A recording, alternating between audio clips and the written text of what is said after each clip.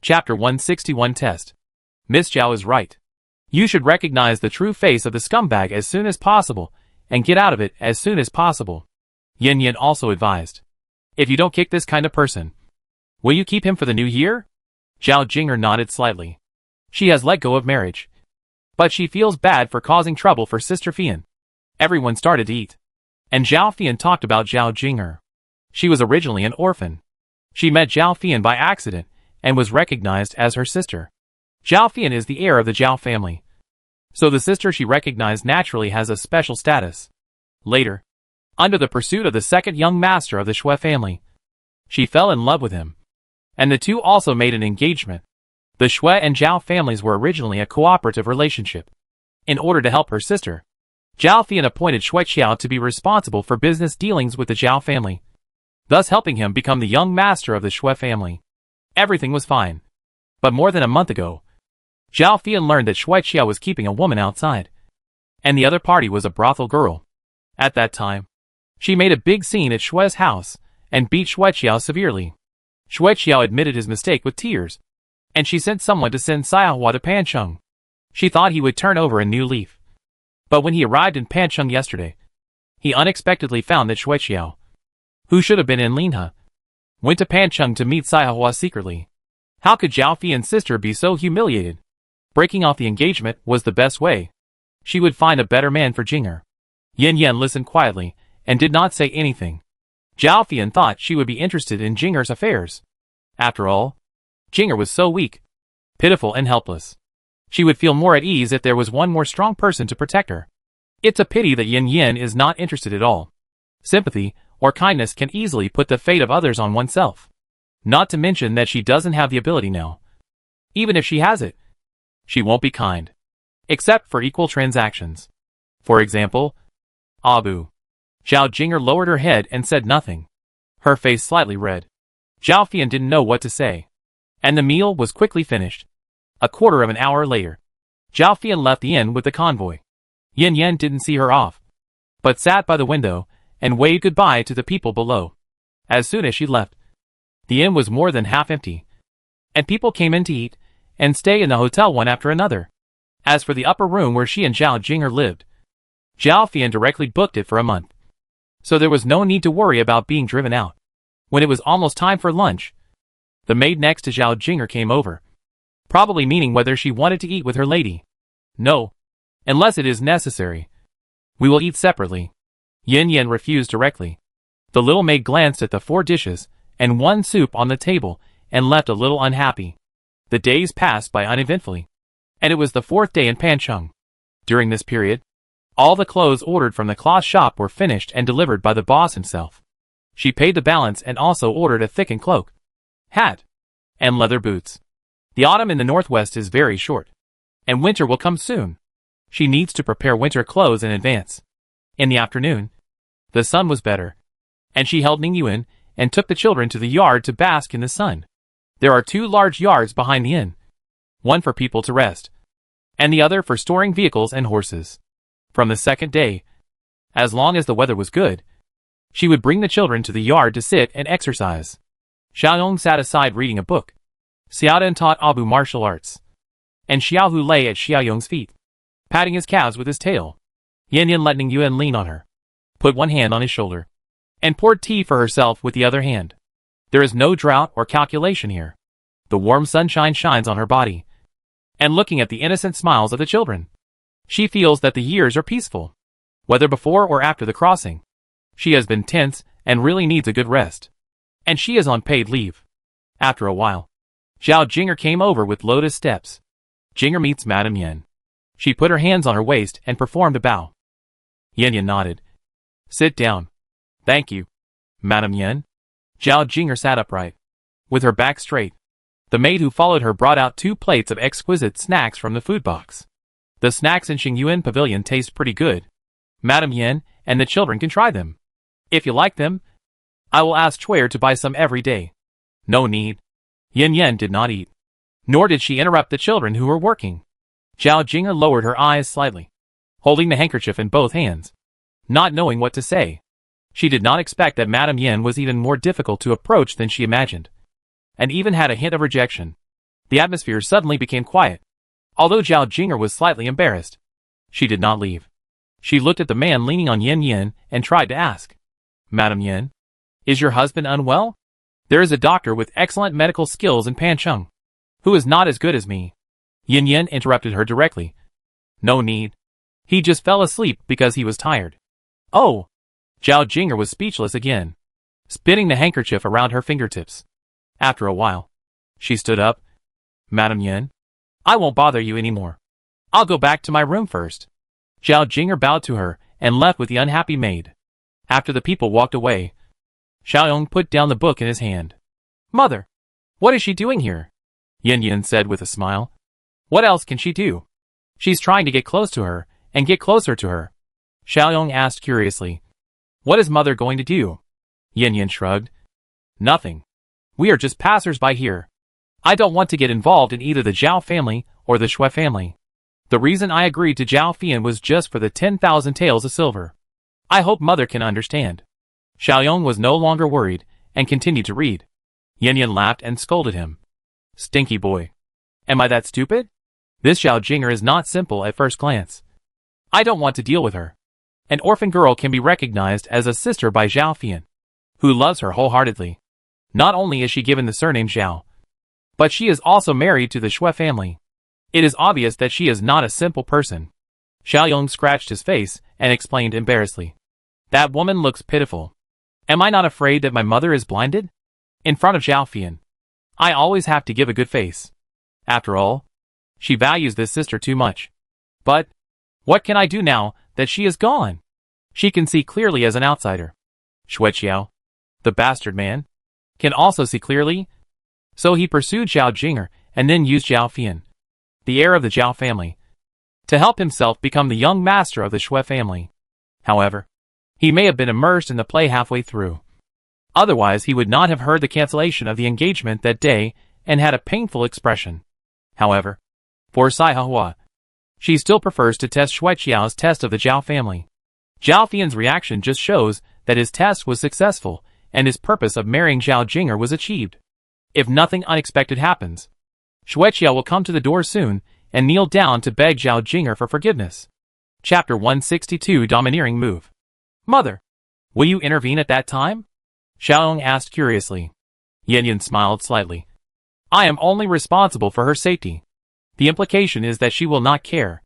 Zhao Fian thought Zhao Jing'er was soft and easy to bully, but she didn't know that she had the right idea. Xiaoyong said thoughtfully, "Unless she has a better goal. Otherwise, she doesn't need to give up the Shui family." Yin Yin agreed with this statement. In her opinion, the previous dissolution of the engagement was probably also within Zhao Jing'er's calculations. If Xueqiao came to ask for peace and she didn't agree, then there must be greater benefits waiting for her. The next morning, Zhao Jing'er came again, said 2 plates of snacks from Xingyuan Pavilion, then said a few words and left. In the afternoon, Yin Yin was taking a nap, and the maid next to Zhao Jing'er came to knock on the door. "Is Madam Yin here? Please open the door quickly." Yin Yin slowly opened the door, and the little maid outside the door was extremely anxious. "Madam Yin, the young master of the Shui family is here. You should go and see him." "Oh," Yin Yin responded, and nothing more happened. The maid was so anxious that she jumped up and down. "Aren't you going to go and see? The young master of the Shui family wants to take my young lady back by force." Yin Yin rolled her eyes. "Didn't Zhao Fian leave guards and subordinates? Let them go. Do you expect me to snatch her away?" The maid was speechless for a moment. "What kind of attitude is this? Madam Yin, you promised the eldest lady that you would take care of my young lady. Why are you going back on your word now? Don't forget, you can live in such a good room and eat 4 dishes and 1 soup every meal. Thanks to the eldest lady. You know, her young lady can only eat 2 dishes per meal. This time, she didn't even use the honorific." Yin Yin nodded. "So? You want to take the room back?" The little maid was so angry that her face turned red. "No. I hope you can fulfill your promise to the young lady and go save my young lady now. You are not lying to the young lady and want to eat and live for free. Right?" As she said, she looked at her with suspicion and contempt. Yin Yin pinched her chin and thought, "Free food and free living? I haven't tried it. But you can try it. You, The little maid was so angry that she was about to lose her temper. At this time, there was a sound of fighting outside. Yin Yin came to the window and opened it. I saw a group of people fighting. Xueqiao should have found out the situation around Zhao Jinger. So he brought a lot of people over. Are you going to rob? Yin Yin didn't understand what Xueqiao was thinking for a while. Wouldn't it be better to take the blame? If you start today, there is no possibility of being forgiven. If he doesn't care about the Zhao family anymore, then why is he here? Shouldn't he find a way to reduce or make up for the loss caused by the cancellation of the engagement? Then the two protagonists Xueqiao and Zhao Jinger appeared. And they were arguing with each other. Xueqiao, let go. I won't go back with you. It's not up to you. Since you don't agree to continue the engagement, I'll just make it a done deal with you. By then, the marriage will have to be concluded. Good guy. This is a domineering move. Yin Yin admires him. The little maid stomped her feet anxiously. It was useless for her to go down. She could only hope for the person in front of her. Madam Yin, why don't you go down and take care of it? Otherwise, let that big tiger go down. Yin Yin knew that she had to take action. After all, she had promised Zhao Fian. She ordered, bring the chopsticks on the table. The maid was stunned. What did she want the chopsticks for? If you are in a daze, your young lady will be dragged to the carriage by force. The maid ran over immediately and brought the bamboo tube containing chopsticks directly. Downstairs, Zhao Jinger was dragged to the carriage. Swoosh! Suddenly a black object flew past Xueqiao's eyes, and he was so scared that he was stunned. His eyes moved to the right, and he saw a black chopstick deeply stuck in the carriage. Let go of your hand. A cold voice came from above. Xueqiao twisted his neck, which was stiff because of fear, and looked up.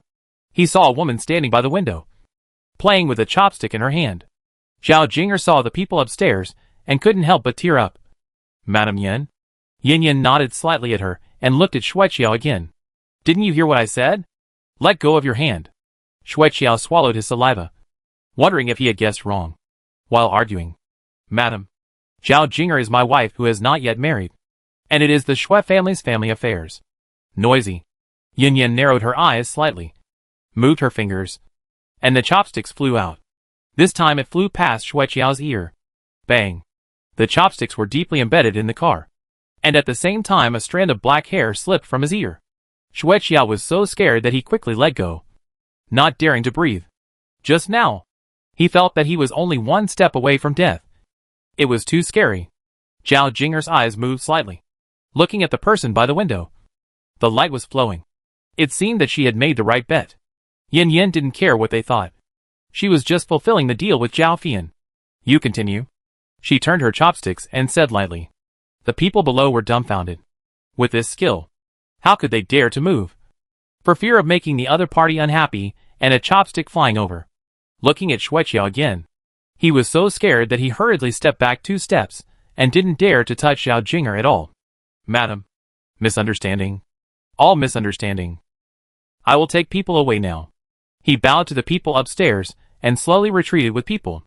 When he was far away from the inn, he hurriedly climbed onto the carriage and ran away with people without looking back. A drama of robbing a woman ended quickly. Those people downstairs didn't expect that this lady who took the car was so powerful. The little maid upstairs was dumbfounded. Madam Yin was too powerful. Right? Also, she seemed to have said something too much just now. Wouldn't the other party kill her in anger? Thinking of this, the little maid was frightened and knelt on the ground with a plop. Just now, I was eager to save my master, and I was reckless and contradicted Madam Yin. Please spare my life. Madam Yin? Yin Yin waved her hand and would not bother with her at all. Okay. Go down and serve your young lady. The little maid secretly breathed a sigh of relief and hurried out. After such a commotion, the 3 children woke up, and each of them looked at her with bright eyes, impressed by her domineering side, and their eyes were full of admiration. Mom, can I be so domineering in the future? Xiaodan made a chopstick throwing action, with a proud and disdainful expression, and also posed a handsome pose. Although Xiaoyong did not ask, he was also very much looking forward to it. No man can refuse to show off, even if he is mature and stable. Yin Yin came over with a smile and patted their little heads. Practice martial arts well. I will definitely be able to do it. Xiaodan asked. Mom, I have practiced the previous martial arts moves very well. Can I learn new moves? Xiaoyong also looked at his mother. Yin thought for a moment. Then, I will teach you how to throw hidden weapons from tomorrow. Although they don't have internal strength, they have supernatural energy. So learning hidden weapons is enough. Great. Xiao Dan cheered. Xiaoyong's mouth also curled up. Chapter 163 Want it? You have to pay more. Abu also wanted to learn. But he knew it was not the right time. He had just learned the martial arts taught by Xiaodan. And it was too early for him to master it, let alone learn hidden weapons. The life these days was more interesting than his 4 years in the mountains. What he didn't expect was that Aunt Yin would let Xiaodan teach him martial arts. He cherished this opportunity very much and studied hard. In the future, he would not be as powerful as Aunt Yin. But if he had half of her ability, plus Jinlong, he might be able to take revenge himself. Looking at Aunt Yin's lover, he decided that no matter whether she could fulfill her promise to him in the future, he would hand over Jinlong. It was not sympathy, but the hope that Xiaodan and Xiaoyong would have a complete family and grow up under the love of their parents. In November, the night would get earlier and earlier. When the sun was about to set, she hugged Ning Yuan back to the room. The waiter came over soon. Mrs. Yin, the kitchen just received 2 rabbits. Do you want to order dishes? Every time the kitchen was new, the waiter would come over to ask. Yin thought for a moment and asked, maybe barbecue? The waiter replied, yes, but it will take a little longer. Maybe half an hour. Then roast 2. And make 2 vegetarian dishes. And don't order anything else. Okay. I'll give the order right away.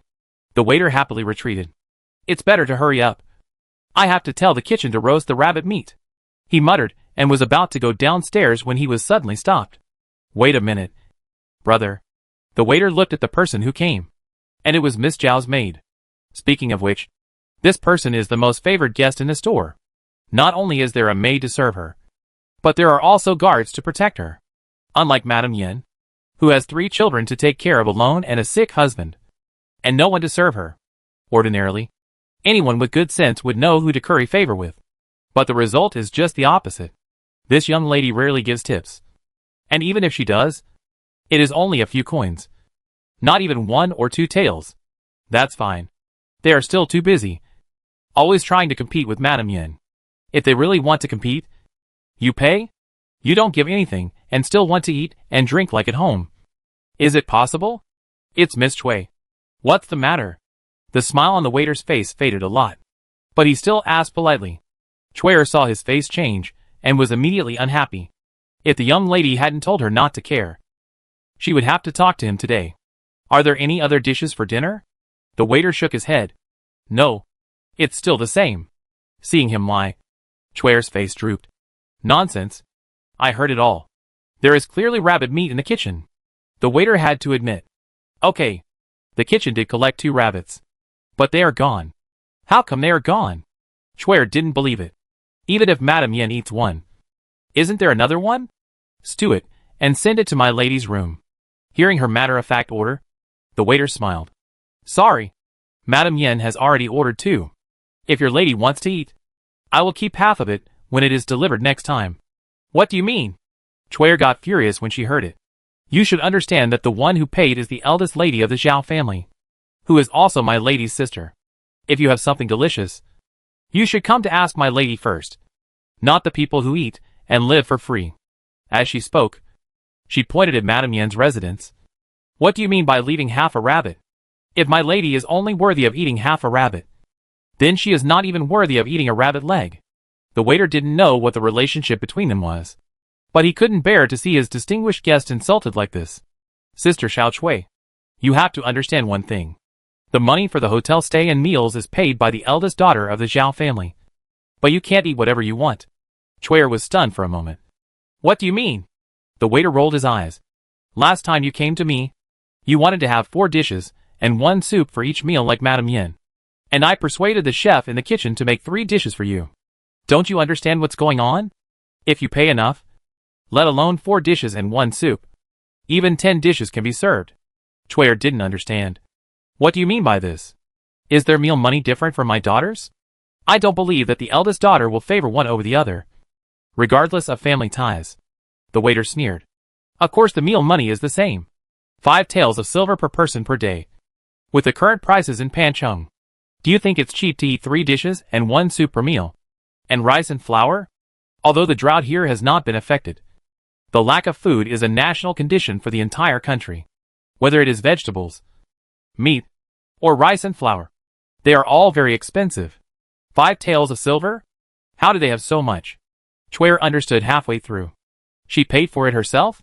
The waiter shrugged. What else? Do you think our inn is a charity?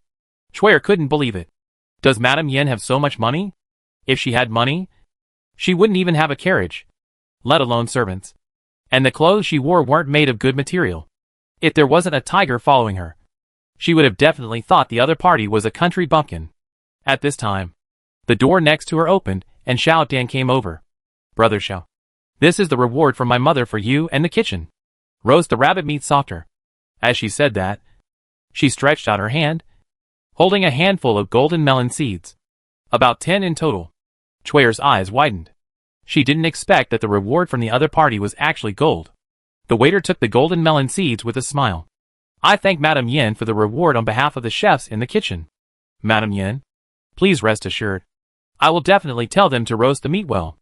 Xiao Dan glanced at the little maid next to her, raised her neck, and returned to the room.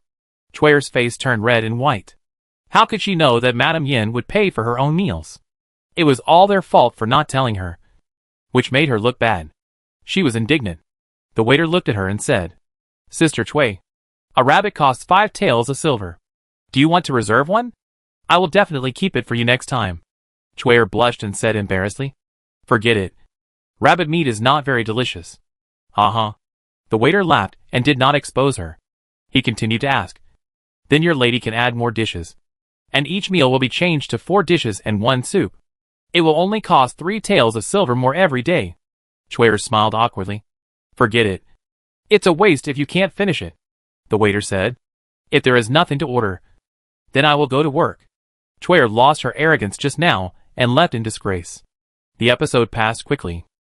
Half an hour later, Yin Yin and the others ate barbecue. The heat was just right, and the taste was very good. She also rewarded the kitchen with a few golden pumpkin seeds. This is why the kitchen will come to ask her first every time there are new ingredients. And they will cook very carefully because customers will give them tips if they are happy with the food. Chapter 164 Come to ask for someone. The next morning, Zhao Jinger came again and apologized for what happened to Chwayer last night. Yin Yin didn't take it to heart, and the matter was over. She was just a little maid.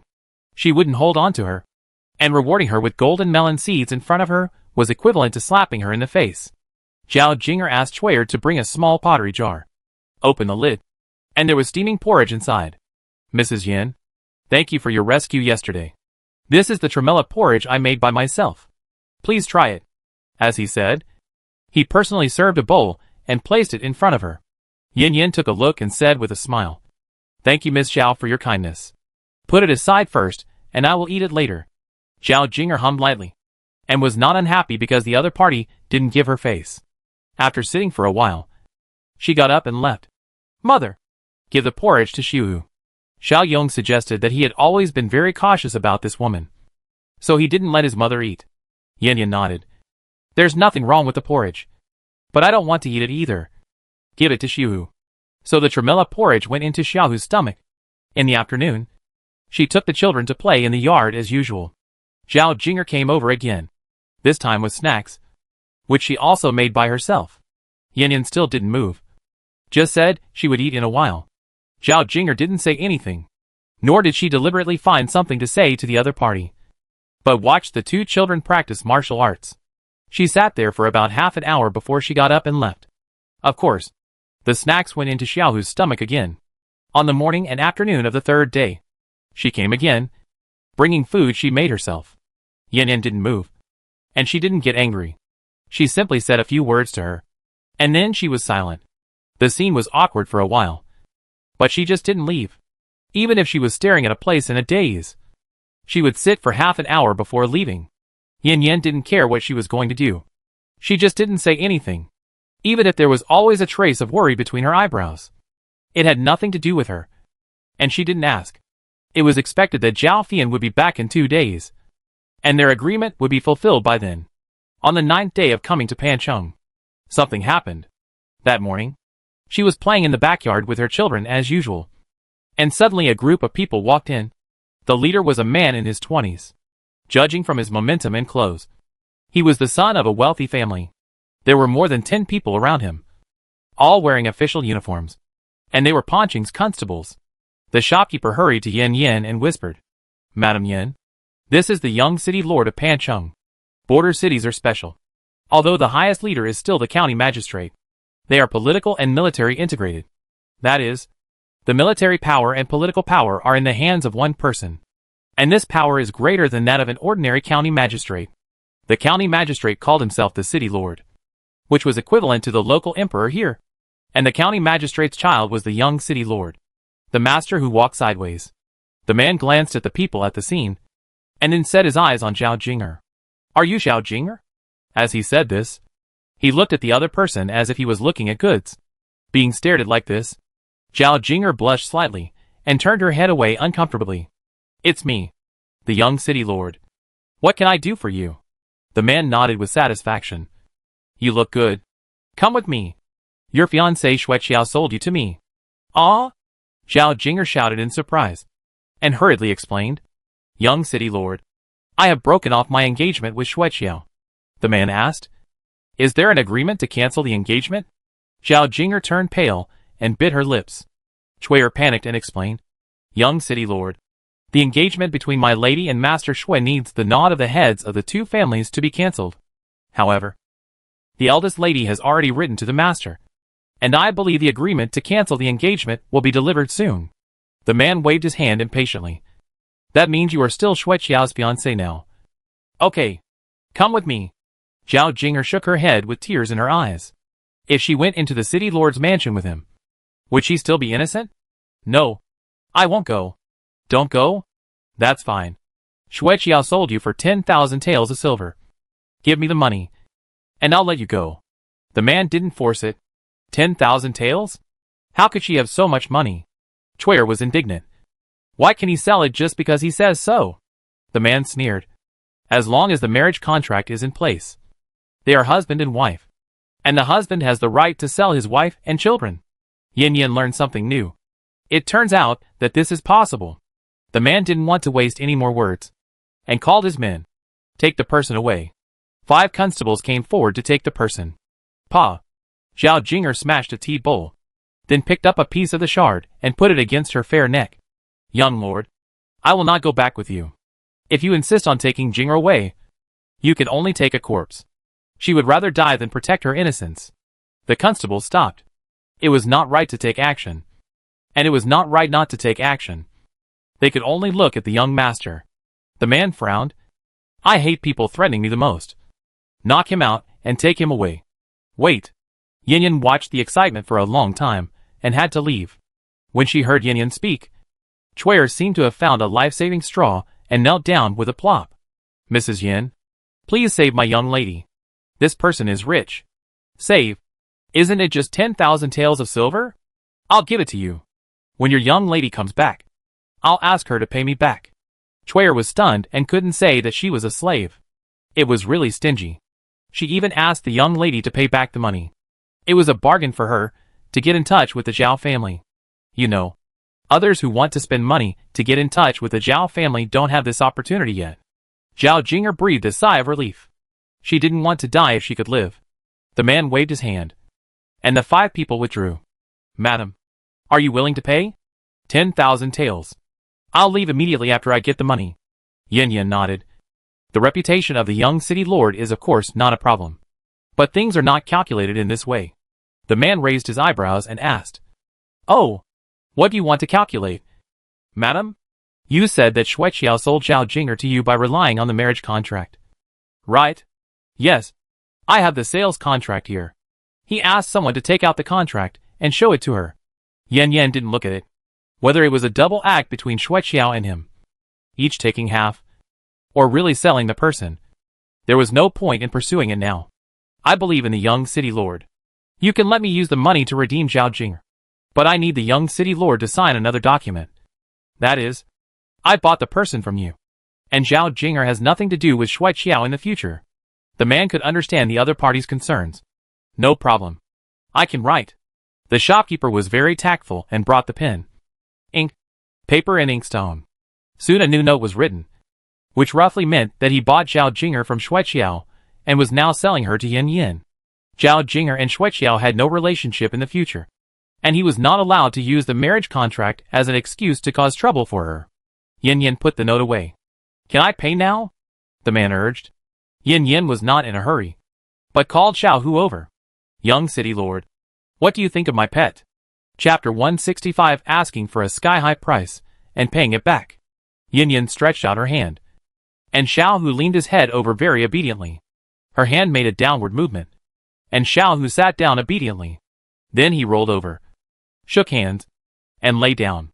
Xiao Hu cooperated perfectly with all kinds of movements. Everyone looked at the tiger in surprise. They didn't expect that he would be so obedient after being trained. "Young city lord, do you want a tiger like this as a pet?" The smile on Yin Yan's face was faint, but very confident. The man's hand under his sleeve clenched. Was his purpose exposed? He had tried his best to restrain his gaze from looking at the big tiger, but he didn't expect that she would still find out.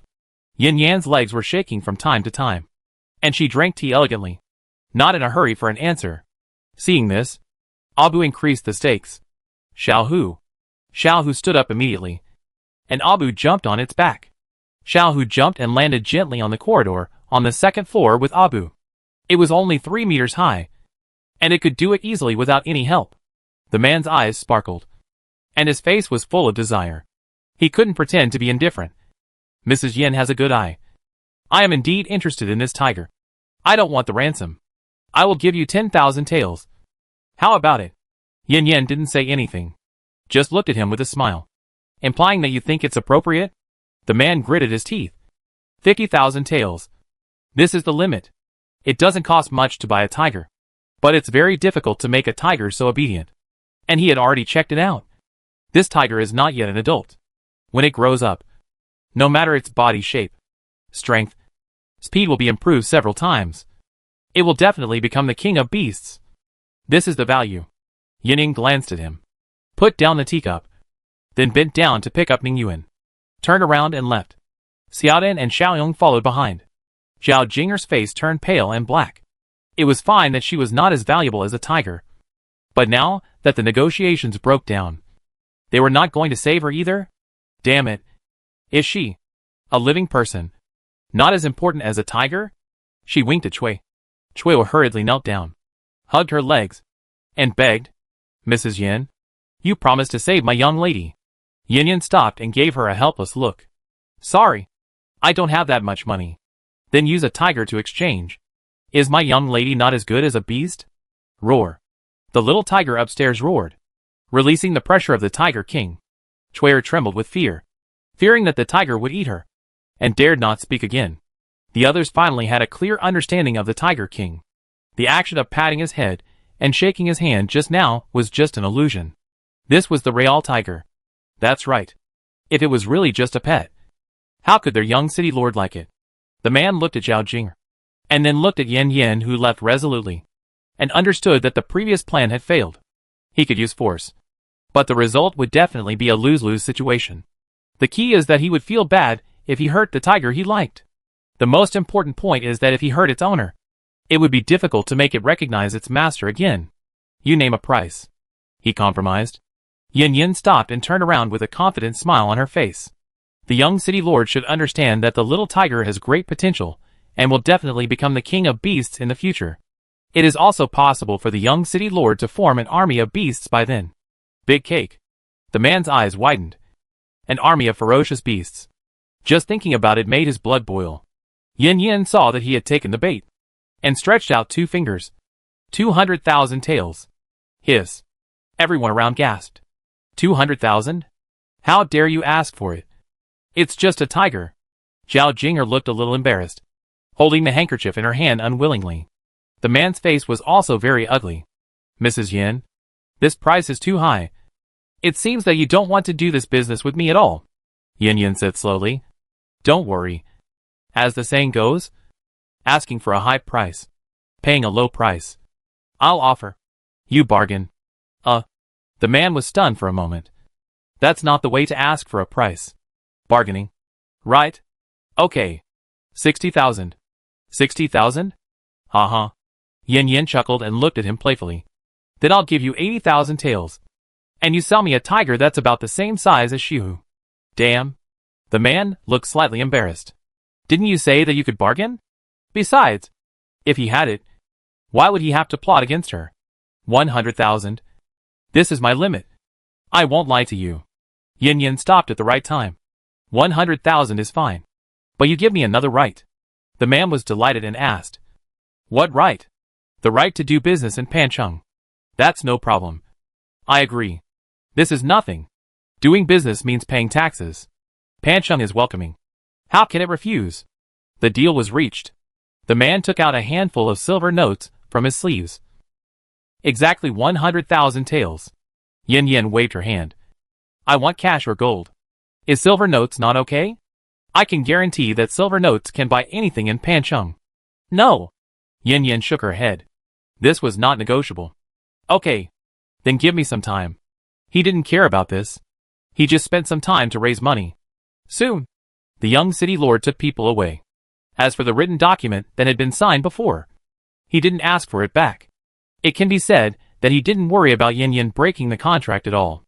After all, Pancheng was his 1/3 acre of land. After the people left, Yin Yin turned around and went back to the room. Zhao Jing hurriedly called her. Madam Yin? Wait a minute. Yin Yin stopped, but didn't look back. What can I do for you? Miss Zhao? If you want to thank me, forget it. I will ask Zhao Fian to get the money back for saving you. Zhao Jinger's face turned red and white, and she pinched the handkerchief unwillingly. In Madam Yan's eyes, I am also useless, and can only be regarded as an orphan who sells goods? Yin Yin smiled. What do you do to me? After that, he walked away, leaving Zhao Jinger with a hideous and distorted expression on her face. Ignore? This attitude is more unbearable to her than contempt. One day, she will make everyone look up to her, and not be able to ignore her existence. Back in the room, Yin Yin put Ning Yuan down and took out an apple. This is what Xiao Hu promised. You performed well today. Go with that man obediently in the afternoon. You have to show your king of beasts momentum there. Understand?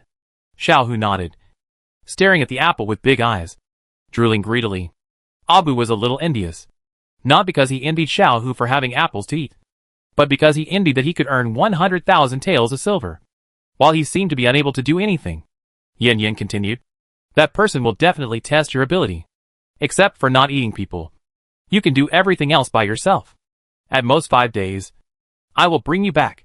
Roar. Xiao Hu said that he knew it. It was not a real pet, and it would let those people know how powerful it was when it went outside. Xiao Yong said leisurely. Eat more. Chapter 166. You are the servant I bought back. Xiao Hu was stunned for a moment, then wagged his tail happily. Yin Yin smiled and touched its big head. Uh-huh. Yes. Go and eat the rich people. As early as a few days ago, she found that someone in the inn was paying attention to Xiao Hu. Not the kind of curious observation. She secretly followed the other party, and found out the transaction between Shui Qiao and the young city lord. This was Shui Qiao's revenge. The young city lord was not interested in Zhao Jing, but was interested in the tiger next to Yin Yin. After learning about the relationship between Yin Yin and Zhao Jinger, he agreed to Shui Qiao's transaction. She was originally considering whether to tell Zhao Jinger the news, but unexpectedly discovered that a servant next to Shui Qiao actually secretly informed Zhao Jing. It's really interesting. Zhao Jinger didn't panic after knowing the news. In the next 2 days, she started to run to her side to show her presence. It can also be said to be calculated. So, Yin Yin simply used the trick against the trick and took the initiative to let Xiao Hu out. After leaving Pancheng, I will secretly come back to take Xiao Hu away. 100,000 taels of silver for an apple is definitely worth it. Hee hee. The young city lord is really a boy who brings wealth. Xiao Hu ate the apple happily, and his tail was shaking, which showed that he was enjoying it. Abu looked at the apple in his mouth and felt a desire to eat the apple. He frowned slightly and suppressed this desire. This was passed to him by Jin Long, but he would not ask for it. He had already calculated Ant Yin once. If he calculated again for the apple, he would definitely lose everything he has now. This is not what he wants. Not long after eating the apple, Xiao Hu felt drowsy. Yin Yin knew that his body should be transformed by vitality. So he had a drowsy reaction. So let it go to sleep. It will probably wake up in 2 hours. I believe its strength and speed will increase a lot by then. When the sun was about to set in the afternoon, the young city lord came with 2 boxes. Each box had 5,000 taels of gold. A total of 10,000 taels, equivalent to 100,000 taels of silver. As expected of the lord of a city, he is indeed rich. If Xiaohu's value could not be higher, she would have wanted to extort more. One hand paid the money. The other hand delivered the goods. The other party abided by the transaction principles, and did not use the name to openly gun or anything. Xiaodian was very reluctant to hold Xiaohu, and rubbed its big head. Xiaohu, you must remember to miss me. Roar. Xiaohu nodded gently. He must remember. He was still worried that Yan Yan would forget him. Hey, it's really possible. Xiaohu ran to Yan Yan, nudged her with his big head, and whined. It means don't forget to pick it up. Don't say that Abu was brought up by him. He can't bear to leave. After these days of getting along, he can't bear to leave Xiaodian and Xiaong. And of course, he can't bear to leave the delicious apple. So, don't really sell it. Yan Yan patted its big head and pointed at the young city lord. Xiaohu, I know you can't bear to leave me, but now your new master is him. Follow him and eat meat every meal, and you won't have to go hungry anymore. Roar. Roar. Xiaohu was a little anxious. It never lacked meat. Okay. It lacked apples. No. It couldn't bear to leave them. Abu came over, hugged its neck, and seemed to be rubbing its big head reluctantly. But in fact, he was comforting it in a low voice, telling it to rest assured. Only Abu can communicate with it normally here, relying not only on the friendship from childhood to adulthood, but also on the golden dragon in his body. To outsiders, it seemed that the big tiger was reluctant to leave its owner, and they could understand it. And the fact that it missed its old owner also showed that it was a very smart tiger, and would be easy to communicate with in the future. The man felt that it was worth spending so much money. If the tiger could not be tamed, even 10,000 taels of silver would not be worth it. With Abu's assurance, the little tiger calmed down, and then followed the other man every 3 steps. Xiaodian waved her arms reluctantly, and said goodbye to it. Xiaohu, you must remember to miss me, and eat more. Roar. The little tiger roared in response to her. When she saw the little tiger enter the iron cage, Xiaodian could no longer hold back and cried. Mom, will the little tiger be abused? Before Yan Yan could speak, the young city lord spoke with a dark face. No. The cage is used to prevent it from hurting the people. I will release it when we get to the zoo. Also, I have raised a lot of beasts and have several trainers. Unless they eat people, I will not abuse them. He added a sentence to make the little girl believe him. Besides, this is not an ordinary tiger. It was bought for 100,000 taels. If it is really injured, he will be the one who feels sad. Xiaodian looked up at him with tears in her eyes. Will you bathe it every day? Xiaohu likes to be clean. The young city lord nodded. If it wants, then yes. Xiaodian continued to ask. Will you play the game of chasing it every day? It loves it. Chasing? This scene is unimaginable. Afraid that the person will be gone in the next second.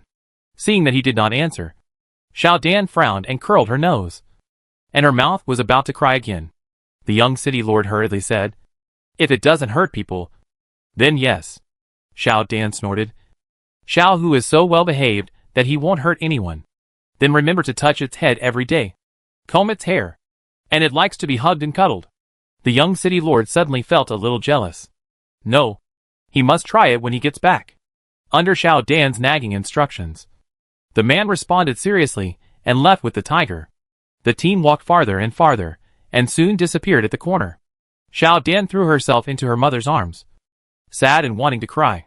She couldn't say anything outside, just touched her daughter's head. Zhao Jinger watched quietly from the side. Is it so easy? I thought there would be some conflicts, and then I would stand up. Or is a tiger not as good as 100,000 taels of silver? Or, don't want to conflict with the other party? She looked at the man who Yan Yan took with her wherever she went. Did she guess wrong? Madam Yan, the young city lord said before that he would help find a doctor. Why did you refuse? She decided to test it again. No need. My husband is just asleep. Yan Yan didn't even look at her, picked up the person leaning against her, and prepared to go back to the inn. Zhao Jinger couldn't help asking. Madam Yin? Is he really your husband? Yin Yin looked over with a sharp look. Zhao Jinger was frightened. She suppressed her fear and said with courage, "He is not asleep. But unconscious? If he is really your husband, why don't you treat him? Are you fighting for justice?" Yin Yin sneered and said the same thing. "What does it have to do with you? You?" It was the same tone and attitude again. Zhao Jinger tightly grasped the handkerchief and told herself to keep calm. She forced a smile. "We are both from the Great Zhou. How can it have nothing to do with me?" "Oh, we are both from the Great Zhou? Uh-huh.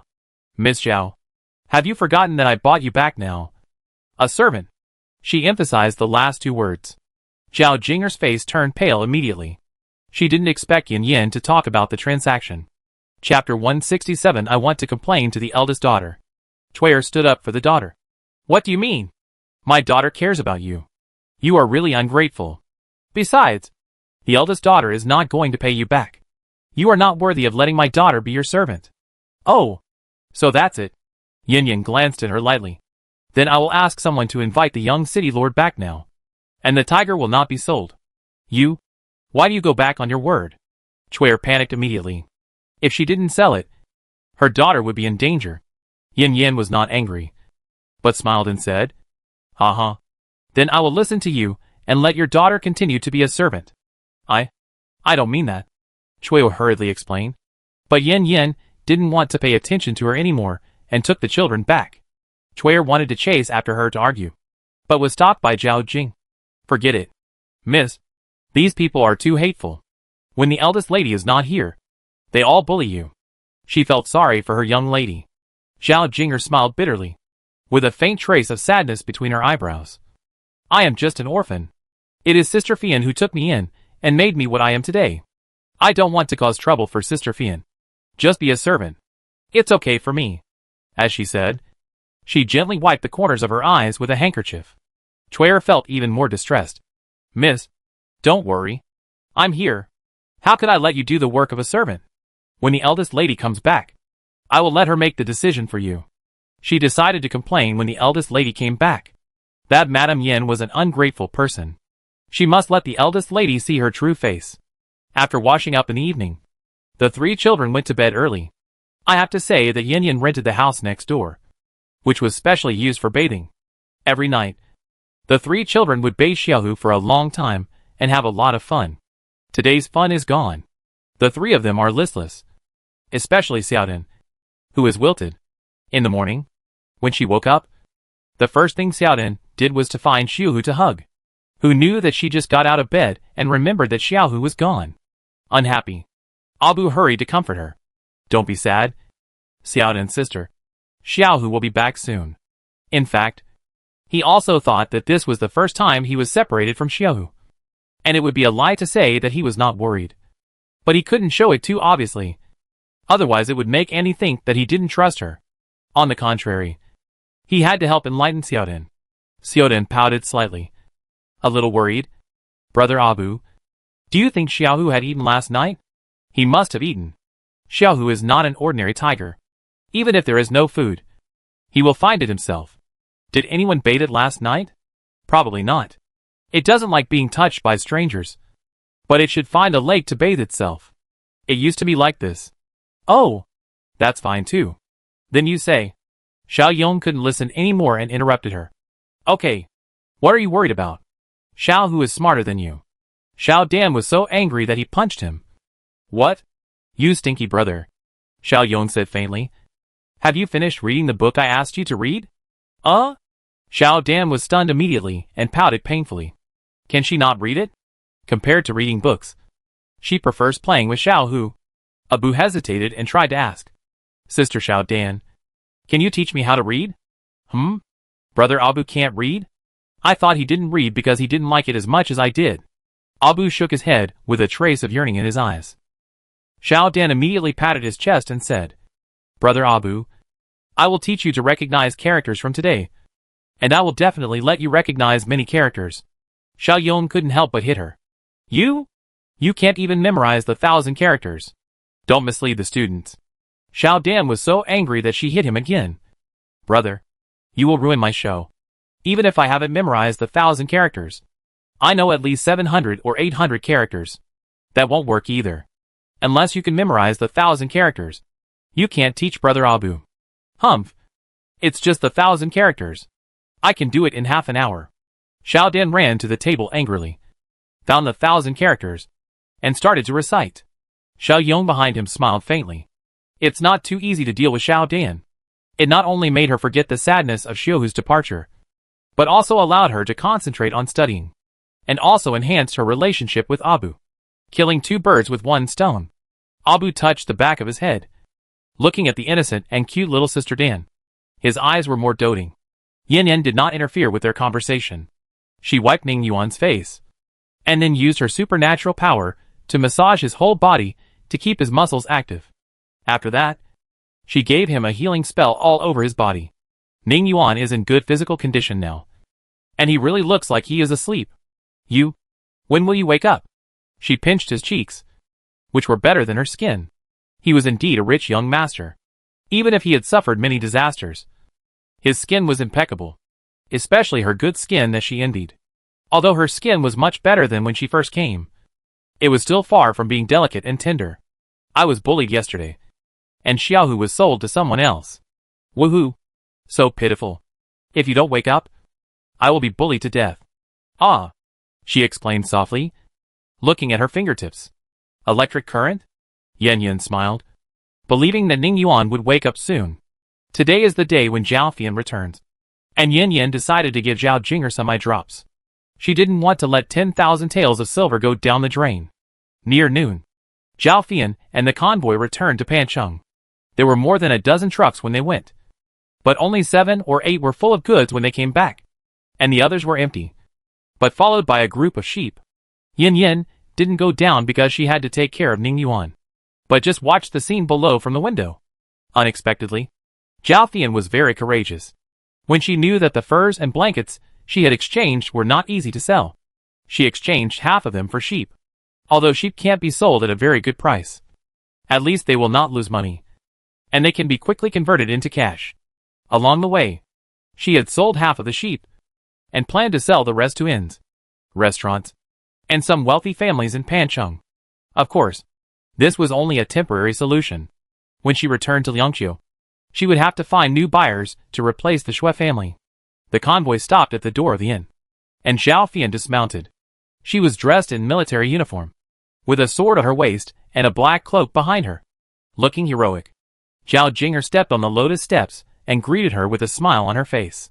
Sister Fian, you are finally back. Sister Jing'er has become beautiful again. Zhao Fian touched her head and felt much better when she saw her sister dressed like a flower. Zhao Jing'er blushed slightly and half lowered her head in embarrassment. Chui'er stepped forward and saluted. Mississippi. Zhao Fian nodded, and then ordered his men to drive the goods and sheep to the backyard of the inn. The innkeeper was very considerate and prepared a table of good banquets. During the meal, Zhao Fian did not ask anything, and Zhao Jing'er could not say directly, I have been wronged.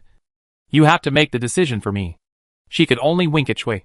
Chapter 168. The bad guy complains first. Chui'er gathered her emotions for a while, then stepped forward to pour a glass of wine for the eldest lady. Eldest lady, you are back. The young lady has been bullied these days. You have to help her. Zhao Fian glanced at her and asked slowly. Oh, who has wronged Jing'er? Chui'er. Tell me. It's the eldest lady. Chui'er's face lit up. The opportunity has come. The owner of this inn pretends to obey, but secretly disobeys, only giving the young lady 2 dishes every day, while giving Madame Yin 4 dishes and 1 soup. Once the kitchen received 2 wild rabbits, all of which were to be roasted and sent to Madame Yin. I asked them to stew one for the young lady, but they actually asked the young lady to pay for it.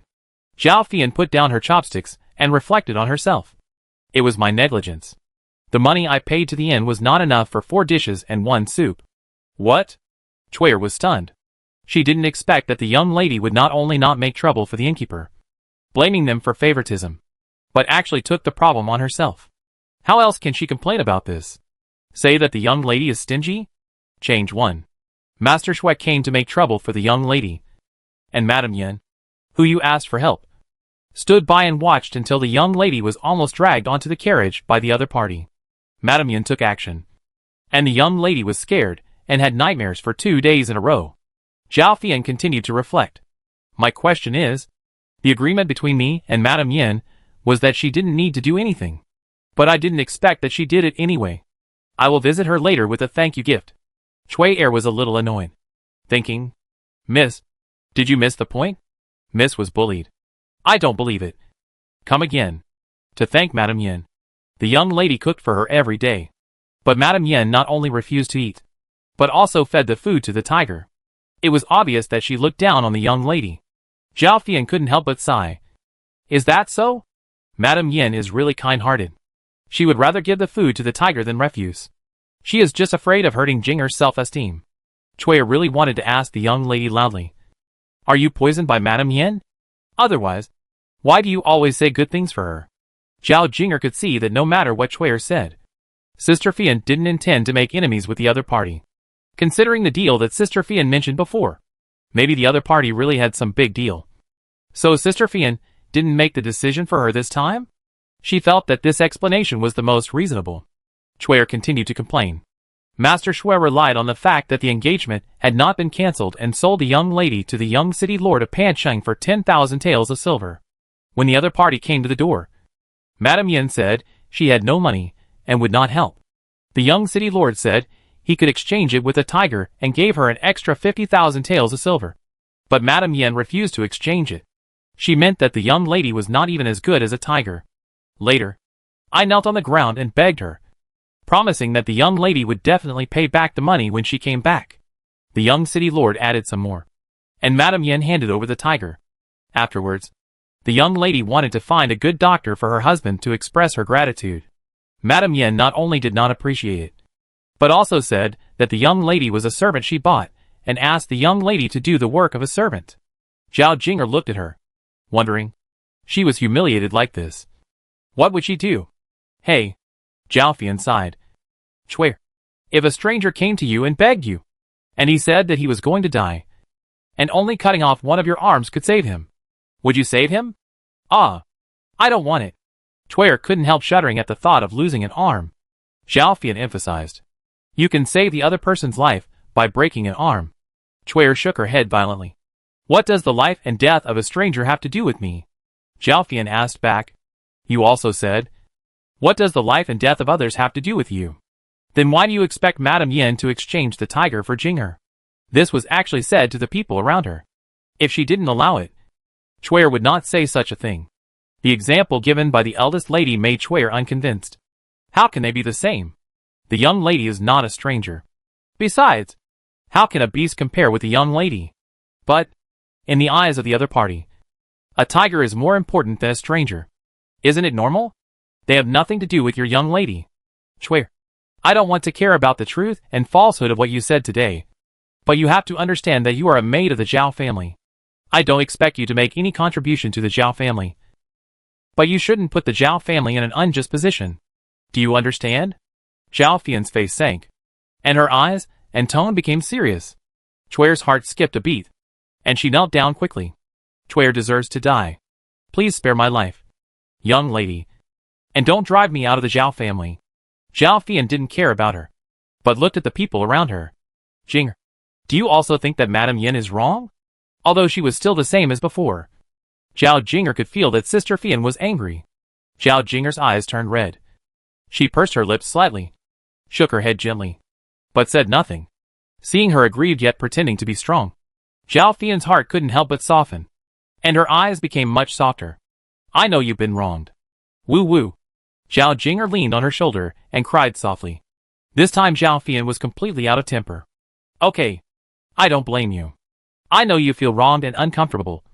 But this has nothing to do with Madame Yin. If you feel wronged or dissatisfied, you can vent to me. It's my fault for not taking good care of you. No. Sister Fian has been very good to me. It's my fault. I should have believed in Sister Fian's ability. I don't need to think about pleasing others just for the sake of cooperation. But it backfired. With one sentence, she turned the calculations for Yin Yin into Zhao Fian. What else can Zhao Fian say? And she was crying so hard that she couldn't even blame herself. What else can she say except comfort? Okay. I don't blame you. My cooperation with Madame Yin will not be affected. Don't worry. After coaxing her for a while, she stopped crying. Seeing that she looked listless and had no energy, Zhao Fian helped her back to her room to rest. Chuer thought that the young lady was still powerful, and she subdued the eldest lady with one move. She got up and hurried to catch up. After settling the people, Zhao Fian knocked Chuer again and left. She called the guards who stayed in the inn. Where were you when the young city lord came yesterday? Why didn't you show up? There were 10 escorts she hired, and 10 servants of the Zhao family. The servants didn't dare to answer, but the escorts had no scruples. Miss Zhao, this involves the reputation of our escort agency. This matter can't be concealed from Miss Zhao Jing'er. It's not that we don't take action, but Miss Zhao Jing'er doesn't let us take action, saying that she can handle this matter. She also said that if we take action and offend the young city lord, then it will implicate the Zhao family, and it will be the responsibility of our escort agency. It's impossible for them to take action now. Whether she is captured or paid, they will just stand by and watch. Zhao Fian pondered for a moment and let them go. As for her own servants, there was no need for her to ask. Chapter 169. Refusing to accept? Not possible.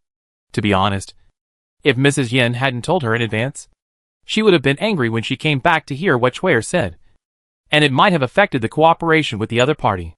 How did Jing'er become like this? Oh! Zhao Fian held her forehead, with a headache. In the room, Yin Yan's family was reading books.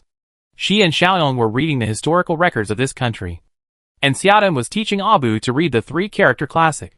After a while, someone knocked on the door outside. Xiaodan ran over to open the door, and the person who came in was Zhao Fian, who was holding a small box. Yin Yan put down the book in her hand, smiled at her. Miss Zhao, please come in. Zhao Fian nodded embarrassedly, and she had to come over to thank and apologize for both emotional and rational reasons. Madam Yin, I'm really sorry. Yin Yan smiled and waved her hands. It's just a deal. There's nothing to be sorry about. Besides, I still have to repay Miss Zhao for giving me a ride. This made Zhao Fian even more embarrassed, although she didn't know what they experienced on the road. If her convoy hadn't passed by, they could have arrived in Pancheng smoothly. The so-called ride was dispensable. Don't mention the ride anymore. It's Fian's honor to meet Madam Yin halfway. I just hope that our future cooperation will not be affected by the previous things. What happened? Of course, it was a series of things that Zhao Jing'er had done. It didn't hurt anyone, but it was annoying. She knew it. So she came to apologize.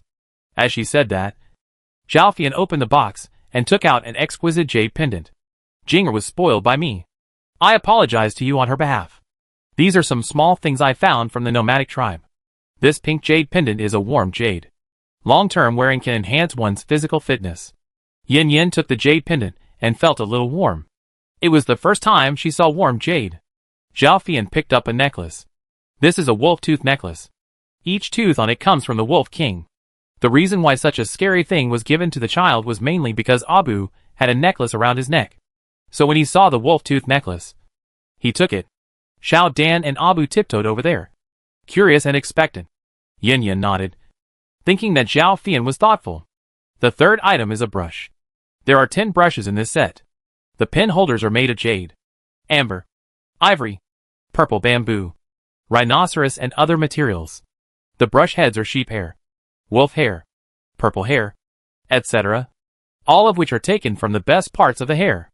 These are suitable for beginners. The brush was prepared for Xiaoyong, and they also prepared some for beginners. Speaking of brushes, even the steady Xiaoyong couldn't help but put down his book and had some expectations for brushes. Seeing the gift she prepared thoughtfully, Yin Yan's smile became more sincere. Miss Zhao spent money. Refusing? No way. The familiar smile reappeared, indicating that the other party accepted the apology, which made Zhao Fian feel more at ease. Madam Yin, there is one last one. She took out a small jade bottle and handed it over. This is the Zio Wandan I asked someone to collect. It is said that no matter how serious the injury is, it can heal it, and it has a good detoxification effect. This is specially prepared for Ning Yuan.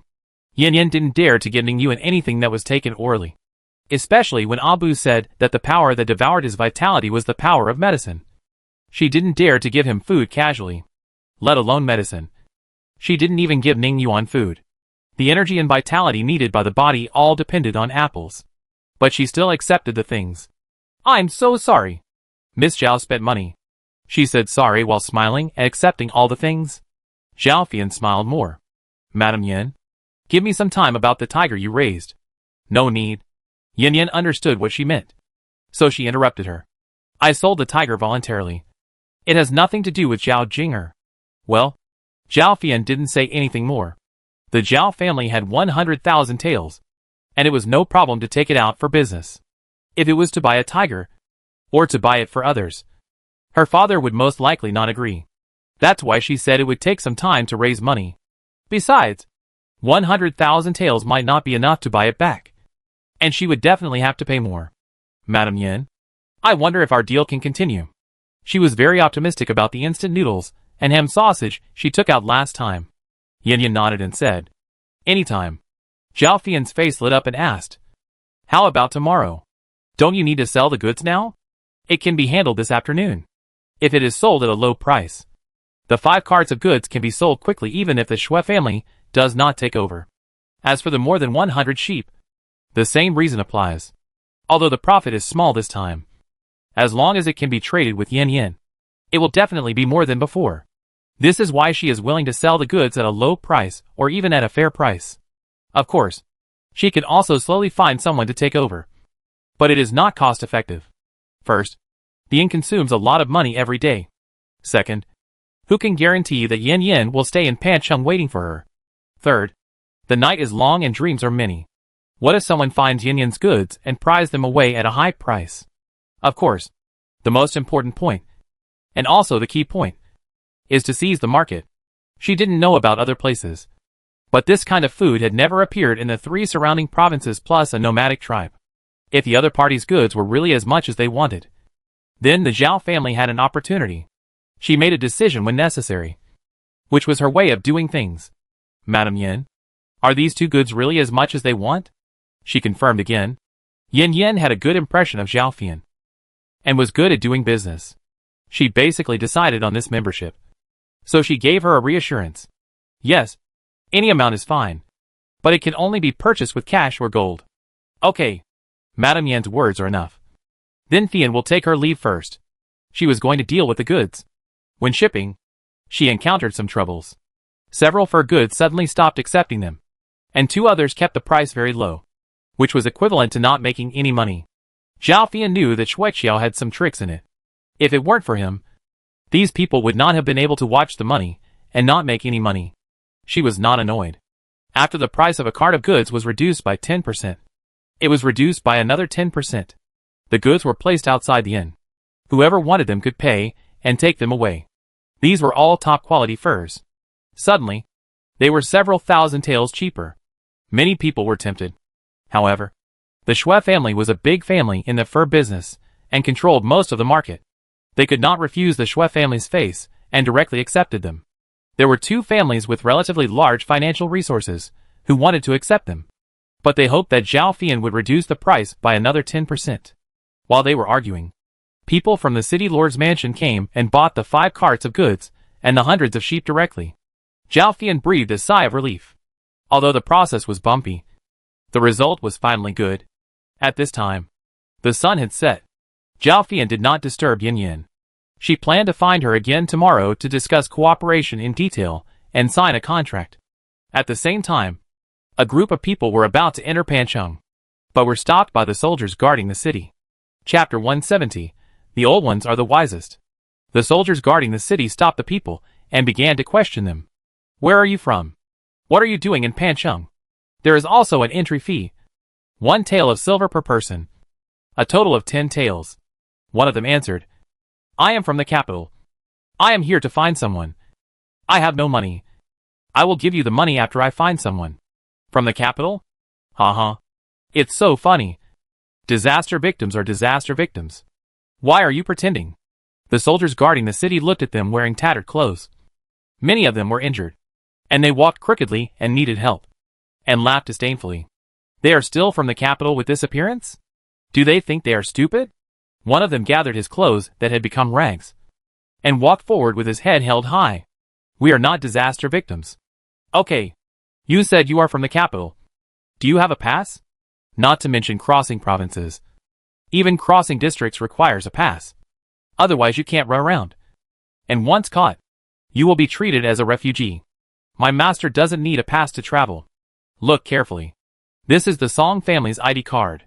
He took out a copper plate with a scratch on it. It was the ID card of the Song family's guards. This group of people was Song Yin and Chioguzi. They had to survive a life-threatening situation to get out of the Yinhua mountain range. So they were in such a miserable state. Suspected of being a disaster victim. Song Yan's face turned red, coquettish, and angry. But it was no wonder that the other party suspected them. They were indeed in a miserable state now. Not only were their clothes torn, but the 8 guards who followed them were all injured. In addition, they had not eaten much for several days, and were so hungry that they had no strength to walk. The only person who was not in such a miserable state was Chioguzi. As for the soldiers guarding the city, they checked the sign. This was the first time he had seen this thing, and he was not sure if it was real. So he discussed it with his companions. First, the sign did not look fake. And second, although these people were in a mess, they were not weak in momentum. A closer look did not show that they did not look like disaster victims. Based on these 2 points, they decided to handle it with caution. After a while, the other party came forward to ask questions, and his attitude was much better. You said you are from the Song family in the capital. So why are you so embarrassed? I know that the Song family is a big family, and those petty thieves dare not rob you. Besides, even if they rob, they can't beat the guards of your big family. Right? The implication was, don't fool me with robbery. The guard glanced at the young Marquis, and after getting permission, he explained the reason. We came out of the Yinhua mountains, and we happened to encounter a fight between beasts on the way. So we are in such a mess. Yinhua mountains? Why don't you take the official road? Why go into the mountains? Could it be fugitives? As soon as the voice fell, the faces of several city guards changed, and they stepped back a few steps, pointing their spears at them. The guard rolled his eyes. If we were fugitives, why would we enter the city? And we went into the mountains to look for someone. The city guards put down their weapons after hearing it. You said you went into the mountains to look for someone. And you said you came to Pancheng to look for someone. Who are you looking for? And how do you know that the other party is in Pancheng? I can't tell you who I'm looking for. As for the person I'm looking for in Pancheng, it's calculated. Calculated? As for fortune-telling, they didn't say it was fake. But they wouldn't believe it just because the other party said it. Let me do it. Chioguzi knew that if he didn't show his skills, it would be difficult for him to enter the city. You? Looking at a young man with a baby face but white hair. Their first reaction was suspicion. Chioguzi didn't explain, but looked at one of them and raised his hand to calculate. You have been married for 5 years, with 1 wife and 2 concubines, and you still have no children. Right? The man was stunned. He was sure that this was the first time he met the other party. So there was no leakage of secrets. So, this person can really tell fortunes? His eyes lit up, and he immediately looked flattering. The master's calculations are very accurate. I wonder how long it will take for me to have children. The child has become a concern for the whole family. Chioguzi shook his head. You are childless. But you will adopt a daughter in 5 years. And you will rely on this daughter to support you in your old age. Ah? Childless? The man was dumbfounded, feeling that God had played a big joke on him. If he didn't have a child, his family would be extinct. Wouldn't he be laughed at to death? Also, how could he tell his parents? Would his father be angry to death if he knew? Master, is there any other way? There is a way to crack this, Chioguzi said, shaking his sleeves. The man was stunned for a moment, then understood, and hurriedly took out 10 taels of silver and a jade pendant of not very good quality from his arms, and stuffed them into his sleeves. Chioguzi smoothed his sleeves, half closed his eyes, and calculated again. As the saying goes, it takes 10 years to be able to ride the same boat together, and 100 years to be able to sleep on the same pillow together. Husband and wife are still better off with their original spouse. When it comes to his original spouse, the man looks embarrassed. He did divorce his wife and remarry. But wasn't it because she couldn't give birth to a child and was jealous? He is the only child in the family, so he must have a son to inherit the family line. Master, is Qiao Niang the only one who can give me a son? He still wanted to struggle, mainly because he didn't want to invite her back for the sake of face. Guzi glanced at him lightly and smiled faintly. You only have half a month. If it's too late, you will never have a son in your life. What do you mean by half a month? The man didn't understand. Guzi smiled mysteriously. The secret cannot be revealed. There is only one chance. You should take care of yourself, young man. Ah? The man was stunned and tangled in his heart. If he invited her back, he would definitely divorce his wife and 2 concubines, because his ex-wife was a jealous woman. Moreover, if he divorced her and begged her to come back, she would rebel in the future. How could he have a say in the family? However, when he thought of the child, he felt that it was okay to be wronged. At most, he would take a concubine after he had a child. Just as he was thinking about it, someone ran over. Brotherly. Good news. Good news. My sister-in-law is pregnant. Ah? The man was a little confused, and then looked at the master in confusion. Didn't he say that his only child could only be born by his ex-wife? Guzi smiled slightly. Is there a grocery store next to your house? The man nodded a little blankly. It's a grocery store. What's the matter? When the moon is dark and the wind is high, I will meet my lover. When the love is strong, I will get pregnant. Pregnancy represents life. Afraid that he didn't understand, Guzi explained it specially, mentioning the grocery store, meeting the lover, and then mentioning that he was destined to have no children. As long as people who are not stupid understand what it means. They all looked at him with sympathy. If he hadn't met the master by chance, he might have become a father. Fuck. This bitch. I'll beat her to death. The man threw the weapon in his hand to the ground angrily, and then ran home angrily. Seeing the master's ability, the others immediately surrounded Guzi. Master, can you calculate for me how long it will take for me to get rich? And me. Calculate how long it will take for me to get promoted? And me. And me. Guzi waved his hand and said calmly, I can only calculate for one person a day. But if I can stay in Pancheng for a few days, it would be okay to calculate for you. Chapter 171. Forget about the overall situation. Guzi was politely welcomed into Pancheng by the city guards. And the young marquis, who was of noble status, could only follow them. The guards were very angry. When had their master ever been treated like this? Are these people blind? He wanted to argue with them, but was stopped by Song Yan. He was embarrassed enough now, so he didn't make trouble. Originally, they wanted to invite Guzi home to serve him well, but he declined politely. Finally, under his guidance, they came to an inn. An hour later, after eating and drinking, Song Yan, who changed his clothes, turned into a handsome and noble young man again. Under Guzi's calculation, he finally met Yin Yan. When he saw Yin Yan, Song Yan was stunned. He didn't expect that the other party had met him once before. At that time, he even made an exception to intervene in other people's business in order to save the group of disaster victims. If he didn't show up, Liu Yu's men would probably treat them as a mob. If they had known that Xiao Yuan had a lover and knew who the other person was, so many things wouldn't have happened. He and Guzi went to see Xiao Yuan's condition first. Guzi was amazed while taking his pulse. His physical condition is better than ever, and the destructive energy has disappeared by nearly half. He didn't use the Gu King, but he achieved the corresponding effect. It seems that the girl is not simple. He glanced at Yin Yan, his eyes full of interest. Hearing about the Gu King, Abu and Yin Yan's hearts moved at the same time. She didn't know Guzi, but it didn't prevent him from introducing himself. The centenarian with a baby face, who was rejuvenated with his hands, was proficient in divination, and all his disciples were genius doctors. In addition, he could know Ning Yuan's physical condition by taking his pulse. So Yin Yan did not doubt his ability. Song Yan asked anxiously, since Xiao Yuan is fine, why has he not woken up after being in a coma for so long? The collision of the two energies hurt his mind, so he fell into a coma. This is Guzi's explanation. Song Yan asked hurriedly, does Lao have any solution? Yin Yan also had a hint of expectation. Guzi took out a medicine bottle and poured out a red pill. Wait! Just as he was about to give Ning Yuan the pill, Yin Yan grabbed his hand and stopped him. Lao, can you tell me what this medicine is? This is a pill I made, which is very precious. Ordinary medicine can only repair a person's body, but the medicine I developed can cure the mind. Yin Yan was silent for a while, and asked in a low voice, can it also control a person's mind? Xiao Guzi was not surprised by her question. When I saw that the Gu King was right next to you, but you didn't use it, I knew what you were worried about. I can tell you the truth.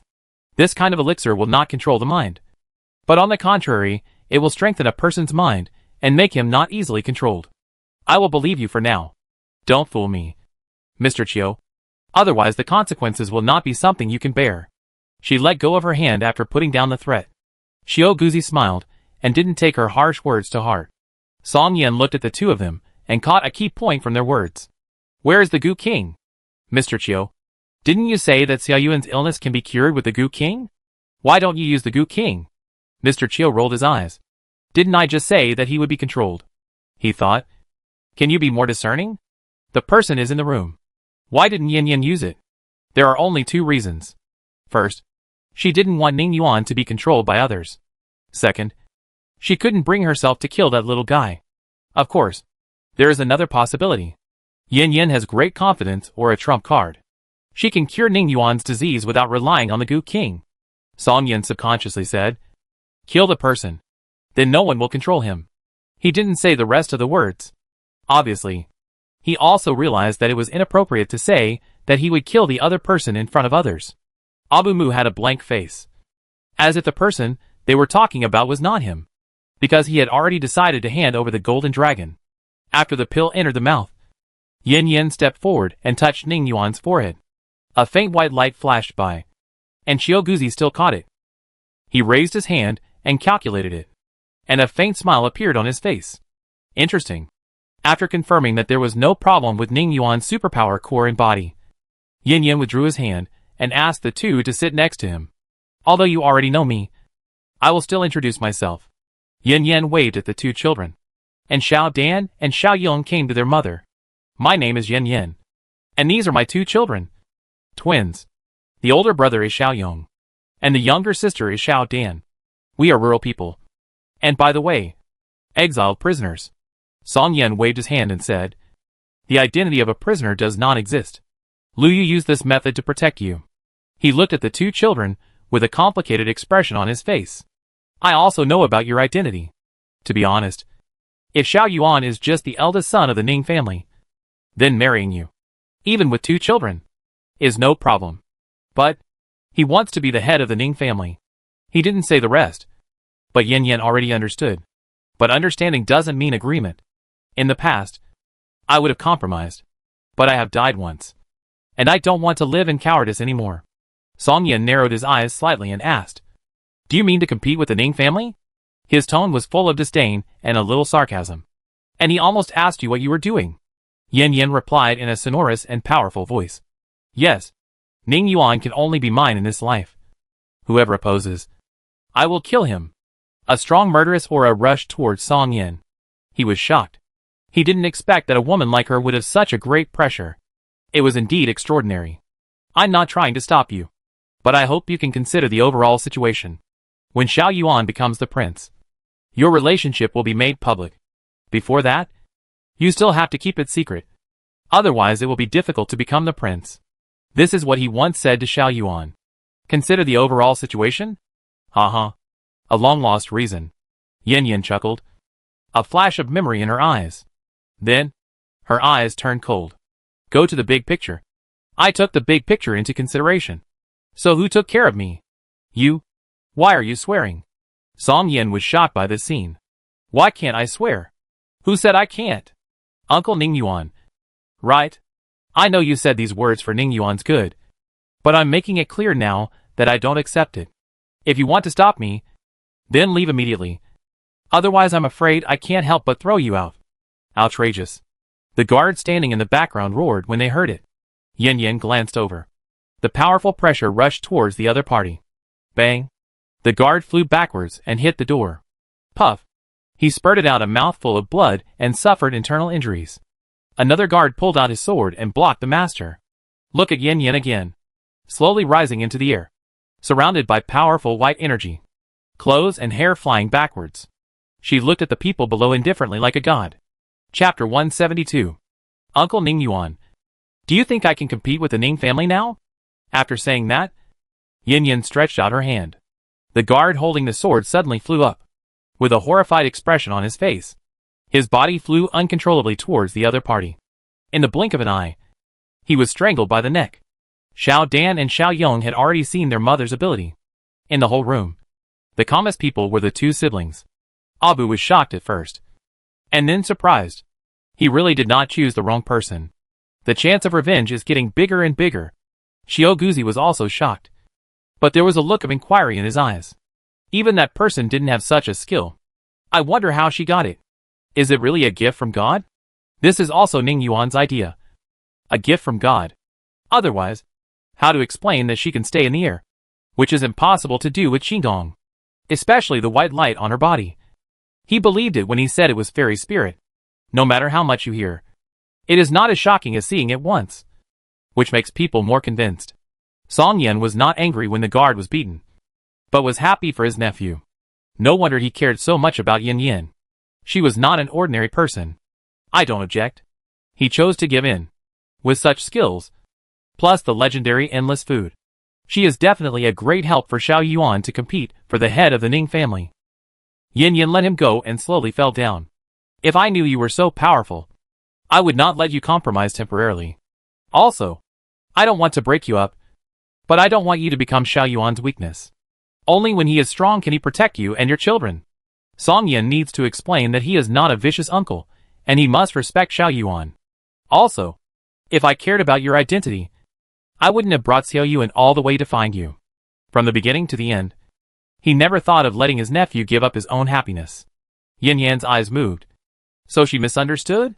Uncle Ning Yuan was worried that she would get hurt or be caught to threaten Ning Yuan. Ahem.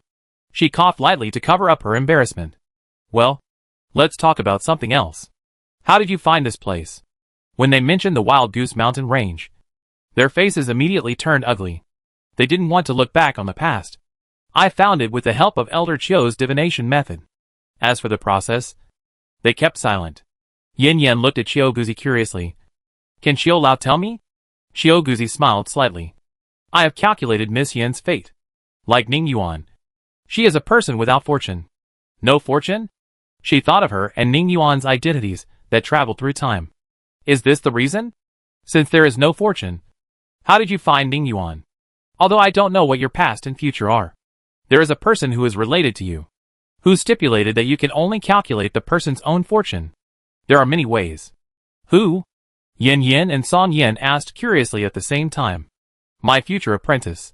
Xiao Guzi tilted his head slightly. His eyes missed Yin Yin and looked at the little girl beside her, giving her a kind and loving smile. Yin Yin didn't expect it to be Xiao Dan. Song Yin also didn't expect the apprentice Xiao Guzi was talking about was so young. He thought it was Yin Yin. Xiao Yong frowned slightly and blocked the eyes of this strange uncle. Xiao Dan will not accept you as his master. Being ruthlessly rejected by the little guy. Xiao Guzi felt very embarrassed and shouted in dissatisfaction. Hey kid, do you know who I am? If your sister becomes my apprentice, your mother's status will also rise, and no one will look down on you anymore. Xiao Yong was unmoved and simply refused. No need. They have me. They don't need to rely on the power of outsiders. Hey, even if you don't consider your status, it's not a big deal to learn from me. Right? I have superb medical skills, and am known as a centenarian. I am also proficient in yin and yang and 8 trigrams, arranging troops and formations, and knowing astronomy and geography. As long as Xiao Dan is willing to become my apprentice, I will teach him everything I know. Xiao Yong was not moved, but frowned even more deeply. Why should I let my sister learn these? With me and my mother around, she doesn't have to work so hard and can live a happy life. Hey, Xiao Guzi was stumped by the question. And it made sense. What the hell? He almost got led astray by him. If your sister learns this knowledge, she will enjoy endless wealth and honor, and she will be respected and remembered for generations, bringing honor to the family. Xiao Yong sneered. Do you think our family is short of money? As for fame, what's the use of it? Can it be used as food? And if this family has to rely on my sister to bring honor, then I might as well kill myself. In just a few words, Xiao Yong made Xiao Guzi speechless. Xiao Dan looked at her brother in admiration. So amazing. Song Yin slightly widened his eyes. The little guy was really surprising. His maturity and stability. Language logic. His age. let alone the children of big families. Even the royal children can't compare. He had a heart of love for talent, thinking of training this child well in the future. Xiao Guzi was defeated, and could only seek the advice of his parents. Miss Yin. What do you mean? It doesn't matter if the child doesn't understand. He believes that Yin Yin, as a parent, can understand what is best for the child. Yin Yin smiled and shook her head. I respect the child's wishes.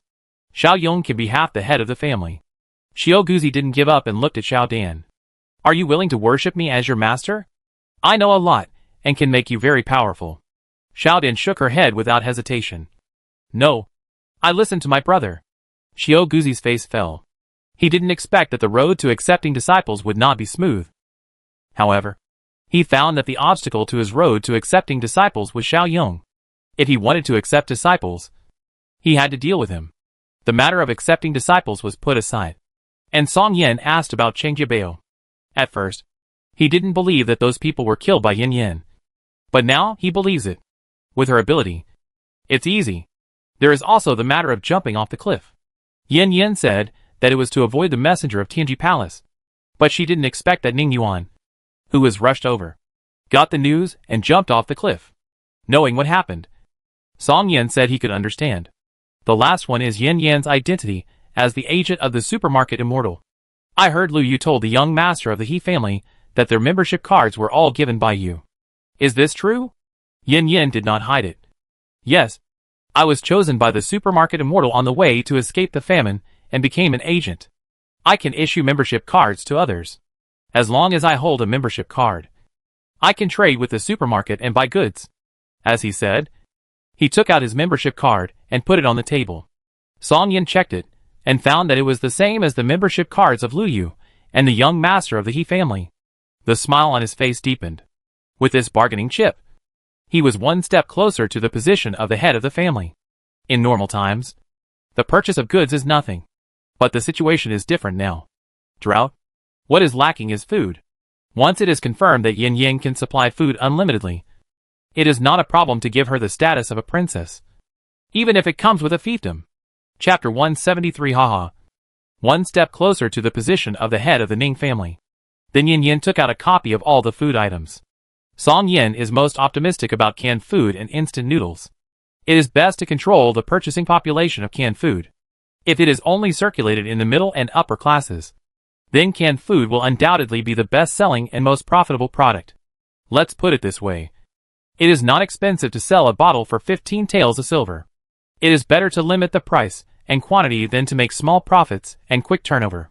Yin Yin understands what he means and can also improve the grade of the goods. But it is not cost-effective. With the promotion, I believe that there will be more and more membership cards. And she can only control the price of the goods by 20%. This means that the price for members will not be much higher, and the supermarket's revenue will not go up. What is the use of so much money in reality? Her golden finger is the supermarket, and everything is based on tasks. I don't plan to set a price limit. If you think the canned food is not suitable, you can just not sell it in the future. Also, as my mission is completed, more and more goods will be opened by the supermarket immortals. There are good things, so there is no need to sell them separately. Song Yin thought for a while. Then don't sell the canned food for the time being. Otherwise it will be easily suppressed. Okay. I understand. Yin Yin didn't take it seriously. After all, this is the ancient times when the imperial power was supreme. Song Yin thought of a possibility, and his eyes lit up. From what you said, you can control what goods are sold? Yin Yin didn't hide it. Yes. Even if the other party has a membership card, I can control what they can buy and how much they can buy. Great. Song Yin was overjoyed, and various strategies flashed through his mind. Pull over, suppress, and divide. Haha. I'm one step closer to the position of the head of the Ning family. The Ning family is not the Ning family of Ning Xianghua alone, but a huge family.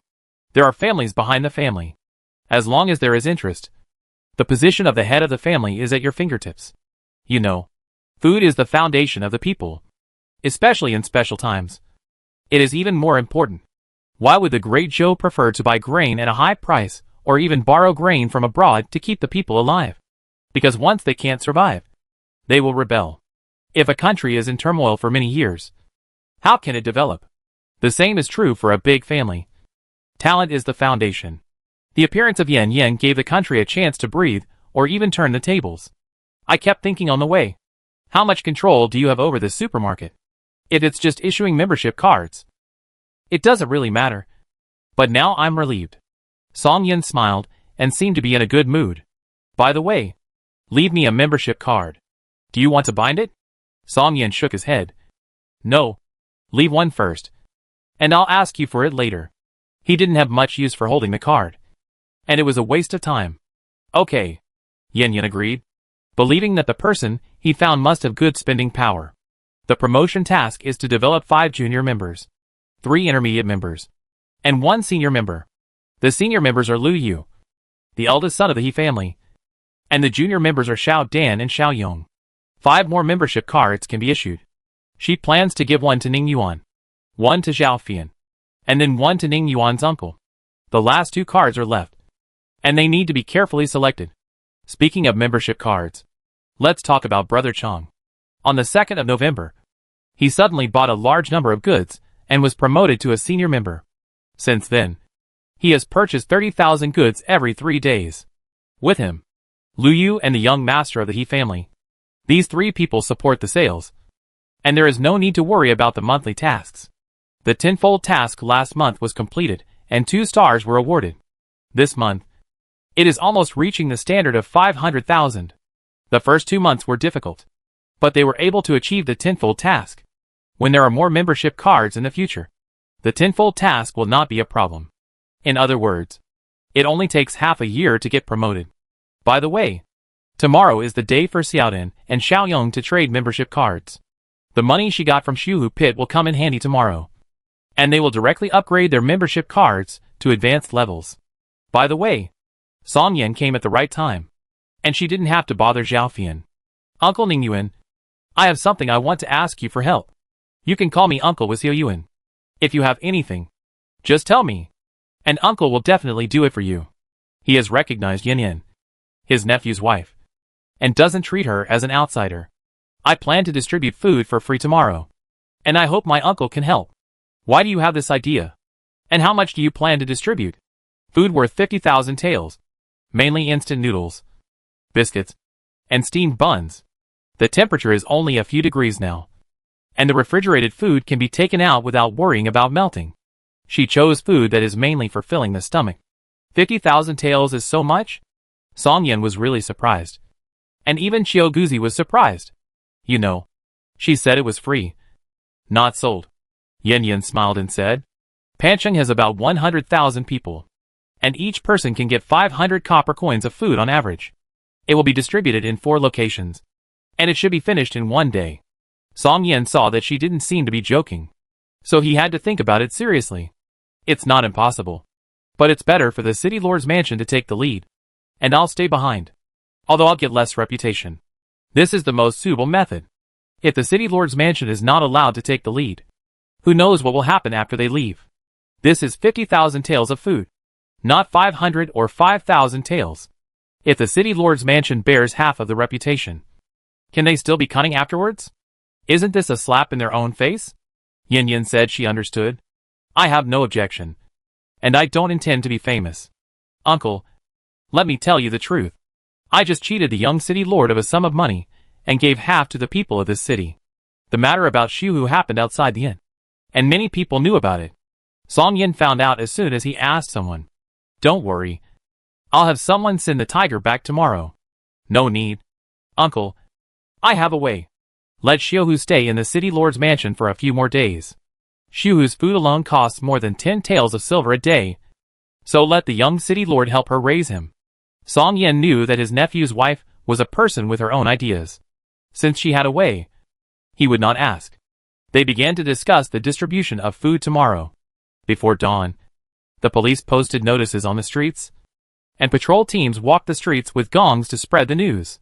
The general meaning is, the court sympathized with the difficulties of the people in Pancheng, and sent a batch of supplies. According to the head of the people, they lined up in the main streets of each district and distributed them at noon in the morning. At the same time, everyone was reminded to bring the largest basket to collect. If there was a household registration certificate, one person could collect for the whole family. In order to avoid duplicate collection, everyone supervised each other. Anyone who reported successfully would be rewarded with 1 or 2 taels of silver, and those who falsely claimed more than 1 tael of silver would be fined. It took more than an hour, and more than a dozen teams acted at the same time. And finally, all the notifications were completed. The people were overjoyed when they got the news. Although the disaster did not spread here, the price of grain still rose several times. They were under great pressure. Unexpectedly, the court actually sent supplies. Chapter 174. Wake up. Some patrol teams had not even finished walking a street when people started to line up with baskets on their backs. It was not yet the time of Chun, and the sky had just brightened. The 4 main streets in the 4 districts were already crowded with people. If it were not for a team of officers and soldiers standing at the entrance of the street, they would have suspected that it was false propaganda. When it was almost Chun, a team of carriages came, loaded with goods, including instant noodles, biscuits, and steamed buns. A large bag of instant noodles plus a bag of biscuits plus a bag of steamed buns was considered a portion, and one person could receive 10 portions, equivalent to 500 coins. The moment they saw the carriages, the people were excited. They finally came. The first person in line went to the carriage with instant noodles. The instant noodles alone filled the baskets. The biscuits and steamed buns behind them made the other party take off their outer clothes and reluctantly take away the supplies distributed by the court. When they saw him like this, everyone understood why the soldiers repeatedly emphasized to take a big basket, because a small one would not fit. They thought the baskets they carried were big enough, but it turned out that they were too small. Many people ran home to get baskets. Some pushed carts, and some simply drove a donkey cart. When the food on the carriage was distributed, there would be a carriage to take it. The empty carriage came to the inn, continued to load the goods, and then sent it to the 4 districts. Yin Yin did not make a move, and the goods this time were all purchased by Xiao Dan and Xiao Yong. The yard could not fit, so they could only put them in batches. It was not until the moon rose that the 2 became senior members, and the extra 50,000 taels of goods were directly stored in the storage cabinet. Seeing piles of goods appearing out of thin air, Zhao Fian was numb. So this is how the so-called unlimited supply came about. Madam Yin, I believe you are a god now. Zhao Jinger on the side had a complicated look. Another thing happened today. The young city lord came in person, saying that he wanted to send the tiger back, as long as he was given half the amount. Yin Yin didn't agree. What a joke. The money went into her pocket, and she wanted to take it back? No way. It wasn't until about 10 o'clock in the evening that all the goods were distributed. The 2 children were already exhausted, and they just washed up and fell asleep on the bed. Abu has been helping today, and he is also exhausted. He insisted on taking a bath before going to bed. Similarly, he fell asleep in less than a minute. Xiao Guzi went out for a walk early in the morning, and I don't know what he was doing. He didn't come back until dinner. As for Song Yin, he had to deal with a group of people in the city lord's mansion. The most idle one is Yin Yin, and there is also Ning Yuan lying on the bed. Midnight. Yin Yin suddenly opened her eyes and looked into his eyes. She was stunned for a moment. Then a bright smile appeared on her face. Welcome to wake up, my prince, she whispered softly. Ning Yuan raised his hand and touched her cheek carefully. The real touch made him know that this was not a dream. Yin Yin. His voice was a little hoarse, because he hadn't spoken for a long time. Yeah. She nodded slightly. Her eyebrows curved, and her whole body exuded joy. Yin Yin. He called her name again. Yeah. Yin Yin responded happily. Yin Yin. I'm here. Suddenly, Ning Yuan came forward and kissed her lips. Yin Yin was stunned for a moment. Although she kissed him often, that was when he was unconscious. This was the first time they kissed when they were awake. Her face turned red, and her heart was confused. After a while, she found that the people around her were no longer moving. Yin Yin gently pushed him away and found that he was asleep. After checking his body, the crack in the energy core was half smaller. I believe it will disappear soon. That's great. Yin Yin gently kissed his forehead, then hugged him, and fell asleep contentedly. The next day, they opened their eyes almost at the same time. Seeing each other, they both smiled happily. Good morning. Good morning. Yin Yin got up, put on her coat, and helped him sit up. I'll wash your face and brush your teeth first, and then help you get out of bed and walk. Her voice was soft and gentle, like coaxing a child. With full patience, Ning Yuan hummed softly, and his eyes never left her. As soon as Xiao Dan and the others got up, they saw a big living person on the bed. Hey, is the new dad awake? The little guy ran over barefoot, extremely curious. Put on your shoes. Be careful not to catch a cold. Abu hurriedly chased after her with her shoes. Xiaoyong opened his mouth and swallowed the words put on shoes. Are you Xiaodan? Ning Yuan knew that she had two children, one named Xiaodan and the other named Xiaoyong. Xiaodan nodded vigorously, then gave him a thumbs up. New dad. You are so awesome. You dared to jump down from such a high cliff. I admire you so much. Ning Yuan shook his head slightly. I'm not awesome. Nor brave. I dared to jump because I knew I wouldn't die. So people should do things with confidence. Fearing that he would lead the child astray, he deliberately corrected him. Xiao Dan nodded in response. I know. My brother said that people should do things within their ability. At this time, Xiaoyong came over with a serious face. If you observe carefully, you will find that he is a little nervous. Hello, new dad. I am Xiaoyong, and I am very happy to meet you. A very formal and steady greeting. Ning Yuan can see from his words and deeds that this little guy is much more thoughtful. Not as simple as Xiao Dan. Hello, Xiaoyong. I am also very happy to meet you. Xiaoyong pursed his lips slightly, paused for a moment, and spoke again. Xiao Dan and I have grown up and can take care of ourselves. We don't need our mother to worry about us. We will also help take care of our new brothers and sisters. In addition, Xiao Dan and I have the surname Song, and we will not take things that do not belong to us. Ning Yuan couldn't help but curl up his lips. I thought I would take the trouble to let the two children accept me, but I didn't expect that they were worried about whether I could accept them. The little guy is so mature that it makes people feel distressed. He waved to Xiaoyong. Xiaoyong stepped forward in confusion. A big hand was placed on his head and patted his little head gently. Call me Dad from now on. Xiaoyong felt warm in his heart, and the tense strings loosened. He knew that he and his sister were recognized.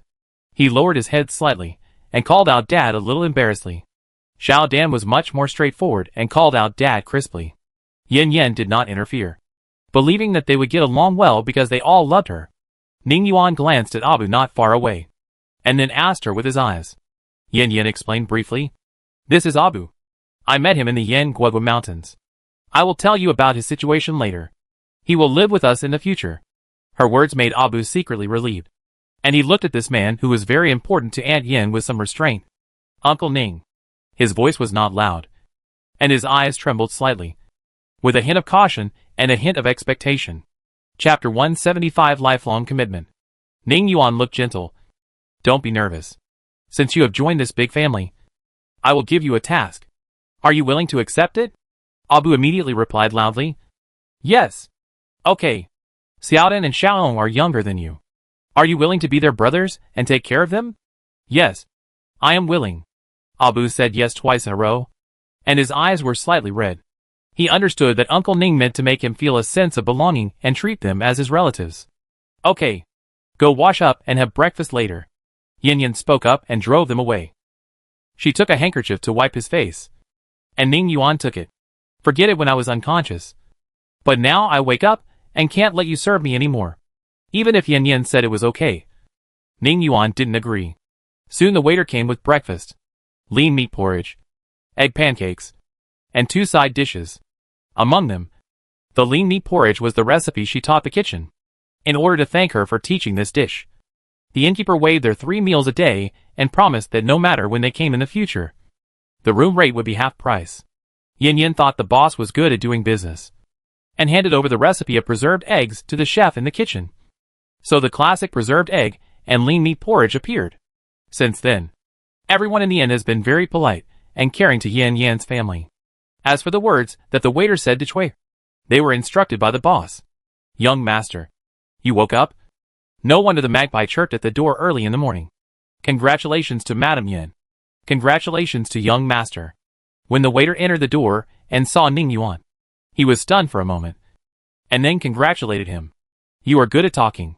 Here's a reward for you. Yin Yang grabbed a handful of golden melon seeds and put them on the table. Leave the rest to the kitchen. Add 2 more light dishes for the next 2 days, and cook some millet porridge for each meal. Okay. I will definitely pass it on. Madam Yin.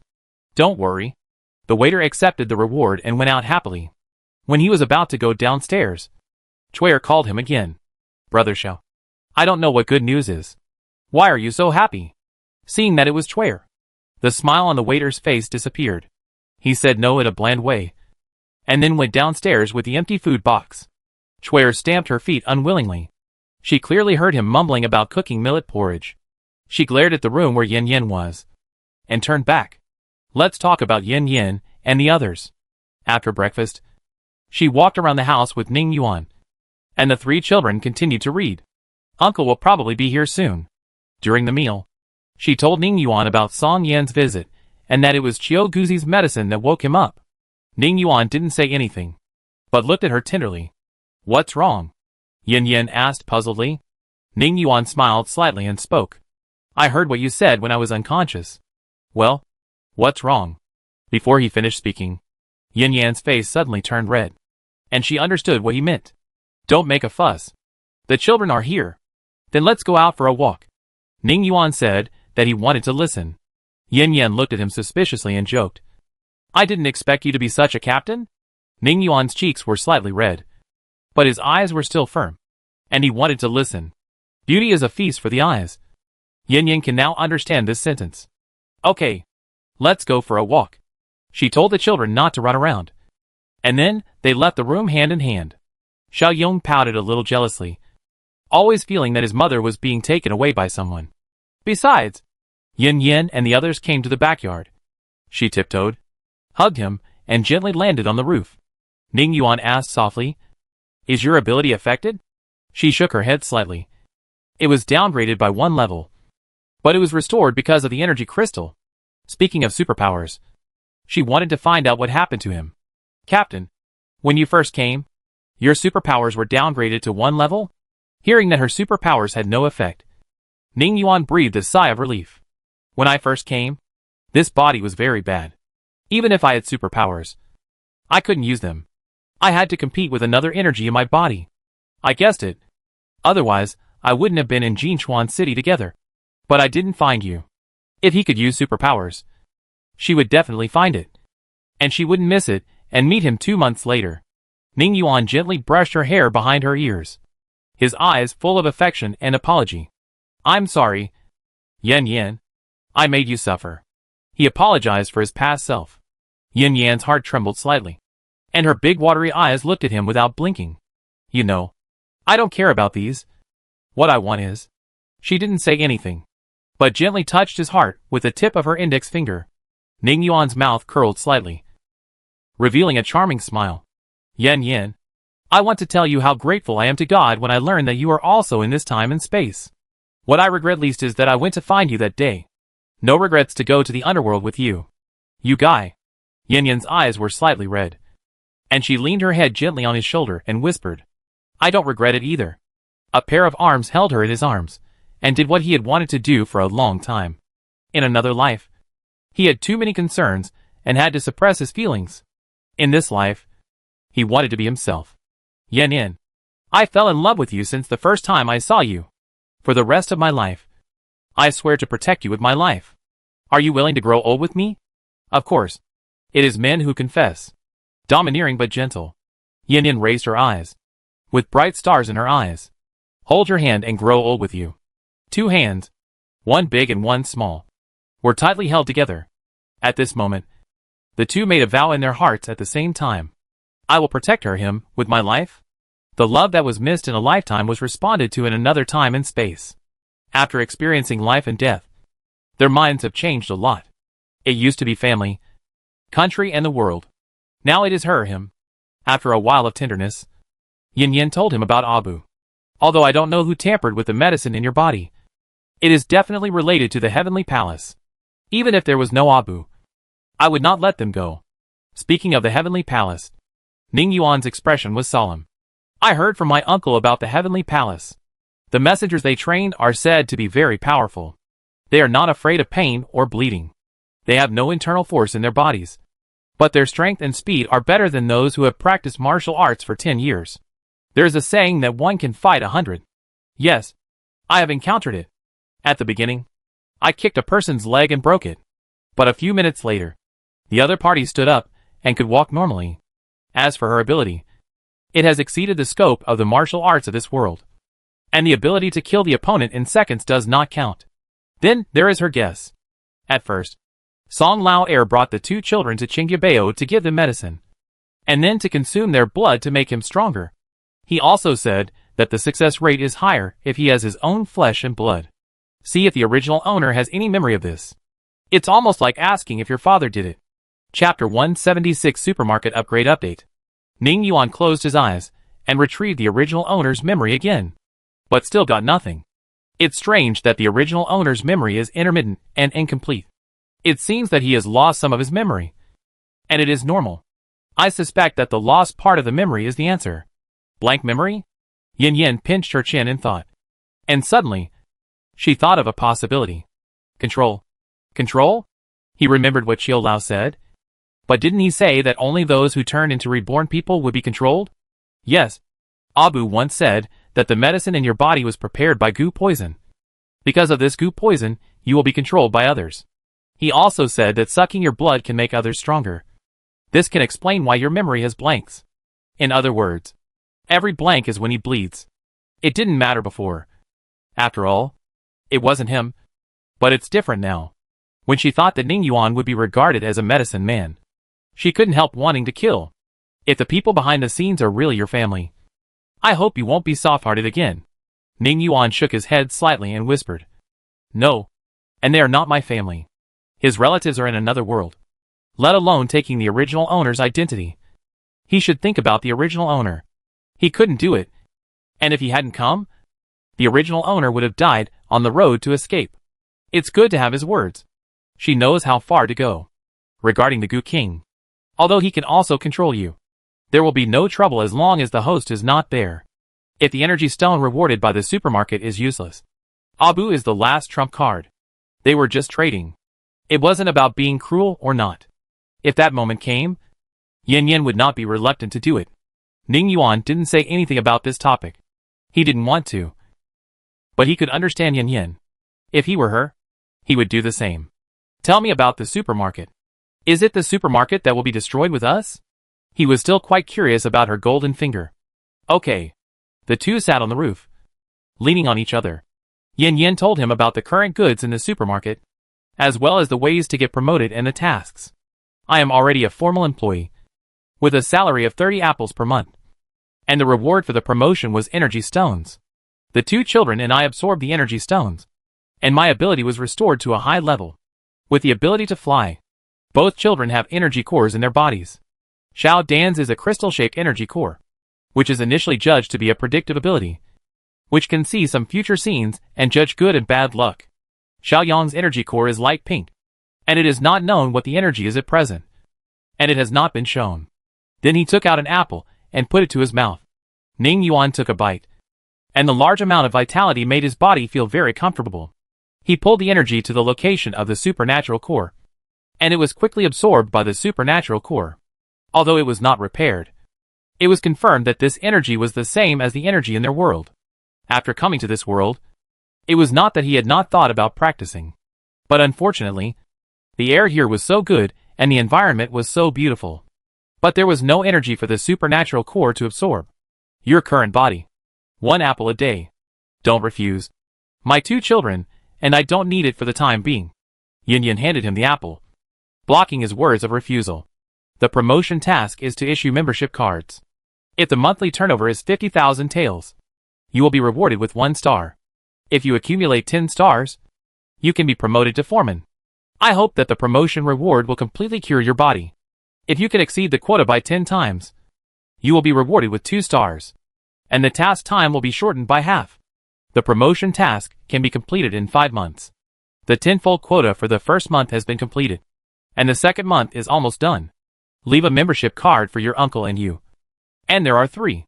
In the case of drought, the task is easier to complete. She still has confidence in the right time and place. Forget about my one, or give it to someone in need. Although he wanted it, he had to be more pragmatic. Yin Yin smiled. Would she not see such an obvious expression? Here you go. As he spoke, A golden card appeared in his hand. Her account was missing 1,000 taels of silver. Ning Yuan smiled, kissed her cheek, and then happily took the membership card. To be honest, he had been coveting the membership cards in Liu Yu and Master Yi's hands for a long time. Especially when he knew that the card issuer was his woman. He wanted them even more. Like a cat's claw scratching in his heart, itching unbearably. According to the prompt, he bound the membership card. Suddenly, Yin Yin heard the voice of the supermarket in his mind. The missing core part was found, and it is now being integrated. The supermarket function is temporarily closed and will be restarted after 24 hours. What do you mean? Yin Yin quickly called out the supermarket page and found that all the items turned gray and were in a state of not being available for purchase. At the top of the page were 3 big words: integration.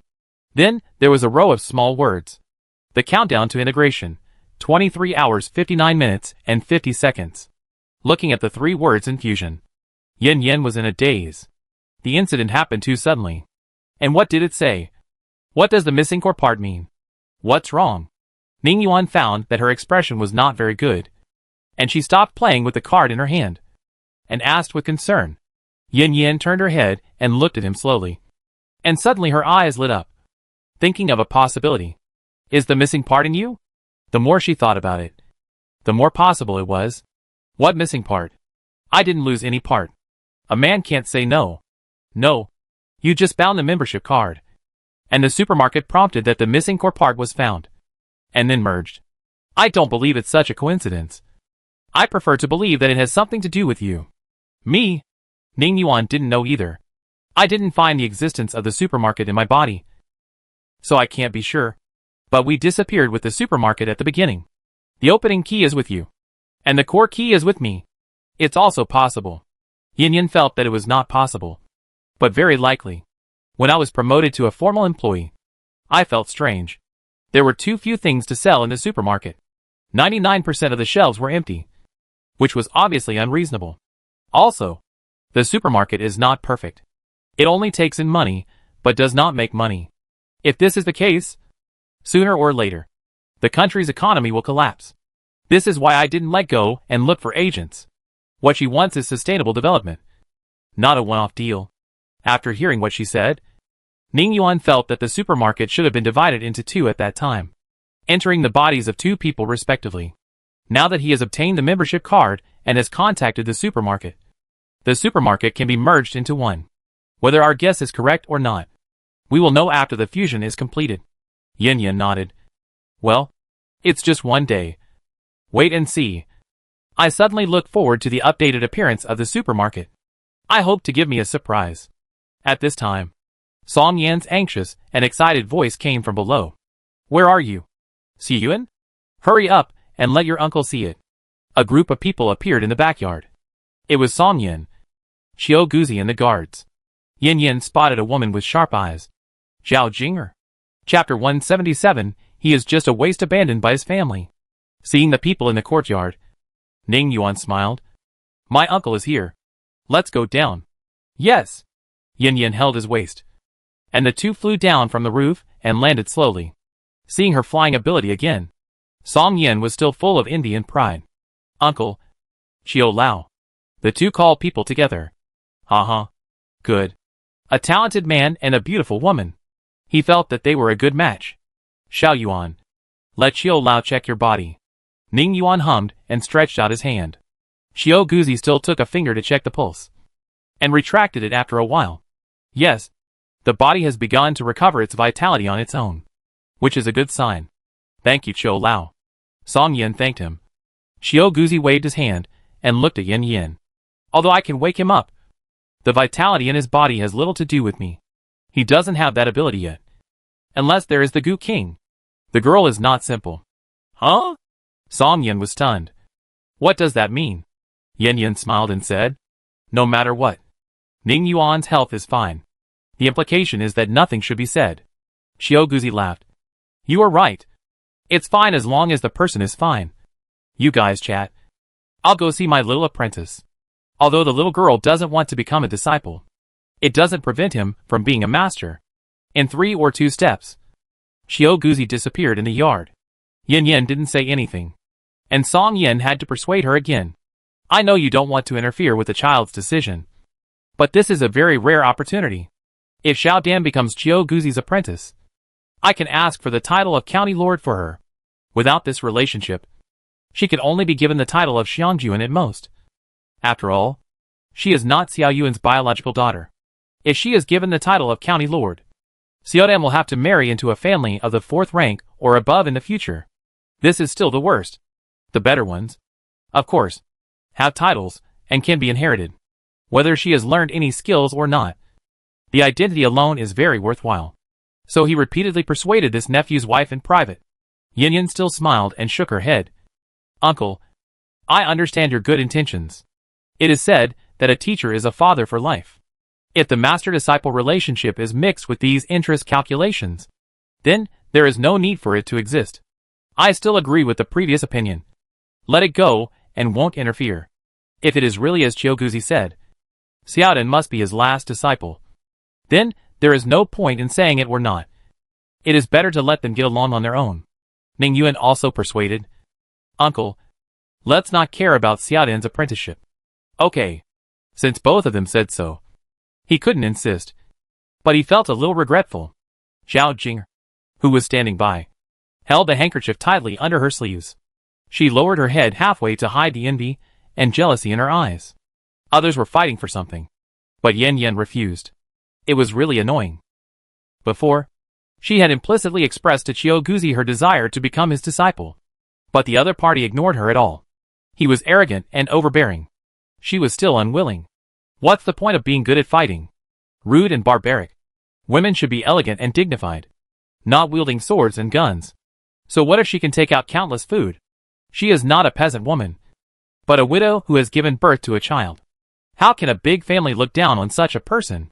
However, despite her many emotions, she did not dare to show them, and she concealed them very well. Malice, or deep malice. Yin Yin glanced at her, and a cold light flashed in her eyes. Xiao Yuan, since your health has improved, let's set off tomorrow, Song Yin said. It has been a long time outside, and there are still many things to do. It's time to go back. Uncle, can we set off at noon? I still have something to do. Yin Yin said that she had not discussed the cooperation with Zhao Fian yet. Originally, there was time today, but the supermarket was being updated, and the membership card could not be taken out. So she had to wait until tomorrow. Song Yin naturally had no problem. Okay. You continue to enjoy the scenery. Uncle will not disturb you. The main purpose of coming here is to see the nephew. Since he is fine, he will not disturb them to enhance their relationship. Zhao Jinger on the side was anxious. She had waited for so long, and she had to remind the young marquis to leave without introducing herself. Uncle Song. Oh, I forgot to introduce her. Song Yin just remembered that there was someone next to him. He almost forgot. Xia Yuan. Yen Yin. Let me introduce you. This is Xia Yangho's daughter, Xia Jinger.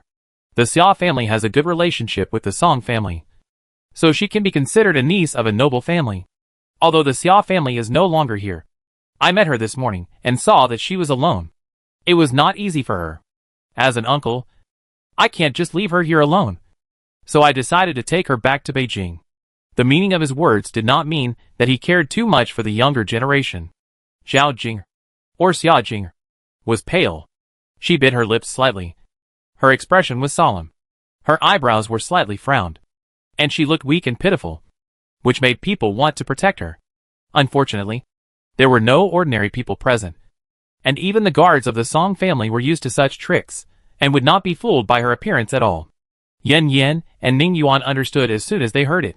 The so-called good relationship with the Song family should only be a literal good relationship. It was just a nodding acquaintance who talked and nodded when they met. At the same time, the uncle also provided 2 pieces of information. First, the Xia family was no longer there. And second, Xia Jinger took the initiative to get to know him. These 2 pieces of information were enough to show that Xia Jinger was not important. Otherwise, he would not have deliberately ignored her and not introduced her just now. However, with Song Yan's temperament and personality, he must have had some plan to bring people with him. Xia Jinger saw that no one paid attention to her, and she was unwilling to be ignored. She stepped forward, bowed to Ning Yuan, and said softly, Xia Jinger has met Brother Ning. Ning Yuan frowned in disgust and said bluntly, Your uncle is Marquis Song, not my father, so don't try to get close to me. Xia Jinger's face turned red. She didn't expect that he, the eldest son of a noble family, would speak so impolitely. What kind of upbringing and temperament are all gone? He is just a waste abandoned by the Ning family. It is precisely because he was abandoned by the family that she has the opportunity to get close to him. Of course, her target is not him, but to establish a relationship with the Song family through him. She also understands that the so-called niece of a noble family is very watery. How to make Marquis Song her backer? Ning Yuan is her stepping stone. Young Master Ning is right. She restrained her expression very well and replied softly, neither humble nor arrogant. Nor did she complain. But this showed Ning Yuan's arrogance and rudeness. Yan Yan smiled. So Miss Zhao is from a famous family. I was so blind that I bought you from the young city lord for 10,000 taels of silver. It's my fault. When it comes to buying and selling. Xia Jinger's face immediately darkens. And her anger rises up. And she can't control it at all. She can imagine that after returning to Beijing, if she is sold to a man and then bought back to be a servant, she will become a laughing stock in Beijing. How can she gain a foothold in the circle of noble ladies? Chapter 178 I'll squeeze you to death. Not to mention that her father is gone. Even if the Xia family is still there, even if Marquis Song is her backer, they will not associate with people with bad reputations. She was angry, but more afraid. Miss Yin, I beg you to give me a way out. Her face was full of misery, and tears flowed out as soon as she said it, without any need to brew emotions. As she said that, she bent her knees and was about to kneel down to her. I thought someone would stop me. And by the way, I would put some eye drops on Yan Yan in front of Marquis Song and young Master Ning. As a result, they stood still like a piece of wood. And even Chuyer didn't say to come forward to help. She could only grit her teeth and kneel down. It was another shame for her that a noble lady knelt down to a lowly peasant woman. Miss Yin, it's all my fault. I shouldn't have thought about getting close to young Master Ning. Please give me back the agreement for the sake of my hard work in cooking these days. As long as there was no agreement, she would not be afraid. After saying that, she looked at Song Yen with grievance, hoping that this uncle could help her speak up. Song Yen was a fox-level person, not to mention Xia Jinger, whom he just met today.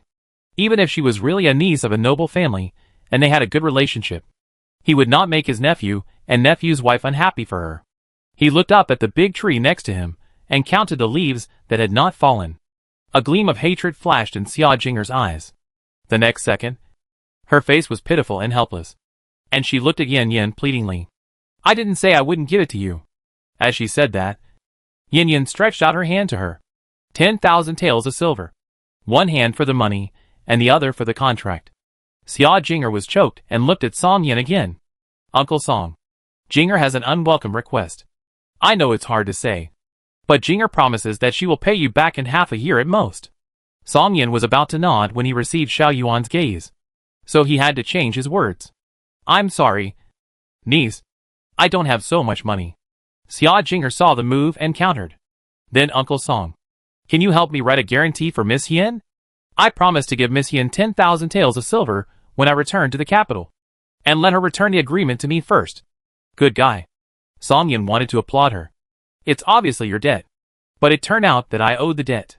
What a clever little ghost. It's a pity that he is not stupid. I'm sorry, niece. The Song family has family rules. Whether it is a debt or a guarantee, it must be discussed at a family meeting before it can be decided. Xia Jinger couldn't help but twitch the corners of her mouth. Do you think she believes such a ridiculous reason? Song Yen doesn't care whether she believes it or not, as long as he has a reason.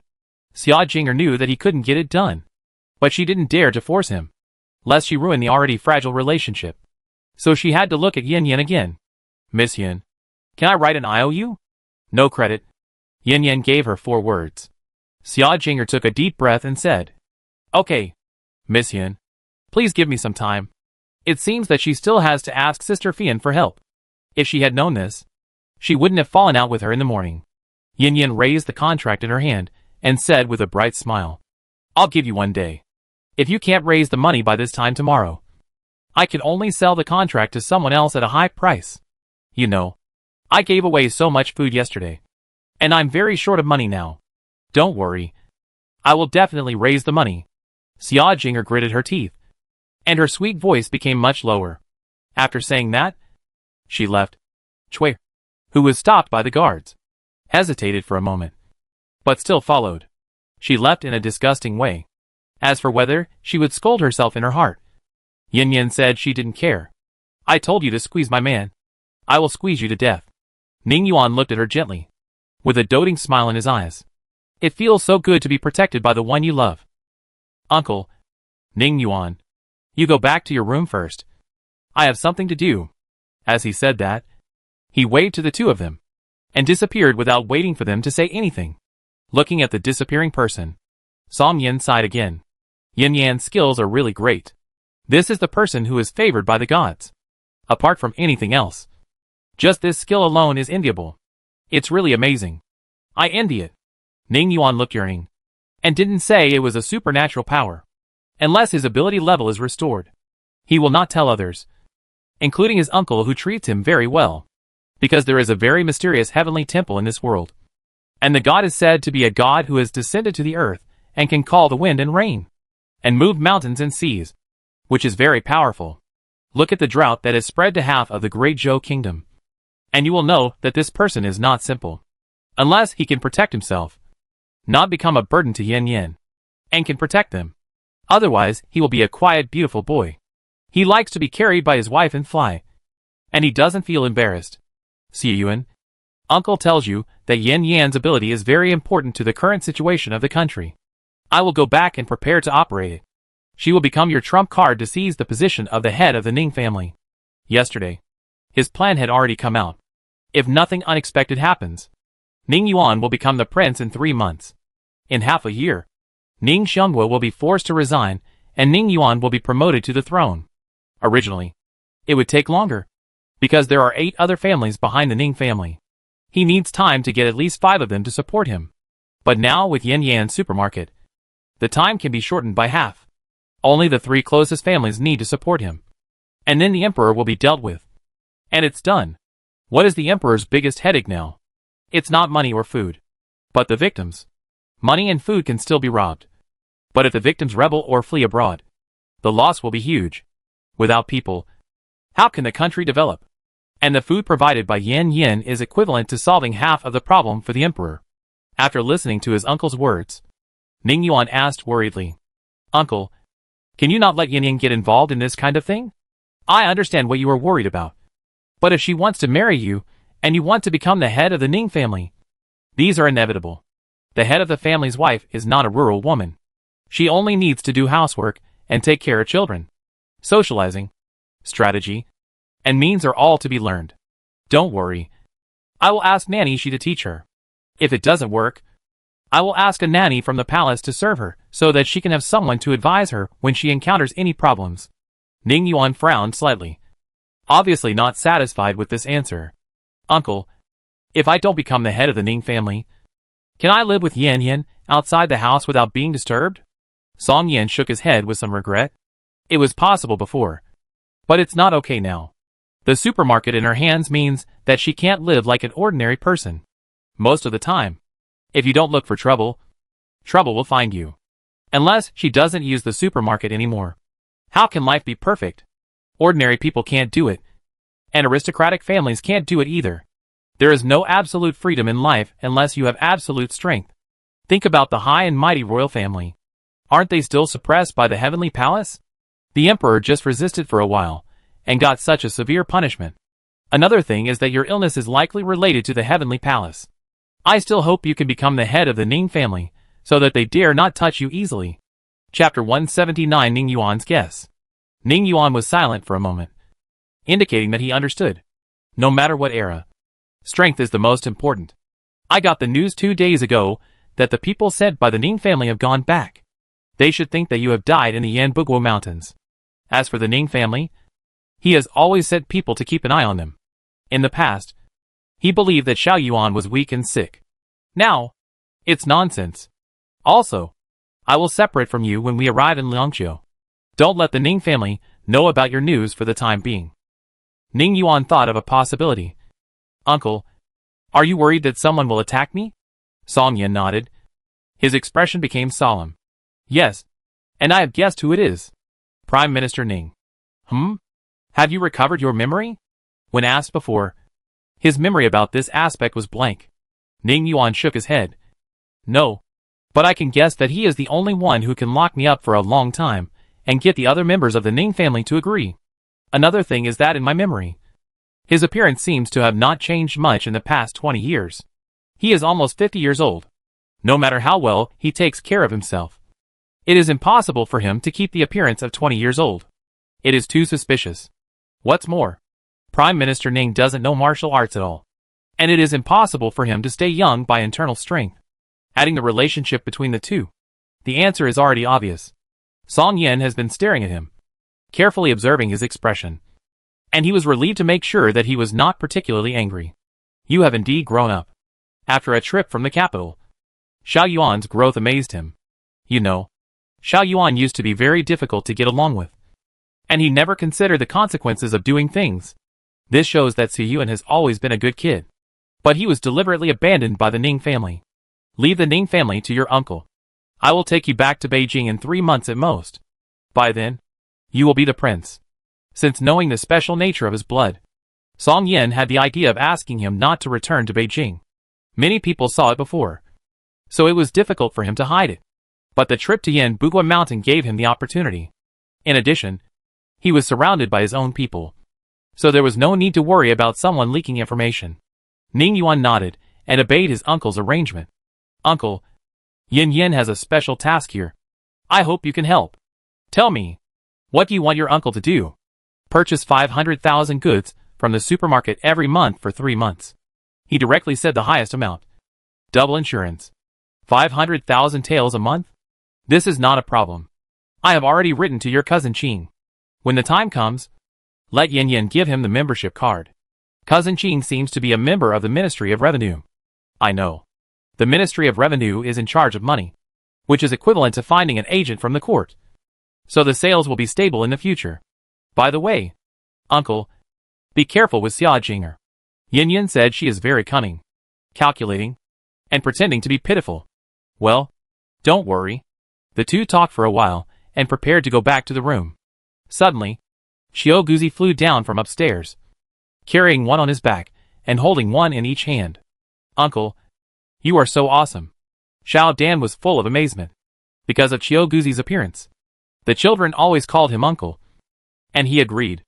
Xiao Yong didn't say anything. But this is indeed the most awesome one besides his mother. Haha. That's right. Your master's Qigong is superb. Xiao Guzi laughed loudly and landed lightly on the treetop, with a proud and ostentatious look on his face. The bearing capacity of the treetop is not much. Not to mention that an adult is taking care of 3 children. This shows how profound Xiao Guzi's skills are. This is not the first time Song Yin has seen his skills. In the Yanbugua Mountains, they accidentally encountered a fight among hundreds of beasts for territory. If Xiao Guzi had not taken action at the critical moment, let alone being injured, it would be a problem whether they could come out intact. Even so, 2 people were killed in it. Do you want to learn? I will definitely teach you everything I know. In less than 5 years, you will be able to fly over the eaves and walls, climb up the house, and climb trees. Xiao Guzi took the opportunity to induce her to become his disciple. Xiao Din shook her head decisively, and the smile on her face disappeared. No, uncle, I want to go down. Although her face changed when she mentioned becoming a disciple, Xiao Guzi still smiled, and was very patient. Okay, I'll take you down. Soon, 1 adult and 3 children landed in the yard. Dad, Xiaodin and Xiaoyong changed their words. Abu called out Uncle Ning. Ning Yuan immediately showed a kind smile on his face, and responded happily. Song Yin and Xiao Guzi looked at him teasingly. The boy was quite fast. He hadn't done anything yet, but he had already taken care of the other person's child. Ning Yuan held his head high. He was proud. Song Yin saw the 2 little guys looking up at him, worrying about how to call him. So he smiled and said, Xiaoyong and Xiaodin, I am your dad's uncle. You can just call me Uncle Grandpa. Uncle Grandpa. 2 5-year-old cute kids called him crisply, and Song Yan's heart was almost melted. Hey, good kids. Your uncle didn't bring any good things. Next time, your uncle will definitely prepare a big red envelope for you. The money was lost in the mountains. Otherwise, he wouldn't be so embarrassed when he entered the city. Although he has some money now, he can't afford a shabby gift. This is related to the happiness of his nephew in the second half of his life. So he can't be careless. I dare not refuse the gift from the elders. Thank you, uncle. The two thanked him. Good boy. You are all good children. Looking at the cute little girl, Song Yin patted her head lovingly. Xiao Dan, can you tell your uncle why you don't want to worship Senior Qiu Guzi as your teacher? Do you hate him? He asked his question. Qiu Guzi immediately pricked up his ears to know the answer. No matter what reason Xiao Dan gave, he would definitely change it immediately. Xiao Dan shook her little head, her braids swaying, looking lively and cute. I like uncles very much.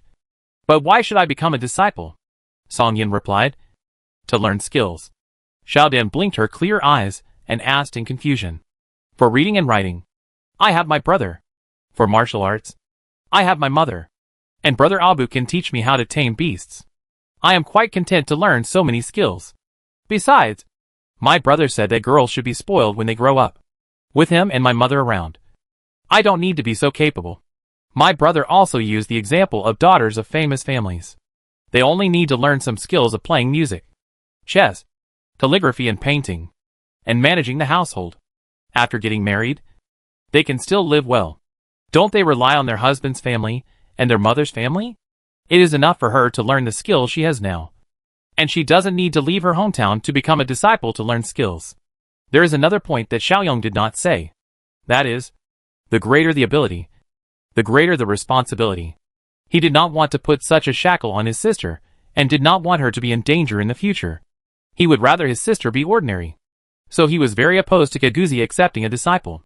Kiguzi had actually guessed Xiaodan's answer a long time ago. Xiaodan, although the master wants to teach you skills, he will not let you suffer. It is not difficult to learn with your talent. In addition, you have many senior brothers and sisters, and they will spoil you like Xiaoyong. So you follow me to learn for a period of time. Just 3 months. If you still don't like it after 3 months, then the master will not force you.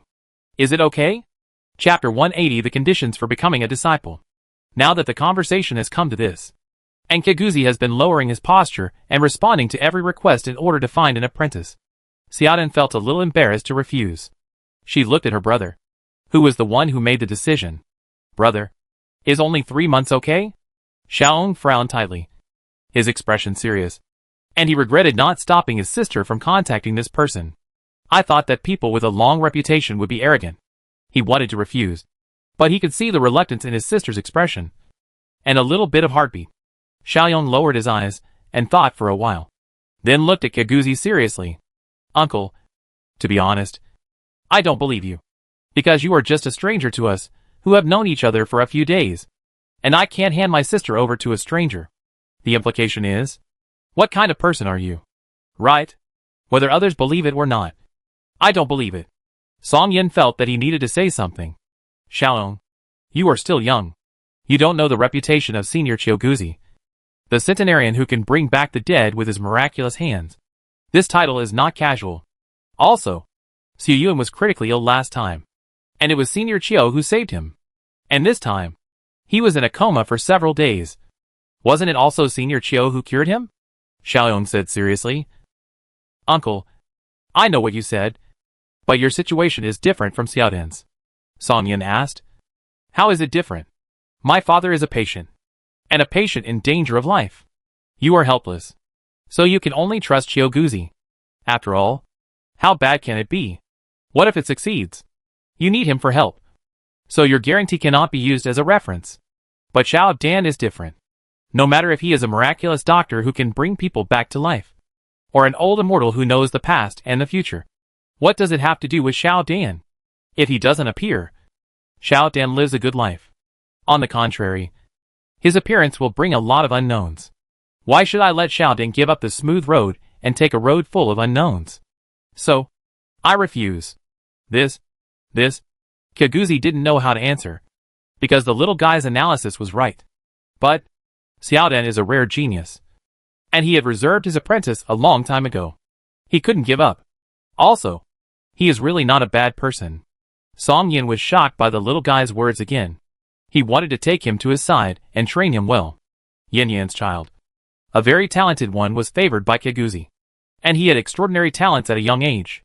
It's not simple. It can be said that the two children gave him a big surprise. Even for Xie Yuan, he has to make the two brothers and sisters successful. Thinking of this, his expression became serious, slightly bent down, and looked at him seriously. Xiaoyong, do you know your father's identity? Xiaoyong nodded. I know. One of the top 10 families in Beijing. The eldest son of the Ning family. Very good. Then do you know that your father is not favored in the Ning family? Xiaoyong paused. His expression became more serious. Because of the identity of the medicine man. I guessed it. Looking at his expression, Song Yin knew that this question had worked. Okay. The second question. Do you know why your mother was exiled? Xiaoyong did not answer. There were many calculations for his mother's exile, and his mother also contributed to it.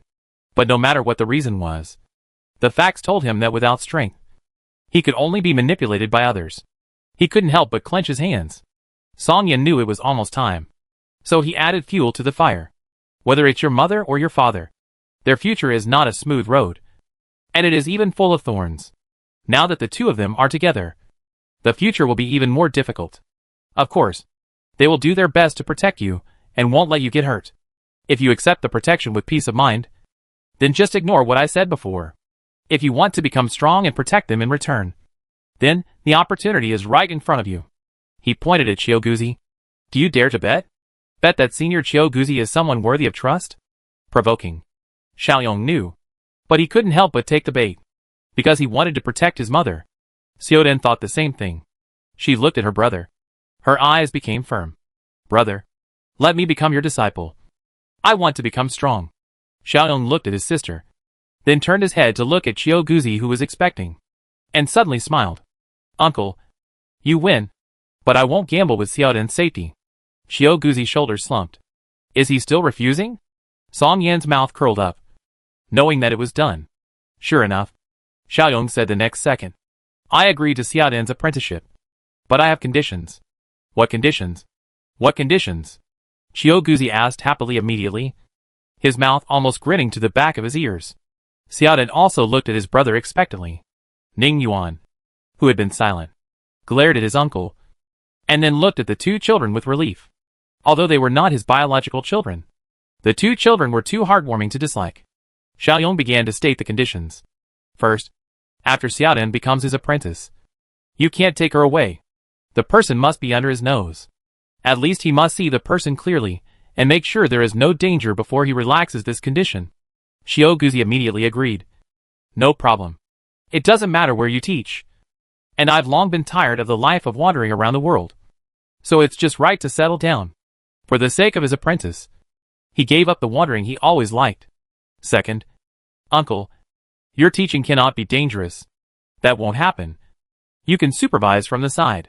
For the sake of his apprentice, he gave up the rule that you can't watch while teaching. Well, the third one, accept Brother Abu as your apprentice at the same time. Me? Abu on the side was stunned and pointed at himself, thinking he had heard it wrong. Xiaoyong nodded. Of course, he had his considerations for doing this. Kiguzi was a little embarrassed. I can only accept one more disciple. Or let Abu be my boy. Don't worry. I will teach him well, and never hide anything. What kind of reason is this? Why can I only accept one disciple? Kiguzi gave a very simple answer. God's will. This answer obviously cannot convince people. Kiguzi hesitated and had to tell a secret. This is not perfunctory. I have calculated for myself many times, and I can only accept one more disciple. If I violate it, I will die in the hands of another disciple. So far, my divination method is very accurate. This secret made everyone look serious. Xiaoyong believed this reason. Well, let Abu follow Xiaodan. Let Xiaodan learn to teach. Uncle, don't teach him skills. No matter what. After becoming a disciple, this is Xiaodan's master. We must prevent trouble. Qiuguzi replied readily. Okay. I agree to this condition. Is there anything else? Xiaoyong shook his head. These three are enough. If nothing unexpected happens, he will be an important relative of Xiao Dan in the future. so he can't go too far. It's all settled. It's better to do it today than to wait for a day. So let's become your disciple today. Xiao suggested. I still have to report to my mother. So let's wait until the afternoon. Although his mother told him to make the decision, he must ask for her consent for such an important matter. Chapter 181. The supermarket has been upgraded. Yin naturally had no objection after knowing this. Xiao finally accepted an apprentice. Although there were some setbacks, the result was still good. The most important thing was that he liked this little apprentice very much. Early the next morning, Xiao Dan was picked up by Xiao. When he knew that she already had a strong energy in her body, Xiao decided to teach her directly. In the morning, she learned about luck until she could exert the energy in her body, and then she would proceed to the next step, set off on the road at noon. In the afternoon, she sat in the car and taught her to learn the heavenly stems and earthly branches and the yin and yang 5 elements. His main subject was to calculate by pinching fingers, without the help of external objects for divination. It looked simple, as long as you remembered the formula. But if you wanted to calculate accurately and derive various calculation methods, it was not that simple. What was needed was talent. Why was he so persistent with Xiao Dan? Because no apprentice could fully learn the ability of divination, and most of them even changed to study medicine halfway through. The other half needed the help of tools, and even then, it would not take long to calculate. You know, he can predict what will happen more than 10 years later. Having lived for so long, his only wish is to find a disciple who can completely inherit his legacy. After decades of persistence, Xiao Dan finally appeared. How could he give up easily? At night, he found an inn to rest and gave Xiao Dan a medicinal bath. The herbs he had prepared long ago can not only improve her physical fitness, but also improve her mental strength. At the end of the day, Xiao was amazed again and again. She is worthy of being his favorite disciple. Her mental strength is very strong. I believe it won't take long for her to form a spiritual inner elixir. He is a genius indeed. He sighed for the umpteenth time. Let's talk about Yin. In the morning, when there were 10 minutes left on the countdown, she and Ning Yuan sat in the old place on the roof. In the last 10 seconds of the countdown, finally, the supermarket integration and update were completed. A flash of white light appeared in front of her eyes, and the supermarket changed drastically. If the supermarket before was not even a canteen, it is now beginning to take on the scale of a supermarket. The supermarket is in a three-dimensional simulation state, divided into snacks, frozen food, fresh food, fruits, cooked food, cakes, toiletries, daily necessities, seasoning area, etc. Clicking on the snack area, she felt like she was in a supermarket, with rows of shelves full of snacks in front of her. Biscuits are no longer one kind, but fill up a whole shelf, with all kinds of flavors. Not only chicken legs and duck necks are vacuum-packed, but also chicken wings, chicken feet, beef jerky, dried fish, bamboo shoots, dried tofu, and other vacuum-packed foods, which also occupy a whole row of shelves. Then there was a whole row of shelves of instant noodles, a whole row of canned food, and all the fruits that could be canned were not left out. Ham, potato chips, shrimp crackers, chocolate, etc. No different from modern supermarkets, and even more varieties. In the snack area alone, there were dozens of shelves, and thousands of goods could be purchased. This is a supermarket. Yin couldn't help but sigh, finally feeling like shopping in a supermarket. Before she looked at other areas, Ning Yuan spoke. Yin, just now a voice appeared in my mind, saying that I am already an employee of the supermarket, but I need you to open the permissions. Huh? Really? Wait a minute. Let me see. She withdrew her eyes from the goods and clicked on the information management. The page was empty, with only 2 avatars at the top, one of which was hers. Yin, acting foreman, a formal employee. The avatar below was gray, with a question mark next to it. She clicked on the question mark, and a dialog box appeared on the page. Do you want to enable Ning Yuan's permissions? She chose yes. Instantly, the gray avatar became brighter, and his information appeared. Ning Yuan, the warehouse manager. Warehouse manager. The position explained the problem. After exiting the information management page, she roughly browsed the entire supermarket, and a row of boxes appeared at the bottom, 2 of which were also lit, and the rest were gray. One said office area, and the other said warehouse area. She clicked on the warehouse area first. The warehouse was immediately projected in a three-dimensional way, and she and Ning Yuan appeared outside the warehouse door at the same time. Ning Yuan. Are you in? Yes. I'm telling you that you've come to the warehouse. And I'm the warehouse manager. With more authority than you. Yin Yin stretched out her hand to push the door open. But her hand went straight through it. She walked through the door, and found that there was nothing on the other side of the door. You have the authority to open the door. Right? Yes. Ning Yuan clicked on the door. And the rumbling sound of the door opening reached his ears. The white door opened. And inside was a very large warehouse. The interior of the warehouse was also divided into more than a dozen areas. In the area near the door, there was a sign hanging on it, which read food crops. In the next area, the sign read cash crops. Food crops are mainly agricultural products that can be used by humans.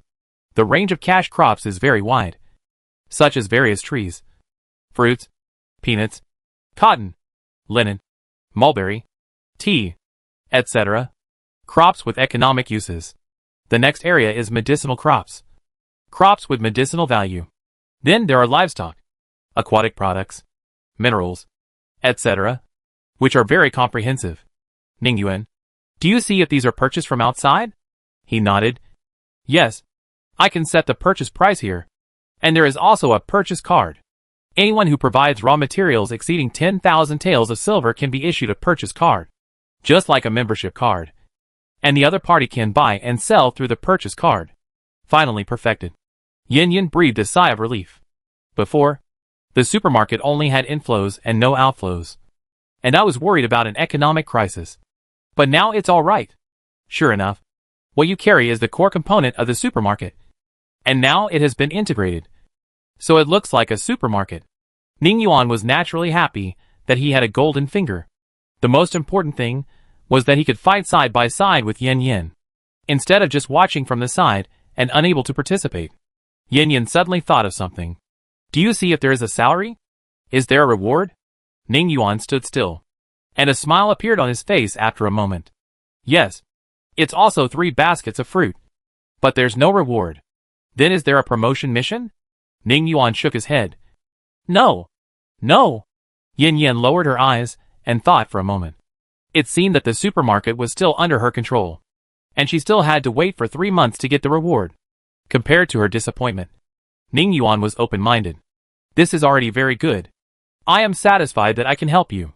But your superpower core? No hurry. Besides, don't I have you? Now it's your turn to protect me.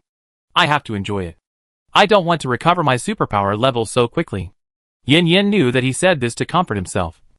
But she would protect him with her life. Okay. Let's take a look at other changes in the supermarket. I can go to the sales area in front now. Ning Yuan broke the somewhat dull atmosphere. Chapter 182 Huge Changes. The two left the warehouse and came to the living area. Towels, toothpaste, toothbrushes, etc. each took up a whole row of shelves. Followed by soap, laundry detergent, paper towels and women's products. Seeing the women's products, Yin Yin realized that she seemed to have not come yet. Was her body not well yet? It shouldn't be. Not to mention using supernatural powers to adjust. Even if she ate so many apples. Even the worst body should be well. Forget it. It will come naturally when it should come. Yin Yin didn't hesitate and went with Ning Yuan to see the newly added products at the back. There are also many products in the living area. No less than 1,000 kinds. Which are developed around people's life needs. From as big as an iron pot to as small as nail clippers and buttons for clothes. In the frozen area, in addition to the previous ones, there are also various frozen meat products, soy products, etc. In the fresh food area, there are fish tanks with fish, shrimp, crabs, clams and other aquatic products. And then meat of various livestock such as chickens, ducks, pigs, cattle and sheep. Not far away is the vegetable section, which is also next to the cooked food section, followed by the fruit section. Skip the various products, and finally the cake section. There is no longer any exchange of raw materials, and everything is purchased directly with money, and the variety is also much richer. Speaking of prices, there is a price tag under each product. There are 2 types of prices. ordinary price and member price. The member price is 10% off. The prices are very affordable. And the unit is 1. The only one that is too much higher is the fruit section. Rice, flour, meat, etc. are sold by kilograms, while fruits are sold by piece. Not only 100 when each, but also limited. And no more than 5 can be purchased each time. Yin thought it was not simple. So she bought an apple on purpose and tasted it. Her eyes lit up. It actually contains a small amount of vitality. But even a very small amount is very rare. She bought a portion of each fruit, and then tasted them one by one with Ning Yuan. No wonder they are all 100 when each. Because no matter the size, the vitality they contain is the same. Why do you think the supermarket launched this kind of fruit? Yin didn't understand what the supermarket was going to do. Ning Yuan was also thinking deeply. In theory, this kind of fruit should be very precious. After all, when the energy gathers to a certain amount, there is a probability that it will form a superpower core. But the supermarket only gave a price of 100 when each, which most people can afford. So, can we infer that the supermarket wants ordinary people to have energy or superpowers? Yin thought of another possibility.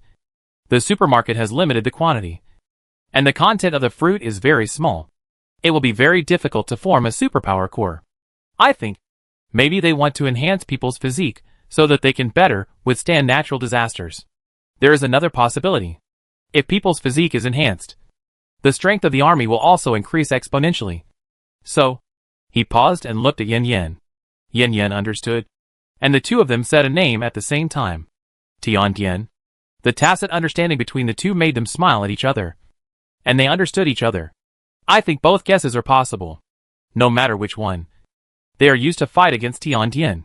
They are probably the villain boss. Ning Yuan nodded. Very likely. What can we use to fight against the huge Tiantian? The army. If the army is not good, then they can only obey. If the army is strong, then they will obey. Yin understands that it is only a matter of time before they confront Tiantian. So they must win over allies as much as possible and strengthen their own and their allies' strength. Thinking about it, the supermarket is quite considerate. Prepare for a rainy day. They walked around the supermarket again to see if there was anything unusual, especially edible items. As a result, in addition to fruits, there was also a cake section, which launched a piece of fruit cake. The cake was not big, the size of a palm, and the fruit on it also had a very small amount of energy. One piece of fruit cake cost 100 coins, and each person could only buy 2 pieces. Ning Yuan said, "Can we temporarily determine that everything related to fruit contains a small amount of energy?" Yin nodded. Yes, it seems so at the moment. Maybe it has something to do with our salary. But why didn't the canned fruit change? We can only wait and see what changes or rules there are after the promotion. Well, we'll see when the time comes. If you can't figure it out, just put it aside for now. They had almost finished walking around the supermarket. And at the border, a step elevator appeared, which went up. Which means that the supermarket should have a second floor. Come to think of it. Clothes, shoes, bedding, these haven't been released yet. And they are probably all on the second floor. Looking forward to her next promotion. The second floor will be open. They exited the supermarket projection. Looking at the big screen, she clicked on the office area at the bottom. There was no projection this time. And there was only a plus sign in the first row. Yin clicked on the plus sign, and a dialog box appeared. Application for group creation. Currently, the groups that can be created are work group, member welfare group, and procurement group. Which group should you choose? Create a group? Yin was shocked again. Was it the kind of group that she understood where you could communicate at any time? Ning Yuan was eager to try. Try the work group. If it's true, you can communicate at any time even if you separate in the future. Yin hummed and selected the work group. Look! The work group has been established. Please ask the group owner to set the group rules. Then, the words work group 1 appeared in the first row of the office area. And the plus sign moved down 1 space. She clicked on the work group, which was very similar to a certain queue group. The top was the speech area. The bottom was the input area. Next to it were the group rules and announcements. And below were the group members. Currently, she was the only member. And there was a plus sign under the avatar for invitations. She clicked it, and it showed the invitee. The warehouse manager Ning Yuan. Select Ning Yuan's avatar. Ning Yuan received the invitation prompt. Yen In, the acting foreman, invites you to join the work group 1. Do you agree to join? He chose yes. Then his information management page added a work group 1. Click, enter, and input. The work group began to talk. Warehouse manager Ning Yuan. Yen In. Yen In, the acting foreman. Yes. I'm here. Warehouse manager Ning Yuan. Just input with your mind. No need to type or speak. Very convenient. Yen. Yes. I changed the name. You try it. Ning Yuan clicked on the avatar in the group. And after clicking it, there was indeed a function to change the group nickname.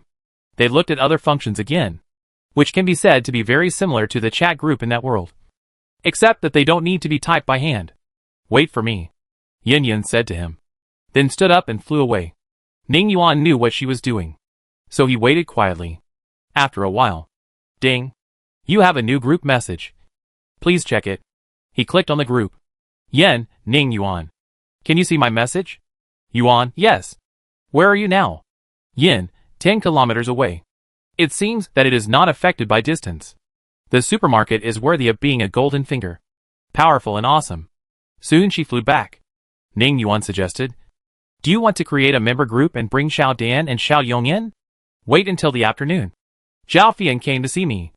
I planned to let her be an agent at the border. When I came back, I saw her coming to the backyard. As soon as the two of them landed on the ground, Zhao Fian arrived at the backyard. Her face did not look very good. Chapter 183. You are preventing her from finding a new backer. Miss Yin. Master Ning. When Zhao Fian saw the two, the gray expression on her face was restrained a little, showing a forced smile. And she changed her address to Yin Yin. From her look, Yin Yin knew that Xia Jinger must have given Zhao Fian a surprise. Ning Yuan greeted the other party, and then went back first. The two sat under the tree. How is it? Yin Yin asked. Zhao Fian smiled bitterly, and shook her head. As you said, when I proposed that I should handle this matter, she didn't believe me. If Yin Yin hadn't told her in advance, she wouldn't have taken it to heart. But she was afraid that if she knew it in advance, she would be subtly influenced by the other party. She knew Yin Yin did it on purpose. But she believed in the sisterhood between her and Jing, and she treated her as her own sister. So she couldn't distrust herself. The fact is, she was slapped in the face. No matter how irrefutable Jinger's reasons were, the thorn in her heart was pierced. Yin Yin smiled slightly. Looking at your expression, it's not just this one thing, right? Zhao Fian sighed and looked at her with complicated eyes. I should hate you for making me lose a relative, but I should actually thank you. Yin Yin smiled but said nothing. She knew she was not the kind of person who couldn't figure things out. How do you know she would break off relations with me? Zhao Fian asked puzzledly. Although she is from a famous family, what does this have to do with me becoming sisters? Yin Yin smiled faintly and explained her doubts. Because she wants to re-establish her lonely woman image. Your existence makes it impossible for her to find a new backer. She didn't understand what the character setting meant, but she guessed who the new backer was. One was the famous Song family, and the other was a small merchant. Even a fool would know how to choose which one was more important. Actually, there is no need. She has made a good choice. I will only be happy for her, and I will not let her leave, let alone cling to her. From the beginning to the end, I have treated her as my own sister. Yin Yin wanted to wake her up, but she didn't treat you as a sister. From the beginning to the end, she just used you.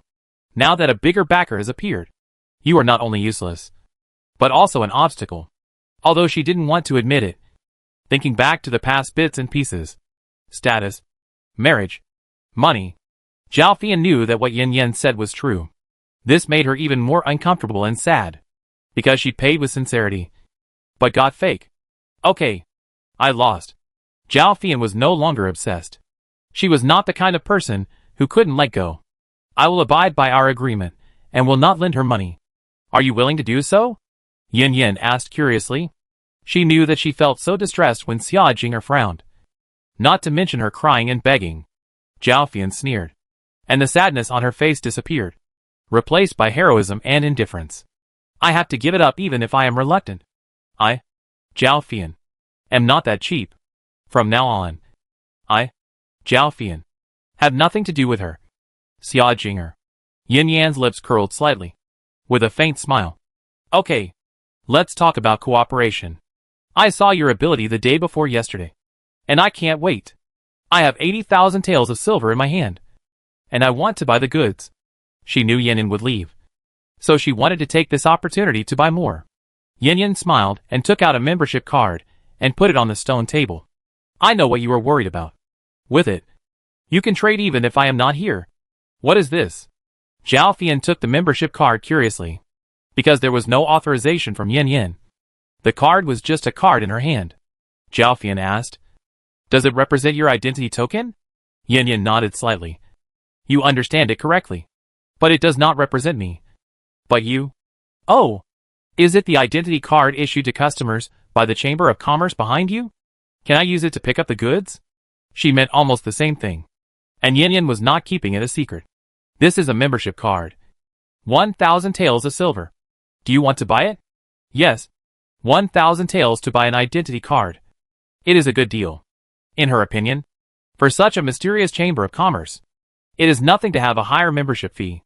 Why do you want to get unique goods from others without paying anything? You know, good goods are never hard to sell. Not to mention that their prices are very cheap. At this critical moment of food shortage. These goods are treasures. Wait. I'll go back to get the money. She knew Yin Yan only accepted silver. So the previous money was exchanged for gold. Soon she brought the servants over. With a total of 4 boxes. Each containing 2,000 taels of gold. And a smaller box containing 500 taels of gold. After sending the servants away, she took out 2 ingots of 50 taels of gold and placed them on the table. Miss Yin, this is the membership fee. By the way, how much is the annual membership fee of the Chamber of Commerce? No membership fee. Yin Yan put her hand on the gold ingot. And the 100 taels of gold disappeared in an instant. Zhao Fian shook her head, suspecting that there was something wrong with her eyes, and rubbed her eyes again. And the gold really disappeared out of thin air. Yin Yan did not explain. And from this moment on, she had to remain mysterious. She raised her chin slightly and said lightly, Try picking up the membership card again. Zhao Fian suppressed the shock in her heart and took the membership card in her hand. The next second, a voice appeared in her mind. Congratulations on becoming a junior member of the supermarket. Do you accept the relevant information about the member? Zhao Fian's eyes widened, and she looked at Yin Yan in disbelief. The other party nodded at her, and told her to accept the information with confidence. Faced with such an incredible and shocking existence, she took a deep breath, stabilized her emotions, and then chose to accept it. The next moment, the information about the member appeared in her mind in the form of a screen projection. And Zhao Fian understood that she had obtained something extraordinary. After 10 days, you can use the membership card to purchase supermarket goods. If you spend 10,000 taels of silver, you can be upgraded to an intermediate member. And if you spend 50,000 taels of silver, you can be upgraded to a senior member. Then, there is a 20% discount coupon and a small temporary storage cabinet. Seeing her own account, Zhao Fian remembered Yin Yan's method of making gold disappear out of thin air. And she had a guess. She took out a gold ingot. And a voice appeared in her mind asking whether to recharge. Sure enough, the next moment, the gold disappeared, and her account changed from 0 to 4,000 taels. Can I withdraw it? As soon as this idea came up, the voice appeared again, asking her how much money to withdraw. The supermarket will charge a 1% handling fee, with a minimum of 1 tael of silver, and a maximum of no more than 1,000 taels. She didn't know what 1% meant, so she tried to withdraw 100 taels of silver, and the handling fee was deducted by 1 tael. So this is what 1% means. Compared with this handling fee, it is safer to deposit tens of thousands of taels of silver into the account. And it is convenient to carry. Everyone who gets a membership card has concerns about losing it. So Yin Yan added a piece of information to the membership card, stating that the membership card has been bound and will not be lost or dropped, and can be summoned at any time. Chapter 184. Zhao Fian, like everyone else who had just received a membership card, began to try. She put the card into the box. And when she silently summoned it in her heart, it really appeared in her hand. After trying several times, she finally put her mind at ease and couldn't let go of the card. After a long while, she slowly calmed down from the shock, and then looked at Yin Yan with gratitude. Miss Yin, I didn't expect you to give me such a precious item. I don't know how to repay you. Her words made Yin Yin very satisfied. This is much better than that Liu Yuqiang. Yin Yin smiled and said, Miss Zhao, this is not given to you for free. You need to sign a contract and guarantee that you will purchase no less than 50,000 taels of silver every month. 50,000 is absolutely no problem. With this membership card, I don't have to worry about my plan not being able to be implemented. By then, 500,000 taels is possible. Just thinking about it makes me excited. As for what plan? Of course, it is to become a supplier for the 2 northwestern provinces. Of course, she can't expect Miss Yin not to give the membership card to others. But as long as the competition is fair, Zhao Fian has never been afraid of anyone. Yin Yin took out 2 contracts out of thin air. The 2 signed and sealed. And she put the contract away, facing the other party's envious eyes. Yin Yin smiled and said, Don't be envious. When you upgrade to a senior member, you will have a space like this. Really? Zhao Fian opened her mouth in disbelief. In her opinion, this is no different from the methods of immortals. Seeing her smiling and nodding, Zhao Fian felt a sense of unreality. Miss Yin, you are actually a fairy, right? Because her methods are too magical. Ah. Yin Yin sighed helplessly and said leisurely, I wanted to interact with you as an ordinary person, but I didn't expect to be calculated and alienated. Well, I'll show my cards. I won't pretend anymore. I'm a fairy agent. Wow! Zhao Fian exclaimed. It's really a fairy. As for the 3 words agent, they were automatically muted. Oh my god! I actually met a fairy. My ancestors must have accumulated virtue, and their graves must be filled with smoke. She carefully touched her hand, then her arm, as if to determine whether it was a real person. Yin Yin rolled her eyes speechlessly. I'm a supermarket fairy agent, not a fairy. It's the same. Don't worry about these details. Okay. It's up to you. Do you want to buy the goods now or wait 10 days to buy them? Now. 10 days are enough for me to sell this batch of goods. But the goods exchanged with the nomadic tribe cannot be pulled back to Pancheng. Speaking of exchanging goods, Yin Yin decided to help Ning Yuan develop a supplier. Miss Zhao, supermarkets actually accept goods. Whether it's dairy products, furs, blankets, or anything else. We accept them. Really? That's great. I don't have to look for buyers anymore. To be honest, Xueqiao, that bastard, did something behind my back, causing me to lose nearly 10,000 taels of silver. She was very angry just thinking about it. And she would definitely make him pay when she got back to Liangqiu. By the way, how should I deliver the goods? You seem to be leaving Pancheng. Right? Wait. You need to find Ning Yuan for the delivery. He'll be in charge. Master Ning is also a fairy agent?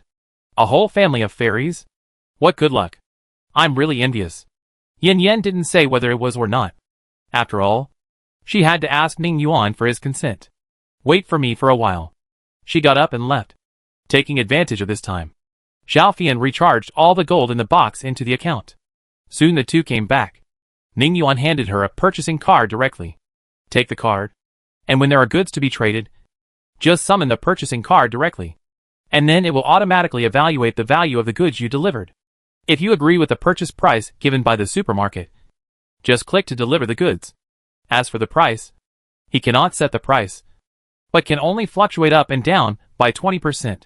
Among them, if the purchase price is reduced by 20%, he will get a 10% commission, and there will be no commission for the original price.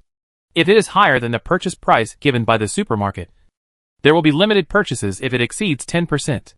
If it is higher than 20%, the transaction will be suspended, and the supermarket will reevaluate the value of the goods.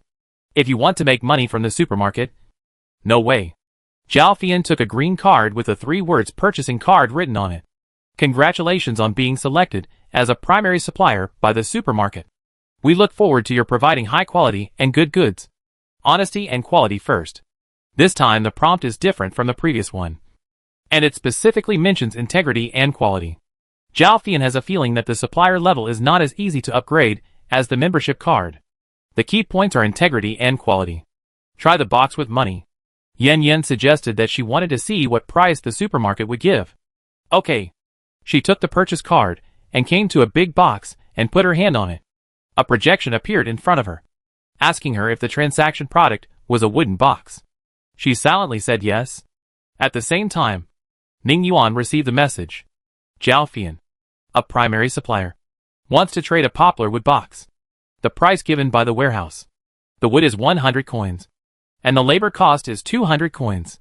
The recommended purchase price is 300 coins, which can fluctuate up and down by 20%.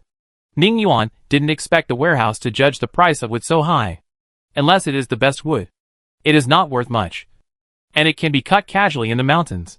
And the labor cost, which should be cheap, is as high as 200 coins? You know, buying an ordinary wooden box without decoration only costs 1 or 2 coins of silver. The labor cost given by the warehouse is higher than the value of the box itself. Well, in the other world, the labor cost is indeed very high. If the supermarket uses the other world as a reference, there is nothing wrong. He silently lowered the price by 20%, although he wanted to lower it by 100%. Zhao Fian received the information. 1 poplar wood box. Purchase price 240 coins. Do you want to trade? She was dumbfounded. Miss Yin, is this price wrong? Yin Yin also saw it, and she also felt it was high. But the price was not controlled by them. You can't say it's wrong. You still have to have some dignity. Yes, this is the price set by the supermarket immortal. In that case, I won't be polite. If you don't take advantage of a bargain, you're an idiot. Zhao Fian traded all 4 wooden boxes. The box that was originally bought for 400 coins was sold for 960 copper coins. And she made 560 coins with tears. Seeing her expression of joy, Yin Yan's mouth twitched. She decided that if the price was outrageous, Ning Yuan would collect it separately and then sell it to the supermarket, to save others from collecting the money and calling them idiots. Seeing that she wanted to trade something else, Yin Yan interrupted her directly. Are you still buying things? We will leave after lunch. Bye. I rented a courtyard house. Let's go there to trade. She wanted a lot of goods. The inn was not suitable, and the place was not big enough. Yin Yan said hello to Song Yin and the others, and left Ning Yuan behind. She and Zhao Fian left the inn and headed for a house not far away. The two of them rode on horses, and halfway through, she stopped the horse with a look in her eyes. What's wrong with Miss Yin? Zhao Fian asked in confusion. Chapter 185. Be careful of Xueqiao. Yin Yan didn't say anything, just looked not far away. Zhao Fian followed her gaze, and was stunned for a moment. Why are they together? In the distance, a man and a woman walked into the tea house. They were Xia Jinger and Xueqiao. It seems that Miss Zhao should be careful of the Xue family, Yin Yan reminded her.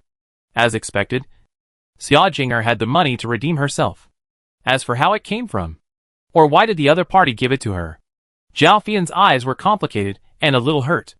It wasn't until the two entered the tea house that she retracted her disappointed eyes. Maybe she didn't betray me. Although she was disappointed with Jinger, she didn't want to think too badly of her. However, how could the two people who were so unhappy get together? You know, Xueqiao not only broke off the engagement, but also sold Xia Jinger once. How could she easily forgive this insulting move? Yin Yan smiled and said nothing. Whether it was true or not, she would know when she experienced it herself. Before it happened, she would not believe anything. Let's go! At the intersection, the two turned into the alley, and soon arrived at the house she rented. The house had a large courtyard, and the rooms inside were empty and had few furniture, which was just right for a warehouse. Because there were too many varieties in the supermarket, she couldn't tell her one by one. So she only mentioned one thing in each category. With the price. Think about it. What do you plan to buy? Zhao Fian thought for a while and said, instant noodles and ham sausages are 20,000 taels of silver each. Then rice and flour are 10,000 taels of silver each. And finally chicken legs and duck legs are 5,000 taels each. The remaining 10,000 taels is my promise at the time. All these she wanted were intended to be sold to nomadic tribes. They had no shortage of beef and mutton, but no chicken and duck. If they couldn't grow food, they also needed to be bought. As for instant noodles and ham sausage, they were convenient to eat. Even if they couldn't be boiled in water, they could be eaten dry. Seeing that winter was coming, many tribes had to migrate, and instant noodles and ham sausage were the best food. So she bought so many. Yin Yan received 80,000 taels of silver. She began to put the goods in each house. She put the instant noodles in the yard because there were too many, and the house couldn't fit them at all. The ham, sausage, and chicken and duck legs were smaller in size, but they filled several houses. Finally, there was a 20-kilogram bag of rice and noodles, which cost 700 won, equivalent to only 21 won per liter. Even in the past, this price was low because the grain output was too low. Before the drought, the price of rice and noodles had been fluctuating, with the lowest not less than 30 won and the highest not more than 70 won. Let's not talk about the current price. It's not normal at all. But even so, Xiao Fian didn't buy all the rice and noodles, but chose instant noodles. In fact, Yan Yan could understand it more or less even if she didn't say it. The high price of rice and noodles is a national phenomenon, which is not something that the small Zhao family can shake. If she suddenly lowers the price, and there is no way to deal with it, then the Zhao family will be in danger. So she exchanged a little bit. Soon after the distribution was completed, there was almost no place to step in the whole yard. Looking at so many things, Zhao Fian smiled from ear to ear.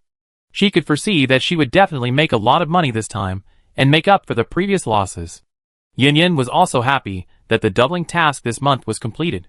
When Yan Yan returned to the inn, Ning Yuan and the others were waiting for her to come back for dinner. After dinner, they left the inn. They met Xia Jinger, who had been waiting for a long time, and Chuer was with her. Between the Zhao family and the young lady, she finally chose the young lady. Miss Yan. Xia Jinger bowed gracefully, still wearing a white dress and a jade hairpin. Plain but elegant. Yan Yan raised her eyebrows. She was not afraid of the cold wearing so little in this weather. If it was snowing, would only her head be visible? No matter how she complained in her heart, her face showed no expression. Why? Do you have money to redeem yourself? The word redeem yourself made her lowered eyes flash with a fierce light. Then she smiled slightly, pretending not to hear the word. She took out a silver note and handed it over with both hands. Miss Yan, this is a silver note of 10,000 taels. I hope Miss Yan will keep her promise and return the agreement with the young city lord to me. Yan Yan did not say that she would only accept money. The existence of the warehouse made up for this shortcoming, and she wanted to fleece the warehouse. With the agreement and the letter of withdrawal in hand, Xia Jinger finally breathed a sigh of relief. So far, she is still the same Xia Jinger, and she has dealt with all the relationships over the years. She now only looks forward to returning to the capital, and then using the Song family to open up a new situation. Dad, Mom, and sister. Thinking of the deceased, her expression became unusually firm. There were not many people traveling this time, but there were quite a few carriages. Xiao Guzi insisted on riding in the same carriage with his apprentice, and Xiao Yong was worried and sat together. Abu naturally followed his younger brother and sister. Yin Yin and Ning Yuan were in the same carriage. It was rare for someone to take care of the child, so she was happy to spend time with Ning Yuan. Song Yen wanted to stay with his nephew, but was driven out by Ning Yuan. Then, there was Xia Jinger. Although she was an orphan, she was a famous girl after all. In such a cold weather, Song Yen couldn't ask her to ride in a big carriage. She was not suitable to go in other carriages, and it was even more inappropriate to go in the same carriage with him. So he simply asked the city lord for another carriage. There was another carriage, which was loaded with food and pots and pans, and other necessary items for travel. There were a total of 8 guards, who came to Pancheng with him. 3 of them went to deliver letters. 1 to Chengjibao, 1 to Jinchuan, and 1 to the capital. The remaining 5 people just happened to be all coachmen. When did he, a young marquis, travel on such a shabby scale? Whether it was the dozens of guards, or the 2,000 soldiers he brought, they were all separated, and he didn't even know whether they had walked out. Chengjibao also left 500 people to meet Deputy General Han and his men. More than half a month has passed, and these people haven't come to join him. I wonder if something unexpected happened. Originally, the city lord wanted to send someone to escort him, but Song Yin refused. If their people followed, how would Xiuhu, the 3 children, come back? After rushing for a long time, they finally entered the town before dark, and they didn't have to sleep on the streets at night. You know, it's very cold at night now, and it's already below 0. Among these people, only Song Yin, Xia Jinger and her servant, and Ning Yuan are afraid of cold. Others either have supernatural powers, internal strength, or golden dragons. Song Yen will not treat himself badly. Not only does he wear cotton clothes, but he also has a fur coat to wrap himself up. which is very warm. Xiao Yuan doesn't need him to worry about it. Yin Yan has already prepared winter clothes. The warm underwear made of rabbit fur is warm and not bloated. Wearing a padded coat on the outside, his body shape has basically not changed. And he still looks so handsome. Finally, he took out the hooded cloak made of brown bear skin and put it on him, not giving the cold wind a chance to invade. The only one who looked shabby was Xia Jinger. The master and servant spent the whole journey wrapped in blankets. When they got off the car, Song Yin found that she was shivering with cold. Although he laughed in his heart, he still asked someone to buy 2 sets of winter clothes for them. If she really got sick on the way, it would be troublesome. Chapter 186. The master and servant who moved themselves. The inn didn't have much business, and they were originally going to make samples. But unexpectedly a big customer came. The wealthy Yin waved his hand and booked the entire inn. Then the inn's employees became their full-time waiters. Soon, the meal was served. Looking at the 2 dishes and 1 soup on the table and listening to the lively sounds next door, Xia Jinger's face was very gloomy. "Miss, eat while it's hot. It will get cold in a while." Chuyer sat aside and advised her. Although the lady said that she could eat at the same table with her, she was embarrassed to move her chopsticks if the lady didn't eat, and could only look at the steaming food and swallow her saliva. "Eat. Eat. Just eat." Xia Jinger glared at her impatiently, with a hint of cruelty in her eyes. Chuyer was startled. This was the first time she had seen such a lady, and she was stunned in an instant. Xia Jinger took a deep breath, and the angry expression disappeared, replaced by weakness and pity. "Chuyer, I'm not angry with you. I'm just very sad. I clearly treat them as my relatives. Why don't they want to accept me?" As she spoke, she tapped her eyes with a handkerchief. Chuyer breathed a sigh of relief. This was her young lady. It was just an accident just now. Seeing the young lady so weak, she once again turned into a caring sister. "Young lady, don't be sad. Lord Song and young Master Ning were just temporarily confused by that woman. I believe it won't take long for them to discover your goodness and know who is the one who deserves their sincere treatment. Will they?" Xia Jinger looked at her with tears in her eyes, looking pitiful. Chuyer nodded very confidently. "Yes, the young lady is so kind. She will definitely do it." With her encouragement, the weak young lady finally became strong and brave. "Then let's eat." When the young lady spoke, Chuyer hurried to help her serve the rice, and then started eating. However, after eating a few bites, Xia Jinger looked at the food on the table in a daze. "Miss, what's wrong? Is the food not to your taste?" Chuyer asked with concern. Xia Jinger shook her head, hesitating to speak. Chuyer tried to ask, "Miss, do you want to eat the food I cooked?" Xia Jinger shook her head. "No, I just think the food in the inn is average. I wonder if Uncle Song and Brother Ning are used to it." Chuyer was stunned for a moment, and then understood.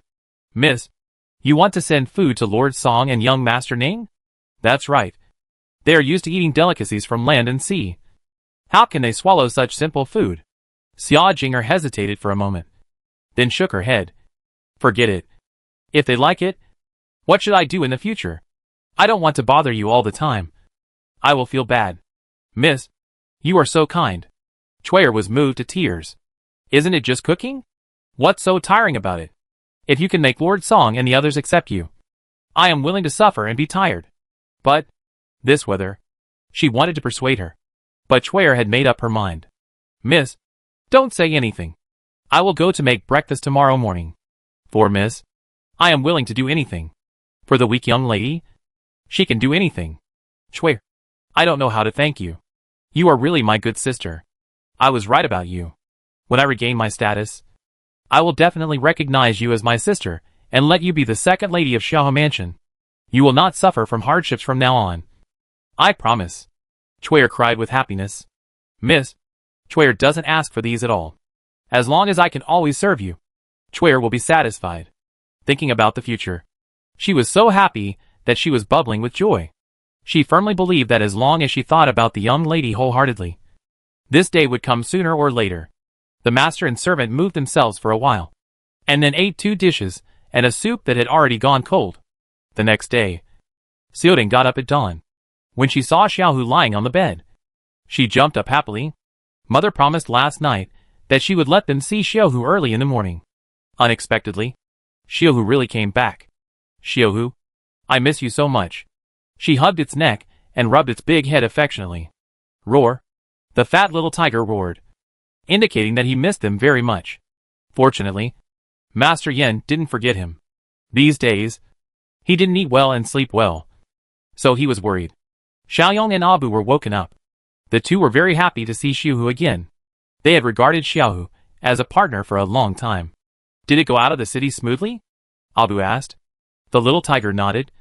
It was quite smooth, because he flew out with Yen Yen. It was the first time he experienced flying since he was a child. That feeling is still unforgettable. When Yen Yen came in, he saw 3 children circling around the little tiger, and they were very happy. Have you finished washing up? We have to go to eat. Right away. The 3 answered at the same time. I was busy chatting with Xiaohu, and forgot to wash my face and brush my teeth. A quarter of an hour later, she led the 3 little ones and a tiger to the dining room. When Song Yen saw the little tiger, he couldn't take his eyes off it. If it weren't for the fact that the capital didn't allow the raising of wild beasts, he would have raised a big tiger long ago. This is the little tiger. It's really cute. No wonder Xiaodin and the others kept talking about it. He touched its head, and the little tiger was very well behaved. He knew that this was the relative of Yen Yen's man and couldn't offend him. Suddenly feeling a malicious gaze, the little tiger immediately roared at the other party with vigilance. Abu's face instantly became serious, and he stared at Kiguzi cautiously. Senior, what do you want to do? Xiaodin asked curiously. Brother Abu, what's wrong with the master? Abu didn't say anything, but his expression was not good. Kiguzi touched his chin awkwardly. Don't be upset. I'm used to it. Aren't I? Xiaodan pouted and asked unhappily. Master, what did you do? How did you offend Xiaohu and Brother Abu? Well, when I see a wild animal, my first thought is which part can be treated with medicine. Didn't I just stop thinking for a while? I didn't expect the little guy to be so sensitive. Roar. Xiaohu roared unhappily, showing his sharp teeth and claws. Xiaoguzi had no choice but to apologize to it and coax it. Okay. I was wrong. I apologize. This way, when I need tiger bones and tiger whips, I will never think of you. Master. Xiaodin rolled her eyes. No wonder Xiaohu was so anxious about him. It was good enough that he didn't bite him. How could she know that it wasn't that Xiaohu didn't bite, but that he knew he couldn't beat him? Roar. With his promise, Xiaohu put away his claws and no longer posed an attacking posture. Xiaoguzi patted his apprentice's head, not to mention that this was brought back by Yen Yen. Just because his beloved apprentice likes it so much, he has to ensure that Xiaohu is always well. Anyone who dares to take advantage of it must pass this test. At this time, footsteps were heard outside. Xia Jinger walked in with a food box. The originally lively house suddenly became quiet. Jinger meets Uncle Song, young Master Ning, Mr. Chiu, and Miss Yin. Chapter 187. This kid is really smart. My niece is here. Have you eaten? Song Yin asked casually. Xia Jinger paused. Shouldn't she say? You're here just in time.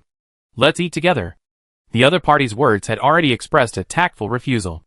Xia Jinger would naturally not go up to him and make him feel unhappy. Reply to Uncle Song.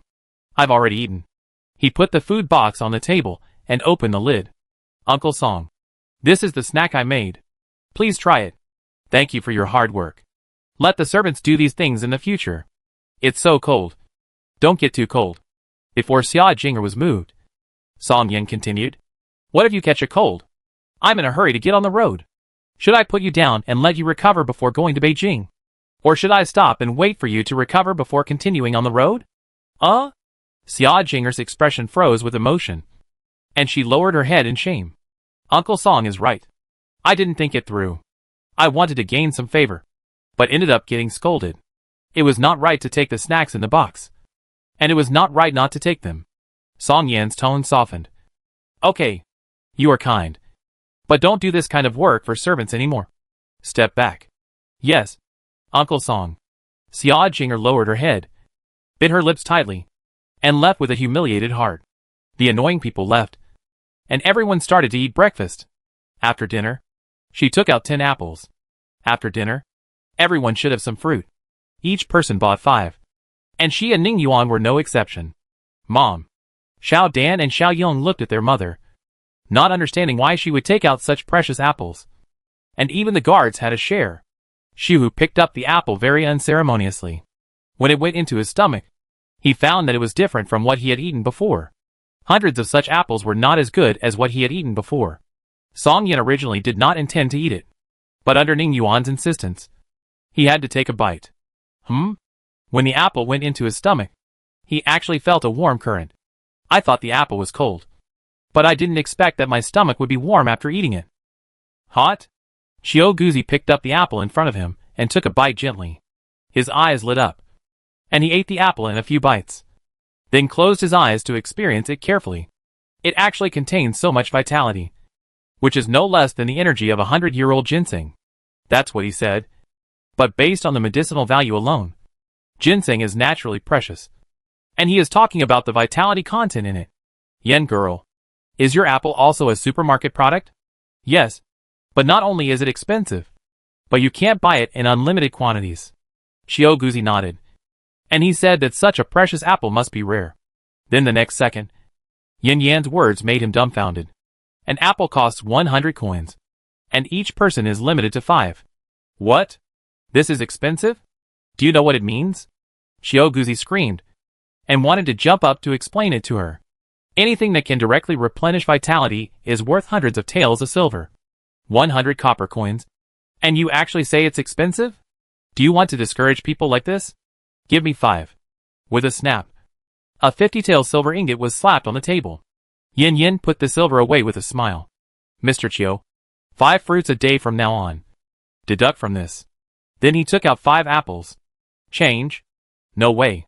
Song Yin had no money and was very poor now, so he could only take out 10 taels of silver. Niece's wife. This is for uncle and 5 guards. 5 apples a day. Looking at the 10 taels of silver, Yin Yin decided to be generous and do a favor. Uncle, how can I take your money? You can eat as much fruit as you want in the future. However, a mosquito leg is still meat no matter how small it is. So she changed the subject. But the money for the 5 guards still needs to be paid. As he spoke, the 10 taels of silver disappeared. Then uncle won't be polite. Song Yin was very happy. He only exempted him, but not the guards. This was a clear distinction between relatives and strangers, which meant that his uncle was closer. Abu took the apple and did not eat it. Xu Yong's eyes moved slightly, and then he looked at his mother. Mom, I can go shopping today. Put the fruit in. It's been adjusted a long time ago. Just buy it directly. There was nothing to do in the car yesterday. So she and Ning Yuan studied supermarkets to see which ones were suitable for trading now. Fruits were naturally included. Xiaoyong immediately took out his membership card and bought 5 apples from it. 2 for Xiaodan, 2 for Abu, and 1 for Xiuhu. Seeing this, Xiaodan also took out his membership card. 2 apples for his brother, 2 for Abu, and 1 for Xiuhu. Among the 3 children, Abu had the most apples. He held the apples, at a loss. If he said he had no money, how could Xiaodan and the others ask for his money? But he felt guilty for taking it for nothing. Return it? No need to think. The 2 of them would definitely be angry with him, and it might even alienate their relationship. For a moment, he was in a dilemma.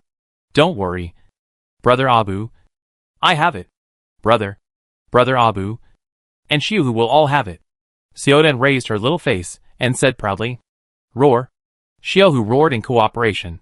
Xiaodan is its best friend. Although Xiaoyong didn't say anything, his actions showed everything. Looking at the 2 of them, Abu sniffed and tears fell on the apple. At this moment, even if he had thousands of words and infinite gratitude, he couldn't say anything. Xiaoyong stepped forward, patted his shoulder, and gently called, Abu, brother. The word brother made Abu's heart tremble, and a smile appeared in his eyes. Yes, he is Xiaoyong and Xiaodan's brother. A brother for life. Yeah. Abu nodded heavily, and the word brother was deeply imprinted in his heart. Xiaoyong smiled with his lips pursed.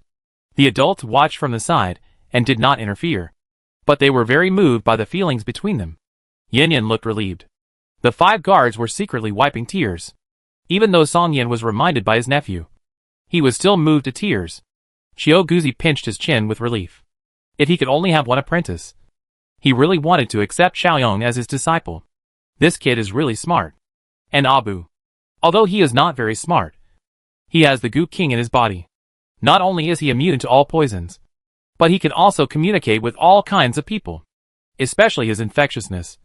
For people with less skills, it is definitely a killer. By the way, Yin girl is really lucky. She can meet the Gu King host just by jumping off a cliff. And she is still a child. Speaking of good luck, no matter if there is a fairy behind her, she can own an unknown supermarket, which already shows that she is not simple. This day, it is finally going to change. After eating the apples, everyone is ready to set off. Before leaving the inn, the shopkeeper stopped people and spoke embarrassedly. Miss Yin, you need to pay another 10 taels of silver.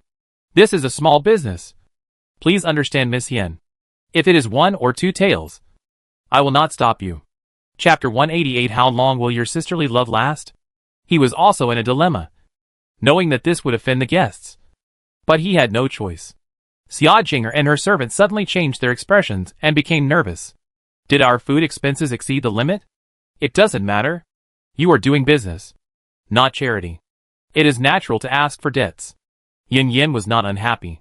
With the current prices, it was normal to pay a few taels of silver more. She handed over 10 taels of silver. The shopkeeper took it and was very grateful. Thank you, Miss Yin, for your understanding. But I really didn't ask for more money. He looked at Chui. Your maid made 3 boxes of snacks this morning. And the walnuts, pine cones, and dates cost 1 tael of silver. I asked the waiter to buy her good antifreeze cream, which cost 5 taels of silver. Also, she accidentally broke more than 20 plates and a dozen bowls, wasting a lot of food, and broke a food box, which cost 4 taels of silver. Chui's face turned pale. She didn't expect the innkeeper to tell everything. She stood there blankly, facing the eyes of everyone, and was at a loss for a moment. Xia Jinger grabbed the handkerchief tightly, wishing she could tear it off as if it were the innkeeper. Suddenly, she felt a mocking look. Looking up, she met Yin Yan's half-smile expression. Xia Jinger felt like she was seen through everything, and her face was flushed. It was all Chui, this idiot, who made her embarrassed. Chui, why don't you quickly admit your mistake to Miss Yin? She said, scolding her harshly. Chui glanced at the young lady, hesitated for 2 seconds, and then knelt down with a plop. Miss Yin, it's all my fault. I wanted to make some snacks for the masters, but I didn't make them well and accidentally knocked over the plate, hurting my hand. Please punish me. Miss Yin. She resisted everything. Yin Yin glanced at her hands. Her originally white and tender hands turned red. If she didn't take good care of them, she would probably get frostbite. She didn't want to embarrass her. She was just a silly girl used by Xia Jinger. Maybe she had other ideas. But it was a pity that she had problems with her master. Seeing her staring at Chui's hands without saying anything, Xia Jinger felt a sense of crisis in her heart. Chui, although you are kind-hearted, you did something wrong after all. I will punish you to reflect on your mistakes on the truck for a day. If you do it again, I will not let you off easily. Yin Yin turned her head and glanced at her. It was so cold, and she was blowing the wind on the truck for a day. She was cruel enough. However, she wanted to see how long the love between the master and servant could last. Chui, I originally wanted to exempt you from punishment, but your young lady has spoken. I can't not give her face. Right? Giving her a look of taking care of herself. Yin Yin passed her and left. Song Yin naturally had no objection. Not to mention that Xia Jinger was just an outsider. Even if he wanted to use her, he would not beg her. But she had to ask for herself to be valuable enough to be used by him. Ning Yuan, of course, stood on Yin Yan's side, ignoring her pitiful eyes, and helped his woman into the carriage. Xia Jinger gritted her teeth in hatred. What did it mean to give her face? Is this how to give face? No matter how she greeted Yin Yan's family in her heart, Yin Yan didn't care. The weak would curse and plot behind people's backs. In the car, Yin Yan established a member welfare group and pulled Ning Yuan and the twins in. The 2 children were excited for a while about the new things, but soon accepted them. The family chatted in the group. Xiaodan, Mom, I want to praise you for not being soft-hearted and forgiving Chui. Yin Yin was amused by the girl's words. Xiaong, Mom knows everything. You don't have to worry. Xiaodan, humph. That Xia Jinger is really too bad. It turns out that the food was made by Chuyer before, and she pretended to be made by herself. Hypocritical. Fortunately, her true colors were exposed today. And you, mother, father, uncle, and master, will not be fooled. Xiaoyong, only you didn't see it. Xiaodan, what do you mean? You knew that the food was not made by her a long time ago? In the car, Xiaodan looked at her brother in confusion. Why didn't I notice it? Looking at the little apprentice, who was excited at first, and then suddenly became quiet. Xiao Guzi was very puzzled. What are you talking about? What didn't you notice? Master. Be quiet. Xiaodan put her index finger to her mouth, signaling the master not to speak, and looked at her brother with a pair of big eyes, asking for an answer. Xiaoyong replied directly in the group. Xiaoyong, it's very simple. She is a girl from a noble family. How could she cook by herself? And her hands are well maintained, let alone cooking. She has never even touched an embroidery needle. Even if she just learned it, it is impossible for her to make porridge or dim sum so well. So there is only one answer. Xiaodan, others did it. Xiaoyong, yes. Think about it. It was the first time that Uncle Grandpa saw her making dim sum. Why did he say that these were the work of servants? Uncle Grandpa has long been accustomed to these tricks. If she told the truth, Uncle Grandpa would not say those words to embarrass her. But she still thinks she is so smart and fools others as fools. Xiaoyong sneered. He could see through all her tricks. Not to mention mother and uncle. Xiaodan, so that's how it is. Brother is so smart. She contributed another wave of admiration. In the group, Yin didn't say anything. She looked at the two little guys' analysis, and said almost the same thing. Another thing is that no matter who made the snacks, she would not eat them, because she could feel the strong malice from Xia Jinger. Of course, she had to guard against such people. If Uncle Song Yin hadn't had other plans, Xia Jinger would never have reached the capital. Uncle only explained one sentence. The enemy of my enemy is my friend. He didn't say anything else. Probably because he didn't want them to know. She didn't know how the Xia family disappeared. But it was true that the officialdom was like a battlefield. She wouldn't interfere with Uncle Song Yan's desire to keep Xia Jinger. She didn't understand the affairs of the officialdom. But she knew that Uncle Song Yin would not harm her and Ning Yuan. After rushing for half a day, they originally planned to take a break at noon. But the sky was getting gloomier. Xiaodan used his new skills to predict that there would be a blizzard. And they needed to find a place to hide now. Otherwise, they would be in danger if the blizzard came. The car sped up and Chuyer, who had wrapped herself tightly, was shaken by the cold wind and shivered. At this moment, she regretted it a little. An hour later, goose feather-like snowflakes fell one after another, and a thick layer of snow was laid in less than half an hour. It was almost dark, and under Xiaodan's guidance, a dilapidated temple finally appeared in front of them. The car stopped in front of the temple, and everyone got off. At this time, the snow had reached the position of the calf, and the heavy snow was still falling, with no sign of stopping. This was a Taoist temple, which was already dilapidated. There was a bonfire burning in the temple, indicating that there were people inside. 2 guards went in to take a look and came out soon. Master, there is a young couple in the temple who are going to Pancheng to look for their relatives. They encountered a snowstorm on the way, so they came here to take shelter. For the time being, the 2 are not in danger. Chapter 189. Who is this person? Everyone entered the Taoist temple. The guards also led the horses in. With the tiger watching, they were very obedient. Others began to clean the Taoist temple, then moved the things in the car in and prepared to cook. Chuyer was stiff and shivering around the fire. Yin said, "Wait until your body is warm before warming up." Xia Jinger immediately stood up for her.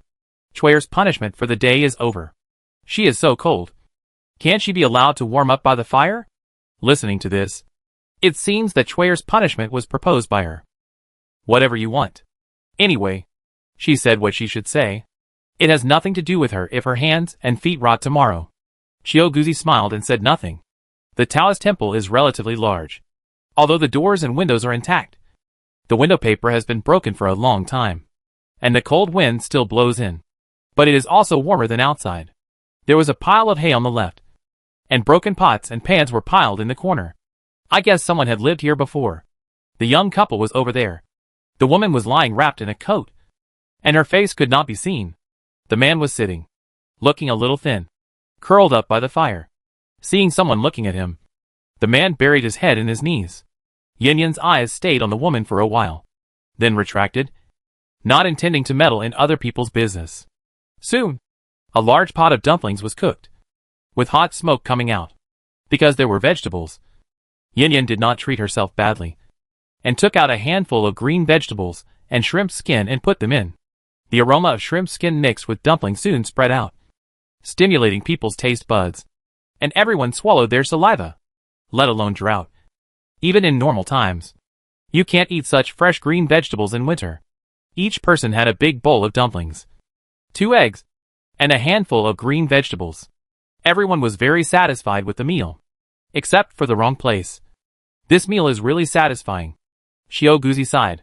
Song Yin agreed. Although it is not as good as delicacies from the mountains and seas, it is good to eat a bowl of hot dumplings after a day of freezing. He had another idea about the membership card of his nephew's wife. If the membership card is rich, it would be good to give him one. For people of his status, the goods in the membership card can be used at any time, which is more practical than doing business. They ate lively, and even Xiao, who had a big bowl of dumplings to eat. The man in the corner secretly glanced at them, struggled for a moment, and lowered his head again. Ahem.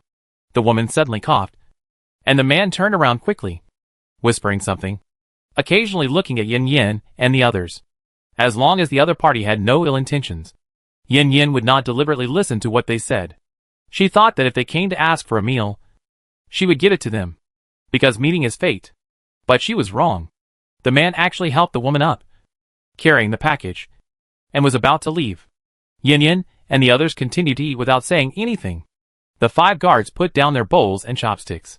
Although they were still sitting, their eyes were already on the 2 people. The man hugged the woman, who was wrapped tightly in a cloak and whose face could not be seen, leaned against the wall, and walked carefully towards the door. Xia Jinger suddenly spoke. You too. It's snowing outside and it's dark. Why are you in such a hurry to get going? The 2 paused, and the man looked at the people in the temple cautiously, without any intention of answering.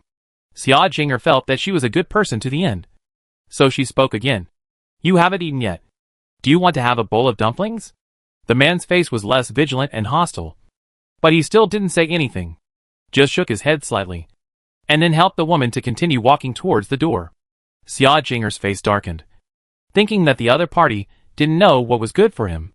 But forget it. She didn't plan to eat with the beggar, and she said this just for show. The door opened. The cold wind mixed with snowflakes blew in. The man and the person in his arms shivered at the same time, looking at the white outside, the heavy snow that had already covered half a wheel. The man hesitated for a moment, and the woman coughed twice again, and then he led people into the heavy snow. After the people left, the guards closed the door, and the temple became warm again. Hey! Xiao Guzi suddenly sighed, then shook his head. Xiao Dan asked quickly, Master, what's wrong with you? Is the food not to your taste? Xiao Guzi touched the little apprentice's head lovingly. Nothing. I just feel that the woman will die soon. So I sigh. As he said that, he looked at Yin Yan. Yin Yan blinked inexplicably. Why was he looking at her? Is that someone I know? Or is it related to the Song family? Only in this way would he look at himself, instead of Uncle Song or Xiao Yuan. Xiao Guzi shook his head. Neither. Yin Yan was a little confused by his hesitation. Either say nothing, or finish the words. It's really annoying to say halfway. Looking at the dumplings in the bowl, Yin Yan couldn't eat anymore. She began to search the original owner's memory. Most of the people in the Song family went to see God, leaving only Xiao Zhang's mother and son, and the eldest brother Song. As for the Yin family, they are still victims of the disaster in Jinchuan. Wait a minute. Yin Yan suddenly thought of someone. The original owner's sister-in-law, Song Sanjuan's twin sister Song Xiangxiao. Before the original owner married, Song Xiaomei had already married a scholar in the town. Later, she followed her husband to the capital for the imperial examination. It is said that she passed the examination and has never returned since then. Later, the drought began, and everyone wanted to run to the big city. So how could they return to the countryside? It was a coincidence that they had never met each other. Could it be that the person just now was Song Xiaomei? Yin Yan guessed. What if it was? She looked at Xiaodan and Xiaong, and then recalled the original owner's memory. Song Xiaomei's marriage was still arranged by Song Lao. Although she had never come back, she often asked people to bring back things, many of which were for Xiaoyong and Xiaodin. At least before Song Lao left, there were a lot of things for the children.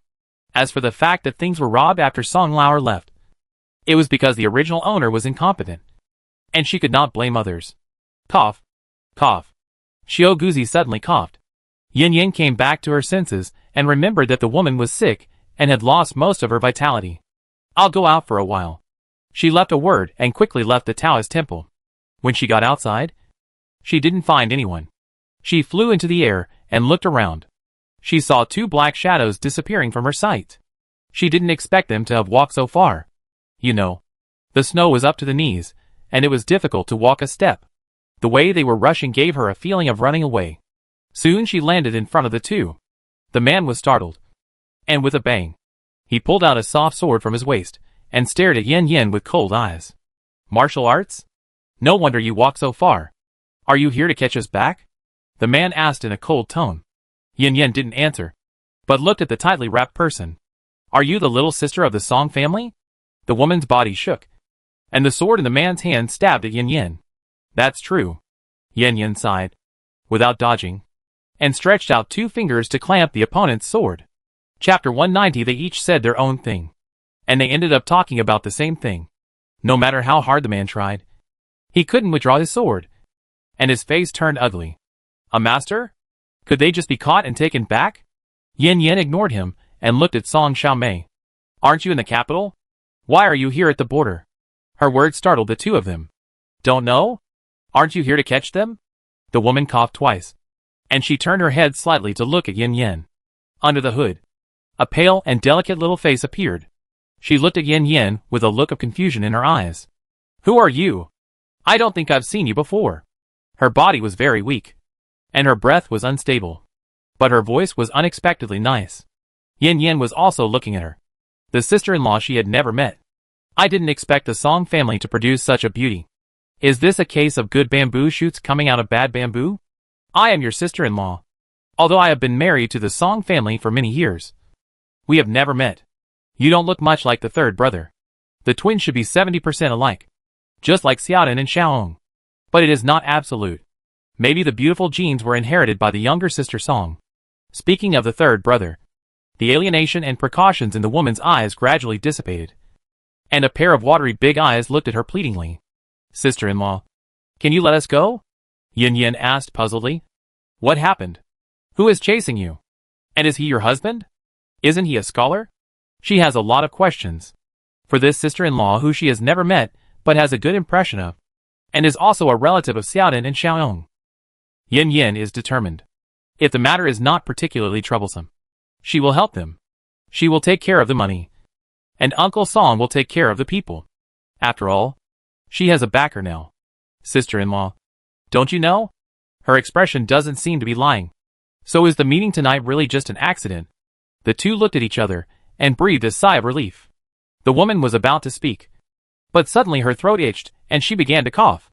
This time, unlike before, she couldn't stop coughing, as if she was going to cough out her lungs, which made Yin Yin uncomfortable. She stepped forward and stretched out her hand. What are you going to do? The man's face changed, and he immediately abandoned his sword and slapped him. Yin Yin nodded, and the man froze and couldn't move. Then he put his hand on the woman's chest, and a white light flashed in his palm. The woman stopped coughing, and after a while, her face had color and her body had strength, and she no longer looked like she was about to fall down at any time. Thank you, sister-in-law. The woman left the man's arms, stood upright, and performed a thank you to her. The man's eyes opened wide, and a look of joy appeared on his face. Yin Yin thought to herself that the Song family's ancestral graves were smoking, raising such a polite and well-educated daughter. Do you have money? Ah? The woman was stunned for a moment. Why did she suddenly mention money? But she was only stunned for a moment, then nodded. Yes. How much does sister-in-law want? 1 tael is enough. You and your man each get half. We don't have 1 tael. Is 5 taels okay? Sure. Give your man half. For this sister-in-law who has special abilities and saved her. The woman was very obedient. She took out 2 ingots of 5 taels of silver and put one in the man's arms. Yin Yin stretched out her hand. Little sister, give me the silver. The woman didn't understand what she was doing, but she did it anyway. The next second, a pile of food appeared in the snow, with 5 apples and 2 fruit cakes on top. Oh my God! The woman opened her mouth wide, looking at the food that appeared out of thin air in disbelief. Was she dreaming? The man was also shocked, and his eyes changed when he looked at Yin Yin. Yin Yin did the same thing, took the man's money, and conjured up another pile of food, also with 5 apples and 2 fruit cakes. These foods are enough for you to eat for a while. And there is also this apple. Little sister, eat one a day, and your body will get better soon. Sister-in-law, are you giving all these to us? The woman still couldn't believe it. Not only did she not catch them, but she actually gave them food? Could it be that her mother sent them? Looking at the food on the ground, Yin Yin pinched her chin and said, there are too many things for you to take. Wait for me to get off. I'll get a car over. As she said that, she flew up. The woman looked at the person flying in the air. She didn't expect that the Song family would have such a powerful person. And did the sister-in-law really go to find a carriage? Or call her uncle? She didn't know. Yulan couldn't move, so they could only wait where they were. Soon a carriage rushed towards them. Yin Yin let the man go. Little sister, you are weak. Hurry up and get in the car to avoid the cold. And let your brother-in-law load the things in the car. Also, remember to eat an apple every day. I know. Sister-in-law. There was no one in the car, and there were 2 thick quilts. The woman now believed that the sister-in-law did not tell on him, but really helped him. She held Yin Yin's hand, her eyes red.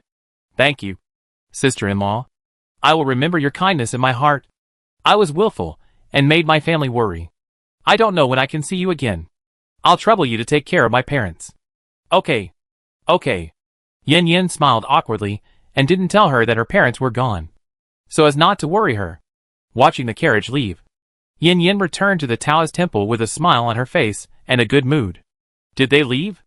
Ning Yuan asked. He wanted to follow her, but was rejected by Yin Yin. After thinking about it, this was Yin Yan's sister-in-law, and he really didn't want to see her, so he didn't insist. But he still felt sour. Yin Yin smiled and glared at him.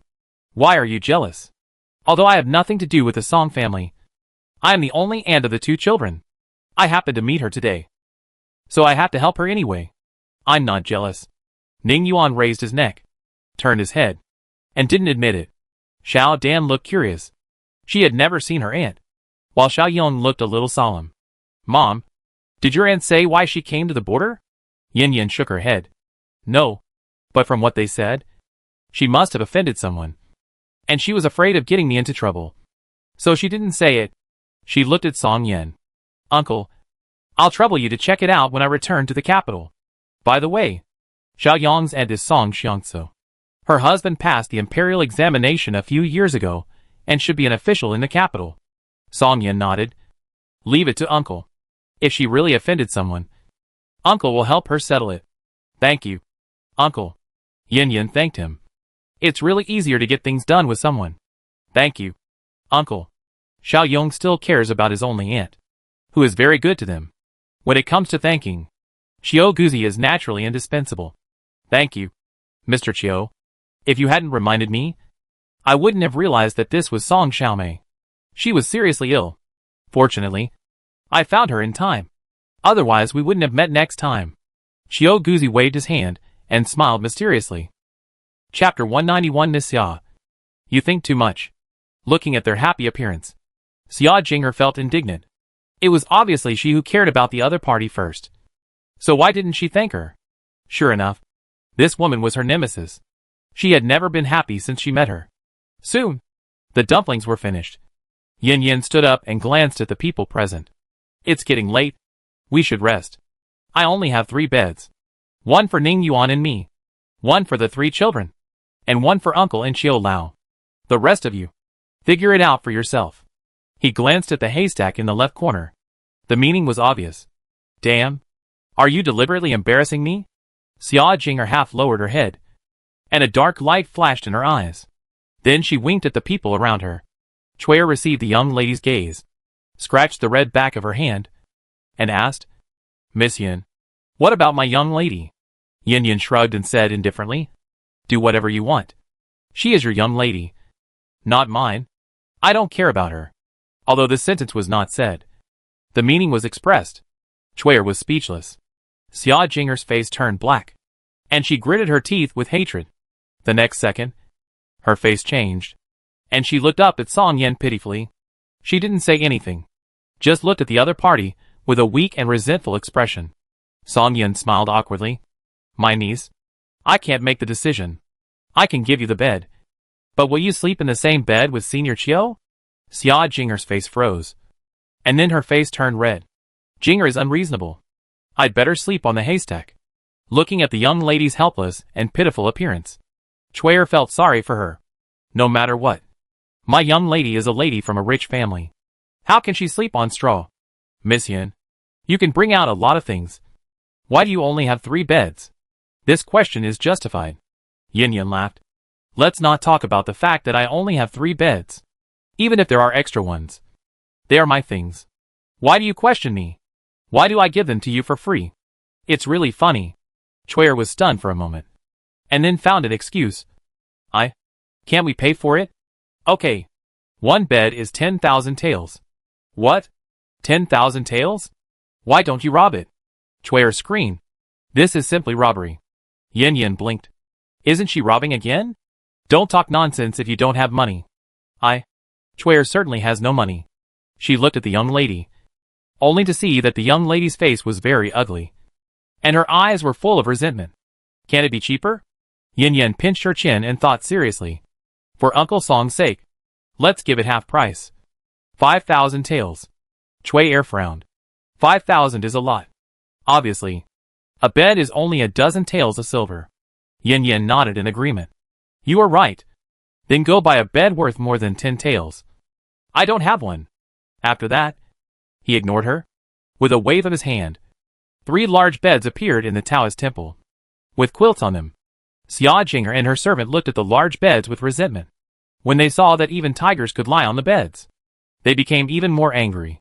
Unfortunately, no one cared about them and sympathized with them. The guards moved the extra quilts from the carriage over. One spread on the haystack, and one used to cover it. Looking at the haystack in the corner, Xia Jinger felt very disgusted. But there was no way. She couldn't stay up all night. She walked towards the haystack, holding up her skirt with some disdain, and wanted to sit down. A guard stopped her. Miss Xia, this is my bed? Xia Jinger's face instantly turned red. Miss, let's not argue with these servants. Let's. Chuer hadn't finished her words, and the remaining 2 beds were instantly occupied. As for the other 2, they had to keep watch, so they didn't make their beds. Xia Jinger's face turned from red to black. These people were too hateful. She was so angry that she trembled all over. Humiliation, anger, resentment, all kinds of emotions intertwined. She couldn't help it anymore. Tears fell. Chuer was furious. Miss, they are too bullying. I will go to Lord Song to seek justice for you. Forget it. Chuer. Xia Jinga held her back. She didn't fight for the bed before, and there was no need to waste the few friendships for these things. Besides, their voices were loud, and Lord Song could not have failed to hear them. It didn't matter if she heard them. Why did she humiliate herself? Endure? Before turning over. All she had to do was endure. Wait. Sooner or later, she would make these people regret treating her like this. Xia Jinger endured everything and walked towards the door. The door opened, and she hesitated as she looked at the snow that was almost up to her knees.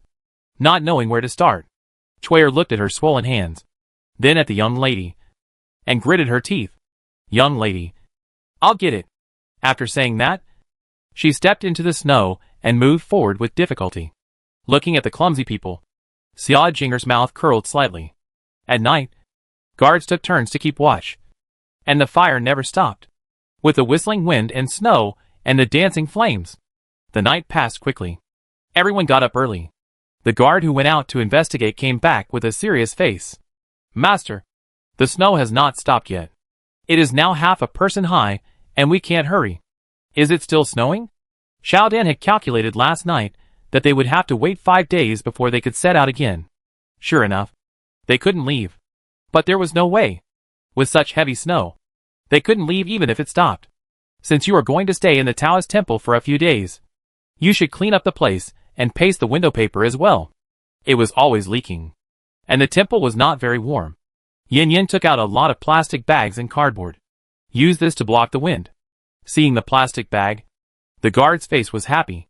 He didn't have to worry about where to find paper to paste the window. The three men patched the leaky windows. And the two came back from snowing outside, preparing to boil water and cook. Yin Yin thought about it and bought 2 tables and a few plastic stools directly from the supermarket. After asking everyone what they wanted to eat in the morning, several people answered rice porridge. She did not take out raw rice, but took out a box of tremella and longan A treasure porridge.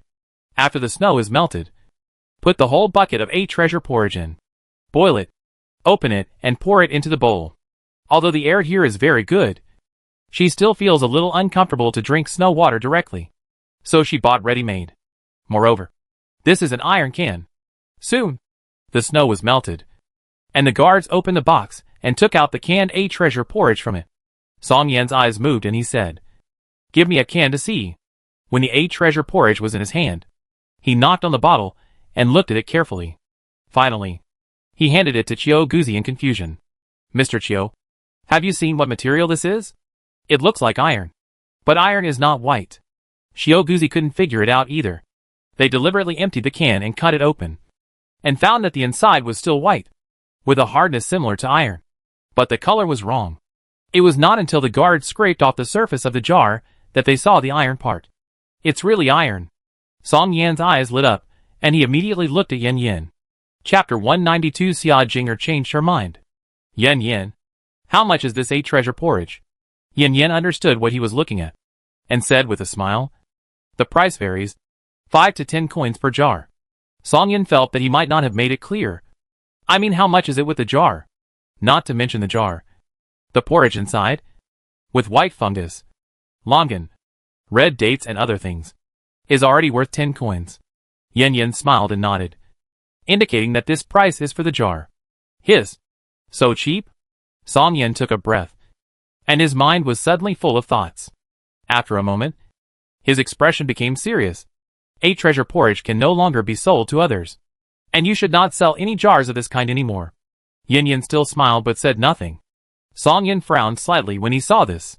"You may not understand what these jars represent. Ironware is controlled by the state." "I know. But I didn't mind it. Also, this is A treasure porridge. It's food," she emphasized. "I know it's food, but its value lies in the packaging. Do you know how difficult it is to refine iron of this purity? This kind of jar can even be melted and used directly." The more he talked, the more excited Song Yin became. There is no shortage of iron ore in the great Zhou dynasty, but it is difficult to refine it. The higher the purity, the better the weapon made. And the jar in his hand is a treasure. Yin Yin raised her eyebrows and asked, "So what? You know?" Song Yin wanted to persuade her with national justice, but as soon as he said it, he was met with the dissatisfied eyes of his nephew. "Uncle, if the court needs it, you can purchase this kind of jar. What we can promise for the time being is that iron products will not be sold abroad." This is what Ning Yuan said. "There will be more and more good things in the supermarket, and it is impossible to be bound by the court forever." Song Yin was silent for a moment. If it were someone else, he would directly use his power to suppress others. But his own precious nephew could not do that. "So, Xie Yuan, Yin Yin, give me 2 months. No, 1 month. I need to seek the consent of His Majesty. After all, the sale of ironware must be registered with the government, and the supermarket still has unlimited purchases. Even if you don't restrict it here, those merchants who buy it will be restricted by the court and cannot buy in large quantities. Of course, I am not stopping the transaction, but I want the court to become the largest customer of this type of goods." After all, the nephew's wife had said before that the monthly transaction amount must be guaranteed. So he understood that restricting transactions would not work and could easily backfire. So he simply took a step back. Yin Yin also took a step back. "I understand my uncle's painstaking efforts, so let's just sell it to the court for the time being." She didn't say it firmly. Who knows what the task behind the supermarket is? By the way, there is this in the supermarket. Yin Yin took out the iron racks used in the kitchen. Iron boxes of biscuits, iron boxes of canned food, and iron chairs. Looking at so many iron products, Song Yan's eyes were straight. He could already imagine that 1 year later, the combat capability of the entire army would be improved by several levels. A good weapon is equivalent to a life, which is very important. I want both. Both. Ha. Song Yan laughed so hard that his mouth couldn't close. Yin Yin winked at Ning Yuan when she deliberately took out so many things. Ning Yuan guessed what she meant. Uncle, the country has been suffering from drought for 3 consecutive years. It is estimated that it will take many years for the court's economy to recover. We definitely can't buy these goods in large quantities. It's better to do this. What can we do? Tell me. Song Yan hurriedly urged him. Doesn't our country have a lot of iron ore? Just exchange it with ore. It's okay if it's not refined. Of course. But the purchase price must be cheaper than the selling price. Is there such a good thing? Song Yan immediately agreed. Yes. Of course. They use raw ore to buy finished products, saving the manpower, material and financial resources of refining. Only a fool would disagree. With this achievement, I believe that the influence of the Song family in the military camp will be a little greater, and finally make up for the lack of military power. Let the family take another step in his hands. Just thinking about it makes me excited. Yin Yin was also very happy when she saw the warehouse and the classification of ore. She thought that the acquisition of these products required dealing with the court. However, no matter what era, mineral resources are rare and precious. How could the court easily trade minerals? Even if they are short of money, they can still take out millions of taels of silver. At worst, they can directly sell some silver mines, and the court can support them for a long time. The appearance of the iron can give her hope. So she did this. As expected, when Uncle Song saw the finished iron products, which were so cheap, he was immediately tempted. As for why she wanted to purchase, she always felt that it was normal to have both buying and selling. So she asked Ning Yuan to try to find a corresponding supplier for everything the warehouse wanted to purchase. She reached an agreement with her uncle and boiled the water. The guards were not afraid of the heat, and took the 8 treasure porridge directly out of the water, then opened it and poured it into the bowl. The rich porridge aroma came to her nose. And looking at the red 8 treasure porridge, people's appetite was shocked. Xia Jinger had been listening quietly beside her, and the light in her eyes kept changing. She already had some guesses about Yin Yan's methods, and her mood changed from shock at first to acceptance, and then to anger and resentment. Why did God treat her like this? She was just a farm girl. Not only did she have a magical supermarket, but she was also lucky enough to hook up with the waste of the Ning family. Even if Ning Yuan was a waste and was abandoned by the Ning family, he would not live long. But he still had the support of the Song family behind him. Wait. Xia Jinger secretly looked at Ning Yuan. Although the other party was weak, it was not as if he was going to die at any time, as the world said. Thinking about Chiu Guzi, who was said to be a miracle doctor, it was very likely that Ning Yuan would be cured. If his illness was cured, plus the support of the Song family, would he get back the position of the prince? Then he would be the head of the Ning family. Thinking of this, Xia Jinger felt hot in her heart. It turns out that the opportunity has always been in front of her. Why didn't she find it at first? Huh? She secretly breathed a sigh of relief, and hope ignited in her eyes. As for Yin Yin, she didn't take her seriously. How can a rural widow who doesn't know etiquette, doesn't know education, looks average, and has a burden be compared with her, the daughter of Xia Yangho? If it weren't for that magical supermarket, 100 of hers wouldn't be as good as her. In her opinion, whether it was Ning Yuan or Lord Song, they were good to Yin Yin just because of her magical supermarket. I don't know which immortal was blind and gave her the supermarket. Now she has changed her mind and wants to be the wife of the prince and take Ning Yuan down. As for Yin Yin, her supermarket is very important, so let her be a concubine. What? You said it's wishful thinking? No. Xia Jinger is very confident. Besides, she doesn't believe that Ning Yuan would like a village woman at all, but just use her. Let's have dinner. Yin Yin invited everyone to eat.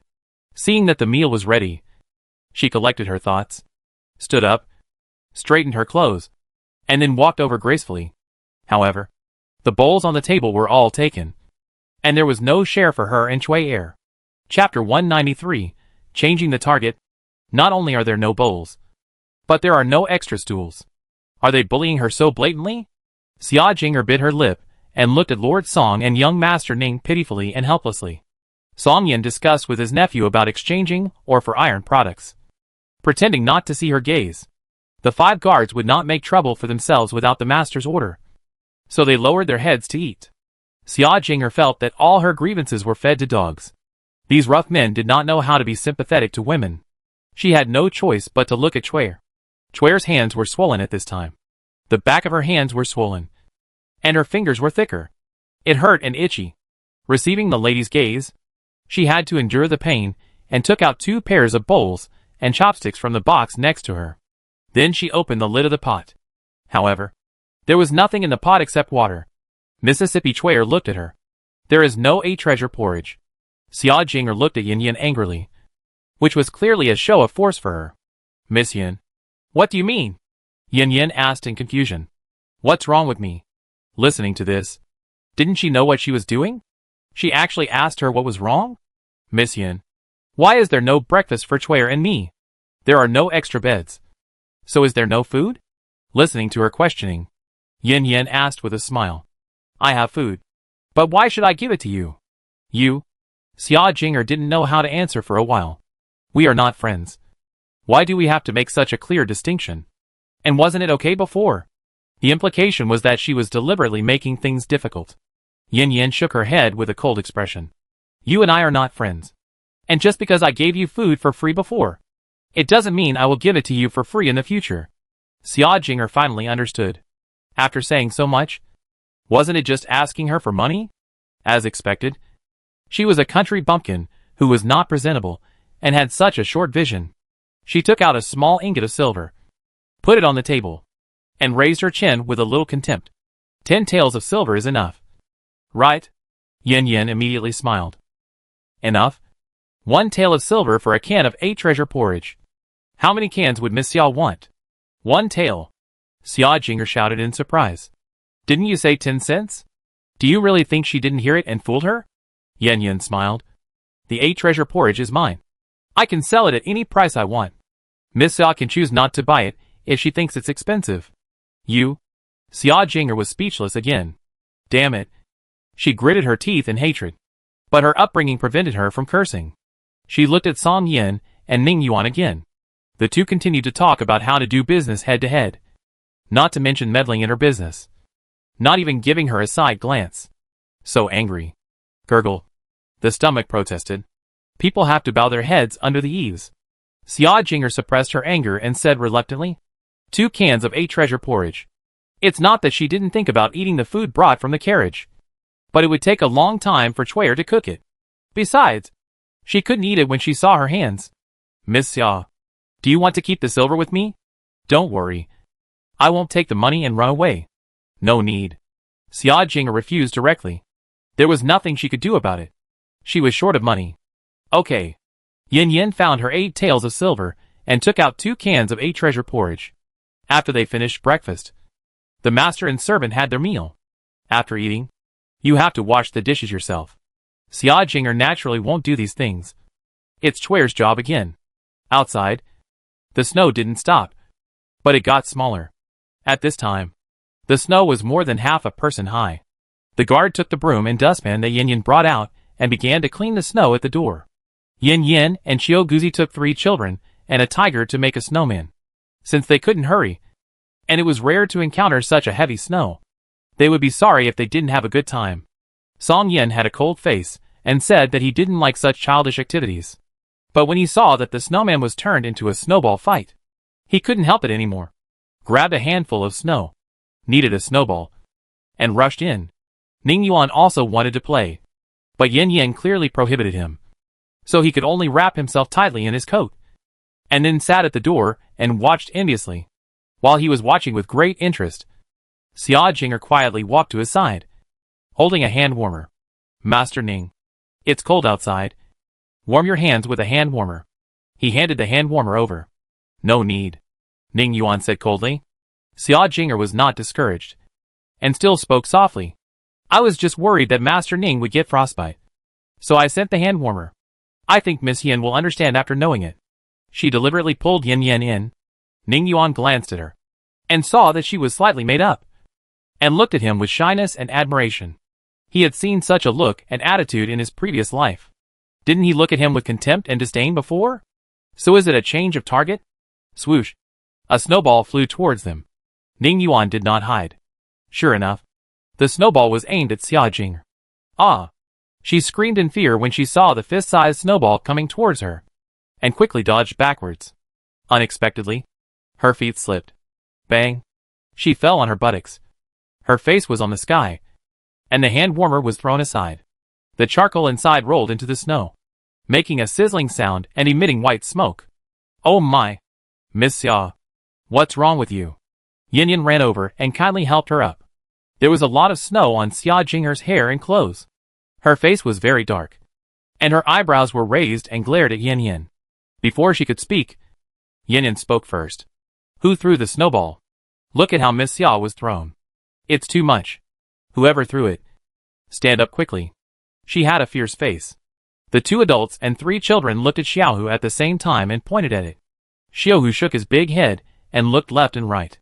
You actually used a big tiger like me as a shield. I am not a human. But you are real dogs. Xiao Dan kicked it with her foot, and the little tiger reluctantly took the blame. It roared, jumped and landed in front of the door, and then shook off the snow on its body. Yin Yin immediately hid behind Xia Jinger, and Ning Yuan also covered his face with a cloak. Only Xia Jinger was caught off guard and had a face full of snow. Her face was so black that water could drip out, and she no longer cared about any manners, and screamed aw. Yin Yin picked her ears. It was so noisy. It's all your fault. The apple was halved. She glared at the little tiger. How could the little tiger deduct its apples? Roar. It opened its mouth and roared angrily. The deafening roar carried the pressure of the Beast King and spread several kilometers away. Xia Jinger was so scared of the ferocious tiger in front of her that she dared not make a sound. Her eyes were full of fear, for fear that it would pounce on her. Finally quiet. Yin Yin nodded in satisfaction. Miss Xia. Look. Xiaohu hit you with a snowball by accident. I'll let him come forward to apologize to you. Looking at the tiger with sharp teeth and domineering, Xia Jinger was so scared that she quickly waved her hands and shook her head. No. No. It didn't mean it. I forgive it. Apologize to her? Do you really think she's stupid? It's obvious that he's threatening her with the tiger. Chapter 194 Encountering the Exile Team. Now everyone is on the side of this woman. Even if she is really injured by the tiger, no one will speak for her. I am a little tired. I will go back to rest first. Before Yin Yin could say anything, Xia Jinger said something and ran back to the Taoist temple like she was escaping, fearing that she would be eaten by the tiger if she was a second late. What a pity. Before Yin Yin finished speaking, Xia Jinger ran faster. She covered her mouth and chuckled. And everyone laughed too. What are you laughing at? Yin Yin glared at Ning Yuan lightly. Ning Yuan touched his nose innocently. What does it have to do with him? He is also a victim. Okay. The snowball fight continued, and Xia Jinger never came out again. After the guards cleaned the snow in front of the door, they cleared the carriage and prepared to make lunch. Yin Yin took out a dozen elbows, onions, ginger, garlic and other seasonings, as well as 2 large barrels of mineral water, and had stewed elbows for lunch. She took out a few bags of unfilled steamed buns as the staple food. Half an hour later, the elbows were cooked and it was time to eat. Xia Jinger still didn't see her share, so she took out 2 taels of silver very consciously. Yin Yin glanced at it and didn't take it. An elbow costs 5 taels, and a steamed bun costs 1 tael. Your money is only enough to buy 2 steamed buns. Why did the price increase again? Xia Jinger was very dissatisfied. Also, isn't a bag of steamed buns 15 copper coins? You are clearly a profiteer. Forget about the elbows. But a steamed bun is so expensive? Yin Yin didn't like it. Miss Xia, you must have evidence when you speak. I sell it at a clearly marked price. So how can I be a profiteer? Forget it. I won't sell it. So you don't have to call me a profiteer. After saying that, she handed the elbow to Uncle Song. Add more dishes. Wait. Looking at the delicious elbow meat. Even if there were hot steamed buns, she would not eat without the elbow. I bought it. 1 elbow and 2 steamed buns. 7 taels of silver.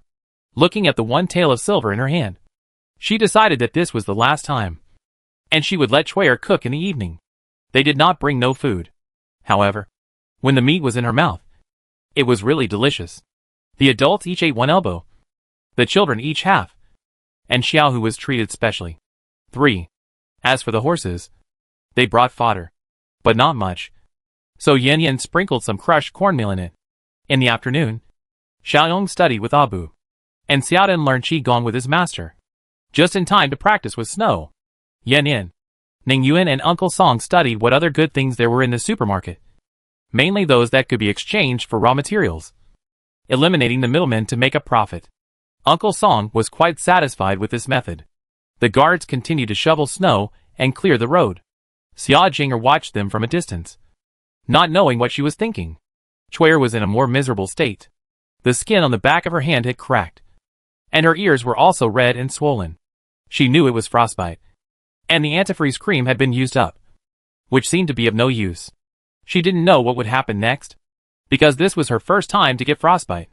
When she was at the Zhao family, let alone frostbite, she had never touched cold water. She mentioned it to the young lady and asked her to buy a bottle of frostbite cream from Miss Yin. But the young lady was also in a difficult situation because she didn't have much money. Either save the money for food, or buy frostbite cream and go hungry later. The choice was left to her. Chuer actually wanted to say that we can't eat the food we brought from Pancheng. Is food more important than her hands? But she didn't say these words after all. There was no way. She could only endure it. And it would pass if she endured it. Towards evening, the snow finally stopped. The sun came out, and the temperature suddenly warmed up a lot. As long as it's sunny for the next 2 days, the snow will almost melt. Hearing what her uncle said, Xiaodan raised her little face and said, "It will be sunny the next 2 days." That's good. Song Yin touched her little head. After the snow incident, he believed in her ability by 70%. I didn't expect that you can calculate so accurately after only learning from Master Chiu for a few days. He couldn't help but sigh. She was gifted, and people couldn't envy her. Xiaodan didn't say that she could predict originally, but combined with the master's method, she could predict more accurately. As for the supernatural power, her brother didn't let her say it. In the evening, Xia Jing originally wanted Chuer to cook rice porridge, but Yin Yin took out instant noodles with vegetables. Whether instant noodles are delicious or not is beyond discussion, but the aroma is really tempting. When paired with a handful of green vegetables, a poached egg, and a braised chicken leg, it is irresistible. She asked about the price.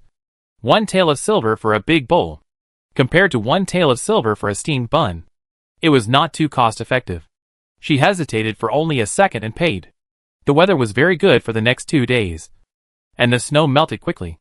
On the first day, the snow reached the knees, and on the second day, it reached the calf. Their meals were also very good, with steamed buns, porridge, and some side dishes in the morning, roast chicken and roast duck at noon, and soup dumplings and instant noodles in the evening.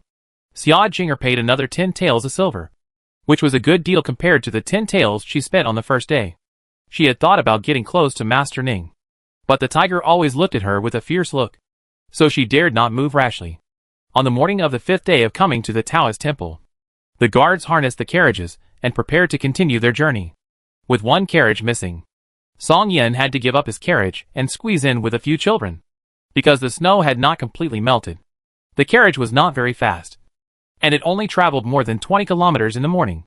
The snow was white, and a group of black shadows soon appeared in the field of vision. One of them went to check and returned quickly. "Master, there is a team of exiled personnel in front. 10 officials and 25 prisoners." The number of prisoners was a little less. Generally, 10 officials were matched with 50 exiled prisoners, and at least 40 people were required. Thinking about the heavy snow 4 days ago, you will know what happened. I see. We'll meet later and ask about the situation. Yes, Master. The teams walked towards each other, and it didn't take long for the 2 teams to meet. Seeing the driver with a sword, and the other party's expression and momentum, the escorting officer was very considerate and asked the team to stand aside and make way. The car slowly stopped, and a guard walked over and chatted with the leading officer for a few words. Yin Yin lifted the curtain and looked outside. More than 20 prisoners were wearing tattered clothes and shackled on their hands, one after another, to prevent them from escaping. But even without the chains, they were all weak and trembling with cold, and they couldn't run away. This is exile. She couldn't help but sigh, thinking of her last exile. More than 100 people protected her and served her with good food and drink. How could it be exile? Sorry. Yan. I'm late. Thinking of her exile, Ning Yuan couldn't help but blame herself. Yan shook her head slightly and comforted him. It has nothing to do with you. Besides, you were unconscious at that time. So even if you wanted to, you would be powerless. Besides, my exile was not so miserable that time. Her situation was much better than Ning Yuan's. At least she could use her supernatural powers as soon as she arrived. Unlike him, whose situation was so bad that he almost got into trouble. Chapter 195. If you are Song Xiaomei's husband. Who was the man last night? I don't know what the guards and the officials talked about. Soon, the carriage loaded with goods was pulled over, and several bags of rice and flour they brought were carried down. The other party was very grateful and wanted to kowtow to thank the noble, but was exempted by Song Yin. He was an official appointed by the court, and it was his duty to help if he was able. Originally, they didn't have much food, so much food really helped a lot, and they thanked him profusely and bowed. Just as the guards got on the car and were ready to set off, someone suddenly shouted, "Sir, I am wronged. Please help me." I saw a man running a few steps towards this side, but he was soon grabbed by the chain. At the same time, the official saw this and ran over. "Want to run? I'll let you run." As he spoke, the whip in his hand greeted him mercilessly. "Ah! No! No! I am innocent." The man screamed in pain from the beating, and cried out to the carriage in front. The officer beat him even harder, still quibbling. How many of those who were arrested don't cry out for injustice? You are all cases decided by the Dali Temple. How could you be wrong? While the criminals were being taught a lesson, the leading officer here confessed to the guards. "Sorry for disturbing the adults. It's because I didn't discipline them strictly." After saying that, he glanced at the man who cried out for injustice, and a fierce light flashed in his eyes. The guard waved his hand and didn't care. "My master has to hurry on his way. Goodbye. Farewell, adults." The officers bowed and said goodbye. The car started slowly, and the officers breathed a sigh of relief. If these damned prisoners disturbed the adults, they might have no future. Although it was not easy to be an escort officer, the salary was high, and there was still some money to be made. Moreover, no matter how difficult it was not the court that was paying the salary. People vying for the job could line up from the east gate to the west gate of the capital. The leading officer looked at the man kneeling on the ground with a fierce look in his eyes. "Tian Yuzu, you bastard. You almost made us offend the nobleman. I will beat you to death today." As he said that, he swung the whip in his hand fiercely. Unlike the previous beating and scolding, the officer was murderous. Snap! A whip was swung on his face, and the skin and flesh were directly torn apart. The man was in so much pain that his eyes went black, and his body was weak, so he fell into the snow with a plop. The second whip was raised. Wait a minute. The carriage that was leaving suddenly stopped, and the guard flew in front of him and grabbed the whip in the other's hand. "What's his name?" The officer was stunned for a moment, and quickly replied, "His name is Tian Yuzu." "Where is he from?" "He was originally from Zhao County, Jianbei Province. Later, he went to Beijing to pass the imperial examination and became an official in the court." As he spoke, the officer wondered in his heart, could this noble know this guy? At this time, the car door opened. Yan got off the car and came close to the beaten man. Ning Yuan and Song Yin also got off the car, wondering why Yan cared about this person. "Help the man up. Let me see his appearance." Yan was confused and puzzled at this time. The officer didn't know who the woman in front of him was, but he didn't dare not listen. Two people came up and quickly lifted the man up. One of them lifted his head. The blood and snow on his cheeks mixed together, looking a little hideous and scary. Ning Yuan frowned slightly. "Wipe it." "Yes." The official hurriedly wiped the man's face with his sleeve. Fortunately, the weather was cold, and the bleeding had stopped. Yan looked carefully and frowned slightly.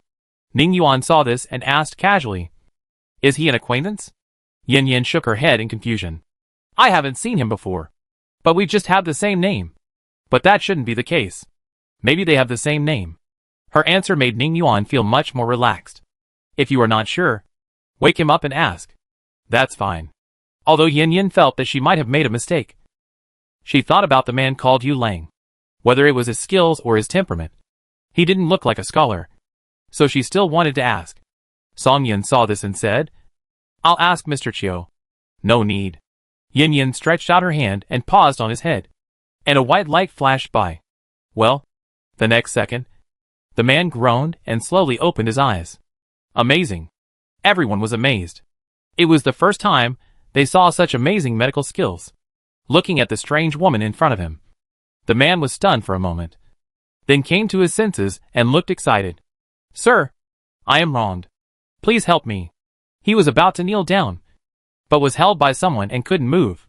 Yin Yin asked, "What's your name? Where are you from? And are there any other people in your family?" The man was delighted and answered quickly. "My name is Tian Yuzu. I am 24 this year. From Sanchi Town, Jiao County, Jianbei Province. And my parents have passed away long ago." He stopped at this point, as if he had some concerns. Yin Yan's heart moved, and she tried to ask, "Do you know Song Xiansa?" The man suddenly opened his eyes wide and looked at her in surprise. "How did you know Xiaomei? You are indeed Xiaomei Song's husband." "Wait, who was the man I met last night?" This time it was Yin Yin who was shocked. The man hurriedly asked, "Did you see Xiaomei yesterday? Why did she come here?" Thinking of something, the man smiled helplessly. "Silly girl. Didn't I divorce you? Why are you chasing me? I just hope you can raise the child well." "Wait." Yin Yin felt that her brain was a little confused. "You mean, you have nothing to do with Xiaomei, right?" Seeing the man nod, Yin Yin felt that it made sense. Xiaomei was free, so it was okay to fall in love with someone else. No shit. It was a big problem. Her husband went to jail, and she cut off ties with them for her and the child. But Xiaomei Song turned around and fell into the arms of someone else. Is this normal? Since Tian Yuzu just cried out for injustice, she had to start a conspiracy theory. Was it a trap set by Song Xiaomei and that man? Oh my god. If she had known this, she would not have gotten out of the car just now. This incident made a fuss. Not only did she find that something was wrong, Song Yin and Ning Yuan also thought of it. And Song Yin even thought of it more. Tian Yuzu continued, "After I was wrongly imprisoned, I divorced my younger sister in order not to implicate my two children, so that the three of them would not have to live a hard life with the family property. As for my confession, it was because Xia Ping threatened me with a child." "Xia Ping?" Song Yin narrowed his eyes slightly, and his niece's fiancé was involved. It seemed that the matter was not simple. Yin Yin asked in confusion, "Since you are afraid of implicating your wife and children to confess, why are you crying out for injustice now?" When talking about the reason, Tian Yaozu's face was ferocious, and with the bloody wounds on his face, he looked a little scary. "I got the news that I would be killed if I arrived in Pancheng, and I don't want to die. Another thing, originally he thought that after so many days, his younger sister must have left the capital with the child and hid away, so he didn't have so many concerns. Now that his younger sister has caught up with him, he has even less to worry about." Chapter 196, he wants to take a gamble. He has been trying to find a way along the way, but he has never had a chance. Until today when he met them, he decided to take a gamble. He mentioned Xia Ping deliberately, and observed the reactions of several people. Song Yan's reaction made him know that he had found the right person. The other party might not be as powerful as the Xia family, but he was definitely not afraid of the Xia family. Yin Yin looked at Ning Yuan and Uncle Song, asking with her eyes what to do. She should help Song Xiaomei in terms of feelings, but she should help Tian Yuzu in terms of reason. Alas, she is really not suitable for meddling in other people's affairs. Song Yin saw her embarrassment, thought about it, and waved to the guards around him. The guards put their ears close. After whispering, he said to Ning Yuan and Yin Yin, "Leave his affairs to Uncle. It's getting late. Let's hurry up." "Okay. Please trouble Uncle." She felt that she had indeed caused trouble for Uncle Song. After the car left, a guard stayed behind. The official looked at the other party in confusion and asked respectfully, "Sir, what are you doing?" The guard said coldly, "I will go to Pancheng with you." "Let's go." "Okay. Okay." The other party didn't want to take anyone away, so they had no reason to refuse. "By the way, what is your name?" "Sir?" "Song Chi." "Song. Is it the Song family in the capital?" The official thought of something and opened his eyes in surprise. This man was originally a guard, and the name Song Chi sounded like it was given by the master. So the man just now was? Song Chi did not deny or admit it. It's getting late. Let's hurry up. After he finished the things his master asked him to do, he had to hurry back. Yes. Yes. The official became more polite. It is said that the 7th rank official in front of the Prime Minister's door does not mean that the gatekeeper has an official position, but that the person who visits should treat the other party as a 7th rank official. After all, it is easy to see the king of hell, but it is difficult to deal with a little ghost. The Song family is one of the top 3 aristocratic families, and the guards in their mansion are comparable to the guards in the palace. Especially the guards around the 2 masters of the Song family. They all have to respect them. Thinking of this, his expression became more respectful, and his attitude was flattering and flattering. Seeing the boss like this, the other people also guessed that the person in front of them was not simple, and they all treated him as a master. The attitude towards Tianyazu was also much better, no longer beating and scolding, and even gave him more food during meals. Tianyazu had hope in his eyes, and he knew that he had made the right bet. Let's talk about the carriage. Yan sighed. She shouldn't be curious. Now it's like this. What if Xiaomei is involved? Song Yin sat in a carriage with them to comfort her. Maybe it's not that bad. Let's leave the matter of Song Xiaomei and Tianyazu to uncle. Yin said embarrassedly. I'm sorry to trouble my uncle. Speaking of which, no matter whether the other party is wronged or not, it is difficult for her to help him clear his grievances, and she still relies on her uncle. Song Yin smiled and said, We are a family, and it's not a big deal to talk about trouble or not. Yan smiled. It feels good to have someone to support her. She looked at Ning Yuan enviously. Ning Yuan blinked in confusion. What's wrong? I envy you for having a good uncle. I think my uncle is very good too. The two looked at him, and Song Yin blushed when he expressed his feelings so directly. Uncle, can you tell me about Ning Yuan's parents? The smile on Yan's face disappeared and she became serious. I actually never understood why Prime Minister Ning treated Ning Yuan like this. Is it true that if there is a stepmother, there will be a stepfather? Speaking of the child's background, Song Yan's expression also became serious. He glanced at his nephew. Although he didn't have much expression, he could still see the doubt and confusion in his eyes. It seems that the child also wants to know the reason. Forget it. I'll tell you. Yan will marry in sooner or later. If the relationship between them is not clarified, she may suffer in Ning Mansion. Ning Yuan's mother, my eldest sister, was originally engaged to the 5th prince, who is now the emperor. Yan nodded. I know this. Liu Yu told me. You can't treat Ning Yuan badly just because princess and he was once engaged to the emperor. Right? He stole the emperor's sweetheart. Shouldn't he be better to Ning Yuan? Wait. Is it because the emperor put pressure on him? That's why the Ning family treated him like this. And the Song family didn't care? That's right. The emperor was cheated on. Even if he was still a prince at that time. It was a great shame. So it's normal to be angry and suppress. Song Yin smiled bitterly. No. The emperor who was still the 5th prince did not put pressure on him. Nor did he suppress him. He left the capital because of emotional pain. At that time, my grandparents were very angry. And in a fit of anger, they broke off relations with my sister. It was also because of this that I didn't know that Xia Yuan was being trained as a medicine man. Even if I secretly inquired, the information I got was that he had been weak and sick since childhood, and his personality was withdrawn and violent. I also asked the imperial physician who treated Xia Yuan, and he said the same thing as I inquired. So I didn't think much about it. If he had known that Xia Yuan had suffered so much, he would have brought him back to the Song family the first time he saw him.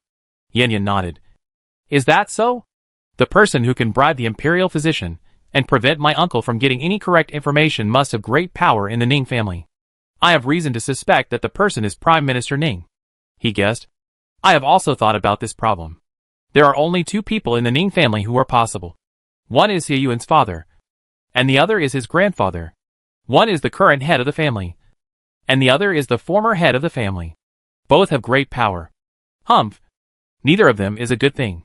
Yan snorted coldly. Uncle, if I know who it is, can I kill him secretly? If she didn't kill him, she would not be satisfied. She actually treated her captain like this. Damn it. Her words made Song Yin laugh. And he flicked her forehead lightly. Uncle knows you feel bad for Xiao Yuan. But killing him is too easy for him. Sometimes living a life worse than death is the punishment. Yin Yan's eyes lit up. Yes, death is a relief. It's better to take away everything the other person cares about. Then hit and humiliate him severely. And finally lock him up. Whip him every day. And feed him chili water. The more he talked, the more relieved he felt. This is indeed the best way. Song Yin smiled and said nothing. In fact, mental breakdown is the biggest punishment. Leave these to him. It's been a while since the letter was sent back. I believe that my father has received his letter and has begun to deploy. Uncle, go on. Why does Prime Minister Ning treat Ning Yuan like this? And what about Princess Anha and the fifth prince? She was gossiping at this time. I really want to know. What's so good about that Prime Minister Ning that he made Princess Anha abandon the infatuated fifth prince? Is he blind? If she knew that the son she gave birth to at the cost of her life was abused by her husband, would she be so angry that she would come back to life? Would she regret her original choice? As for her love for Ning Yuan, there is no doubt that she would love the child she gave birth to at the cost of her life. Also, did Prime Minister Ning love her? If he loved her, why did he marry someone else shortly after she passed away? Chapter 197 The Secret of the Past. She asked this question. Song Yin sighed again. I actually don't understand what my sister is thinking. She obviously liked the fifth prince so much before. But suddenly, she wanted to break off the engagement with him and quickly marry Ning Ji. Speaking of Ning Ji, he had pursued Xiao Yuan's mother madly for a while, and even fought with the fifth prince. He didn't give up until my sister got engaged to the fifth prince. So I don't think it's entirely true to say that she doesn't like my sister. But if she did, why would she treat Xiao Yuan like that? Only they know what happened between them. I don't understand. Hearing the story of his parents, even if Ning Yuan was not the original owner, he was already a little touched. There must be something or misunderstanding in the middle. But unfortunately no one knows except the parties involved. Uncle, why did my father treat me like this? Speaking of this, Song Yin felt a little guilty. It may be because of the relationship between the Song family and the Ming family. After what happened to your mother, the Song family cut off contact with her. Even if the emperor did not pursue it, the Song family had to pretend to do so, and even often oppose the Ning family in the court. I can understand this. After all, it is the face of the royal family that is destroyed. If the Song family does not express anything, they may be unlucky in the future. What about the Ming family? There are 10 major families in the Great Zhou dynasty. The Ming family is one of them. And it is also your grandmother's family. That is, Princess Anna's mother is from the Ming family. The Ming family has a secret technique that can tame beasts. Large beasts and birds of prey will become their partners. At that time, there was no restriction on raising these beasts in the capital. Ning Yuan asked. Uncle, I heard you say before that these large beasts cannot be raised in the capital. Song Yin nodded, with a look of reminiscence on his face. It was possible before. It was after that incident that the emperor ordered that wild beasts should not be kept in the capital. And most of the Ming family moved out of the capital. Your aunt, your mother's cousin, has a big tiger as a mount. And she is as close to your mother as sisters. When your mother insisted on marrying your father, your aunt had a big quarrel with your mother. And then they fell out. She left the capital in anger. The next news about her was 10 months later, which was within a month of your mother's death. Hearing this, Yin Yan's heart moved. Could it be that Ning Yuan's aunt attacked the Ning family with a tiger to avenge Princess Anha? Yes. 1 died. 2 were disabled and 3 were injured. One of Ning Ji's brothers broke a leg, and he himself was seriously injured. He was in a coma for half a month before waking up and saved his life. Ning Yuan sighed. No wonder my third uncle always looks at me with such gloomy eyes, wishing to kill me. So this is the root cause. Song Yin continued. After this incident, everyone realized that the animals raised by the Ming family were not pets, but wild beasts.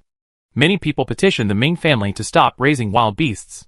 But the Ming family is not only a noble family, but also has considerable influence in the martial arts world. Taming animals is their foundation, and they cannot give it up. Finally, after negotiations, the Ming family's headquarters withdrew from the capital, and at the same time stipulated that no one in the capital could raise wild beasts and birds of prey, and even few people raise dogs. I see. I didn't expect my aunt to be so fierce. Uncle, Is my aunt okay? Ningguang is not a small family. They will definitely not let it go after being slapped in the face like this. Speaking of the cousin, Song Yan couldn't help but sigh. Guess who saved her? The two looked at each other. It was definitely not easy to save someone in such a big event. Whether it was the Song family or the Ming family, they would definitely plead for mercy. But facing the anger of the Ning family, it was still difficult to let the other party get away with it. After all, someone in the Ning family died. The fifth prince? The two thought of someone at the same time. Song Yin smiled and nodded with satisfaction. You guessed right. It was the fifth prince, the current emperor. He saved her on the condition of giving up the throne. Then the question is, why did the fifth prince succeed to the throne in the end? The two asked their doubts. This is a long story. 5 years ago, the old emperor suddenly passed away without leaving a will. So all the princes have the possibility of succession. It all depends on who can win. If the fifth prince is still alive, the Song family will definitely support the fifth prince. But since he is not here, the Song family will remain neutral. The war spread from the capital to the whole country. The princes enclosed land for war, and recruited soldiers and horses on the spot. When the civil war started, the people complained, and the people were living in misery. At this time, the fifth prince suddenly came back. With the support of the Ming family's beast training, and the support of the underworld forces behind them, the fifth prince was invincible, and soon stood out. Listening to the secrets of the year, the two couldn't help but sigh, and at the same time guessed that the fifth prince's success must have the support of the Ming family behind him. Then what? Ning Yuan asked. Then your aunt came and asked the Song family to support the fifth prince to inherit the throne. She was already the fifth prince's consort at this time. Fifth prince's consort? The two did not expect this result. Wait, I remember the current queen's surname is Nangong, not Ming. Although the original owner was often imprisoned, he still knew who the top 10 families in the capital were, and who the queen was. Yes, your aunt is the imperial concubine, and the queen is Nangong Fenger. Why? Yin Yen did not understand. The Ming family is also one of the top 10 families, so there is no such thing as not worthy. Hey, Song Yin sighed. Do you remember what I said before? That the fifth prince had promised not to succeed to the throne? The two nodded at the same time. Remember? So what? The families and ministers who supported the other princes all used this as an excuse to refuse to let the fifth prince ascend the throne. And said that as an emperor, a word should be kept. How could he go back on his word? If he ascended the throne, wouldn't it be equivalent to overturning his previous promise? During the stalemate, the Nangong family suddenly stood up, claiming that they had the old emperor's secret decree, which stated the successor. They made a request that no matter who was written in the secret decree to inherit the throne, Nangong Fenger must be made the queen. I see. But uncle, is the secret decree true? Song Yin shook his head slightly and smiled mysteriously. No one knows whether it is true or not. But it must be true. Yin Yin thought about it and understood. It was difficult to end it at that point. And no one would agree to whoever took the throne. Are they afraid of the fifth prince? Yes. After all, it is difficult for them to contend with wild beasts and the forces of the underworld. But these people together are also a tough bone to chew. In addition, they will not accept whoever becomes the emperor. And they will not let the other party succeed. So the secret decree appeared at the right time, giving everyone a way out. At the same time, it can also clear the charge of treason. Moreover, with the secret decree, the ministers can be shut up and no longer say that the fifth prince is untrustworthy. The imperial decree is above personal promises and oaths. After more than a year, the civil strife finally ended. The fifth prince succeeded to the throne. And as promised, he made Nangong Fenger the queen. And your aunt became the vice queen and the imperial concubine. Chapter 198 worthy of being a supermarket. After listening to Uncle Song's story, the answer to why the Ning family treated Ning Yuan like this seemed to be found. But Yin Yin still felt it was a bit far-fetched. Even a tiger will not eat its own cubs, unless Ning Yuan is not his biological son. Yin Yan's heart moved. Could it be that Ning Yuan is not the biological son of Ning Xiangye? This kind of dog blood plot is possible. If he is not Ning Xiangye's child, then whose is his? The fifth prince's? If it is the fifth prince's, then the question is, since both of them have children, why do they have to separate? Also, did the fifth prince know that Princess Anha was pregnant? Uncle, How does the emperor treat Ning Yuan? The emperor? He didn't pay much attention to it. And the imperial doctor was sent by the imperial concubine. Because of this, he believed the imperial doctor's words. Who would have thought that he had been drugged since he was a child? Is that so? Yin Yin guessed that either the emperor didn't know that Princess Anna was pregnant, or his guess was wrong. Seeing her thinking, Song Yin seemed to have some doubts. So he asked, "What's wrong?" "Nothing." She shook her head. This matter involved many people, all of whom were well-known figures. So she couldn't say anything. The car moved forward at a moderate speed. There were no villages or towns along the way, nor any temples or Taoist temples. The northwest is relatively desolate, and the population is not large. So the villages and towns are close to big cities. And there are no villages in other places. It got dark quickly, and they had to camp. The guards cleared the snow on the ground, and took some dry firewood from the car. This is the advantage of having the ability to predict. They can stock up some dry firewood in advance. The fire rose, dispelling the surrounding cold air, and the temperature rose a lot. Yin Yin suggested eating barbecue, whether it was meat or seasoning. The supermarket had ready-made ones. If the place was not inappropriate, hot pot would be the best in this weather. Brush the lamb chops with seasoning. Let it stand for half an hour, and then grill it on the fire. After half an hour, the lamb chops were almost grilled, sizzling with oil and exuding fragrance. Yin Yin took out a few stainless steel knives and handed them to the guards, asking them to cut the meat. Seeing the color of the blade, Song Yan's eyes lit up. "Yin Yin, do you have any knives? Show them to uncle." Yin Yin took out a knife, which was a larger fruit knife with a wooden handle. "Uncle, this knife is made of stainless steel, which is much lighter than iron, and less sharp. But it will not rust. It is suitable for cooking and cutting fruits. But it is not as good as iron for fighting. If it could be used as a weapon, she would have taken it out before." Song Yin studied it for a while, and then tested its sharpness. It was indeed not as good as the swords carried by the guards. "How much is this knife?" 21. "The price is right. But knives cannot be sold at will. You should limit the quantity. In the Great Zhou dynasty, swords are regulated. Knives made by ironware shops must be reported. You can't just make as many as you want. There are also horses, which are also regulated. Except for horse farms, the number of horses that others can buy is limited. And there is also salt. By the way, except for salt sold to the court, everyone else must limit the quantity." "I know, uncle. Someday, I will ask the Ministry of Revenue to prepare a document to give you a copy of which ones can be sold and which ones are restricted. Actually, it's not that you are not allowed to sell. There are not so many restrictions when trading with the court." "Yin Yin, you are a smart person. You should understand why the court does this." Yin Yin nodded. "I understand that the court wants to control the entire country, and some things cannot be released to the outside world. Otherwise it will be chaotic, and it is easy to be coerced, or even become a puppet. For example, a two-character country in the original world. Their country's chaebols are more powerful than the president." Song Yin was very pleased. "I'm glad you understand. Ning Yuan said just right. Uncle, how about this? We trade all controlled goods with the court, and the court uses raw materials in exchange? Okay. Speaking of which, the court still took advantage, whether it was refining minerals or salt. It was time-consuming and laborious. It was very cost-effective to exchange raw materials for finished products." Another point. He understood Xiao Yuan's thoughts. The change of identity was that the court needed them, so their status was different. He didn't mind helping the two children again. "Yin Yin, can copper and silver be refined?" "This?" Yin Yin looked at Ning Yuan. Silver jewelry had not appeared in the supermarket's products yet, unless it was upgraded to a higher level. She would see if there were any functions in the warehouse. As for copper, do wires count? Ning Yuan smiled faintly, confident. Refining copper and silver is no problem.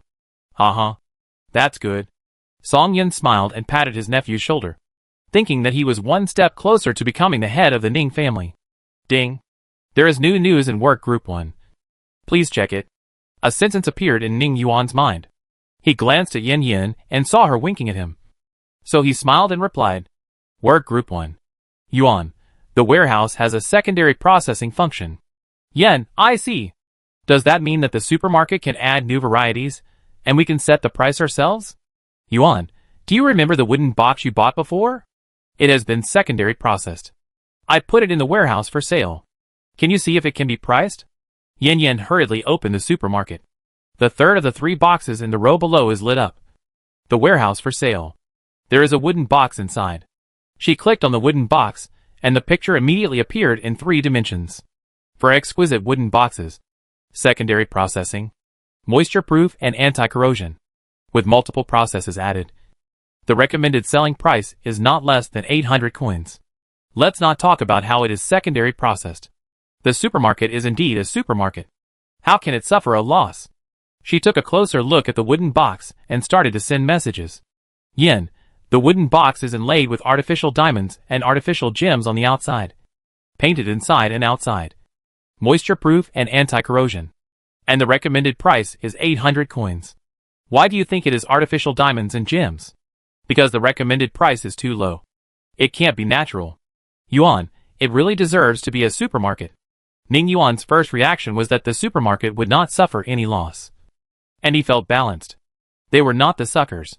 Yuan, I studied the regulation that the price was higher than the purchase price, which was limited and stopped trading.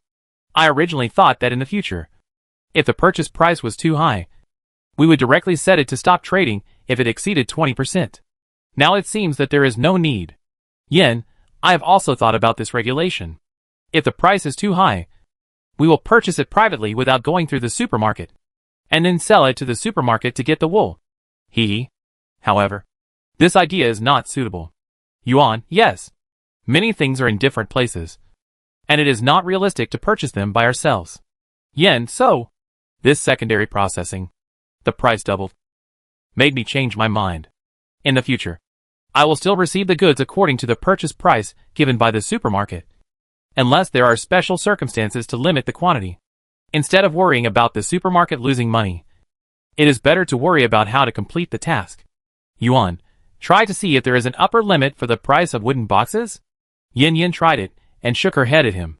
There is no upper limit, and it is no problem to set the price of 100 taels of silver. Yuan, what about the commission? Yen, 20% of the recommended price. Chapter 199. Is this how you make money lying down?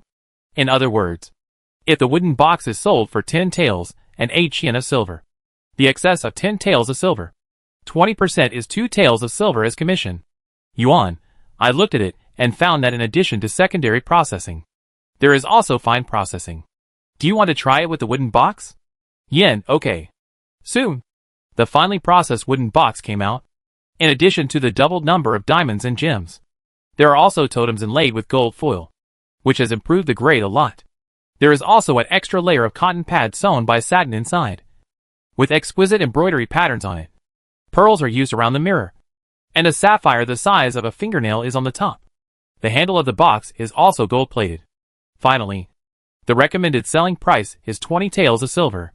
She thinks that the extra cost is mainly the gold.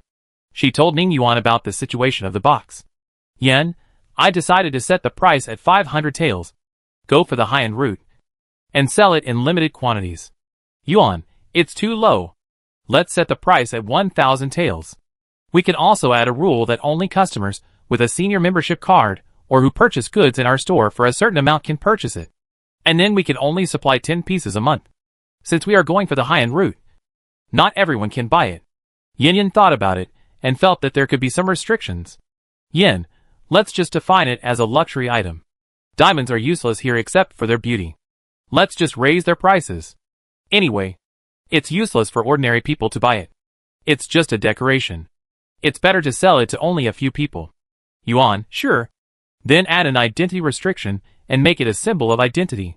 Yen, then let my uncle help promote it. Ning Yuan thinks it's okay. So he told his uncle about the box. Song Yen thought for a moment and said, gold and silver products are not rare for big families. Gems are treasures for ordinary people. But they are also common in aristocratic families. If they are not special, it is difficult for aristocratic families to be willing to spend money to buy them. Although they are rich, they are not fools. What about diamonds? What are diamonds? Yen Yen simply spent 20 taels to buy a wooden box and put it on the table. As soon as the box came out, Song Yen was the first to feel that it was flashy. He liked simple and elegant items. But the shining diamond quickly attracted his attention. Uncle, this is a diamond. You can see all kinds of colors when facing the light. The diamond could not be taken down. So Song Yin walked around the box. It was indeed colorful and magical. The most important thing is that he had never seen this diamond before. Others were also attracted by the box. Mr. Chiu, have you seen this kind of thing? He pointed to the diamond on it. Chiu Guzi looked at it carefully, reached out and touched it, then shook his head. I've never seen it before. Judging from the hardness, it should be a mineral. But what mineral can be so pure? Yen thought. It's not hard. So what? Uncle, do you think it's high-end enough with diamonds? It's enough. But there are too many small diamonds on it. It would be better if it could be combined into a few big ones. Song Yin made suggestions. As expected, the eyes of rich people are different. Yen shrugged helplessly. I can't do this for the time being. I can only sell what the supermarket gives me. Maybe I will make it customized in the future. Just like cakes. But it's not possible now.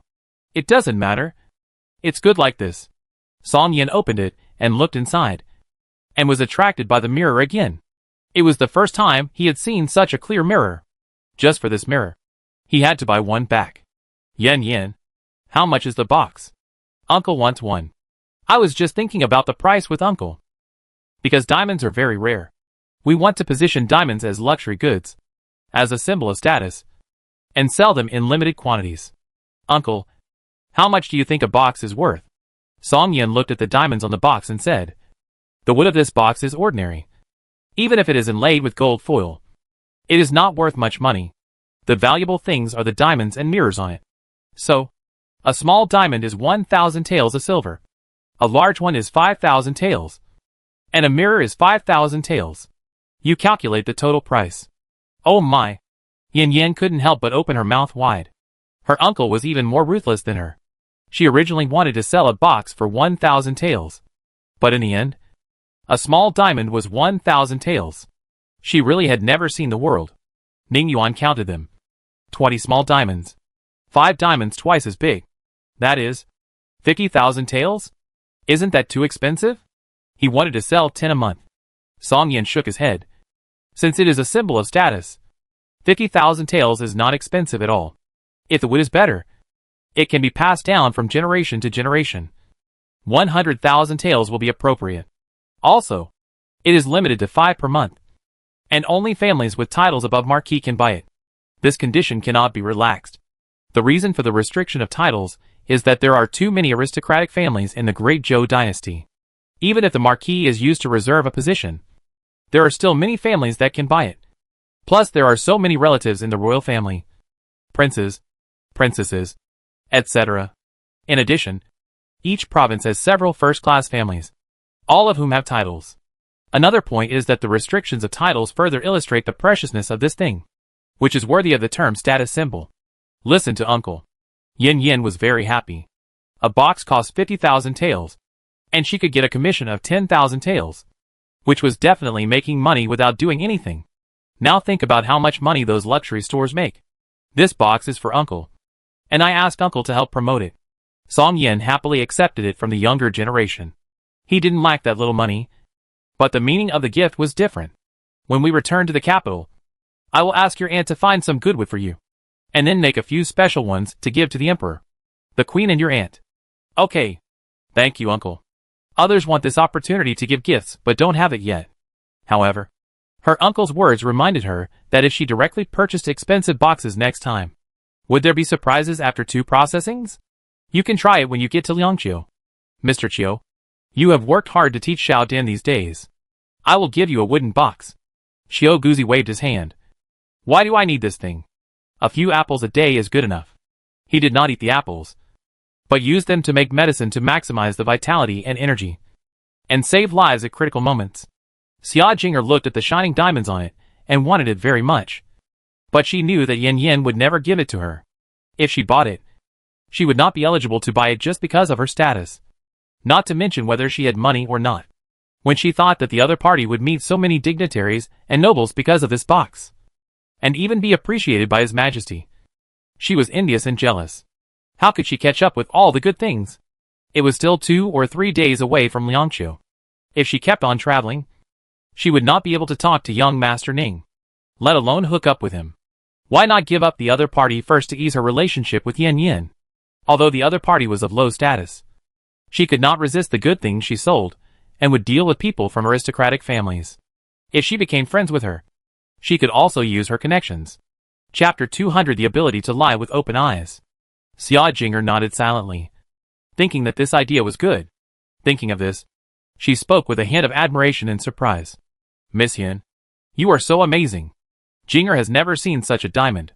I believe that it will not be long before diamonds will become treasured items of noble families. Yin Yin hummed as a response.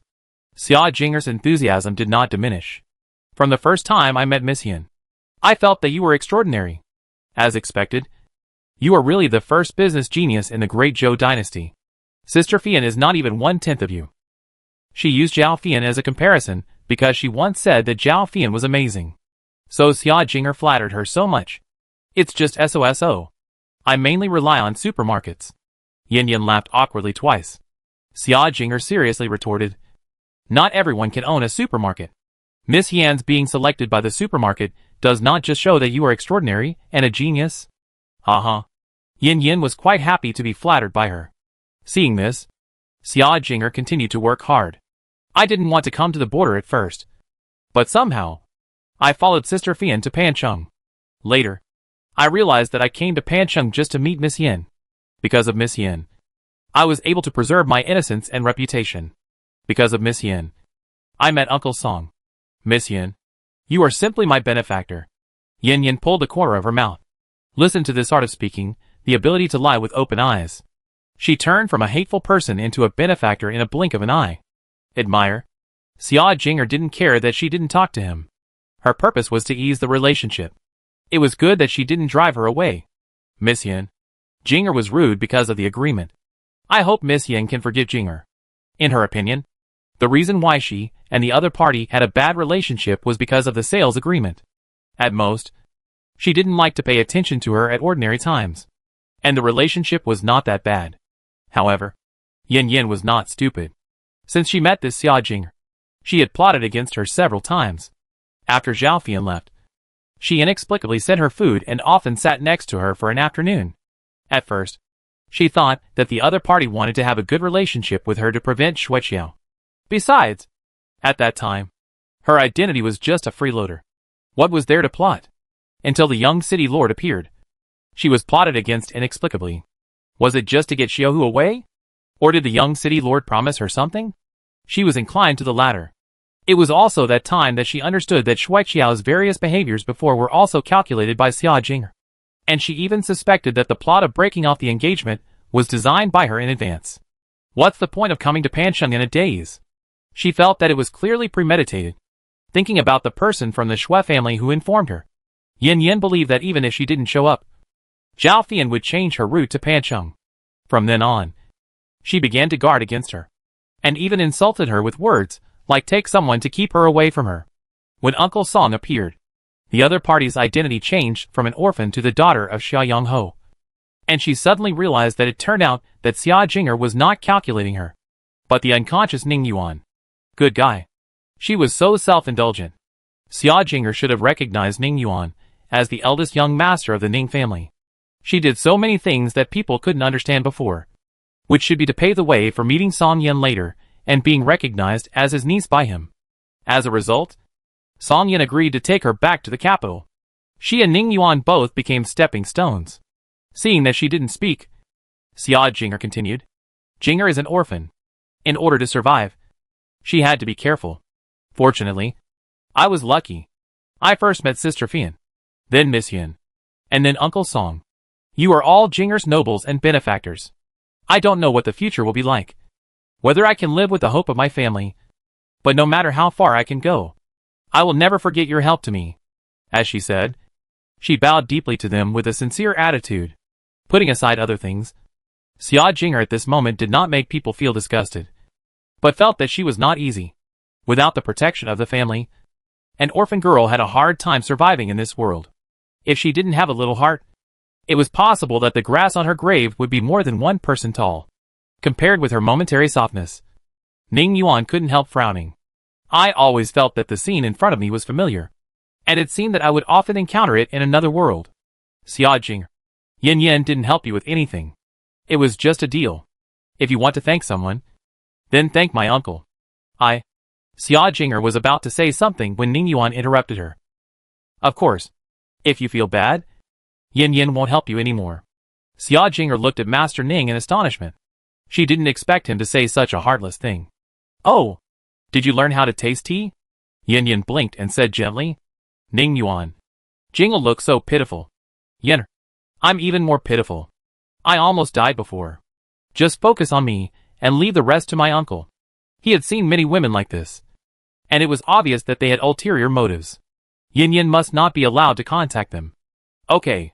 Yin Yin nodded with some regret, but she was laughing in her heart, looking at them singing the same tune. Xia Jinger couldn't say the words she had prepared. She had originally wanted to get closer to Yin Yin. Even if they couldn't be sisters, it would be good to be friends who could talk to each other. As a result, Ning Yuan's interference made it unknown whether she could talk to her in the future, let alone friends. Ahem. Song Yin interrupted the awkward situation. Niece, Xiao Yuan is right. He is not in good health and needs Yin Yan's care. Let's not disturb him. If you have anything, just come to me directly. Okay. Uncle Song. Xia Jinger had to agree even if she didn't want to. She took 2 steps back unwillingly, and her whole body overlapped with the shadow, minimizing her presence. She didn't show up again except for eating. Yin Yin glanced at her, and her vigilance deepened. For some reason, Xia Jinger always gave her a sense of disharmony, especially after Uncle Song and the others arrived. The feeling was even stronger. Ordinarily, a person like her who has a lot of thoughts should not show her emotions, instead of being so straightforward that anyone can see through her. Think about how she abandoned Zhao Fian despite years of friendship, tried to please Song Yin and Qiu Guzi, ignored Ning Yuan at the beginning and then deliberately approached him, and looked down on her and now flattered her. It seems that whatever she wants to do can be easily guessed by others. In the eyes of others, she is just a little woman who can be seen through at a glance, who is not experienced in the world but still plays tricks, makes small moves, and is a little clever. But is she? Recalling the scenes of getting along with her, it was obviously not this feeling when I first met her. Yin Yin felt that her change was after Song Yin appeared. Then she had reason to suspect that everything from then until now was done deliberately by Xia Jinger. In order to increase her credibility, she would even change her mind. The highest level of deception is self-deception. Chapter 201 Xiu's Changes. To be honest, if she hadn't seen her other side before, she would have been fooled by her. Oh my god, this person is so cunning. Yin Yin admitted that she was not as cunning as her, so the best way was to stay away from her. She didn't believe that Xia Jinger could still plot against her even though she was away from her. Thinking of this, she said seriously, "It's getting late. Let's eat quickly, rest after eating, and travel the next day. The barbecue is ready. Let's eat quickly." There were several plates of cut barbecue on the table, which smelled very good. Yin Yin took out a few pancakes, 2 cans of soybean paste, and a bunch of green onions. So they grilled the meat well and made them eat it into pancakes and green onion barbecue. The meat slices were freshly cut from the lamb chops, steaming hot. The barbecue seasoning was already very fragrant, and then spread with soybean paste, wrapped with a piece of green onion, and took a bite. It was so delicious. Everyone was very satisfied with the meal, and it would have been even better if there was wine. There was wine, but Yin Yin didn't even think about it, because she didn't feel cold, so she didn't think of drinking to keep warm. Halfway through the meal, Xia Jinger said she was full and wanted to give some to Chuer. Yin Yin didn't take her money for the barbecue in the evening, and now she wanted to give it to Chuer, so she naturally had to get her consent. Yin Yin agreed. Before asking for money, she was disgusted by the other party's rude and self-righteous look, so she wanted to teach her a lesson. Today, since the other party took the initiative to admit his mistake, and in front of Uncle Song, she had to express her gratitude, so she waived the meal money. As for why Chuer didn't come to eat, a little maid was not qualified to attract their attention. Everyone ate very happily. Only Xiu, facing the meat in front of him, did not touch a bite. What's wrong? Is it not delicious when cooked? Xiaodan asked with concern. Xiu hummed. Abu walked over in confusion, looked into its eyes, and began to communicate. Xiaodan looked nervously. Xiaoyong touched its forehead, and then looked at his mother. Yin Yin understood. He thought Xiaohu was sick, and wanted her to help.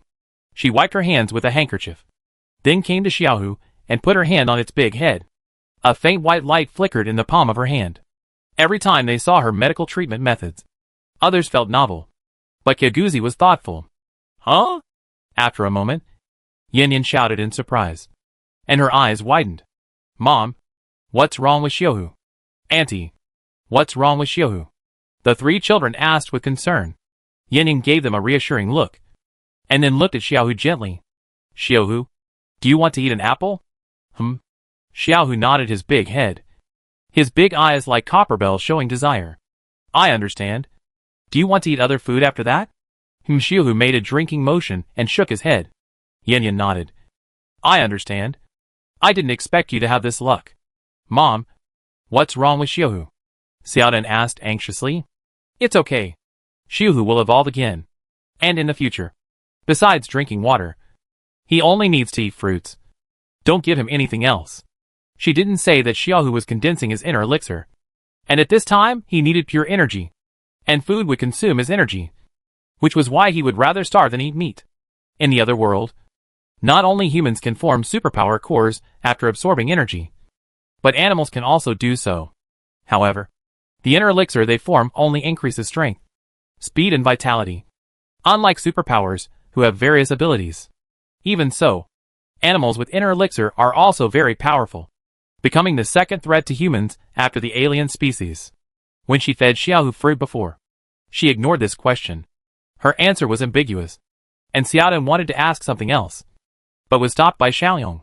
Don't worry, sister. Fruits contain vitality energy. Xiaohu won't be hungry. He thought about the changes in himself and his sister, and looked at Xiaohu, and he could probably guess the reason. There are too many people here, so it's not suitable to talk about these. Xiaodan saw her brother's eyes and immediately understood, and stopped asking. Abu wanted to say something, but didn't say it. Yin Yin looked at Song Yan. Uncle, each person can only buy 5 fruits a day. Our quota has been used up. Can the 4 guards cooperate? Special fruits cannot be taken out, even if they are to be given to Xiaohu. They must be eaten when no one is around. Song Yan said it was okay, so the 4 of them bought 20 apples. Yin Yin kept some for each of them, and gave the rest to Xiaohu. Ning Yuan thought for a moment and said, how about this? Starting from tomorrow, except for Mr. Chio's share, everyone else keeps their own share, and the rest is for Xiaohu. Okay. Song Yan naturally had no objection, let alone the others. Putting aside Mr. Chio, there were 10 people here, and Xiaohu had 40 apples to eat. He didn't have to worry about being full, but he didn't have to go hungry. Roar. Xiaohu looked at everyone and roared to express his gratitude. Seeing such a smart tiger, many people envied it, and they also wanted it. Song Yan thought of the beasts that the Ming family had tamed. Several tigers were so smart and could communicate with humans. At the beginning, he asked his cousin to help him raise one. What a pity. Putting away the regret in his heart, he patted Xiaohu's big head and was happy that the children had such a good companion. It is better to accompany than to tame. And the children did a good job. Xiaohu quickly finished the apple and went back to the car to sleep. Everyone was also ready to pack up and rest. Suddenly, there was a noise from Xia Jinger's car. Then, Chue ran out crying. She ran to Chioguzi, knelt down with a plop, and begged, Master Chio, please show me your hand. As she said that, she raised her hands. At this time, her hands were already very serious, swollen like steamed buns, with bright red edges, black and purple in the middle, pus, and white cracks on her fingers, which was very scary. Everyone's heart tightened, and they couldn't bear to look directly. Xiaoyong glanced at his sister, only to see that Abu had covered her eyes first, preventing her from seeing. Yin Yin didn't expect her hand to be so serious.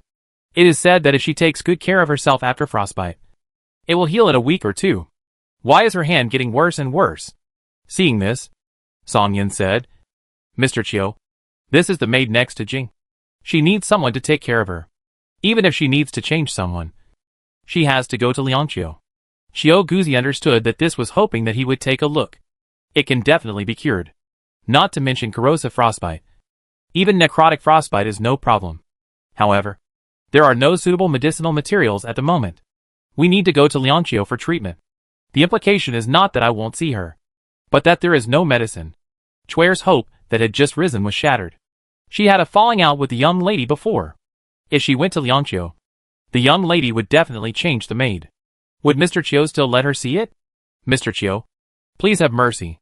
If I delay it any longer, my hand will be useless. Chapter 202, the last one. Chiu Guzi was unmoved.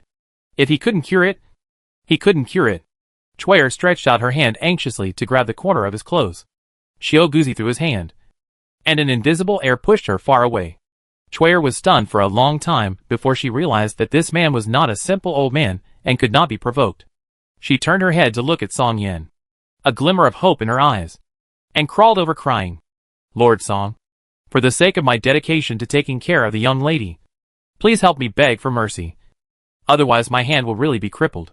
Seeing this, Song Yan patiently explained. Didn't Elder Chiu say that he would show it to you in Lianqiu? Wait for 2 more days. Cui shook her head violently. The young lady will definitely not want me in Lianqiu. For her, I betrayed the Zhao family, my original master, and treated her wholeheartedly. But what did I get in the end? Thinking about the years she had followed the young lady, Cui suddenly realized what she had gained. She couldn't go back to the Zhao family. She thought she would be able to turn the tables after following her. But what happened? Not only was her hand about to be crippled, but she might also be abandoned in Lianqiu. Who would want her? A maid driven out by the Zhao family. By then? Why did she get so obsessed and think that Xia Jinger was fine? Wow. I'm so stupid. Why did I think she was helpless and pitiful? Why did I worry that she would be bullied because she was weak and helpless? I stood up for her. Offended the master for her. Offended Miss Yin for her. I offended so many people. And what did I get in return? Wow. She was reluctant to spend money to buy me frostbite medicine. And she disliked my dirty hands, and didn't let me go out to see people. Who is it that protected you so much in the Zhao family?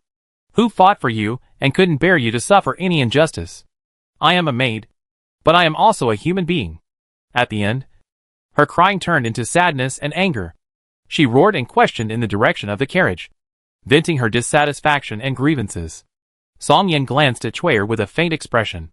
If this was his maid, she would have been dragged out and beaten to death if she dared to say such rebellious words. It is not right for a servant to protect the master. Why does she think that she should get the corresponding reward for doing something for the master? She is a maid, but also a human being? Haha. It's really nonsense. He wants to see how Xia Jinger handles this matter. Of course, he doesn't mind teaching her how to be a master. The 4 guards looked at Cui as if she were a dead person. A servant. Not only was she so conceited, but she was also an idiot. She actually talked about giving and receiving with her master. Haha. 2 words for you. If there were people who were moved by Cui's words, it might be Yin Yin and Ning Yuan.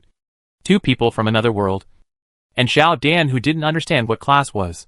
As for Xiao Yong, after reading so many books, he already knew what a servant was. And Abu.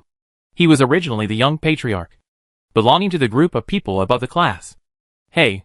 Xia Jinger in the car sighed, then opened the door and got out. She looked at Cui with complicated eyes. I didn't ignore you, but I was worried that your hand would hit the noble and be punished. Also, it's not that I don't give you money to buy medicine, but I have no money. Cui didn't expect this to be the reason.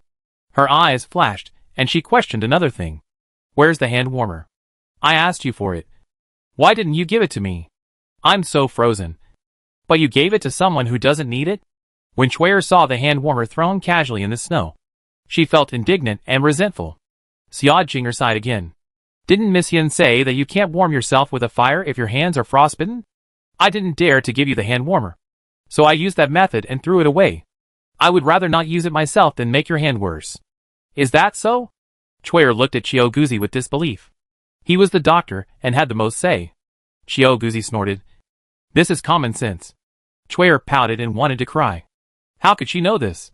She had never been frostbitten in the Zhao family. Nor had she seen it. So, the young lady is doing this for her own good? Why didn't you say anything when we were arguing in the carriage just now? Did you have to wait until the relationship became strained before you said it? Cui questioned dissatisfiedly, feeling uncomfortable, and even thinking that the young lady did it on purpose. Facing the questioning of the maid, Xia Jing'er frowned slightly, her mouth bitter. Song Yan waved his hand. Okay. When we get to Liangqiu, Uncle sure will give you an obedient maid. You can go back and rest. Uncle Song. Xia Jing'er called out a little uneasily. Song Yan's expression became serious, and his tone was majestic with a hint of dissatisfaction. My niece, you must be clear about your identity. No matter how miserable you are the daughter of Xia Yangho. Xia Jing'er immediately straightened her body, and her eyes, that were originally reluctant, became firm. Uncle Song taught that Jing'er was wrong, and I will solve Chuer's problem. That's good. Xiaowu, help Jing'er deal with it. Yes, master. One of the guards responded coldly. Song Yan flicked his sleeves and got on the carriage. Yin Yen followed the children in the carriage. As for Qiu Guzi and Ning Yuan, they squeezed into a carriage. Fortunately, the carriage was spacious enough, and they could stay overnight. Besides the guards, there were only Xia Jing'er and her servant outside. Chuer felt uneasy and her body was cold. What did Lord Song mean by deal with it before he left? Was he going to deal with her? Think about the sentence. I'll replace you with an obedient maid when you get to Liangqiu. She suddenly realized that her life seemed to be in the hands of the young lady. Whether she was in the Zhao family or with the young lady, her indenture was a dead contract, which meant she was completely sold into slavery. How dare she yell at her master? How dare she question her for being bad to herself? Even if she really wanted to question, she should wait until she got the indenture back. Chuer broke out in a cold sweat on her back, and she came to her senses. She looked at the young lady who was disappointed in her, and then at the cold-blooded guard. She became more and more scared the more she thought about it, and fell to her knees with a plop. Miss, it was me. No, it was the servant who was possessed by a ghost and contradicted you. For the sake of my years of dedicated service, please forgive me. I will be obedient in the future. I will do whatever you ask me to do, and I will never complain again. She cowed out while crying and begging for mercy. The previous anger and grievance disappeared, and there was only panic and anxiety. Thinking of Uncle Song's expectations of her, Xia Jing'er sighed. Chuer, thank you for your care over the years. But, miss, you can't kill me. But scared Chuer so much that she screamed and almost died. The Zhao family. Yes, I am a servant of the Zhao family, and the eldest lady sent me to take care of you. If you kill me, will you be worthy of the eldest lady's kindness to you? How can you face the eldest lady in the future? Chuer decided to gamble, betting that Xia Jing'er likes to pretend to be a good person. Even if the other party has a quarrel with the eldest lady, she will pretend to be a good person and innocent. That is her hope of survival. Sure enough, when the Zhao family was mentioned, Xia Jing'er hesitated. Chapter 203. One thing leads to another. The two sides were in a stalemate. The cold wind was howling, and even if there was a fire burning, it could not dispel the invasion of the cold. As Xia Jing'er remained silent, Chuer's heart began to sink slowly. Was she really going to die? After a long while, Xia Jing'er slowly spoke. Go away. From now on you are no longer my maid. Then she took out the indenture. Chuer looked at her in disbelief. She didn't expect that she would not only not kill herself, but also give her freedom? Xia Jing'er stuffed the indenture into her hand, with a resolute look in her eyes. You go now. Whether you can reach Liangqiu depends on your luck. After that, she turned back to the carriage. Chuer was stunned for a long time before she came back to her senses. She was free, but she was very confused. She was sold to the Zhao family as a maid when she was young. Apart from serving people, she didn't know what else she could do. Where could she go if she left her master? Mississippi, she shouted. Before she finished speaking, the guard's sword appeared in front of her, and his cold words came into her ears. If you disturb the master's rest, I don't mind giving you a ride. Chuer was so scared that she immediately covered her mouth and stepped back in fear. She stepped back a few steps and saw that the guard didn't move. She turned around and ran away. Soon the figure disappeared in the night. In the carriage, Yen Yen smiled and shook her head. The last one. Xiao Yong looked at his mother. Chuer? Well, this person is really not simple. Who this person refers to? His mother didn't say, but Xiao Yong understood. He pondered for a long time, reviewed the other party's various behaviors, and had to say that he was amazing. Her actions are linked to each other. But there is a question. Meeting us was an accident. and she couldn't have known about it in advance. Then it seems unreasonable to break off the engagement with Xue Xiao and alienate the relationship between the Zhao and Xue families. Unless, Yin Yan's eyes lit up at her son's words.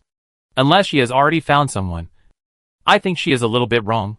So here is the problem. The person Xia Jinger had already found is likely to be the young city lord. But the appearance of Lord Song made her change her plan and change the person she relies on. Xiao Yong added. Xiao Hu should be used to make up for the young city lord. Yin Yan nodded. Yes. In this way, the question about Xiao Hu has been answered. I didn't understand why Xia Jinger calculated Xiao Hu before. If it was compensation, it would make sense. Xiao Dan, who was next to her brother, listened to the conversation between her mother and others and asked in confusion. Mom, why did the other party spend money to buy Xiao Hu instead of snatching him away? Yin Yan explained to her daughter. If your father wasn't here, the other party would definitely find an excuse to snatch Xiao Hu away. Xiao Dan thought about it and understood. Oh, because my father is the eldest son of the Ning family. The young city lord doesn't dare to use force? Yin Yan gently touched her daughter's forehead and praised her. The answer is correct. Rather than saying that the other party spent 100,000 taels to buy Xiao Hu, it is better to say that they spent 100,000 taels to establish a good relationship with the Ning family. Xiao Yong added. Xiao Hu left Pancheng, and the other party didn't chase him because of this reason. After going around in circles, Xiaodin felt that the adult world was really tiring. Abu, who had been a listener, hesitated and spoke. Auntie, do you want to let Chuer go? As soon as he said this, the three looked at him in disbelief. Abu scratched his head. Did he say something wrong? Yin Yan patted his little head and said with a smile. That Chuer is no harm to us. Let her go. Abu said oh, and listened to his aunt. But he also took some measures. The night was long and short. It was dawn soon, and they had a simple meal and started to hurry. They didn't see Chuer on the road. Before dark, they rushed to the town and found an inn. It was less than a day's journey to Liangqiu, and they should be there tomorrow afternoon.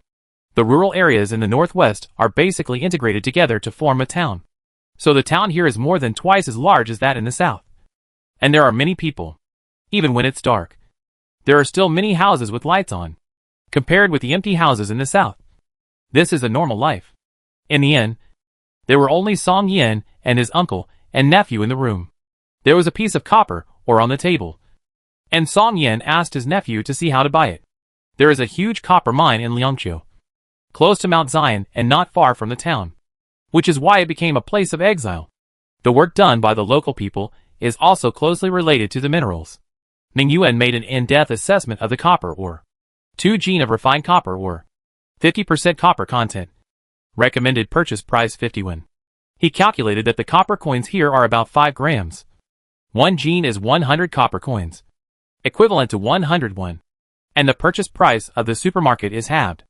Uncle, the copper content of this ore is not low. The purchase price is 50 yuan. Do you think it is appropriate? Song Yin was completely confused and suspected that he had heard it wrong. Are you sure it is 50 yuan? Ning Yuan thought for a moment and said, I will add 5 more coins at most. If the price is higher, I will limit the purchase. Song Yin waved his hands repeatedly. No. No. Not low. I mean it's too high. Are you sure the price is correct? Leaving aside the labor, the refined copper can only be cast into 50 copper coins at most. The supermarket charges 50 coins, which is equivalent to mining, transportation, and refining for free. Isn't that a waste of work? That's why he suspected that he was wrong. Ning Yuan was a little amused. It turned out that the price was too high again. Was he being taken advantage of again? In that case, don't blame him for bargaining. After all, his commission depends on bargaining. Uncle, actually the purchase price given by the supermarket is 40 yuan. I used my authority to increase it by 10 yuan because I was afraid that your uncle would suffer a loss. Silly boy. How can your uncle let you suffer a loss? Song Yin smiled and patted his shoulder. Your kindness is appreciated. But this is the quartz copper mine. If the price is too high, what about other places? We must leave some income-generating industries for the local area. Right? The implication is that giving too much is not good. Even if the supermarket really gives 51, he must lower the price. Ning Yuan understood that there are many minerals in Dezhou.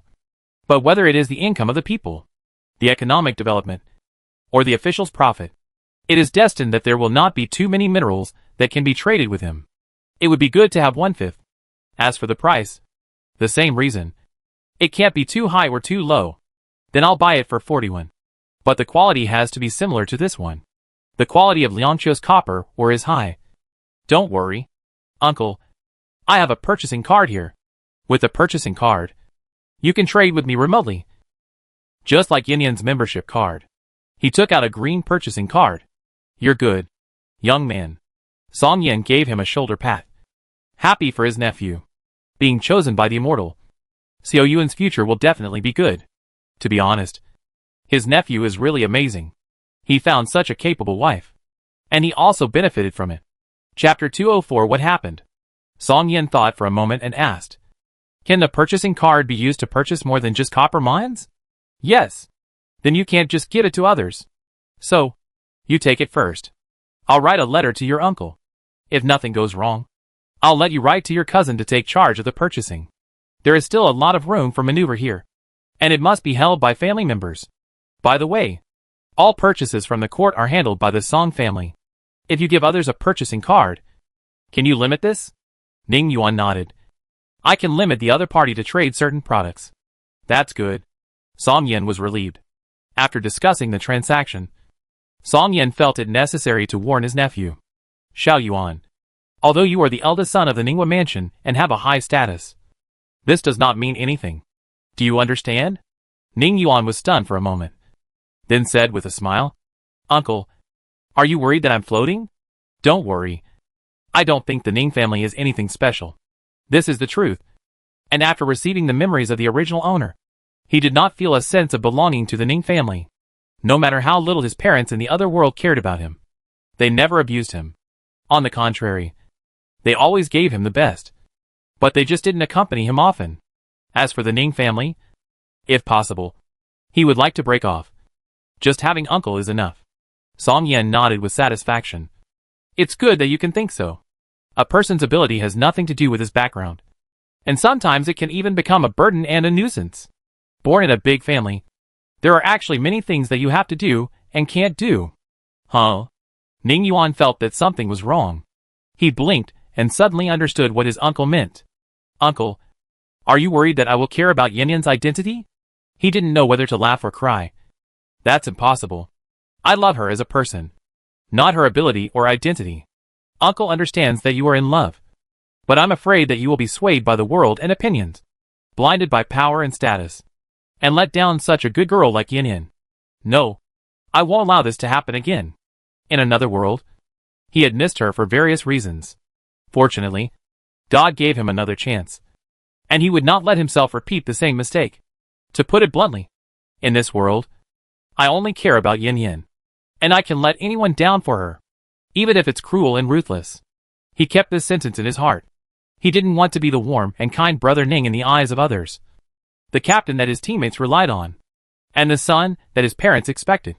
He wanted to be Ning Yuan, who only had Yanyan in his heart. Power. Powerful power. He clenched his fists, which was what he needed most. Willingness is based on strength. Otherwise everything is empty talk. Seeing his nephew's serious expression and determined eyes, Song Yan was relieved. You have grown up and become a man. After your uncle leaves, the task of protecting Yanyan and the 2 children will be handed over to you. Can you take it up? Ning Yuan rolled his eyes. Needless to say, she is my woman. Ha. You little brat. Song Yan smiled and punched him. By the way, there is one thing that your uncle has arranged for you. What is it? Ning Yuan asked. Song Yan smiled but said nothing. Ning Yuan was a little puzzled, not knowing what his uncle was up to. But he knew that his uncle would not harm him. That was good. Okay. Go back and rest. We will leave for Lianqiu early tomorrow. If nothing unexpected happens, your cousin Qin should be waiting for us there. Ning Yuan said good night to his uncle and left. After a while, Xiao Guzi pushed the door open. Have you decided? Well, let me be the villain. If it is delayed, their relationship will be better. Song Yan was a little reluctant, but for the sake of his nephew, he had to be cruel. Xiao Guzi did not persuade. Okay, I will prepare it. It will take 2 days. You can ask Xiao Wu and others to prepare anything you need. No. I can do it myself. Explain it to my apprentice tomorrow morning. And I will leave first. Don't worry. Qiu Lao. I will. Song Yin stood up. Bowed solemnly. Please. Xiao Guzi waved his hand. And then left. No words were spoken all night. The next morning, everyone got up and went down to have breakfast. Yin Yin found that someone was missing. Why didn't Xiao Guzi come? Xiaodin. Go and ask your master to come down for dinner. Okay. Mother. Xiaodin stood up, but was stopped by Song Yin. No need. Qiu Lao had something to do and left the inn last night. Ah. Did the master leave? He doesn't want me as his apprentice anymore? Xiaodin pouted. After so many days together, she already regarded the master as her own family. She didn't expect him to leave without saying hello to her. Humph. The master is such a bad guy. Yin Yin frowned and nodded her little head. How can you say that to your master? Girl? Xiaodin wrinkled her nose in grievance. That's right. If there is something so urgent, why can't you tell me? She helped her daughter analyze. It must be urgent to leave before dawn. Besides, you fell asleep last night, and your master didn't have the heart to wake you up. So he didn't say goodbye. Okay. Xiao Dan's temper just started, and she was retorted by her mother. Song Yin hurriedly said, Your master will be away for 2 days, and he will go to Liangqiu to find us then. You can find him or not. Anyway, I don't miss him. The little girl was stubborn. Yin Yin deliberately teased her. Since you don't want to, then I will tell Mr. Qiu not to rush to Liangqiu. Mom. Xiao Dan shook her mother's arm unwillingly. Why did she want to ruin her plan? Okay. Let's eat. And try to get to Liangqiu as soon as possible. After breakfast, they got on the carriage and prepared to leave the city. At this time, a group of people and horses ran over and stopped at the door of the inn. The leader turned over and got off the horse, and saluted excitedly when he saw Song Yin. Young Marquis. I finally found you. Deputy General Han. Why are you here? The person who came was Deputy General Han. It had been a month since we parted at Yanbukwo Mountain Range. I didn't expect to meet here. Young Marquis. I hope you are safe. Deputy General Han had a vicissitudes of life on his face, and the sadness between his brows slowly dissipated when he saw Marquis Song. Song Yin asked curiously. I sent people to Jin Chuan and Chengyabeo to send letters. Didn't you receive them? Deputy General Han shook his head, and a sad breath surged from his body. Song Yin's heart moved, and his expression was serious. What happened? Deputy General Han was silent for a moment before speaking with a heavy heart.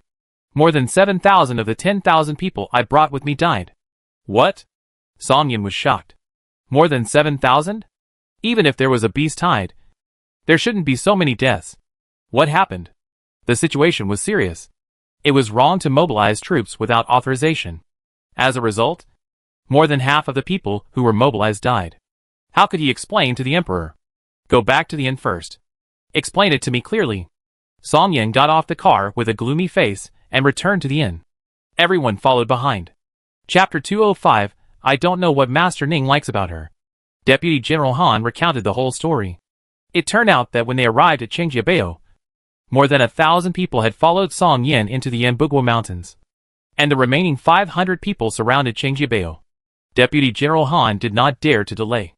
If something happened to the young Marquis, he would definitely be in trouble. So he left 1,000 people outside, and the rest followed him into the forest to find people. Originally, they followed Song Yin and his group along the traces of fire, footprints, etc. However, for some reason, the beasts in the forest suddenly rioted. Tigers, brown bears, wild wolves, wild boars, and pythons. These big guys were like crazy and started to attack each other. Although he brought many people, he had to avoid the edge of hundreds of wild beasts. Originally, Deputy General Han planned to avoid the limelight first, and wait until these beasts were finished fighting or moved, and then they would pass through. Who knew that a small team discovered a huge valley with many villagers living in it, and a large area of mature corn fields. When Vice General Han heard this, he immediately became alert, because the forest was dangerous. Young master, he was not allowed to accompany them, and they did not bring much food. The food in the valley made him want to go in and see. It would be great if he could stay in the valley for 2 days to avoid the beasts. Ah! Vice General Han was dejected and blamed himself. I never thought that they were not ordinary villagers, but soldiers of King Jin. Valley? Yun Valley? Yin Yin thought of the place Abu had mentioned, which should be the place they mistakenly entered. Vice General Han regretted it. I am so stupid. Why didn't I think about the origins of nearly 100,000 people in the valley? I clearly knew that King Jin's Eagle Beak Mountain was in the mountains. So how could he leave so many people alone? It's no use regretting now. At that time, more than 7,000 people were lost because they didn't pay attention. They fought hard to get more than 1,000 people out, and then joined the troops outside and returned to Jinchuan immediately. With 9,000 people against 100,000, it was good enough that some of them could escape. It was possible that the whole army would be wiped out. When he finished speaking, the room became quiet. Song Yin pondered for a moment and asked, "What is Lu's plan?" The general said that we cannot attack Yingzue Mountain without orders, and there must be no less people on the engineering side. Well, I know. Song Yin guessed the answer. Did all the 7,000 people die? Or were some of them captured? Deputy General Han's decadent eyes changed, with a hint of expectation. Probably not. I saw 2,000 or 3,000 people surrounded and might be captured. In fact, his order to the brothers who were left behind was to surrender if they couldn't win, and save their lives first. But these can't be told to the young Marquis. He hoped that the general could rescue those brothers. But without the imperial edict, the general could not mobilize troops. So he placed his hope on the young Marquis. Finding Song Yin to ensure his safety was one aspect, and the other was to hope that the Marquis could go to the northwest to borrow troops to attack Yingzue Mountain. Song Yin understood his thoughts. But now, he had more important things to do. If they are captured, then their lives will not be in danger.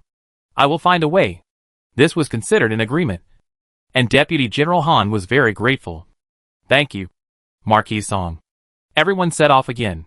On the way, Deputy General Han briefly asked the guards around the Marquis. Only then did they know that although they did not enter the Cloud Valley, they encountered a fight between hundreds of beasts, and lost some people in it, and left the Yanbuguo Mountains in a very embarrassed manner. Here we have to talk about the role of Chiyoguzi. Deputy General Han was very moved.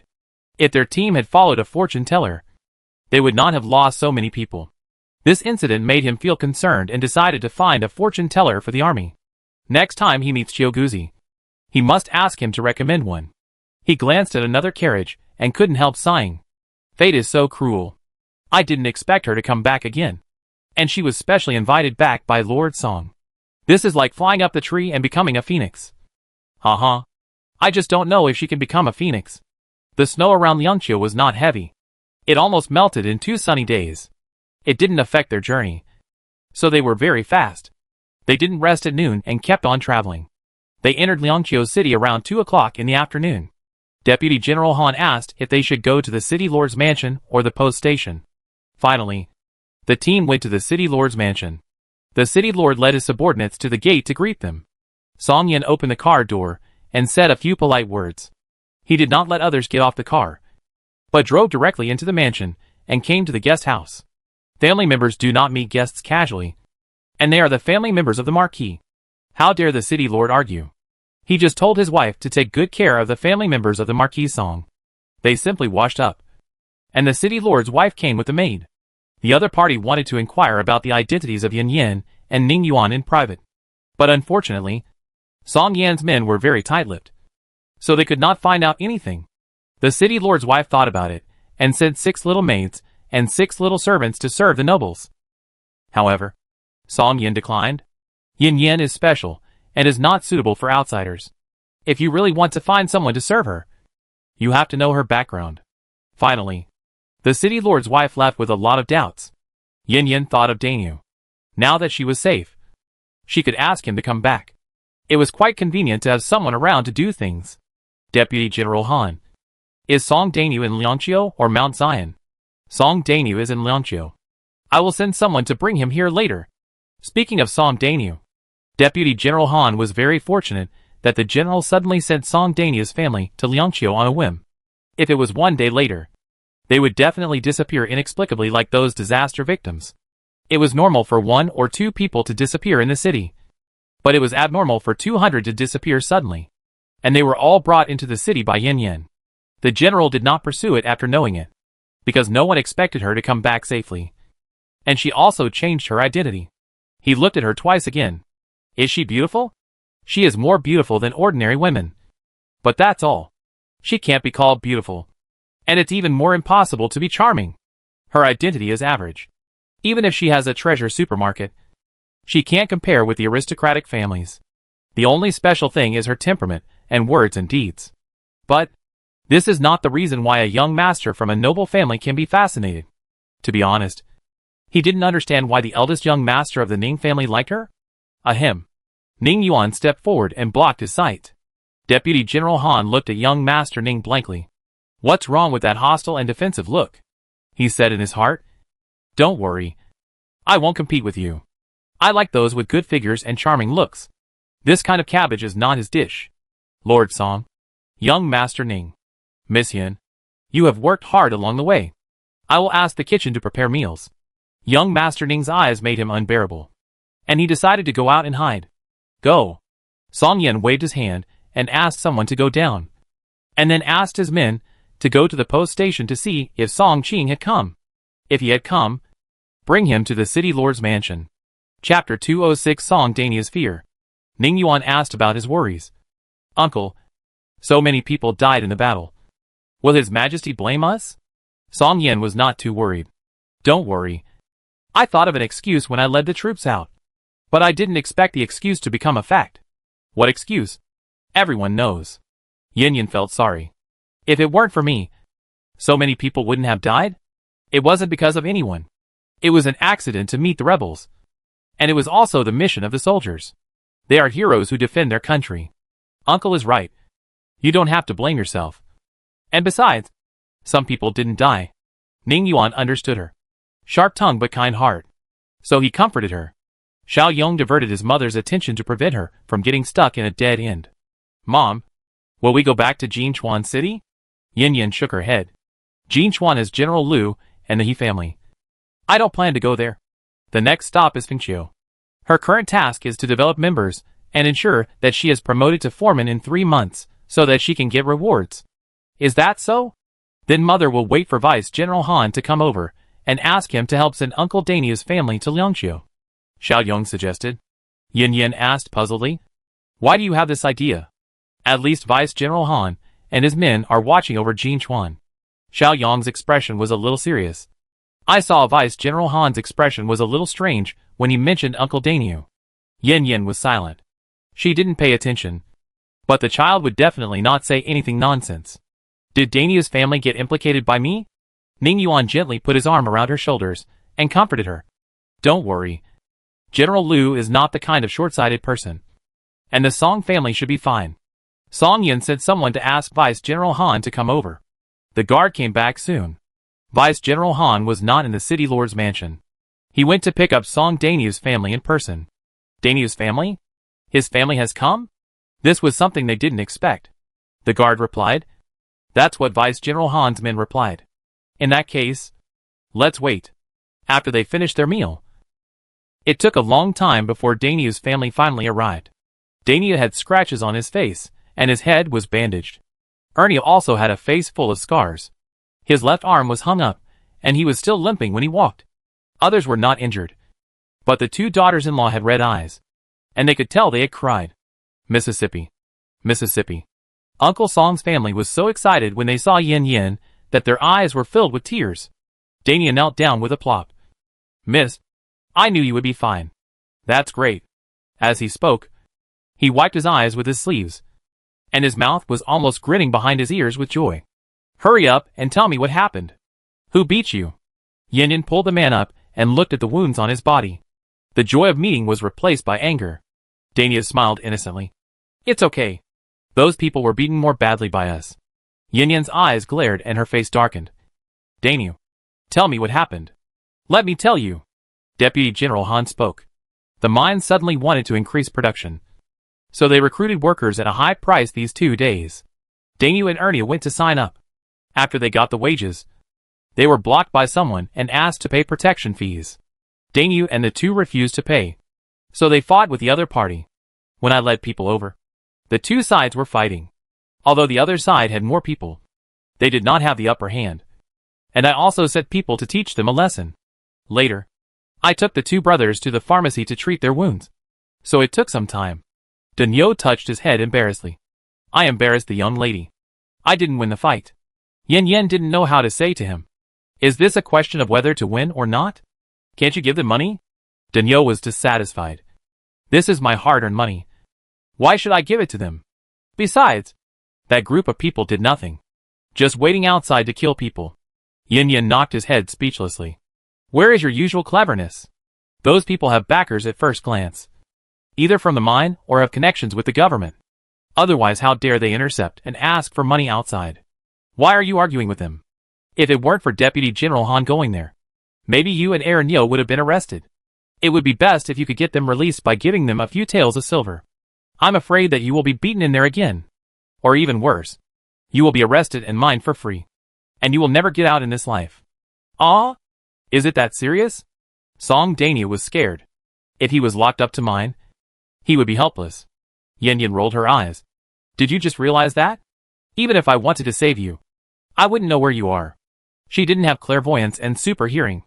Even if she was powerful, it would be useless if she couldn't find someone. The other members of the Song family broke out in cold sweats. It was a close call. Uncle Song bowed to Deputy General Han to thank him. General Han, thank you so much. If it weren't for you, these two unfilial sons of mine might not have come back. Deputy General Han hurriedly stopped him. Uncle Song, I am following orders. If you want to thank someone, thank Lord Song and Miss Yin. Thank you. Lord Song. Thank you. Mississippi. Uncle Song took the lead and knelt down to express his gratitude. The rest of the Song family followed him and knelt down and kowtowed. Yin Yin hurriedly helped him up. Uncle Song, you are being so formal. Let's not talk about Dania being my subordinate. From Xiaoyong and Xiaodin's perspective, you are also their relatives. Isn't it normal for relatives to help each other? Uncle Song's family is a rare good relative. There is no top-notch. And because of Dania, she is willing to get along. Uncle Song's family is very ashamed. It's not mutual help. It's obvious that they have been receiving help from the Mississippi. They just want to help. But there is no place to help. Song Yen asked Deputy General Han to hand this matter over to the city lord. Yin Yin began to ask why Uncle Song and his family came to Liangqiu. It turned out that not long after Yin Yin was exiled, Liu suddenly found them and asked them if they wanted to go to Liangqiu to find Daniu. Uncle Song agreed immediately. So they were sent here by Liu in the morning. Their family worked and lived in Liangqiu while waiting for Yin Yin to arrive. Song Dania firmly believed that the young lady would come back safely. Sure enough, they waited. Young lady, no matter what happens in the future, please let me follow you. Song Dania requested. He was not afraid of hardship or danger, but he was afraid of not being able to protect the young lady. These days were torture for him. Yin Yin nodded and agreed. Looking at Song Daniu, who looked like he was devoted to her, Ning Yuan moved his mouth, wanting to say something but didn't say it in the end. Uncle Song glanced at the eldest daughter-in-law and the eldest granddaughter, hesitated, and spoke. Young lady, do you still need someone? How about letting Dania's wife and the eldest girl stay to take care of you and the two children? Young lady, Dai and I are willing to sell ourselves as slaves. I hope that you can keep us mother and daughter. Dania's wife knelt down with the eldest girl and begged. Yin Yin was stunned. She didn't expect that Dania's wife was also willing to be a servant. It will be dangerous to follow me. We may be exiled at any time. Have you thought about it? Dania's wife shook her head firmly. We are not afraid. Since we are following the eldest lady, our lives belong to her. Chapter 207 The Subordinate Recommends Someone. Dia is still a child in her teens, with a somewhat immature face. But the expression on her little face is unusually firm. Dia is not afraid. She will protect the young master and the young lady with her life. She positioned herself to take care of her cousins. Looking at the immature little girl, Yin Yan's eyes became gentle. Dia, are you voluntary? Dia nodded. Yes. It was my suggestion. Originally, my mother didn't want to take me with her.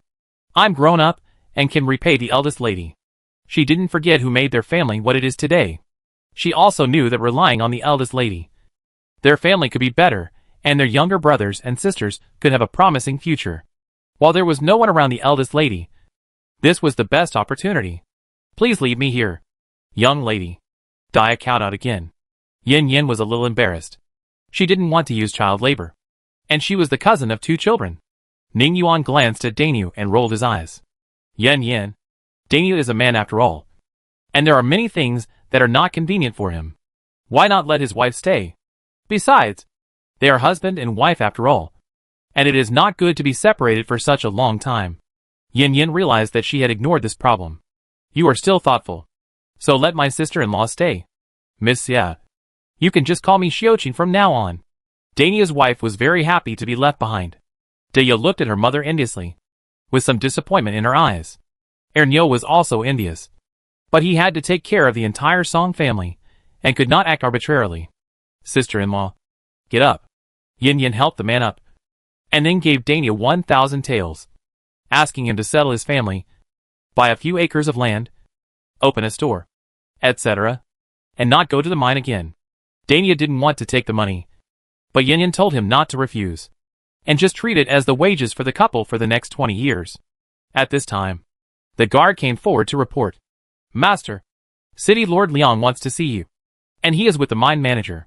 Song Yin hummed and let someone in. Hearing that the city lord was coming, Uncle Song was a little reserved. Miss, let's go first. Ning Yuan stopped the person. No hurry. Let's see how the city lord handles this matter.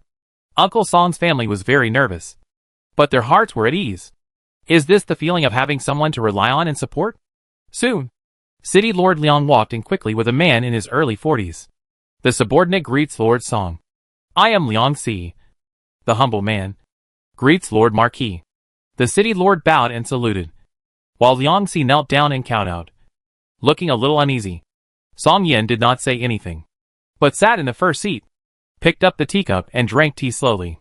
The room was very quiet for a while, and the atmosphere gradually became solemn from the previous relaxed atmosphere. Without the permission of the Marquis, one of them bent over, and the other knelt with his head touching the ground, not daring to move. The heart of the city lord Liang began to sink. He knew that the Marquis was angry. Otherwise, he would not punish him in this way. It is common to take kickbacks. Could it be because of the fight? He glanced at Song Dainya's family from the corner of his eye, thinking of their surnames. His heart skipped a beat. It's bad.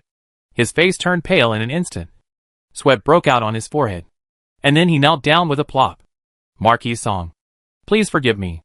It was my failure to supervise and let these people take advantage of their positions to suppress and bully the miners, and receive a lot of benefits from it. It is my dereliction of duty.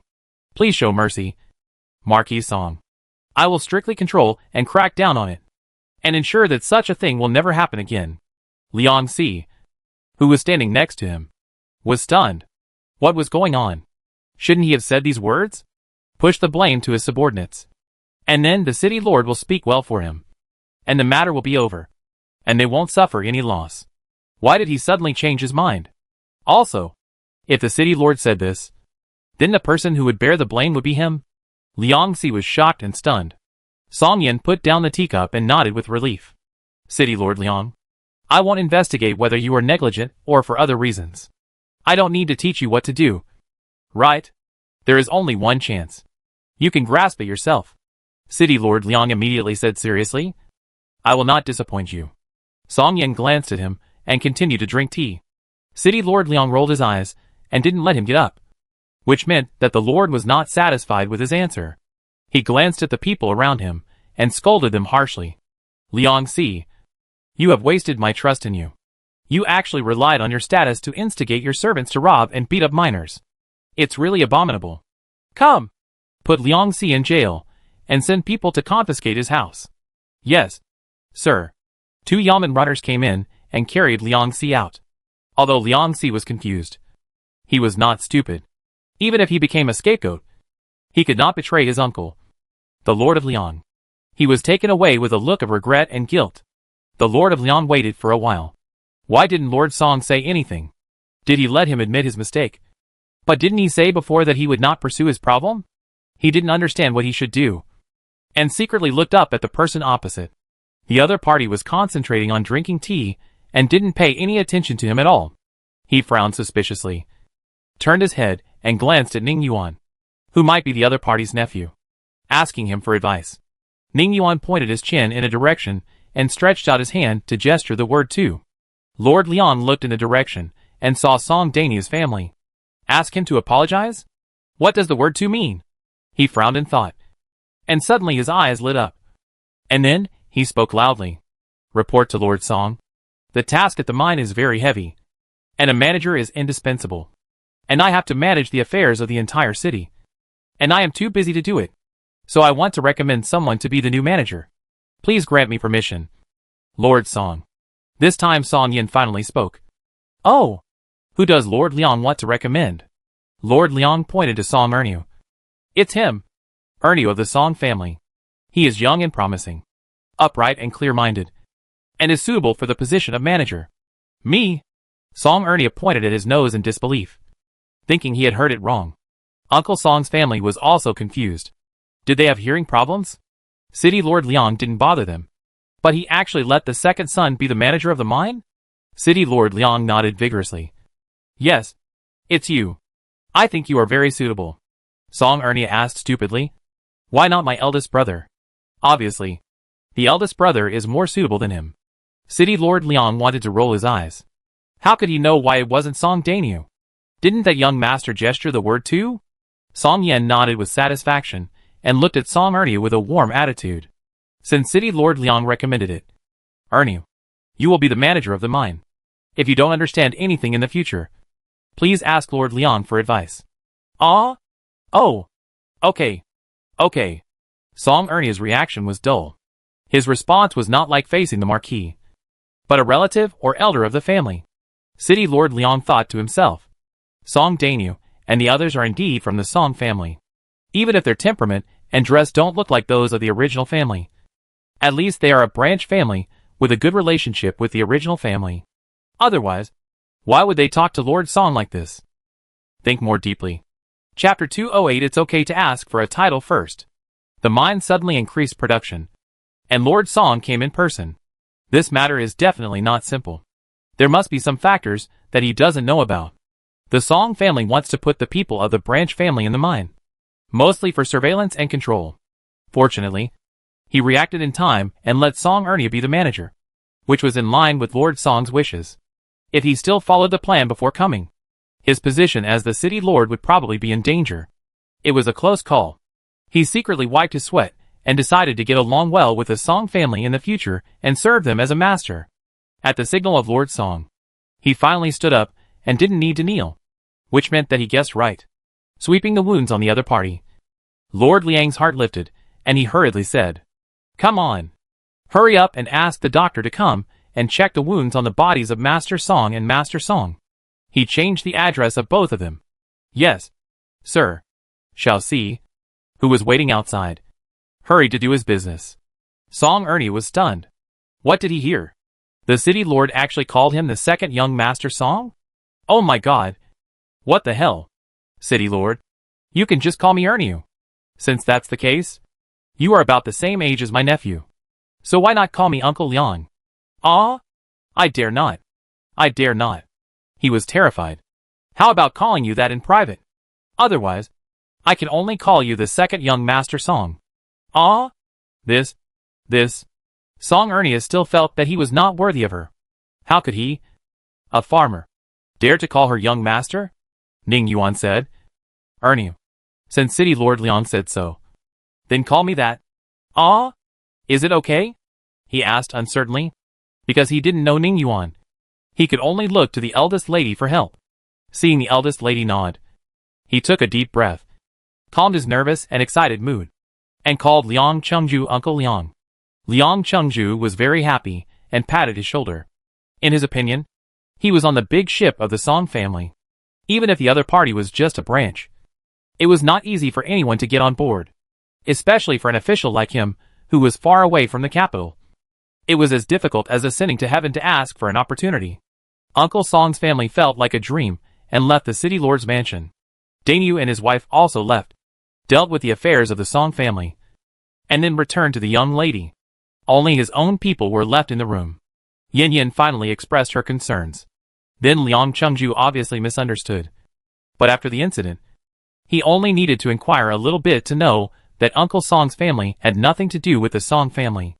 At that time, would the other party feel that they were fooled and then get angry? Ning Yuan smiled faintly. So what if it turns out to be a misunderstanding? As long as I believe that my cousin only communicates with Ernia. He is a member of the Song family. He paused at this point.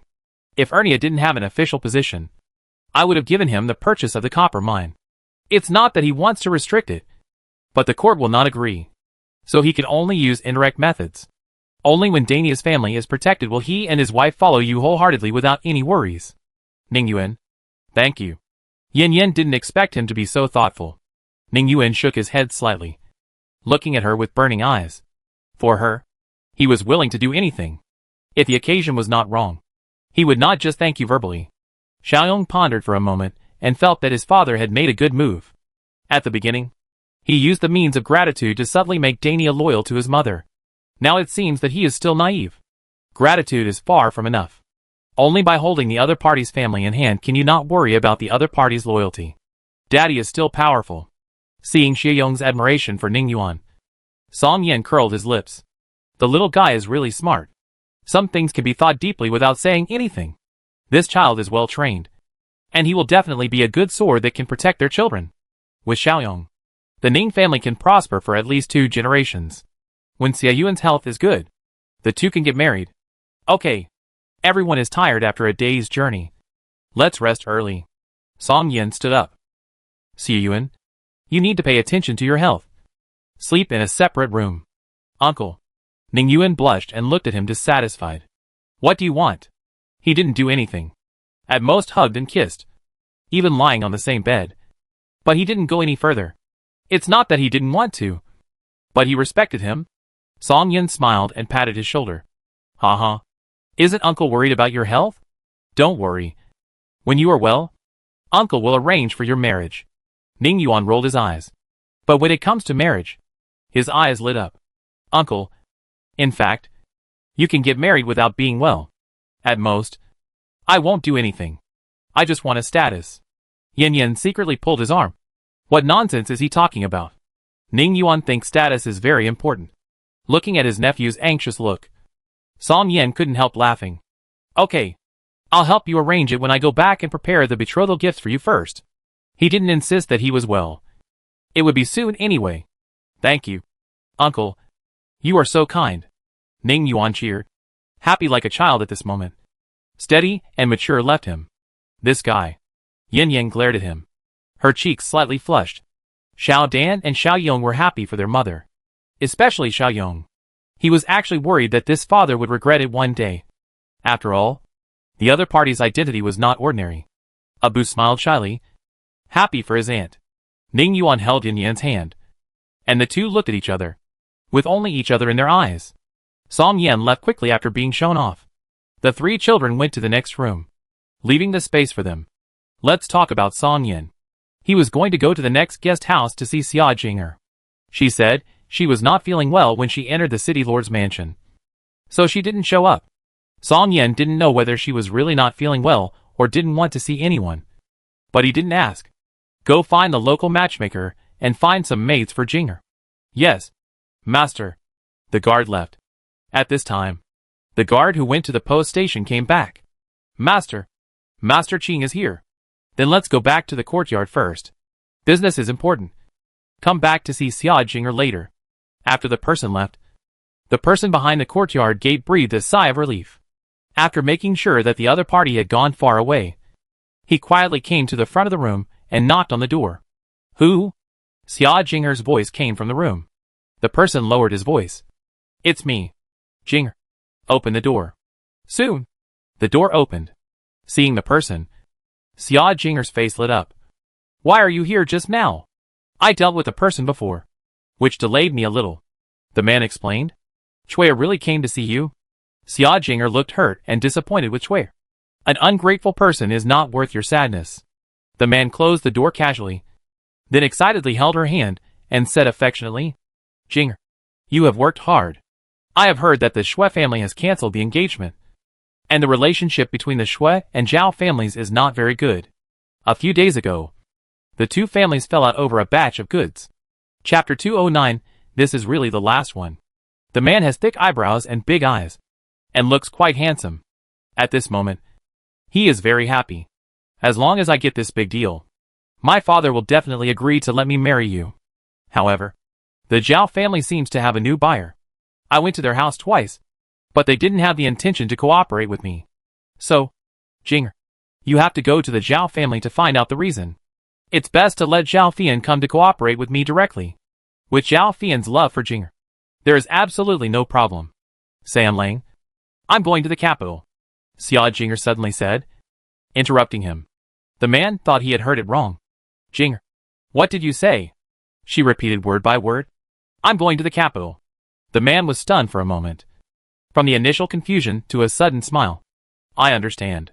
Is it because of the Shui family? Don't worry. With the Zhao family around, the Shui family won't dare to do anything to you. And it won't be long before I go to the Zhao family to propose marriage. Looking at the confident smile on his face, Xia Jinger's mouth was bitter, and she had to break his beautiful idea. I have severed my relationship with Zhao Fian, and the Zhao family has nothing to do with me anymore. What? The man screamed, holding her hand tightly. His face was not calm. Isn't Zhao Fian very good to you? Why did she break off the relationship? Is it because of the Shui family? Isn't there the help of the young city lord of Pancheng? How can things be so bad? Xia Jinger lowered her head and did not explain. The man was anxious and shook her shoulders. Speak. Don't you want to marry me? If I didn't want to, I wouldn't have plotted against Xueqiao. But what? Tell me. Seeing that the two of them were about to get married, she ended up having nothing to do with the Zhao family. So how could her father agree to let him marry her? Xia Jinger looked at the anxious and worried man in front of her, hesitating whether she should tell him. She was afraid that he would leave her if she told him. But it was a rare opportunity, and she couldn't give it up for the sake of her children's love. I am the daughter of Xia Yanho. Xia Yanho? The man's excitement disappeared immediately, and his expression was a little dazed, as if he was wondering who Xia Yanho was. Suddenly, he let go of her and took 2 steps back. His expression flustered. Are you a wanted criminal of the court? Xia Jing hurried forward to explain. But the other party took 2 steps back again, trying to keep a distance from her. His avoidance made her feel sad. Will he really stay away from her? Oh my god. Why didn't you tell me earlier that you were the daughter of Xia Yanho? The man seemed very painful. If he had known that she was a fugitive, he would never have fallen in love with her. Looking at this face that haunted him, he was very reluctant. But he couldn't joke about the safety of himself and his family. Xia Jinger looked at him quietly. His struggle and pain made her feel better. Sam Lang, His Majesty already knows that my father did not rebel. Our whole family died unjustly. It's different. The man shook his head. Unless His Majesty vindicates the Xia family, you are the daughter of the imperial prisoner. Besides, the original sentence was to execute the whole family. He didn't say it later. That is, there was a problem with Xia Jinger's survival. No matter who helped her, they were all disobeying the order. How could he dare to marry her? Not to mention marriage. Even contact with her made him tremble, for fear that others would know and implicate himself and his family. The man walked back and forth twice to calm himself down. Jinger, don't worry. I won't report you. But it's impossible for the two of us. You pack up. I'll send you out of the city before dark. You go to the border, or to the nomadic tribe. You don't have to worry about your identity when you get there. As he said this, he was reluctant to step forward, hesitated, and still grabbed her hand, his eyes affectionate. Jinger, believe me, I love you. But I can't protect you. But I can't bear to leave you. Why do you have to be the daughter of Xia Yanho? He couldn't control himself anymore, hugged her tightly in his arms, and was very upset. Xia Jinger hugged him back, tears falling from the corners of her eyes. Sam Lang, I shouldn't have lied to you. But if I hadn't kept my real name secret, I would have died long ago. The man's heart softened, and his tone softened a lot. No, I don't blame you. On the contrary, I can understand you better. You are braver than I thought, and I can't let you go. He took a deep breath and decided to give it a try. Jinger, give me some time. I will apply to my father to do business in the border, and then you can go with me. I will get you an identity in the nomadic tribe, and then I can still marry you. Although he is not as high-ranking as Miss Zhao and can give him more help, he is not valued by his father. He believes that his father will agree to marry a woman from another tribe. They have done so much to be together, and they can't just give up like this. These words touched Xia Jinger and made her feel that she had not made a mistake. But she has too much to bear. She is not alone. She let him go and gently pushed him away. Sam Lang, I'm sorry. I must go to the capital. Why? The man didn't understand. Do you dislike me and want to climb up the ladder? What are you talking about? How could I dislike you? And what qualifications do I have to dislike you with my status? I just want to get justice for them. You want? Xia Jinger nodded, and her weak eyes became unusually firm. Yes. I want to vindicate the Xia family. The man was silent, and his face kept changing. After a long time, he said calmly, What have you paid? Or what do you plan to pay? To let the Song family help you? He knew that there was a problem with her going back to Lianxia with Lord Song. But he had been avoiding it. But now the problem is in front of him and must be faced. Xia Jinger smiled bitterly and didn't speak. The man's heart slowly sank. Have you decided to break up with me? Xia Jinger pursed her lips slightly and closed her eyes. I must go back to the capital. Either you come with me, and I will ask Uncle Song to give you an official position, or I go back by myself and try every possible way to redress the Xia family. In one way, she will keep herself, and in another way, she will lose herself. The man is not stupid and understands what she means. In the first way, he may never return. After all, the Xia family is guilty of treason, and it is difficult to redress it. In the second way, he will lose Jinger. No matter which way he chooses, it is difficult for him to choose. Jinger, give me some time to think about it. He did not choose it at the first time, and Xia Jinger was a little disappointed.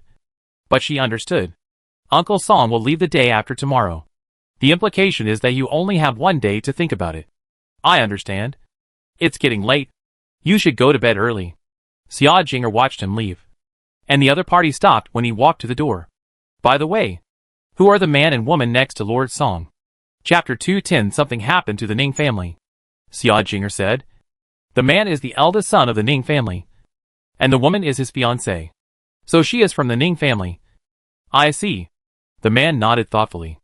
After he left, Xia Jinger sat on the bed and slowly breathed a sigh of relief. This time it was really the last one. She didn't tell him that Lord Song had actually agreed to vindicate the Xia family, which meant that the Xia family's affairs were nothing to His Majesty. She knew Sam Lang, and although he loved her, he loved herself more. The two of them had always been together in secret, and he didn't want to make it public at all. So only the servants who served them knew. In order to force him, she agreed to be engaged to Xueqiao. This forced him to find a way, which led to a series of events later. And by the way, the relationship between the Xue and Zhao families broke down, and he benefited from it. Xia Jinger didn't deny that he loved her, but once other interests were involved, he would think a lot, and she would stand aside. He said he would marry her many times. But when did he do it? So, let's just break it off. Let's not worry about it anymore. No matter what the future holds, she will go on without hesitation. Let's talk about Song Yin. He met his nephew Song Qing, who is also his eldest brother's son. Second uncle, Wang Shuqi came with me. His Majesty agreed. Song Yin nodded. It was within his expectations.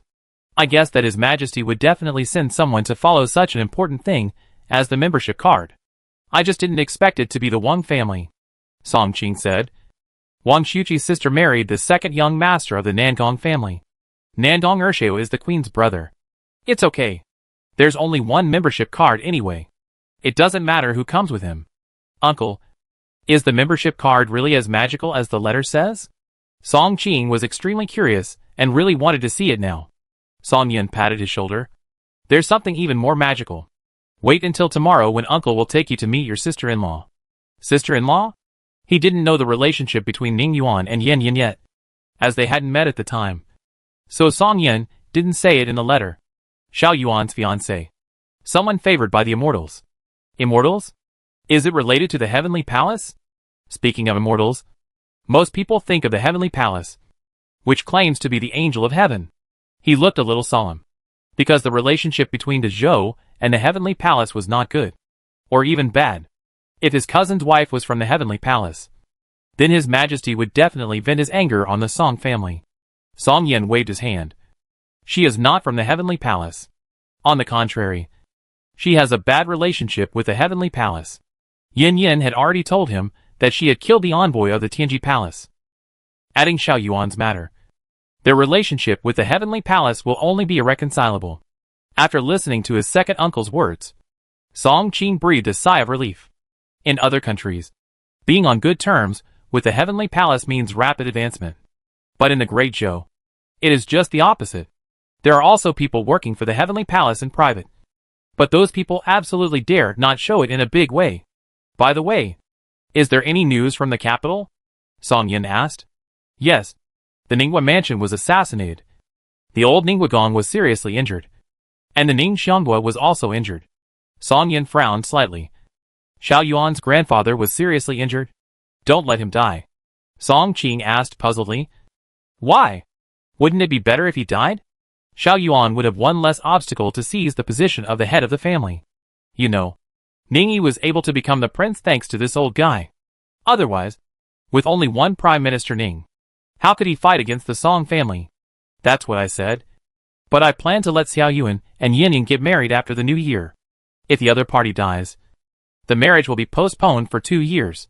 Xiao Yuan, this guy, has been clamoring for a status. Song Qing was speechless and forgot about it. Forget it. I'll go back and see. If it doesn't work, I'll quickly arrange the marriage for the 2 children. Any other news? Yes. The imperial concubine is ill. And she was not well before I left the capital. Song Yan's expression became serious. What disease did the imperial physician say? Is it serious? Song Qing shook his head. The imperial physician couldn't find the cause of the disease, but just said that it was a headache caused by unknown reasons.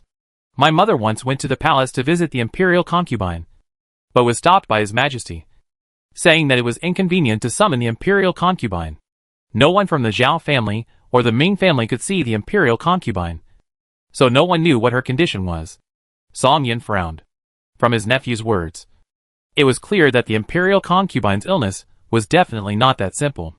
It seems that he has to return to Beijing as soon as possible.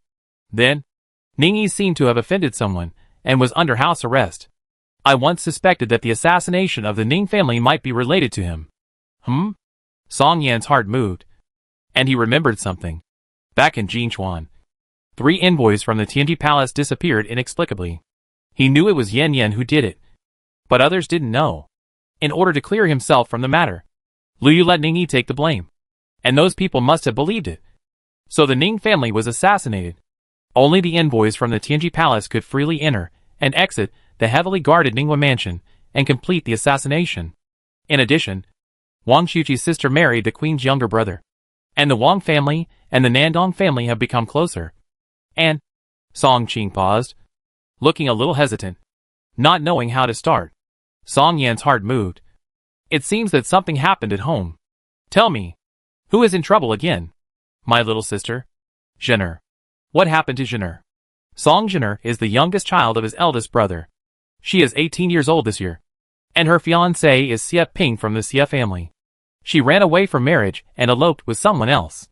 What? Song Yan raised his voice, not believing it. Zhener ran away from marriage? What happened? Tell me carefully. Somehow, Song Yan thought of the couple he met at the Taoist temple on the road, and the Tian Yozu who cried out for injustice. He had a feeling that they were all related. The Xie family is a family of scholars. The people of the Xie family and the students they taught occupied half of the Hanlin Academy and the Imperial College. If this matter is not handled well, it will be bad. Song Qing also knew the seriousness of the matter. His father was so worried that his hair turned white.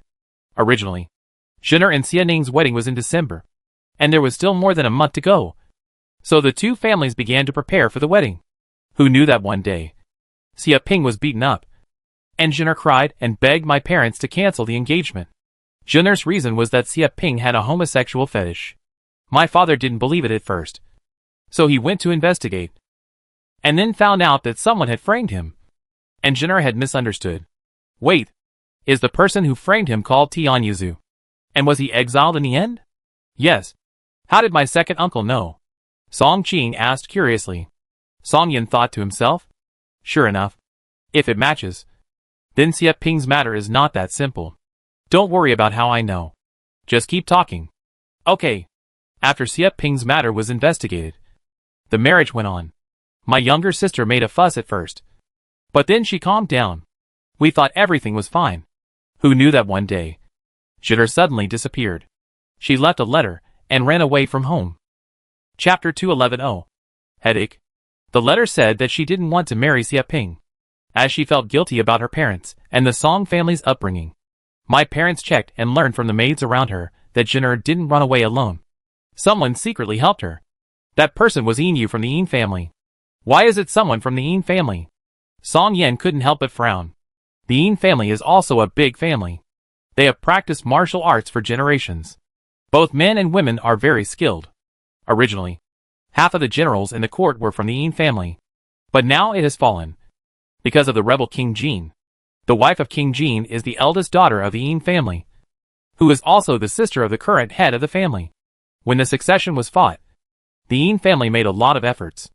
If it weren't for the appearance of the fifth prince, King Jin would be the most likely to ascend the throne. However, there is no assumption. The king of Jin was defeated, and it was still the Yin family who stabbed him in the back. It can't be said to be a backstab. Knowing that King Jin would lose, it is normal for them to choose a new master to save the Yin family.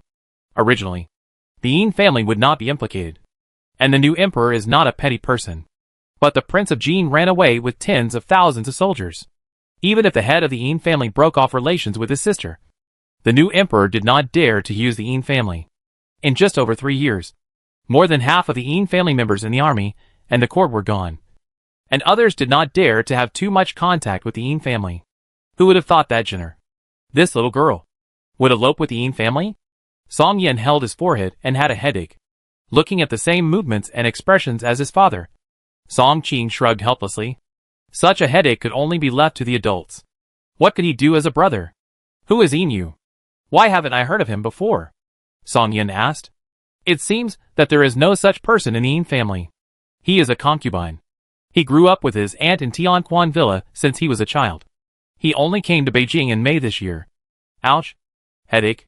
Song Yin was speechless. Why is she still a concubine? What is Jinner trying to do?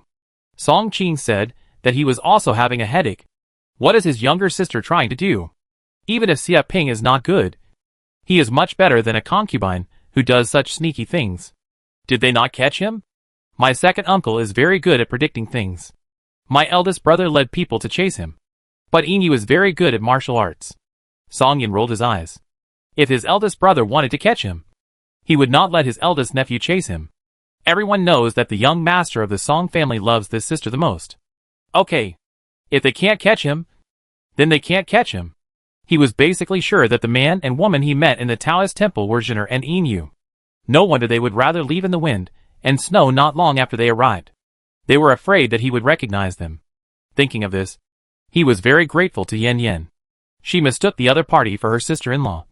Not only gave a lot of food, but also sent a carriage, thinking that their life would not be too bad. As for the Xie family, he had to investigate it carefully. And Tian Yuzu was the breakthrough. Thinking of this, he had to thank Yin Yin again.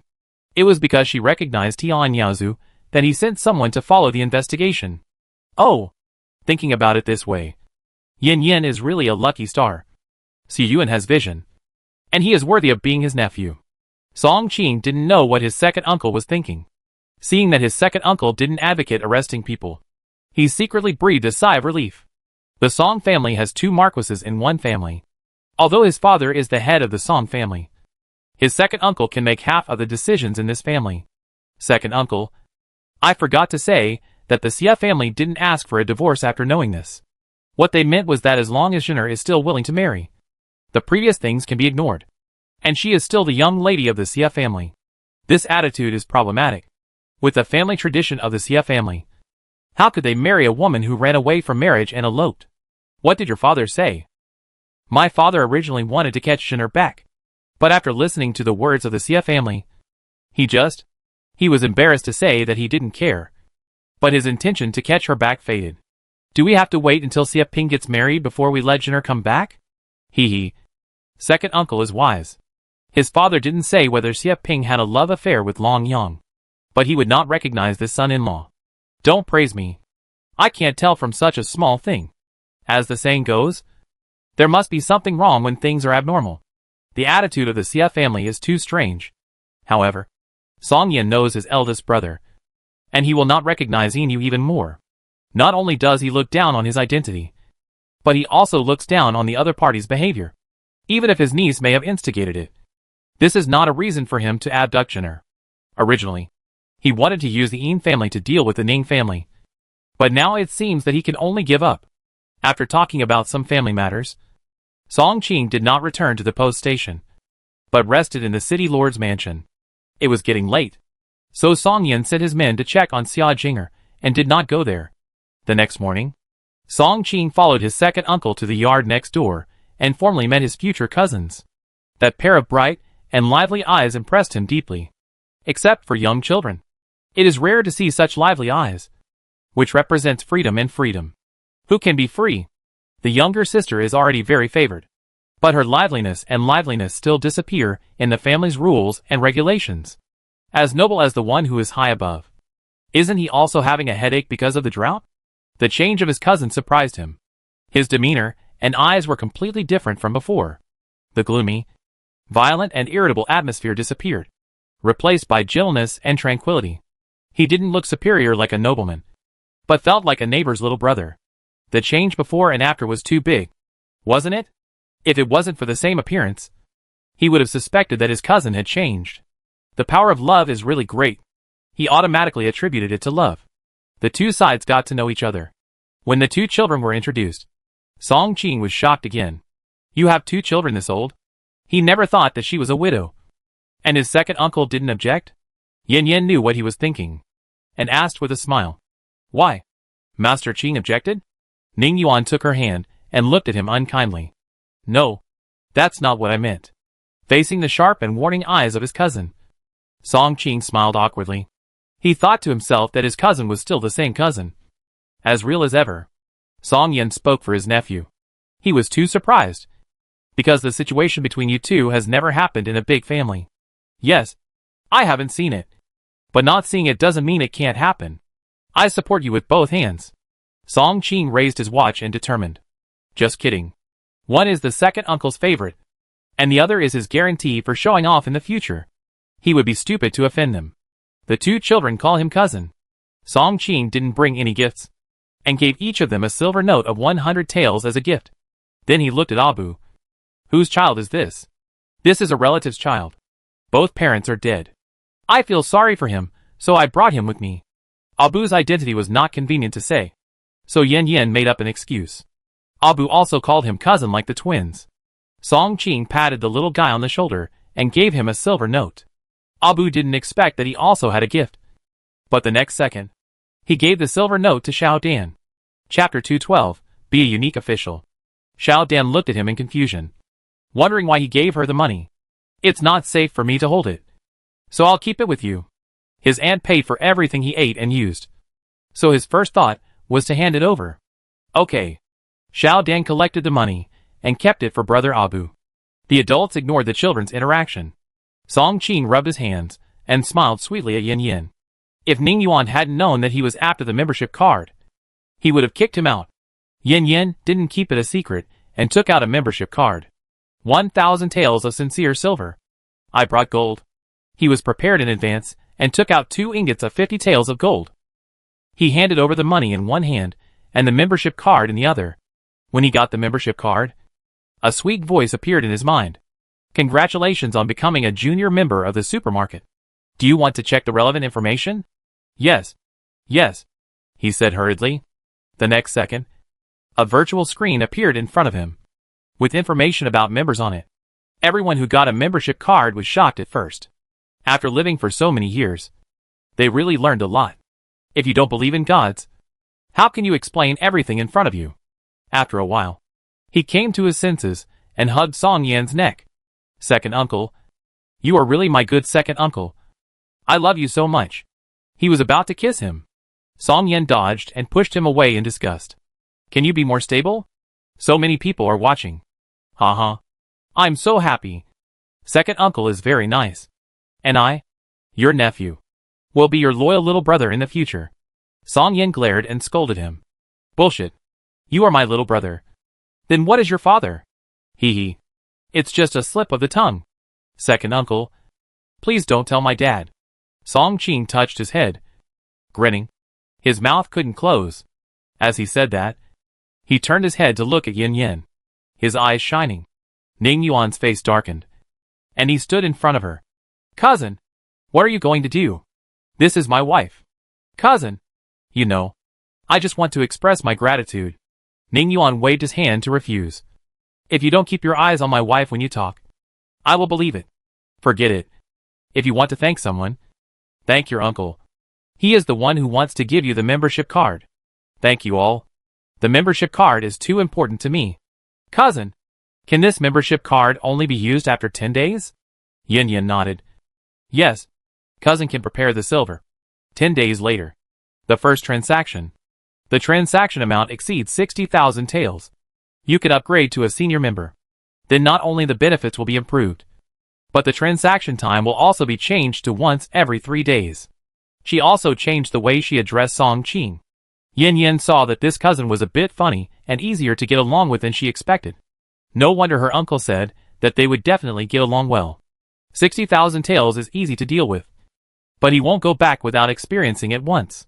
I decided that I will follow you in the future and return to Beijing in half a month. Song Yin glanced at him. What about your majesty? According to his understanding of your majesty, in order to see the membership card earlier, Song Qing will definitely not be given more than a month. Song Qing said nonchalantly. Isn't there still Wang Xuqi? Let him go back and report first. Speaking of Wang Xuqi, Song Qing came over. Cousin, you won't give Wang Xuqi another membership card. Right? He also wanted to be the unique Yuan Weilong of the Ministry of Revenue. Yin Yin looked at Uncle Song and then at Ning Yuan. They would be her relatives and support in the future. So she made a decision. As for the court, Uncle Song will decide who will be given a membership card or a purchasing card. Song Yin smiled slightly, his eyes full of relief. Song Qing's eyes lit up. Maybe he would become the unique Yuan Weilong of the Ministry of Revenue in the court. Haha. He would be able to stand up straight in the court in the future. He was proud. By the way, what is a purchasing card? I want it. Song Yin rolled his eyes at him. The purchasing card was given to Xian. So don't think about it. The third brother? Song Qing was a little surprised. Second uncle, are you confused? If you don't give it to my eldest brother, at least give it to Xiao Si. Xiao Si is Song Yan's eldest son, and Song Xian is his father's illegitimate son. That's why he was surprised. Song Yan's smile faded, and he looked at him seriously. Although you like to be thrifty, you are not as smart as your eldest brother and your third brother. Song Qing was not convinced. It was fine to say that he was not as good as his eldest brother. But why was he not as good as the third brother? For the family to grow, everyone's contribution is valuable. And illegitimate children also have their own role. Otherwise, there would be no illegitimate children in the family. Also, to have a purchasing card, you have to run around. Your eldest brother wants to inherit the family business. You work in the Ministry of Households. And your fourth and fifth brothers are still young. So Xian is the most suitable person for the main family. Moreover, he is calm, brave and resourceful, and will not be deceived by local officials. He is the most suitable candidate. After these words, Song Qing curled his lips and had nothing to say. But he should still be unconvinced in his heart. Seeing this, Song Yin knocked on his head. No matter how you quarrel with Xian, you are brothers, and you should support each other in the future. The Song family will be divided sooner or later. And then the main family will rely on you three brothers to support it. We will prosper together and suffer together. Understand? Speaking of the division, Song Qing was very reluctant. He liked his second uncle's family very much. If his second uncle was not a marquis, as long as his father did not say anything, the family would not be divided. And the second uncle's lineage could live well with the name of the Song family. But there is no if. If it were not for the great-grandmother, the eldest princess, they would have been divided long ago according to the court regulations. And the second uncle's lineage would have been separated and lived alone. After being educated, Song Qing was honest. At this time, the servant came to report that breakfast was ready and asked the distinguished guests if they wanted to have breakfast. Xia Jinger still did not come over on the grounds of feeling uncomfortable. Xiao, who still slept after eating, and it now sleeps most of the time. After breakfast, Song Danu and his wife came back. Yan Yan planned to go out for a walk. Song Yan asked his nephew to accompany them. He did not go out himself, but helped the children to look after Xiu. The group was about to go out, and then they were stopped at the door. I am Liang Fei.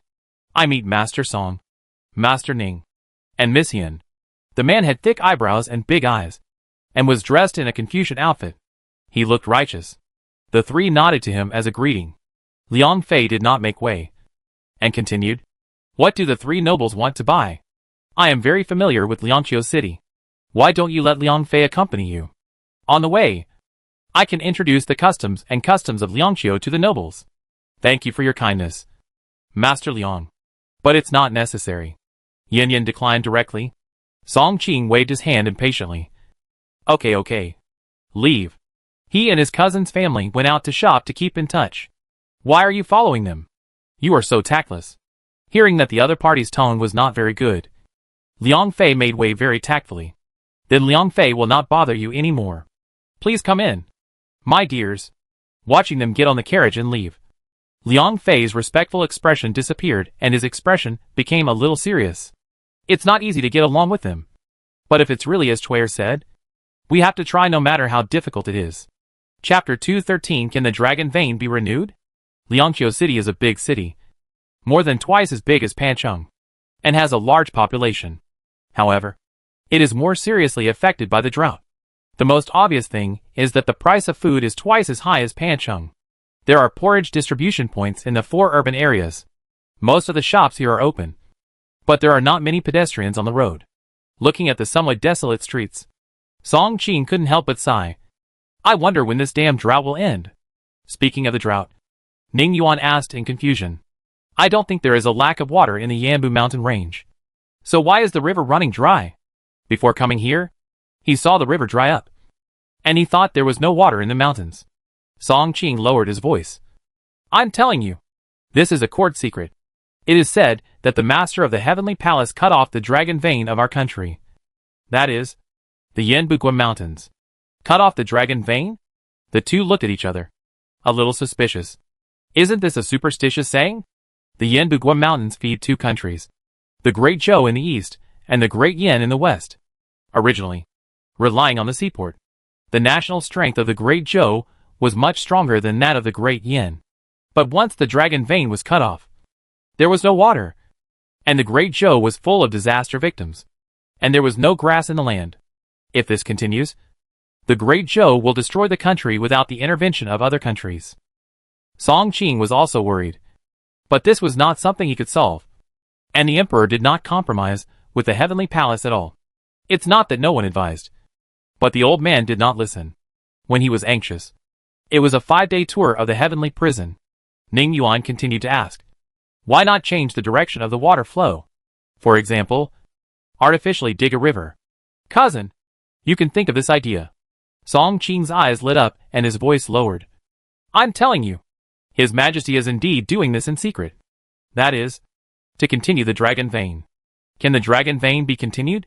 Ning Yuan said that he had heard a new word. Yan Yan suddenly thought of the hundreds of thousands of disaster victims who were relocated outside Jinchuan City. Of course it can be continued, but it can't be continued casually. Anyway, it took almost a year for the Imperial Observatory to calculate the right point. As for where it is, I don't know. It's a secret. He can know so much because he has a father who is a marquis. It is said that his second uncle knows where the point is, but he didn't ask, because knowing too much is not good. Then the drought will end if the dragon vein is continued? Yan Yan asked. Song Qing was not very sure. It should be like this. Even if it doesn't rain, there will be water in the river, as long as the people in the heavenly palace don't cause trouble again. The heavenly palace is really a piece of shit. Yan Yan couldn't help cursing. Whether it was a medicine man or a drought, it was not something that a human could do. Song Qing nodded immediately. This touched his heart. He was really a piece of shit. In order to maintain their authority, they killed so many people. They should be struck by lightning. Yan Yan decided that when Ning Yuan's ability was restored, she would go to see who the heavenly palace was. If they could beat them, they would not be polite. The speed of the car suddenly dropped. Dania stepped forward to report. Miss, the shop in front is full of people. And the street is blocked. We can't get through. Yin Yin opened the car curtain and found a shop with 3 doors in front of the right. There were many people in front of the shop. Not only that, but people kept coming. This looks familiar. Let's go down and take a look. Several people got off the bus. Because there were too many people. Daniel and his wife stayed with the children. And Abu held one in each hand to prevent them from getting lost. At this time, the owner of the store came out to shout. Don't rush. Everyone. Zhao's goods are sufficient, and everyone can buy them. Boss Zhao, you won't raise the price. Right? The people who couldn't squeeze and asked worriedly. The other party shook his head. Definitely not. We have clearly marked the price. Welcome everyone to supervise together. With this promise, the people outside breathed a sigh of relief. There were sufficient goods and no price increase. So it was okay to go in a little later. Boss Zhao, I heard that you can also exchange bamboo baskets, boxes and ironware. Is it true? Someone else asked. Many people looked over, wondering if this was true or not. Boss Zhao cleared his throat and shouted. It can indeed be exchanged. Bamboo, wood, and iron can all be exchanged for food. And the price is definitely not lower than the market price. So this is really a good thing? But what do they use these things for? Why do you care what they use them for? Go back and get them. What if they don't want to exchange them after half of the exchange? This sentence reminded many people. Hurrah! Most of them ran home. And soon the crowded shops and streets were restored to traffic. Hearing that everything can be exchanged, Ning Yuan couldn't help shaking his head and smiling. He already knew whose masterpiece this was. The people took the Zhao family as a fool. And they were taken as fools by Zhao Fian. Yin Yin pursed her lips and chuckled, obviously thinking of the transaction with Zhao Fian. The other party looked at them in the same way as the people looked at the Zhao family. What's the matter? Song Qing looked at the couple in confusion. What's so funny? Ning Yuan didn't explain, but said, Cousin, don't you want to know what the supermarket sells? Let's go and take a look in the store. Here? Do they also have membership cards? Yes. I know someone in Pancheng. Her name is Zhao Fian, the heir of the Zhao family. 2 days ago, Zhao Fian used the membership card for the first time to trade. At that time, the other party bought 100,000 taels of goods and was directly upgraded to a senior member. However, according to the distance, the goods cannot be transported back. It is not ruled out that Zhao Fian returned to Liangqiu. Also, judging from the wooden boxes and ironware collected by the Zhao family, she should have returned. Indy. Song Qing's tone was sour. And then he looked at his cousins with resentment. Yin Yan's mouth twitched. What's there to Indy? Besides, didn't I give you a membership card? The group came to the door of the Zhao family store. At a glance at the dress and temperament of these people, as well as the guards and servants who followed them, the shop owner personally came to greet them. What do you want to buy? As she spoke, she let the people in. Boss, your business is booming. Thank you for your good wishes. This is a grocery store that specializes in selling food. Boss, go and do your work. We'll just take a look. Yin Yin sent the people away. In the store, there were rows of shelves. Just like the shelves in a supermarket. There were not many types of goods. Mainly large quantities and cheap. Of course, there were also small quantities and high prices. But this type was placed on a shelf alone and took up very little space. As for the price, it was about 20% higher than the purchase price. For example, a whole pack of instant noodles. She sold it for 17 won. And here it sold it for 21, which was 3 won more. It doesn't seem like much. But hundreds of thousands or even millions of packs of instant noodles. That adds up to a lot. Song Qing was curious about everything and had never seen it before. So he asked Yin Yin what kind of food it was and how to eat it. Ning Yuan immediately stepped forward and rushed to introduce it to his cousin. Chapter 214 Zhao Fian's Thoughts. Instant noodles of various flavors. Whole bags of dried noodles. Rice, flour, biscuits, etc. are all commodities that the people urgently need. Zhao Fian also guessed that this kind of goods would be easier to sell. So the quantity purchased was very large. Yin Yin estimated that it would be no problem if people from the whole city came to buy. Shopkeeper Zhao, who was waiting on the side, looked at them in surprise. He originally wanted to introduce them, but the couple knew more than him, which made him have to be vigilant. The eldest lady said that these goods are unique in the Northwest. Thinking of this, he called the servant over and explained a few words. After the introduction of the goods, seeing the price, Song Ching immediately understood why so many people rushed to buy them. Cheap. Really cheap. Cheaper than he expected. In normal times, this price is not expensive. Not to mention the drought year. Now the most valuable thing is food. Cousin, are these all bought casually? He leaned close to Ning Yuan's ear and asked softly. Ning Yuan nodded and whispered. Yes. As long as you have money. There are actually a lot of things in it. Whether you are an ordinary person or a rich person, you can buy the goods you need.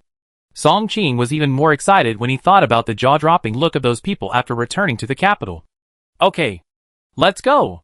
Don't you want to buy some? Song Ching wanted to try the instant noodles and biscuits. Ning Yuan rolled his eyes. With him and Yen Yen, he could have everything he wanted. Hee. Song Ching realized that he had forgotten this. Let's go. Let's go. I want to eat instant noodles and ham sausage for lunch today. He took his cousin and was about to go back to the city lord's mansion. At this time, a person came out from the back. Seeing Yen Yen, the other person's face was happy and hurried over. Miss Yen, I didn't expect it was really you. Yen Yen looked at the person who came. It was Zhao Fian. Miss Zhao, why did you go back to Liangqiu? There are some things at home that I need to come back to deal with, she said briefly, but didn't go into detail about what it was. Miss Yen, Master Ning, let's go sit in the back. Zhao Fian seemed very happy to see them. The group came to the back of the store. The backyard was very busy, and boxes of goods were transported to the front. Did you transport all the goods back? No. There are too many. Half of them were sent to the border. Besides, I have to consider other families. Tomorrow, they can trade again. She also wants to take over the entire Liangqiu city and monopolize it. Obviously, this is unrealistic. When they arrived in the living room, the servants brought 5 peaches and 5 snow pears. I'm offering you this. These are fruits I bought from the supermarket. She already knew the special nature of fruits. But unfortunately, she could only buy 5 a day. And only fruit transactions were not limited to once every 3 days. She bought one for herself and her parents every day. And saved the rest. She saved some these days, and usually put them in the storage cabinet. Ms. Yen, do you know what level of fruit you have to buy to not be restricted? I don't know either. This is the only way for now. If the restrictions are lifted, I will increase the number of purchases. Okay. She felt a little regretful. If there were no restrictions on fruit purchases, she was confident that she would quickly take over the entire Northwest market. Miss Yen, I have an unwelcome request. This is her second purpose. Yen Yen has already guessed. You want me not to give membership cards to other people? Being guessed by the other party. Zhao Fian was a little embarrassed, but she still wanted to fight for it. Only the 2 provinces in the Northwest. I promise that starting from the new year, the goods purchased every month will not be less than 500,000 taels. Okay. She wants to take over the entire Northwest and develop the nomadic tribe market by the way. So exclusive agency is the best. Originally, the funds would be tight, but the purchasing card made her worry-free. Of course, she would not eat alone. And she couldn't eat alone. But even if she sold to other merchants, they could only purchase goods from her side and monopolize the source of goods. Yin Yin thought for a while. I am just an agent. I can agree to your request for the time being. If there is a need for change in the future, what I can do is to inform you in advance. Zhao Fian was already very satisfied with this answer. Her request was excessive in the first place. Thank you, Miss Yin. Just give her half a year. It will be okay. Enough for her to expand the Zhao family and complete the layout. Next, Zhao Fian wanted to invite them to have lunch at the Zhao family to show her hospitality. At this time, the shop owner walked in. Miss Gao, Zhang, and Liang are here and want to see you. They came pretty quickly. I thought they would come in the afternoon. Zhao Fian was not surprised. As soon as the store's goods appeared, no matter the price or quantity, there would definitely be people who couldn't sit still. I thought they would wait and see and come to inquire about the news in the afternoon or tomorrow. But they came in the morning. Since Miss Zhao has guests, we will leave first. Miss Yin, Master Ning, where are you living now? Fian will definitely visit you tomorrow. I'm staying in the city lord's mansion temporarily. Considering the status of Master Ning and his uncle, it's normal for them to live in the city lord's mansion. She said a few people outside and looked at Yin Yin with a hesitant look, wanting to say something but stopping. Seeing her awkward and tangled look, Yin Yin smiled. If you want to ask, just ask. Why are you tangled? Zhao Fian touched her nose embarrassedly. But she was no longer tangled. Is Jinger okay? Are you worried? Then you can go see her. No. She shook her head with a bitter smile on her lips. I know it's not easy for her, since this is what she wants. Let her do it. She said it freely. But her expression was not so cool. Yin Yin didn't say anything, but she envied Xia Jinger a little. Zhao Fian said these words, seemingly not caring about the other party. But in fact, she was deliberately telling her that even if she broke off her relationship with Xia Jinger, she was still very important to her, and was Zhao Fian's sister. She certainly understood why Xia Jinger broke off her relationship with her. Whether it was to help Xia Jinger or because of Yin Yan's relationship, the best choice was to stay away. If Yin Yan had not agreed to her conditions today, and their relationship had not been further developed, she would not show her concern for Jinger. She did this in the hope that the other party would take care of Jinger for her sake. They were all smart people, and Yin Yan naturally understood what she meant. Miss Zhao, I admire you very much. For your sake, I will not embarrass her. But the premise is that she does not plot against me. Thank you, Miss Yin. Zhao Fian bowed deeply to her, and this promise was enough. And she could only do this step. After all, one was a businessman and the other was from a noble family, and their identities were not equal at all. She tried her best. At this time, someone came over. Master Song, Master Ning, Miss Yin, you are all here too. What a coincidence. The person greeted them with a smile. It was Liang Fei. With him were Master Zhang and Master Gao. Chapter 215, Vulgar and Straightforward. Cute. I didn't expect that Miss Yin and the eldest daughter of the Zhao family actually know each other? Liang Fei spoke familiarly. Yeah. Yin Yin looked indifferent, and had no intention of further conversation. Zhao Fian originally thought that the third young master of the Liang family would have a good relationship with Miss Yin. But it seems that she thought too much. Oh, is this why they came early? Fortunately, she kept a trick. Liang Fei wanted to say something, but the other party just nodded at him, then got in the car and left. Now, Zhao Fian felt more confident. Several people came to the reception room and sat down as host and guest. Liang Fei spoke with a smile. The Zhao family's business is pretty good. We looked at the goods in the store and found that most of them are new to us. Miss Zhao, where do these goods come from? Young Master Gao continued. Liangqiu is so big that I think the Zhao family can't take care of it all. Why don't we all work together? Another person crossed his legs and said, Miss Zhao, you don't want to eat alone, do you? If Liang Fei and the other two's words were more subtle, then this person's words were very straightforward. In the past, when facing the people in the city lord's mansion, Zhao Fian would definitely give in 3 points. She would probably agree to the other party's requests or conditions. But this time it was different. Zhao Fian smiled slightly. Don't worry. No matter how big my appetite is, I can't forget you. To be honest, I am preparing to work with you to take over the market in Liangqiu and even the entire 2 northwestern provinces. 2 northwestern provinces? You have so many goods? Young Master Gao shouted in surprise. The other 2 also found it incredible. She smiled and nodded. Sufficient goods. Where do they come from? Liang Fei asked immediately. He got some information from Chuer, but it was not complete. In fact, he only had a vague understanding of where these goods came from. You know, if you have the source of goods, you have absolute voice and pricing power. Zhao Fian smiled and shook her head. Don't worry about where the goods come from. I can guarantee that there is enough supply. Liang Fei was not satisfied with this answer and tried to test. Miss Yin gave it to you? Zhao Fian did not deny it. You can say that. Then I don't understand. Miss Yin and the others are leaving tomorrow.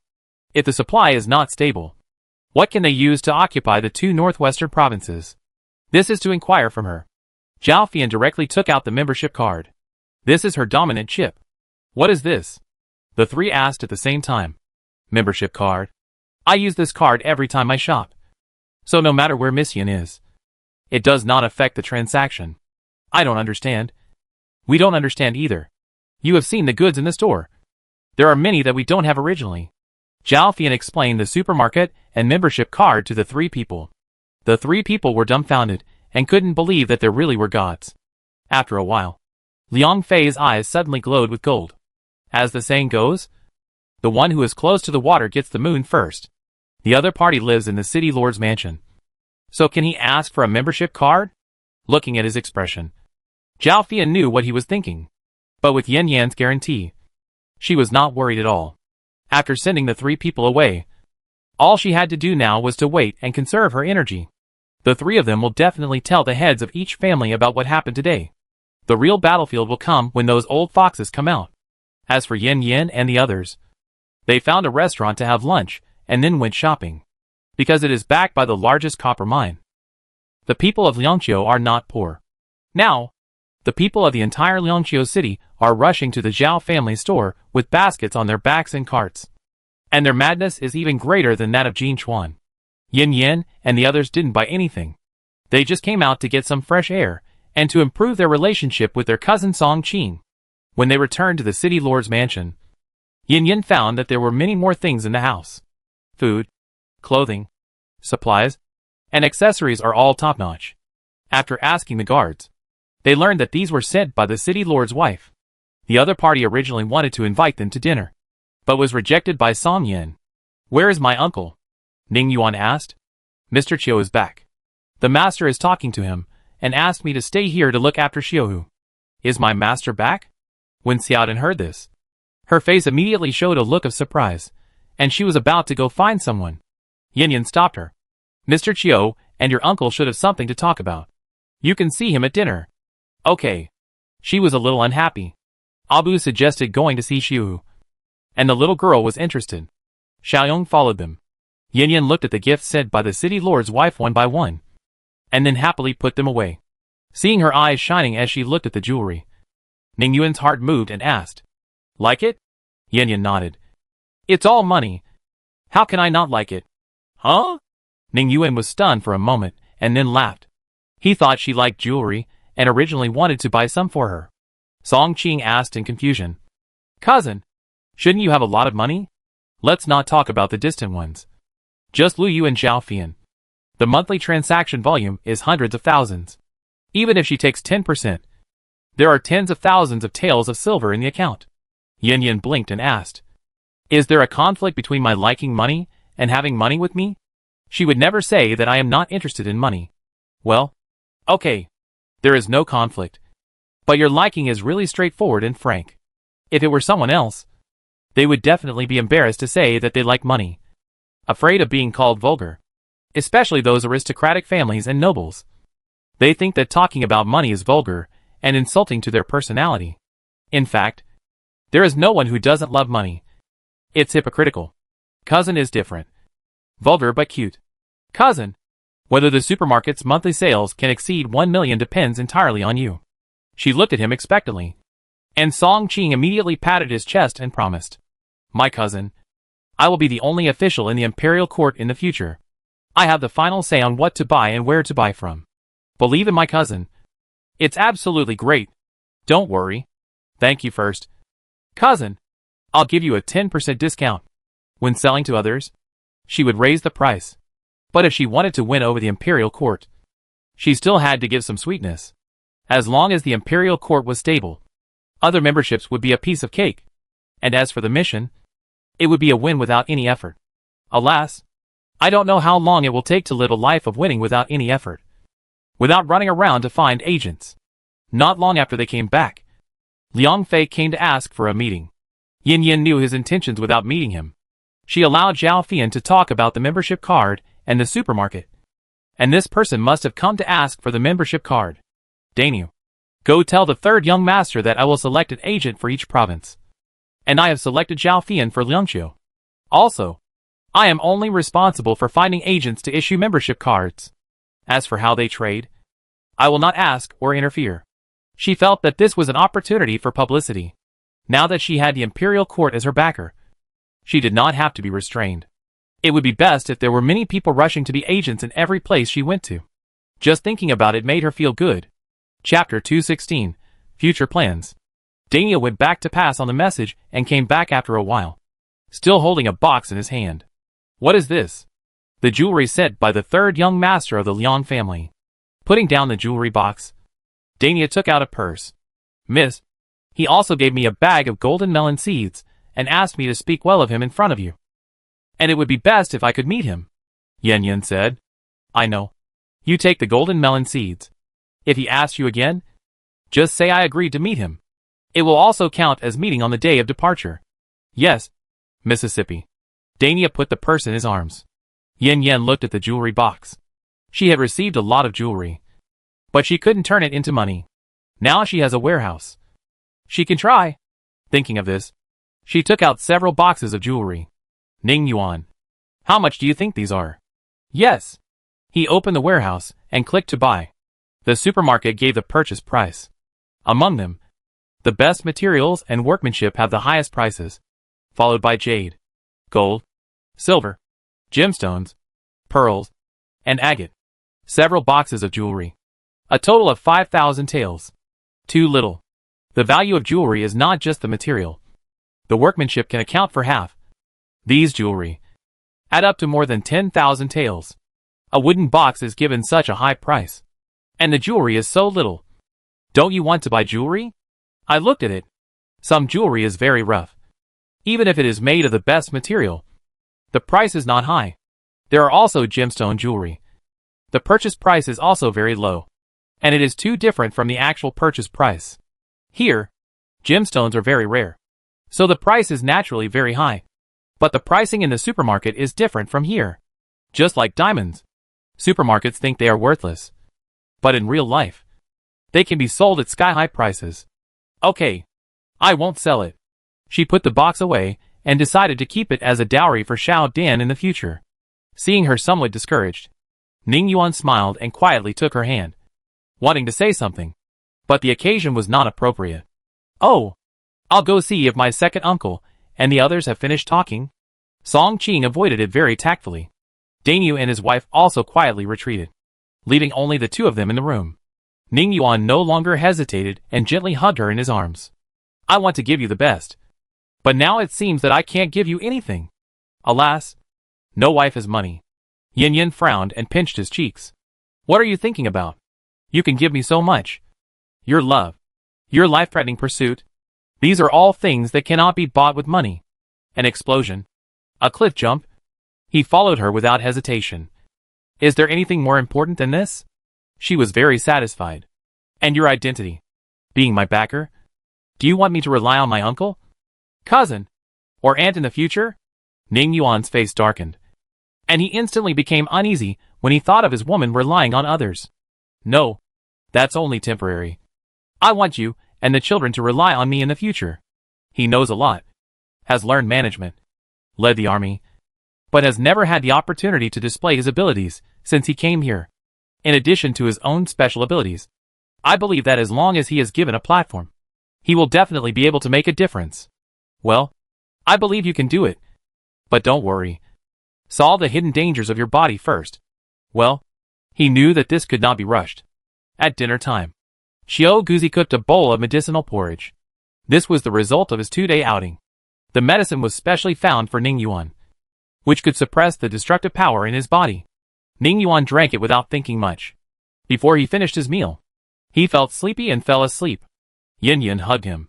Her eyes were a little cold and worried. Xiao Guzi explained. This is a normal reaction. Two energies are fighting. You won't feel uncomfortable when you fall asleep. If you don't believe it, you can check it out. Yin Yin used her supernatural power to give him a full body check and found that he was fine. She thought she should have thought too much, and then took him back to the room. When she came out, everyone had finished their meal, and Xiao Guzi took the 3 children out to play. Song Yin looked at her with a soft and loving look. Xiao Yuan is very lucky. This is the truth. Yin Yin smiled slightly. I am even luckier. This is also the truth. The two smiled at each other and understood the meaning of each other's words. Song Yin stood up. Let's go. Walk with uncle. Yin Yin looked at another room with concern. Song Yin understood. Don't worry. There are 2 guards protecting us. And let Daniu and the others take care of us. Nothing will happen. Besides, let's go for a walk in the garden. Okay. Yin Yin also thought that it should be fine. So she followed him to the garden next door. It was the beginning of the 12th lunar month, and the sky was full of stars. It was called a garden. But in fact the trees, flowers and plants in the garden had already withered. And with the previous snow, the garden looked even more desolate and bleak. They came to a pavilion with lanterns hanging on the four corners, adding a touch of warmth to the night. Song Yin stopped and looked up at the starry sky. Yin Yin also looked at the sky, with a tail of the Milky Way on the edge. Such a pure sky is hard to see in other worlds. After a while, Song Yin spoke. Yin Yin, what are your plans for the future? This is a broad question. Yin Yin suddenly thought of the interviewer's question during the interview. Do you have any plans for the future? She wanted to complain about this question. What plans do I have? Shouldn't the company plan for me? Of course, the elders asked. Or the man's elders. So she had to answer seriously. I think so. The first goal is to work hard to complete the task given to me by the supermarket fairy, and then get a reward, and use the reward to completely cure Ning Yuan's body. Song Yin nodded slightly. The first person he thought of was Xiao Yuan. Not bad. Not bad. Looking at the satisfied expression on the elders' faces, Yin Yin knew it was stable and continued. The second goal is to cooperate with the court and then bid nationwide. I originally planned to travel around the country and look for agents. However, Xiao Yuan's situation is special, and with my uncle's later arrangements, I decided to stay in the capital and let them bid. I will select suitable agents based on the conditions they put forward. Bidding? Bidding? These two words are well used. Song Yin felt it was just right. The third goal is to wait until the agents across the country are settled. Then the drought situation will basically be stabilized. And then unite the forces that can be united and seek revenge from the Heavenly Palace. Her man's revenge, and Abu's revenge, must be taken. Seek revenge from the Heavenly Palace? This goal is difficult. Song Yin couldn't help but sigh. Even the Emperor couldn't achieve this goal. In comparison, the first two goals are too simple. Yin Yin knew it was difficult. How could someone who could cut off the dragon veins and the existence that could shock the four countries be so easy to take revenge? Chapter 217 on the importance of backers. She was not impulsive or reckless, but came to the conclusion after understanding, analyzing, and thinking carefully. First, she had fought with the messenger of the Heavenly Palace. The other party had strong recovery ability, but she could kill him in one round. If the person is dead, no matter how strong the recovery ability is, it is useless. Then there is the angel. From the information learned from Uncle Song, the other party is powerful, but he has no special abilities and cannot fly. At most, he is 1 or 2 levels higher than these messengers, so it is not difficult for her to deal with him. The difficulty lies in the temple master, who is said to be so magical. The other party is likely to have special abilities, like her and Ning Yuan, and is probably a superpower. However, superpowers can also be divided into strong and weak. Although her superpower has entered the advanced sequence, it is only an auxiliary system. She has no advantage and chance of winning when fighting with superpowers of the same level. But Ning Yuan's ability is different. The lightning ability is one of the top 3 offensive abilities among all the abilities. As long as his ability is restored, even if he can't beat the Hall Master, he will have no problem escaping unscathed. Moreover, she still has the golden finger. The supermarket. She has a hunch that the next promotion reward will definitely be very good. Maybe, not only can Ning Yuan's body be cured, but his ability can also be restored to level 4. Level 4 lightning ability can communicate with the natural power of heaven and earth, and its power is very powerful. With these guarantees, she dared to say that she would seek revenge on the Heavenly Palace. Uncle, don't worry. This goal is in the later stage. We will implement it when we have enough strength. Uncle understands what you mean. But you underestimate the ability of the Heavenly Palace. 1 person against 100 soldiers is not just talk. Also, which country doesn't want to resist and get rid of the Heavenly Palace? It's not that they don't dare, but they all failed. The best way is to lie dormant and wait until you have enough strength to give the other party a fatal blow. Song Yin persuaded her earnestly. Yin Yin thought of something and smiled with a smile. Uncle, someone once asked me, I am a small peasant woman with no power, no influence, and no status. Why do I dare to expose the supermarket? Aren't I afraid of being skinned and boned by those noble families? Isn't the best way to lie dormant? Oh! What did you answer? Song Yin looked at her with interest. Yin Yin smiled faintly. The other party is well-intentioned. But they are not me. Lying dormant may be a good way. But I can't do it. First of all, there are so many people around me who are hungry. And even exchange their children for cannibalism. I can't be indifferent. Cold-blooded and stand by and do nothing. When I take out the food, I always have to find a reasonable reason. Deterrence and respect are the best ways to avoid being coveted by others. Of course, some people will say that it's fine to find any reason. Why mention the supermarket? Because no reason is more favorable to me than the words of the agent of the gods. This reason is nonsense in modern times. But in ancient times, when people believed in the world of gods, this reason is the best.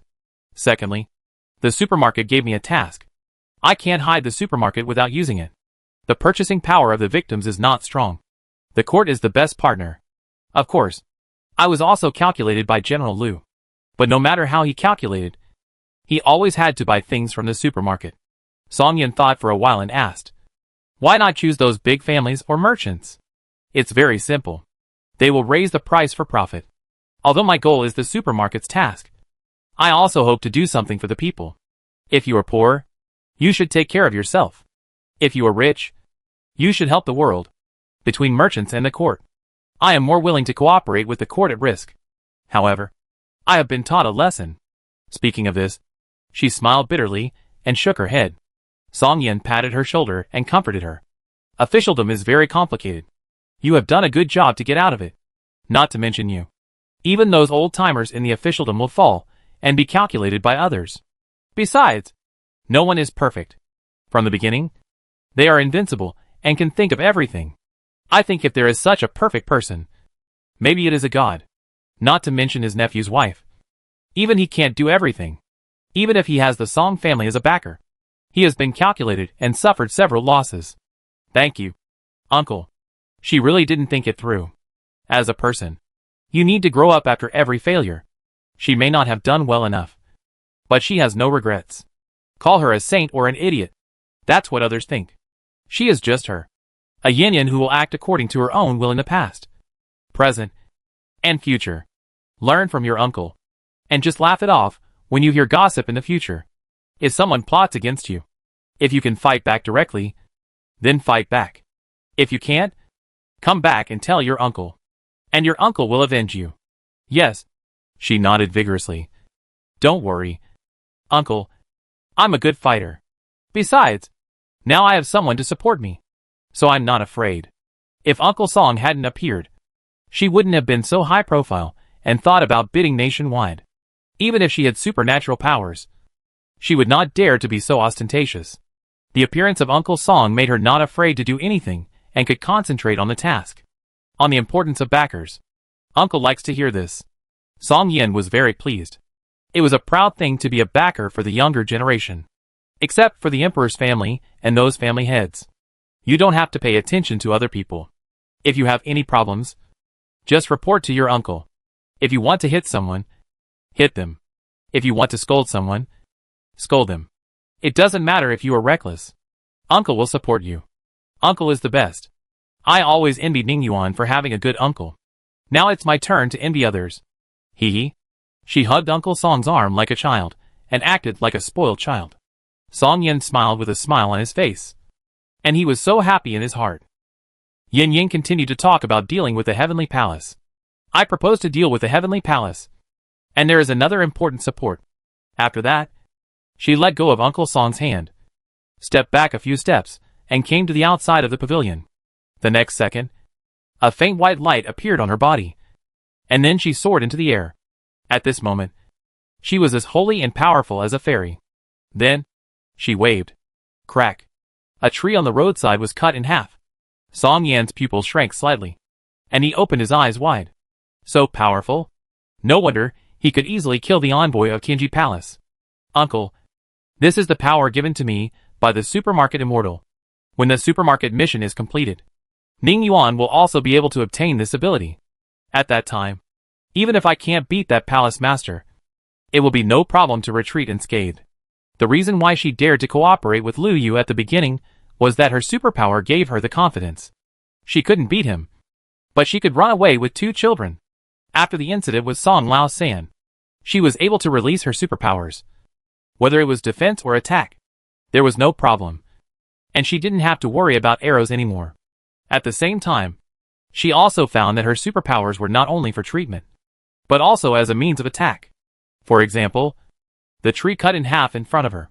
Even if more energy is consumed, an apple can make up for it. Chapter 218. Are you sure you can do it in 3 months? Song Yan's eyes sparkled with gold, and various thoughts flashed through his mind. If Xiao Yuan and Yin Yin had this ability, then dealing with the Heavenly Palace would not just be a fantasy. Moreover, with this ability, the position of the head of the Ning family is not just one step closer, but in the bag. You gave your uncle a surprise. Haha.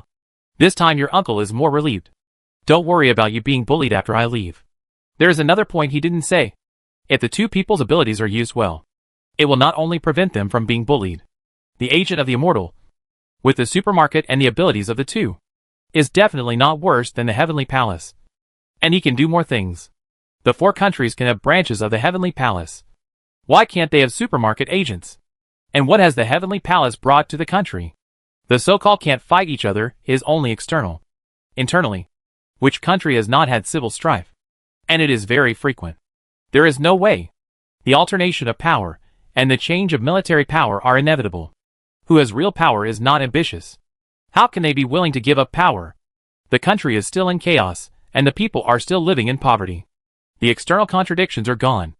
All are internal contradictions. And appropriate external contradictions are the methods and means to divert internal contradictions. Yin Yin landed slowly, and the white light on her body disappeared. Song Yin was very pleased and sighed again that Xiao Yuan was really blessed and worthy of being his nephew. He looked at the sky. It was still early, and he planned to say something else. Roar. Suddenly there was a deep tiger roar. Yin Yan's expression immediately became serious. Uncle, Xiao Hu is in trouble. I'll go over to see. After saying that, the person had disappeared from the spot. Song Yin frowned slightly, his face a little solemn. It seems that there is not enough time. Roar. The roar sounded again. Straight to the sky. The people in the city lord's mansion were awakened. And soon the palace soldiers came over with lanterns. They were the only ones in the mansion with tigers. So they heard the noise, and went straight to the guest house. Song Yin returned to the guest house, and stopped these people at the gate of the courtyard. Lord Song, do we really not need to go in and take a look? The housekeeper confirmed again with concern. The tiger's roar was really unusual. What if the nobles were injured? What if the tiger went crazy and killed people in the mansion? What if it hurt the masters? No. The little tiger is a tamed animal. It will not hurt people. You go back. Okay then. The housekeeper did not hear the tiger's roar again. And with Lord Song's guarantee, he had to take people away. However, the housekeeper still left a few people outside to watch. Just in case. Song Yin turned around and looked at the brightly lit room. Then came to the door of the room. The guard opened the door as if sensing it, and shook his head slightly at his master. Oh! Song Yin sighed. He didn't expect that it would be bad for Xiaohu. Song Yin adjusted his mood and walked in. In the room, Yin Yin had a dark face, holding Qiao Guzi's hand with one hand, and placed the other hand on Abu's heart, with a white light flashing in her palm. Abu and Ning Yuan were lying on the same bed. Both of them were naked on the upper body. Ning Yuan was unconscious, and Abu had a wound on his chest. Even with Yin Yan's treatment, blood was still rushing out. Xiaohu was at her feet, baring his teeth at Qiao Guzi, with a fierce expression, as if he would pounce on him in the next second. The 2 children, Xiaodan and Xiaohong, were not there. Qiao Guzi looked at Yin Yin helplessly for interrupting everything, and did not continue. Seeing Uncle Song coming in, Yin Yin's face was not very good, with dissatisfaction and questioning in her eyes. Qiao Guzi spread his hands at him. It was almost there. Or you can get her out. It was a piece of cake to deal with the tiger. But he couldn't do anything to Yin Yin. You dare. Yin Yin glared at Qiao Lao, then turned her head and looked at Uncle Song angrily. Why didn't you do anything to Abu without telling me? Song Yin knew he couldn't hide, so he had to confess. Will you agree if I tell you? Yin Yin shook her head, and then explained. It's not the time to do anything to Abu yet. 3 months. Just give me 3 months. get the reward from the supermarket, and Ning Yuan's hidden dangers can be cured. Really? Are you sure? Song Yin asked back. Yin Yin didn't answer. She was just guessing and couldn't be sure. Song Yin smiled faintly. Your method is uncertain. But mine is. But, Abu. Although the golden dragon was taken out, Abu's life would not be in danger. But she didn't want Ning Yuan to be controlled by others. With Uncle Song's approach, he would naturally not let him be controlled by others. So there was only one way to go for Abu, which was death. Give me 3 months. If the supermarket reward doesn't work, then use the golden dragon. Looking at her embarrassment, Song Yin shook his head. Now you can't bear it. Are you sure you will still have this idea in 3 months? People have feelings. The longer they get along, the more difficult it is to do it. You don't have to say you can do it. But you are just deceiving yourself. Uncle sees it more clearly than you. So I want to cut off your feelings directly when they are not very deep. Yin Yin. You have to remember who is the most important to you. The last sentence shocked her. Ning Yuan is the most important to her, and she can make any sacrifice for him. However, looking at Abu, whose chest was still bleeding, she couldn't do it. Is it really because they have been together for a long time that they have feelings for each other? No, it's not. She shook her head violently. I can sacrifice everything for Ning Yuan, but I can't sacrifice others to save him. This is wrong. Okay, you are right. But didn't you make a deal with Abu? You can help him get revenge in the future. But what I told Abu was to try to let him live to see the revenge. Unless Ning Yuan's body can't hold on, and he will offer the golden dragon. Ning Yuan is in good health now. There is no need to be so anxious. And besides, you didn't ask Abu for consent. You have to be flexible. Since Abu will die sooner or later, why not die now, and let Xiao Yuan recover sooner, and have powerful abilities sooner? Then we can avenge Abu together, and increase the chances of winning.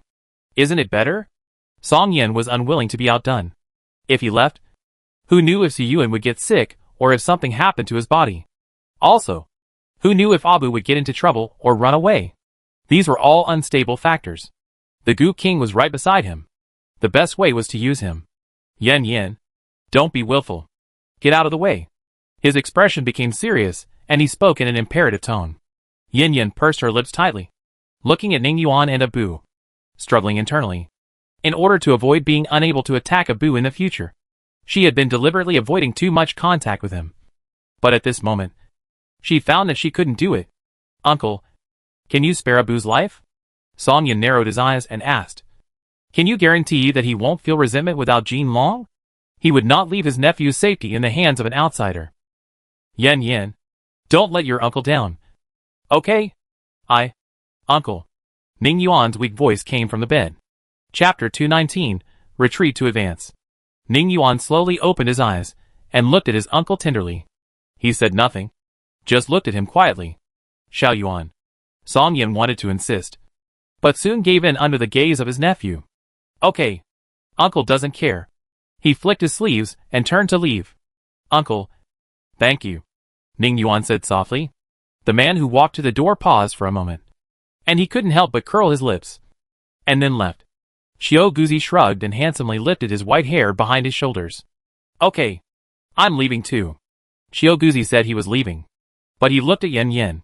Yin Yin let go of his hand, but Xiao Guzi still didn't move. The corners of her mouth could not help but twitch, and she reluctantly said 2 words. Thank you. Stinky girl. This is more like it. The old man finally did not work in vain. By the way, if you want me to help you again, it won't be so easy. If others want to ask him for help, don't even think about it without 1,000 taels of gold. Xiao Guzi laughed and left the room. There were only 3 people, and 1 tiger left in the room.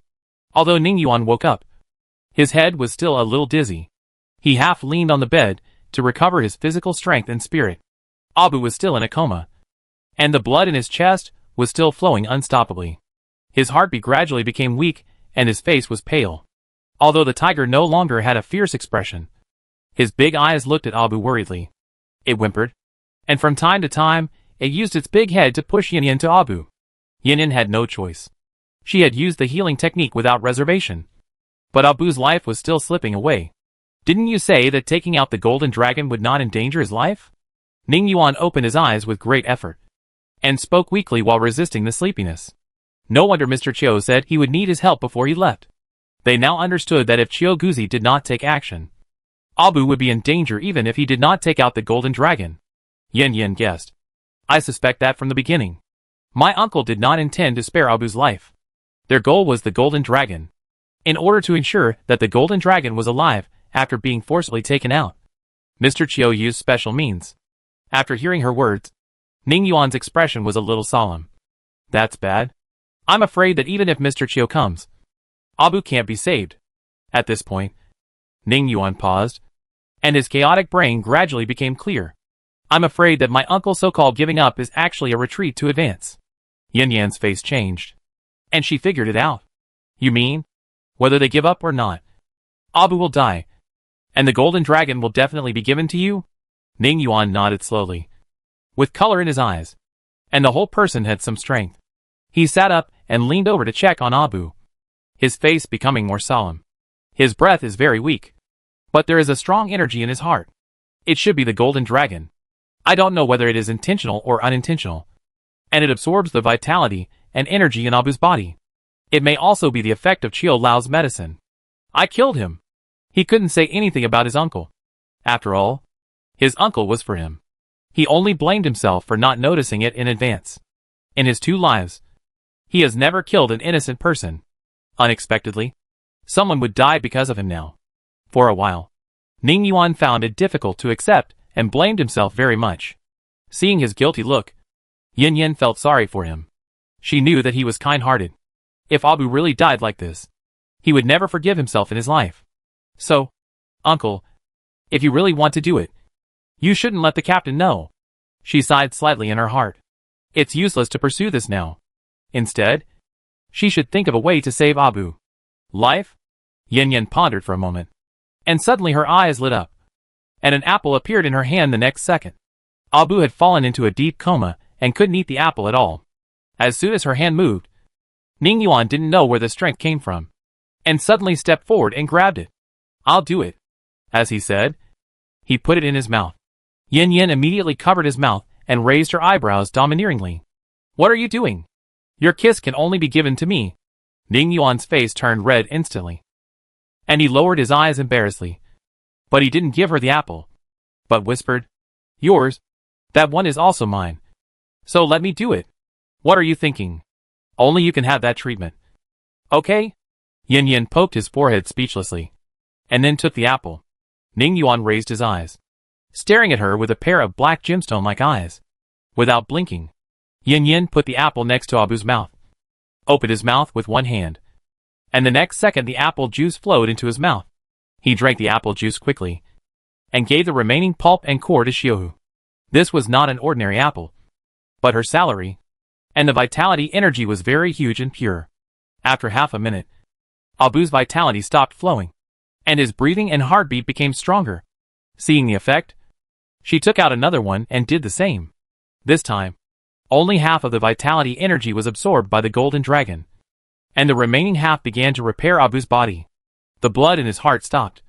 The wound healed quickly, and his heartbeat returned to normal. The two of them breathed a sigh of relief. It seemed that the person was fine. Ning Yuan's spirit relaxed. His eyes went dark, and the whole person fell backwards. Yin Yin was startled and hurriedly hugged him, putting one hand on his pulse. Feeling her tenderness, the blush on Ning Yuan's face that had finally gone down climbed up again. Smelling the faint fragrance on her body, he pushed her a little embarrassedly. I'm fine. Chiu Lao's medicine is too strong. I may need to rest for a night. After checking his body and making sure that there was nothing wrong, Yin Yin was relieved and helped him lie down. You go to sleep.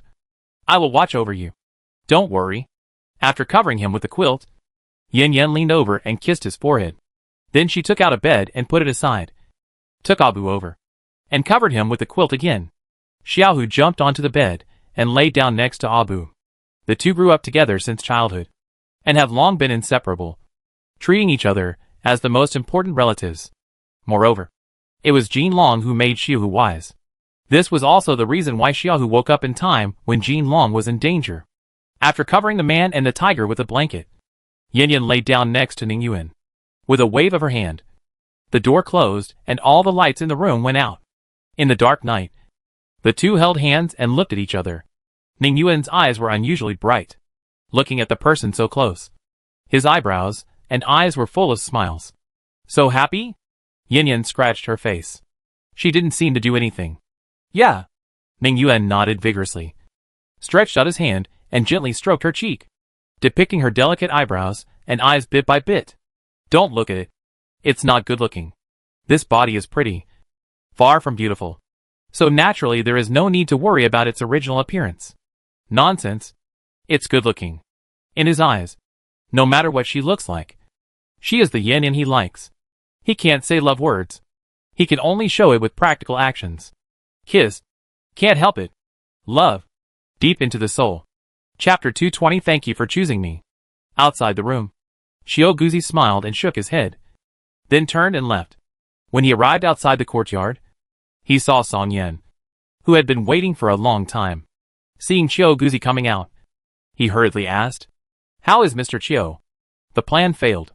Song Yan was a little surprised. Could it be that the person died, and they were unwilling to use the golden dragon?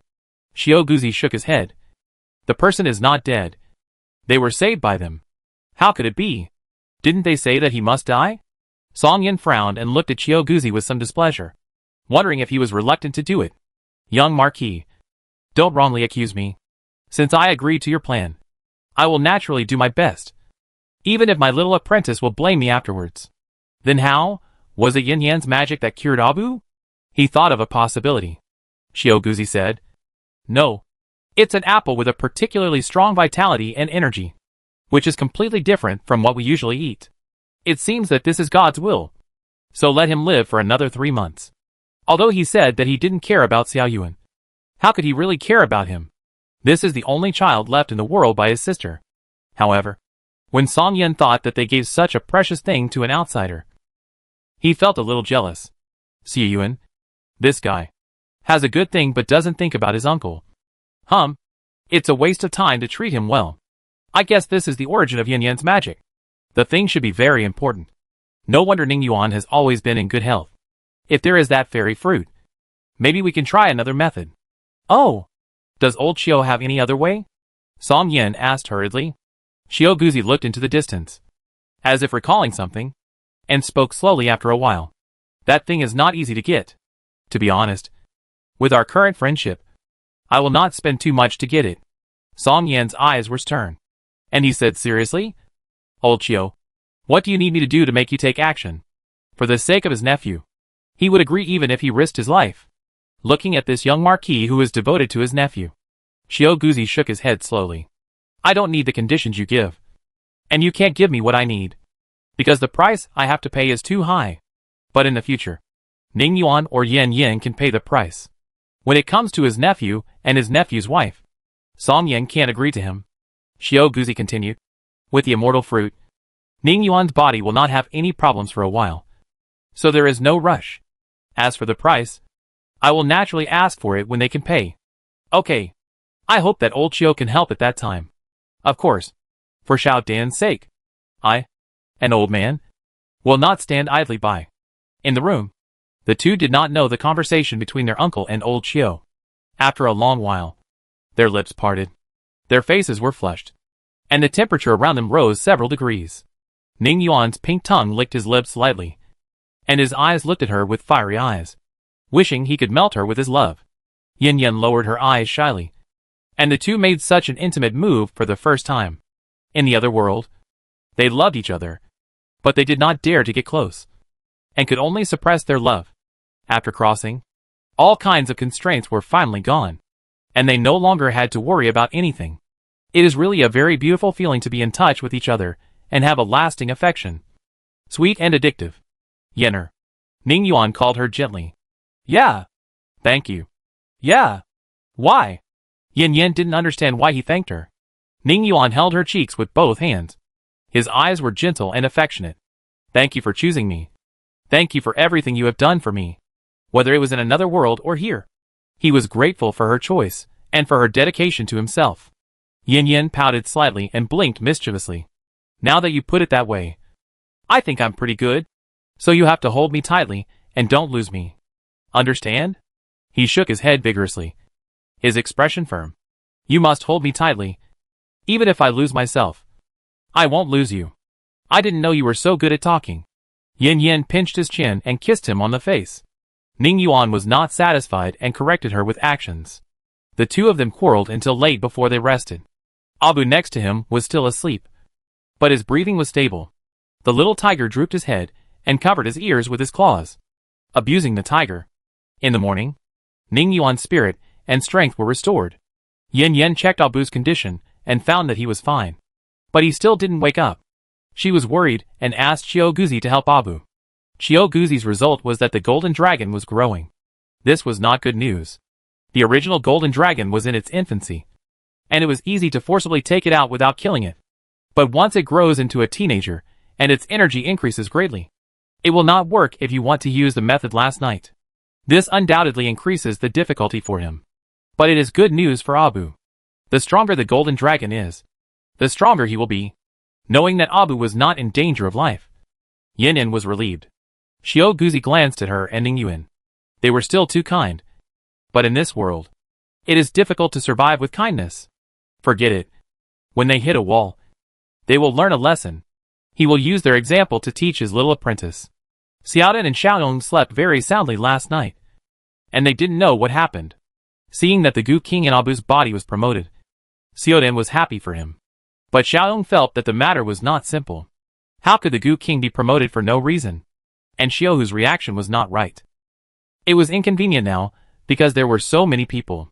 When there was no one around, he would ask his mother what happened last night. Everyone had breakfast. Song Yen was ready to leave for the capital. He had been out for a long time. Whether it was the emperor's report or the subsequent plan, he needed to go back. Song Qing didn't leave. Wang Xuqi, who was with him, was fooled by him and followed him back. There was also Xia Jinger. Before getting on the car, she looked at the gate. She didn't know what she was expecting. He had never appeared since she confessed to him that day. Xia Jinger smiled and shook her head. In fact, it would be better if he didn't show up. She wouldn't have to be embarrassed. She got in the car, closed the door, and also closed the love of her life. In this life, she only lived for revenge. Behind the door, Liang Fei clenched his fists tightly and didn't go out in the end. Love is just a part of his life. He kept telling himself in his heart that he was a man and had a lot to do. How could he be tied down by feelings? A little maid behind him wore a veil to cover her face. Her hands were wrapped in thick gauze, swollen like a steamed bun, and her eyes stared at the people outside with resentment through the gauze. Send Song Yin and the others away. Lord Liang, the city lord, stepped forward with a smile. Sir Song, Master Ning, Miss Yin, Laba Festival is coming in a few days. Why don't you stay and celebrate it with us? In Liangqiu, Laba Festival is a big event in the city, not only for drinking lava porridge, but also for worshipping the mountain god and asking for his blessing. Chapter 221 Lord Liang is such a good official. There are still 8 days until Laba. Yin Yin doesn't want to stay here that long. Thank you Lord Liang for your kindness. But we still have things to do. So we plan to leave for Fengqiu tomorrow. Is that so? Why don't you let Liang Fei go with you, and let him run errands for you? It's unheard of to let the young city lord run errands for others. But the 3 people in front of him are very important. Yin Yin smiled and declined. How dare I trouble you, sir? Besides, we have enough manpower. Lord Liang, you might as well say it directly. Seeing that she made it clear, Lord Liang smiled bitterly. It seems that I can't hide it from Miss Yin. So I will say whatever I want to say. The drought has lasted for 3 years, and the drought is spreading. I don't know when it will end. Even though the 2 northwestern provinces are backed by the Yanhua mountain range, they are still greatly affected. Starting from this year, the output of the 2 provinces is less than half, and the price of grain is now 4 or 5 times higher than before. This is the result of the government's strong suppression. But this is not a solution.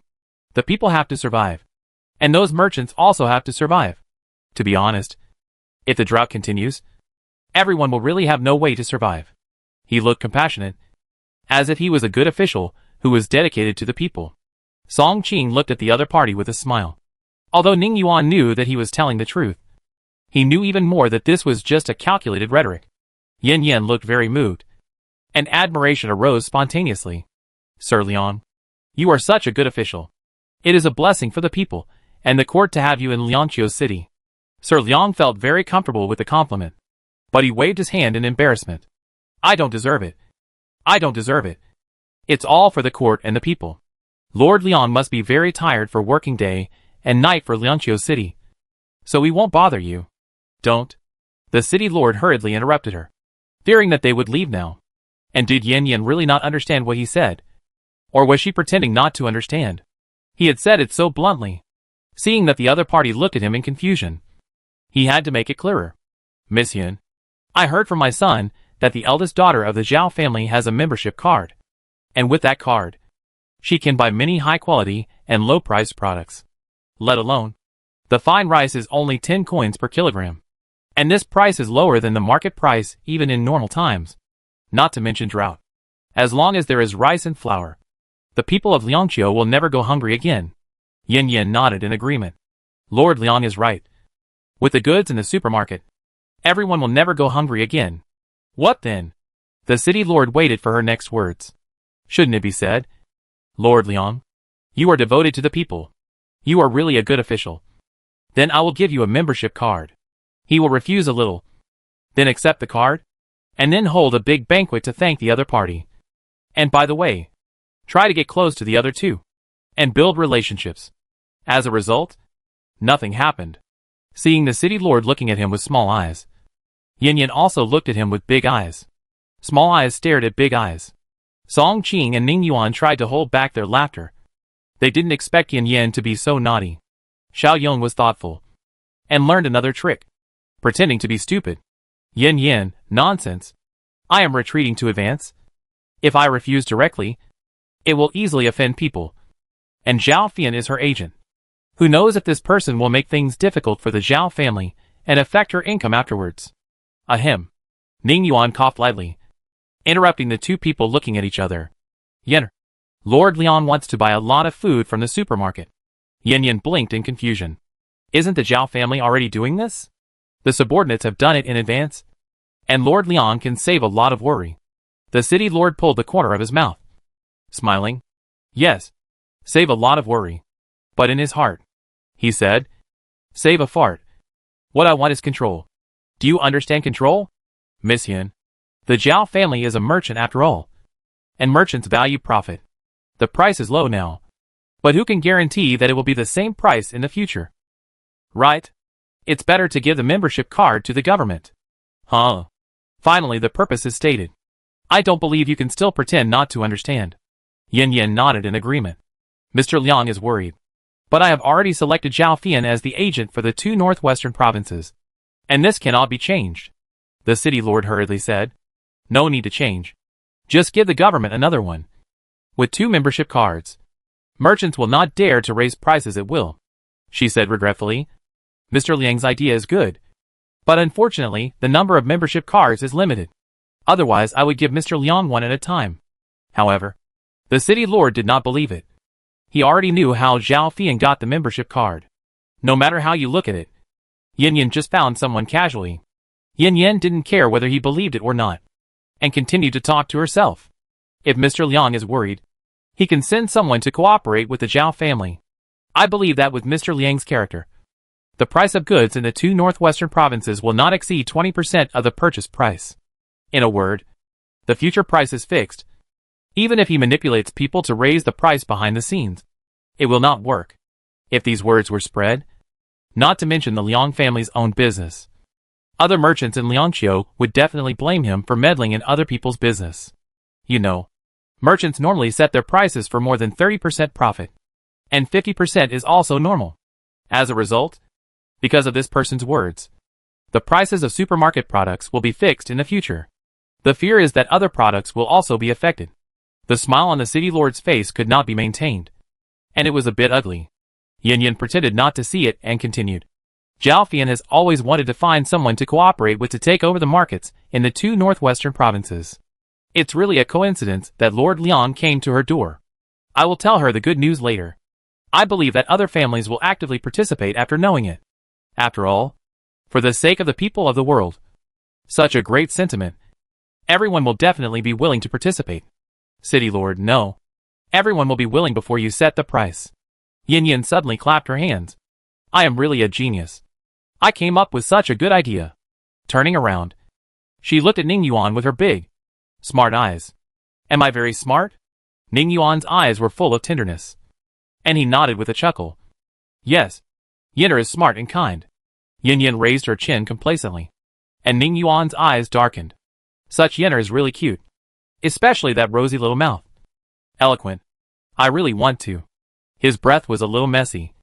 And he lowered his eyes to suppress the desire in his heart. At the same time, he smiled bitterly in his heart. He should have controlled himself last night. After being intimate with her, the beast in his heart was about to be unable to be restrained. Song Qin glanced at his cousin teasingly. It's normal for a 24-year-old guy with his wife by his side to have some ideas. It's a pity that he can only look but not eat. Hee hee. Yin Yin took Ning Yuan's hand regardless of the eyes of outsiders. Let's go to Zhao's house and tell Zhao Fian the good news. Yeah. Ning Yuan obeyed her. Chapter 222. Don't celebrate the festival. Let's go quickly. Others naturally have no objection. The city lord didn't know what to say. Things had come to this point. Although it was within his plan, the price was not set in this way. He had to find a way. Miss Yin, why don't I send someone to talk to the Zhao family? Miss Yin, aren't you going to leave tomorrow? Cooperation is not something that can be negotiated in a day or two. Not to mention that it is such a large market in the 2 northwestern provinces. Involving multiple companies to cooperate? Now he didn't say that he would keep them for Laba Festival.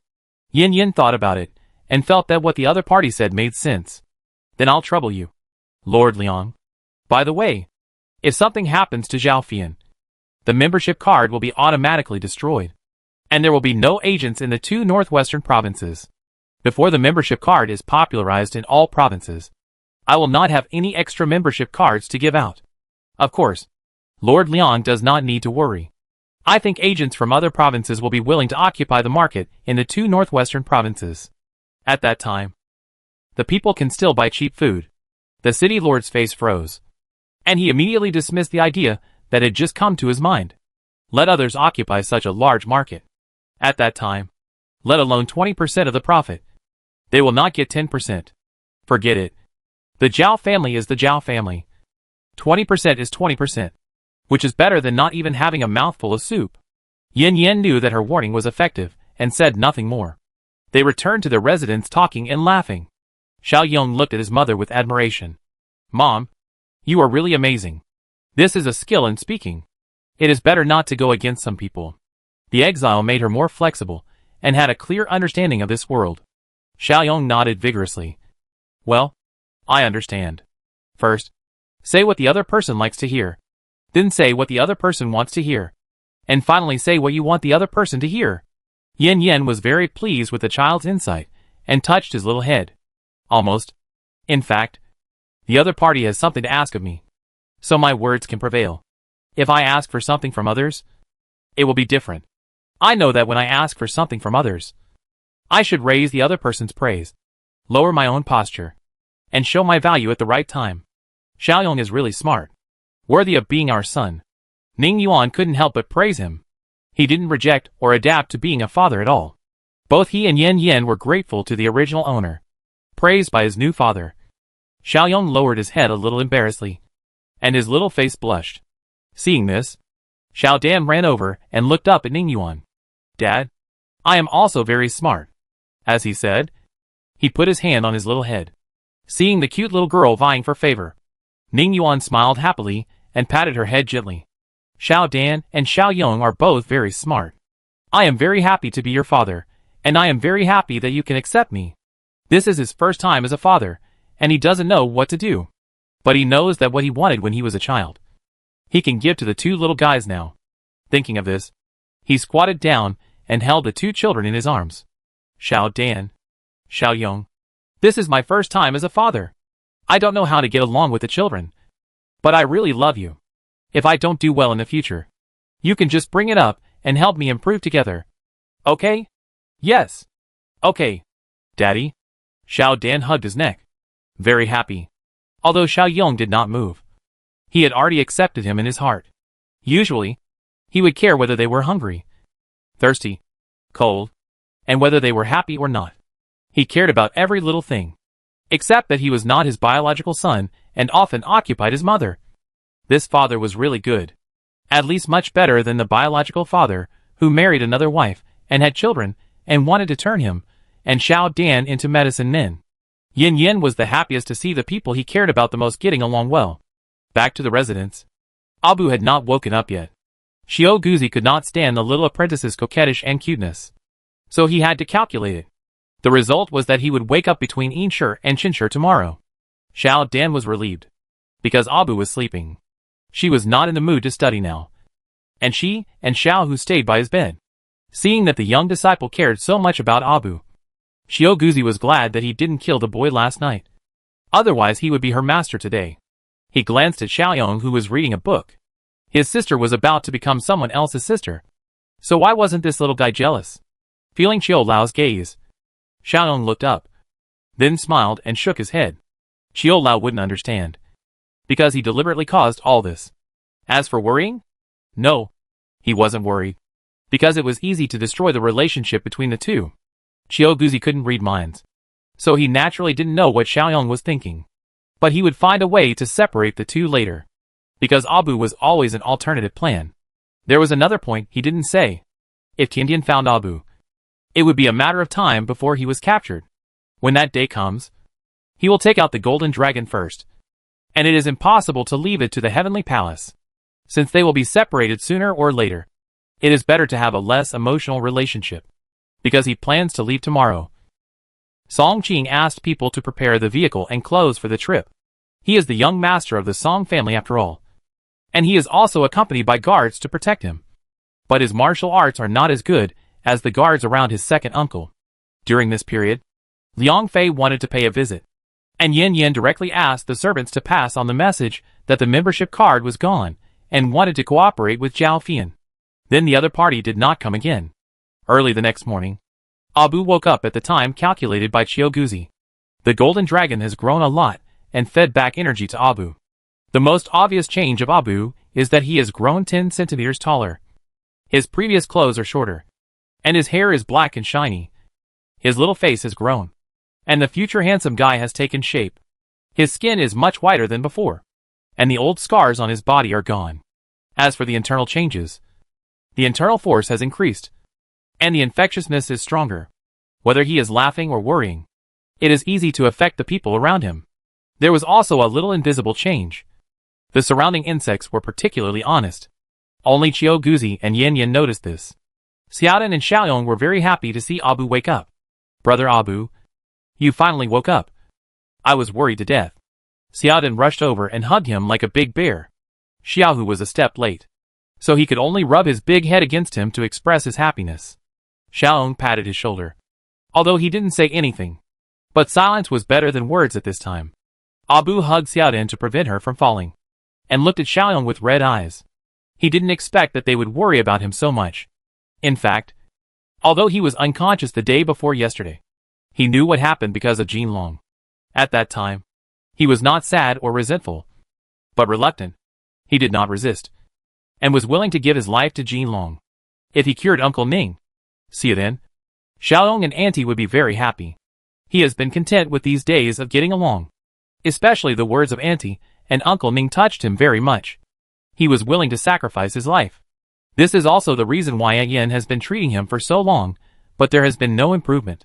Chapter 223. Don't you hate him? No matter how much Abu wanted revenge, he was still a child under 9 years old, mentally handicapped and lacking love. When he got warmth and love, when he had important ties, some people would become as important as revenge. Yin Yin understood that this was also the method she used at the beginning. But at this moment, she couldn't do it. Abu, I'm sorry. She stepped forward and gently held the child in her arms, regardless of whether he knew what happened or not. She apologized for what happened before. Auntie, what's wrong? Abu was a little confused.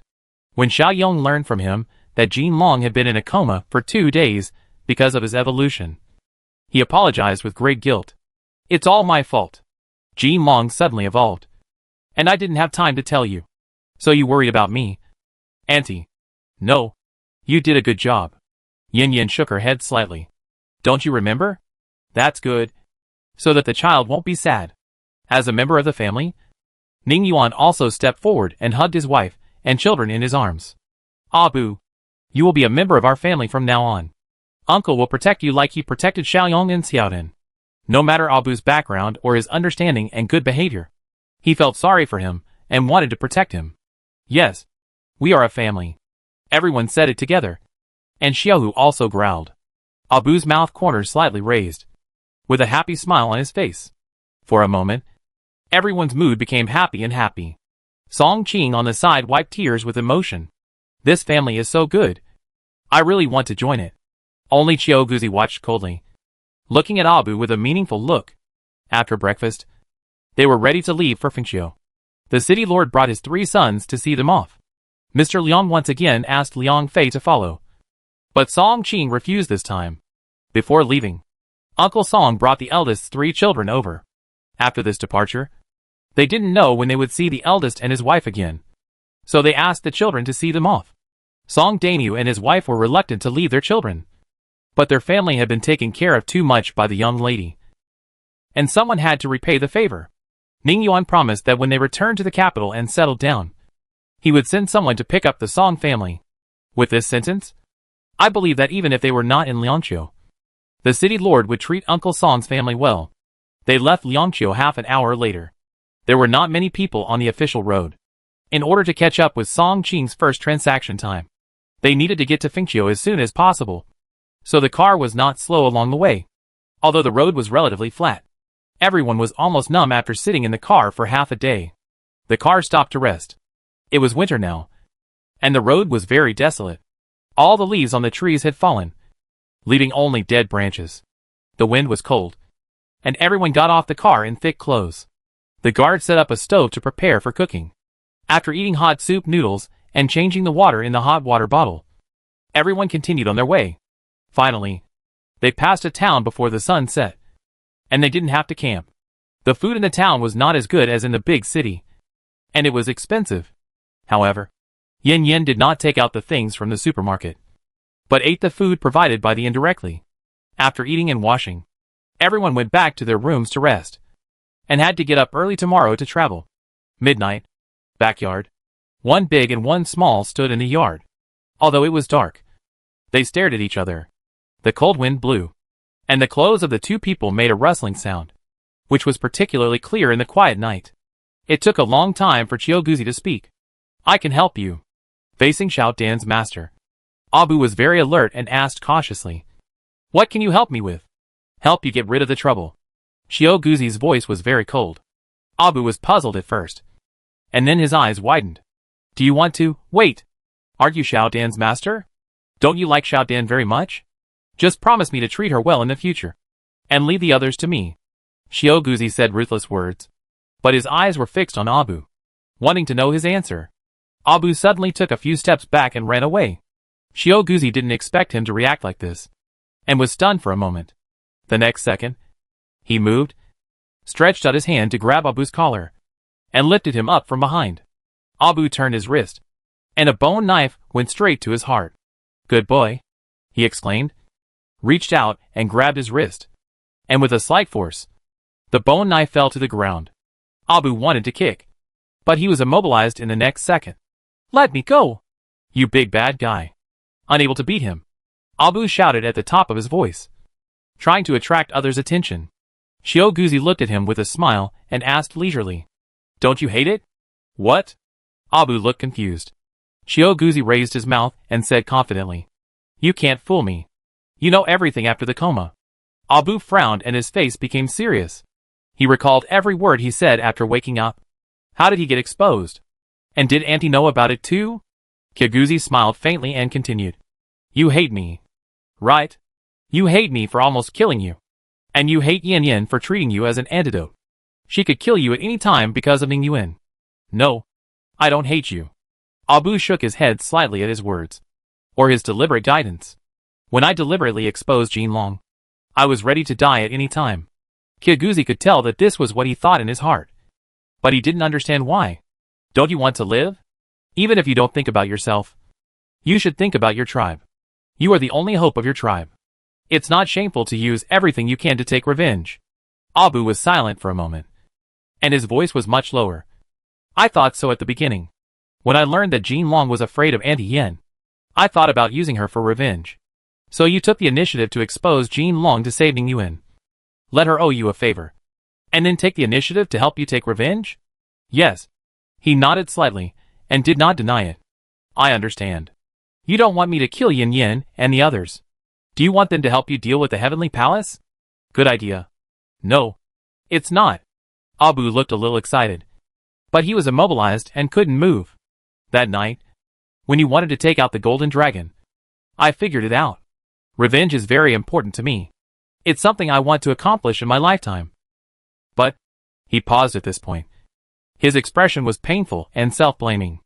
At that moment, he actually thought about sacrificing his life to save others. How could he be worthy of his parents and his tribe? He didn't know how to face his tribe after death.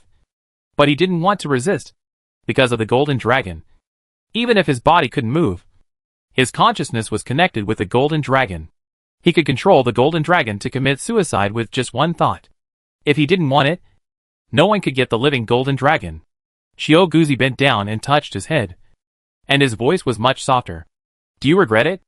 Abu shook his head and found that he could move. He looked up and said with a firm look, No regrets. But there are regrets. Regret for not avenging his people. Chapter 224 How about a baby marriage? Are you sure you don't want to remove the hidden danger? As long as you treat Xiaodan well, I can promise to help you get revenge. Xiao Guzi asked again. Abu was not stupid. Seeing Xiao Guzi guiding him again, he already understood his intention. Xiao Lao, you don't need to test me. I can't hurt my aunt's family. Also, Xiaoyong and Xiaodan are my brothers and sisters. I will take good care of them. You don't need to tell me anything. He was a little impolite in the latter sentence. Xiao Guzi smiled. The little guy was angry, but it was also a test. Abu really didn't hold a grudge. However, in order to have an extra layer of insurance, he planned to change the relationship. Abu, what do you think of Xiaodan? When Xiaodan was mentioned, a bright smile appeared on Abu's serious little face. Very good. 2 words. Straightforward, but clearly expressed his meaning. It was not a word like good. Pretty good. Cute. But very good. Xiao Guzi nodded with satisfaction and used another big move. Are you willing to marry Xiao Dan? Ah? Abu was shocked. Mr. Qiu, Xiao Dan is only 5 years old.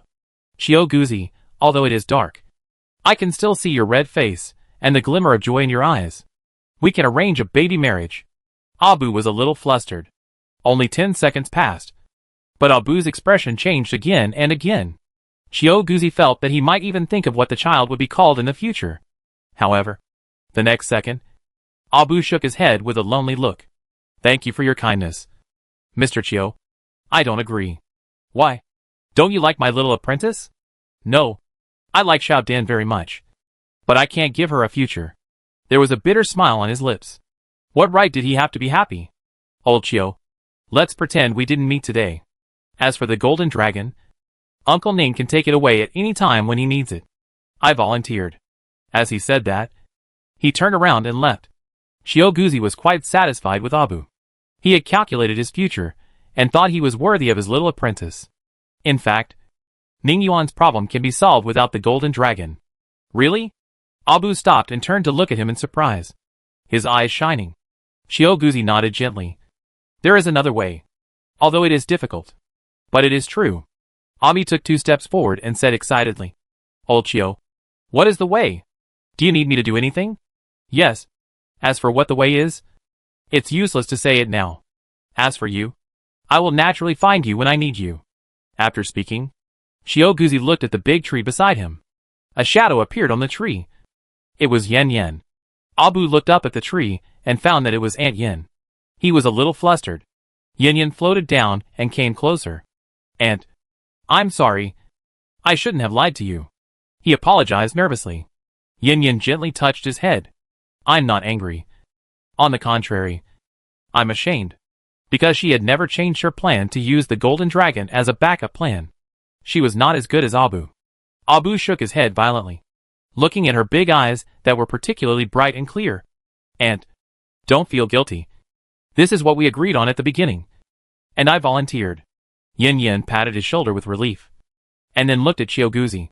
Mr. Chiyo, is there really a way to solve Ning Yuan's hidden danger without using the golden dragon? Yes, but it will be difficult. And the price I have to pay will be very high. Yin Yin asked seriously. I understand. What do I need to do? Or what can I do? Chiyoguzi shook his head slightly. You can't help for the time being? Yin Yin pondered for a moment, then asked. Not for the time being. Is it because Ning Yuan and I are not strong enough? Or is it that the method you mentioned is not the right time yet? Both. With your fairy fruit, Ning Yuan's body will be fine in the short term. I have calculated that the best time has not yet appeared. So what we have to do now is to wait. His answer was ambiguous and mysterious. Yin Yin had a vague feeling that the method the other party mentioned might be related to the Heavenly Palace. With Chiyoguzi's skills, the only thing that could make him feel difficult and costly was the mysterious Heavenly Palace. Moreover, Ning Yuan's health was caused by the problem of the medicine in the Heavenly Palace. So the cure method is also very likely in the Heavenly Palace. After the promotion mission is completed, she will find a time to meet the Heavenly Palace. Let's not talk about this for now. I plan to be a matchmaker and let Xiaodan and Abu get engaged. What do you think? Yen girl? Chiyoguzi suggested with a smile. Abu's face turned red. His eyes flickered slightly. And he didn't say anything about being young. Yin Yin was a little embarrassed. Mr. Chiyo, I know you are doing this for Xiaodan's good, but this relationship still requires mutual affection. What if they get engaged? And when they grow up? What if one of them regrets it? Wouldn't that put the other in a trap? When Abu heard this, his face immediately fell, and he lowered his head in disappointment. Yin Yin hurried to comfort him. Abu, Auntie didn't say you were bad. It's just that you are still too young and don't understand feelings. Abu immediately looked up at her and assured her. Auntie, I understand. I like Xiaodan very much and want to take care of her for the rest of my life. No. Your love now is between brothers and sisters. It is family affection, not love. What do these two little brats know about love? Chiyoguzi thought for a while and said, How about this? Don't let Xiaodan know after the child marriage. If Xiaodan likes someone else when she grows up, then the child marriage will be invalidated. How about it? Yining glanced at him.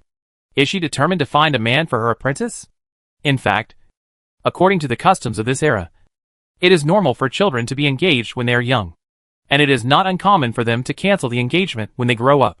It's just that she comes from the modern era, and she can't accept the child marriage for a while. Seeing her hesitation, Abu gently pulled her sleeve, and then said carefully, Auntie, I promise not to tell Xiaodan, nor will I restrict who she likes. Also, I will treat Xiaodan very well, protect her, take care of her, and make her happy every day. Looking down at the little guy's pleading and pitiful eyes, Yin Yin was a little moved. Well, I'll go back and discuss it with Xiaodan's father. Thank you, Auntie. Abu grinned and laughed happily. Yin Yin, what are you laughing at? It's like you won 5 million. I haven't agreed yet. Forget it. I won't hit him. I'll go back and ask Ning Yuan what he means. After thanking Chiyoguzi, Yin Yin flew away. There were only 2 people left in the backyard again. Abu, let's talk about another thing. Chiyoguzi's expression became serious. Old Chiyo, what's the matter? Abu asked. You should have discovered the golden dragon in your body. Because of the evolution of the golden dragon, your influence on the outside world has become greater and greater. Do you want to use the golden dragon to influence or even control the feelings of Xiaodan's family? Abu wanted to say that he didn't. But when he just woke up, he did use the golden dragon to influence the feelings of his aunt because he was worried about being abandoned. Chapter 225. Furious Ning Yuan. Although I arranged a marriage for you and Xiaodan, if her feelings for you are due to the influence of the Gu King, I will not acknowledge this marriage. Do you understand? When it comes to canceling the engagement, Abu's face immediately becomes serious, and he looks a little nervous. Chiyoguzi continued. Also, you should know that the Heavenly Palace is looking for the Gu King again. It's okay if you stay in the mountains. But once you leave and enter the mortal world, you are in danger of being discovered at any time. And then you will drag Xiaodan's family into the abyss. What should I do? Abu's face fell. Is he going back to that cold cave again? I have a way to put the golden dragon to sleep, so that even if you meet someone from the Heavenly Palace, they won't notice the Gu King in your body. But you can't let them get your blood. Also, when the golden dragon is asleep, your infectious power will be greatly weakened. Your ability to control animals and insects will be reduced, and it will not continue to nourish your internal strength. It can be said that there will be many restrictions on you. I have said everything I should say. You consider what to choose. Old Chio, I just have one question. Will it harm the golden dragon? No. It doesn't need to help the host become stronger after it falls asleep. It will only benefit it. Okay. Then I choose to let the golden dragon sleep. Whether it is for being with Xiaodan's family, or for the golden dragon. Abu has no hesitation. Xiao Guzi nodded in appreciation. The little guy was quite courageous. He took out a booklet from his arms. Although I can't accept you as my apprentice, I have a book on beast control. You can take a look at it. Give it to me? Abu pointed at himself. Somewhat flattered. Guzi glared. Why? Do you still expect my apprentice to protect you in the future? No.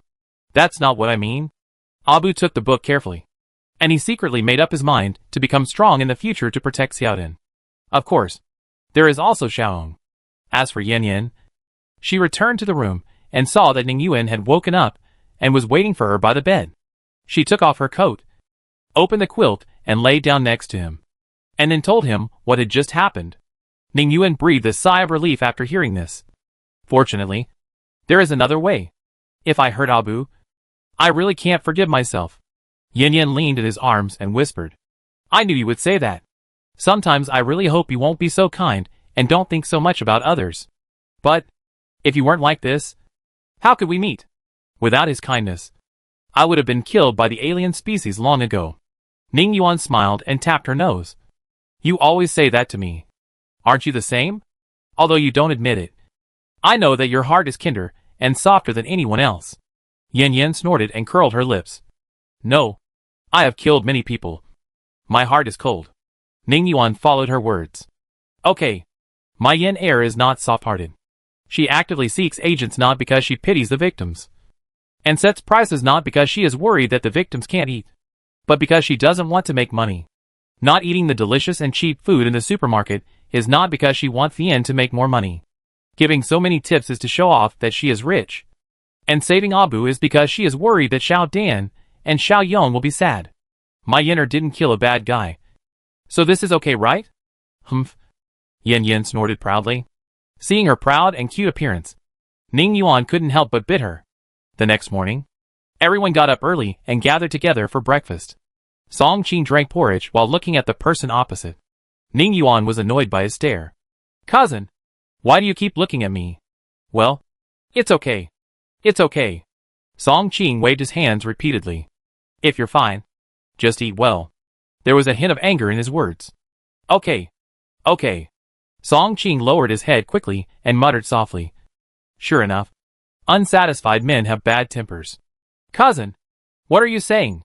Ning Yuan had a dark face and stared at him with his eyes, as if he was about to spit fire.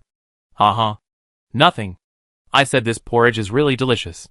Song Qing didn't expect that he had such a sharp ear, so he laughed it off. Let's eat. Yan Yan peeled an egg and put it on a plate, then pushed it to him. Ning Yuan stopped the fire. Mom, I want one too, Xiao Dan yelled. She peeled an egg for each of the 3 children. Song Qing looked at them with envy and pushed the plate to his cousins. Ning Yuan glared at him. You are so old. Can't you do it yourself if you want to eat? Besides, you are indeed an unsatisfied man. Song Qing curled his lips. But he didn't dare to say it this time, but muttered it in his heart. After dinner, they continued on the road.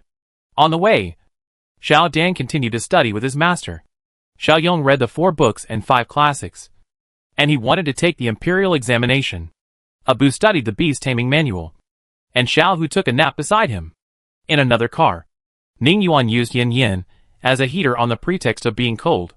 Holding her, he processed the items collected from the warehouse. Thanks to Zhao Fian, the warehouse collected a bunch of useless things, except bamboo and wood, and even stone and porcelain. Anyway, as long as the supermarket gives a price, Zhao Fian will trade. Ning Yuan lowered the price by 20%. Another point is that the purchasing card is a little different from the membership card. First, the purchasing card can be traded every day without time limit. Secondly, the purchasing card provides a large space for suppliers to store goods. but the storage time cannot exceed 12 hours. Finally, the purchasing card can be transferred, but it needs the consent of Ningyuan, the manager. Except for some porcelain, most of the items collected this time have no processing value. The warehouse directly turns them into raw materials. And then, there are more bamboo and wood products in the supermarket. Ningyuan thinks that if furniture and bedding are opened, the use of bamboo and wood can be maximized. Before dark, they still rushed to a town. When the rooms were divided, Ningyuan ignored his cousin's teasing and insisted on sharing a room with Yin Yin. In Song Qing's words, it was painful and happy. Song Qing wrote a letter to his second uncle at the right time, asking him to quickly solve his cousin's lifelong event. If this continues, he will probably be suffocated. In the following days, they continued on their journey. God was very kind. Except for the temperature drop, there was no snow to affect their journey. Finally, on the 8th day, they entered the territory of Fengqiu. Fengqiu has been affected by the drought, and the river has stopped flowing. The grain production in the second half of the year was reduced by half, and the remaining half was obtained by farmers drawing water from the well day and night. Now the land is dry. Although wheat is planted, it is still unknown whether it can survive next year. They looked at the cracked fields with a heavy heart. Song Qing thought more. He was a court official, and he was from the Ministry of Households. Due to the drought in recent years, the national treasury has run out of money, and many gold, silver, jewelry, famous toys, calligraphy and paintings have been taken out in boxes to be exchanged for money. Chapter 226. Song Qing was very angry. To be honest, if the drought continues for 2 years, let alone other countries launching wars, Dezhou will be dragged down without doing anything. It is precisely because he knows all this that he feels how important Yin Yan's appearance is, and how precious the membership card in his hand is. You can buy things tomorrow. He is looking forward to the first transaction. As for the money, he has asked his men to take the silver notes to Fengqiu to exchange for silver. So there is no need to worry at all.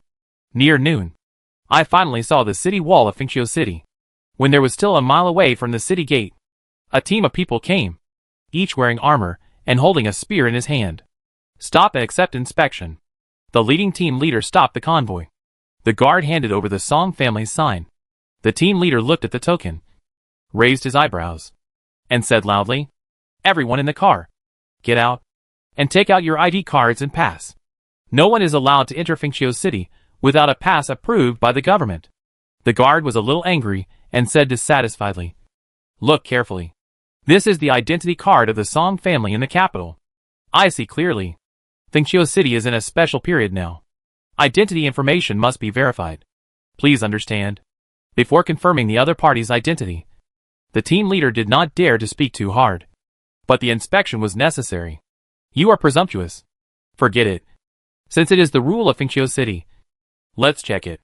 Song Qing's voice came from the car. The guard hurriedly brought a bench and opened the car door. Yin Yin and the others all got out of the car and handed over their ID cards for the other party to check. The ID cards all have official seals and cannot be faked. The team leader also knew that the two people in front of him had very impressive identities.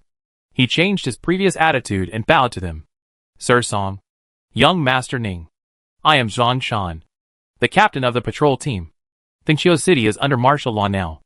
I have offended you before. Please forgive me." Song Qing held one hand in front of him and put one hand behind his back, saying seriously, "Well, you are also on official business. I understand. Thank you, Sir Song. But you can't go through now. You need these people to provide a pass." He meant everyone else except the two of them and the guards. Yin Yan's family plus Dainu and his wife. Their place of issuance is Jinchuan City. Running so far to Fengqiu, they must need a pass. Then there is Abu, who got his ID card in Liangqiu, and he also travels across regions, so he needs a pass issued by the government. Finally, there is Guzi, whose place of issuance is the capital, which is farther away from Fengqiu. Zhang Shan. Right? They are all guests of my Song family, even if the Song family in Beijing guarantees them. Can't they do that? Song Qing brought up his family. However, the team leader didn't buy it at all. "Sorry, Lord Song. I can't let them into the city unless there is a personal guarantee from Lord Song." "Hey, why are you so stubborn? Can we do something shameful that makes you so defensive? Song Qing was angry. This man actually ignored the Song family? Did he not want to do it anymore? Zhang Shan raised his head and chin, as if he was right and would not let them go. I didn't say that. I was just following the rules and fulfilling my duties. If Lord Song is still angry, he can ask the city lord to remove me from my post. I am no longer the patrol captain, and I will not stop you. Hey. Song Qing was amused by his words and his unyielding attitude. Although this man is rigid, he is not wrong. They should have a pass. This is the rule of the court. No one has the privilege except the royal family. It's just that those big families never provide it because of their status. And the soldiers guarding the city will not ask for it without long eyes. Over time, an unwritten rule has been formed. That is, the aristocratic families and officials in office do not need to provide a pass. Shouldn't we thank this stubborn person for not asking him and Ning Yuan for a pass? Zhang Shan. You are right. We should provide a pass. But we forgot it in a hurry this time. After entering the city, I will ask the city lord to make up for it. It will be okay at least. Song Qing did not take advantage of his position to cause trouble, but took a step back. I thought that if I took a step back, the captain would give in. But he still shook his head. No. You can't enter the city without a pass. Song Qing couldn't help getting angry no matter how good his temper was. Are you stubborn? Do you really think I can't do anything to you? With just one word from him. Not to mention a small patrol captain. Even the city lord could be replaced. Cousin. Ning Yuan patted his shoulder and shook his head slightly at him, asking him not to get angry. Song Qing had a dark face and tried his luck. I've lived so long. And this is the first time I've met someone who doesn't give me face like this. You're great, kid. Zhang Shan raised his head and chest. Thank you for the compliment, Mr. Song. I'm really good. You? Song Qing was so angry that he couldn't speak for a while.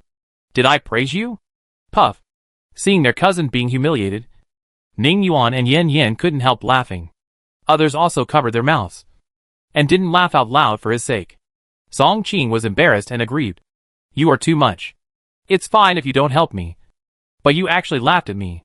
Yen Yen softened her throat and spoke. Cousin, there is nothing wrong with him performing his duties. And this person is conscientious and not afraid of power. And he really deserves praise. Song Qing's face immediately fell. And he looked hurt, holding his heart. Are you still my good cousin? My cousin is so sad. Well, I was wrong.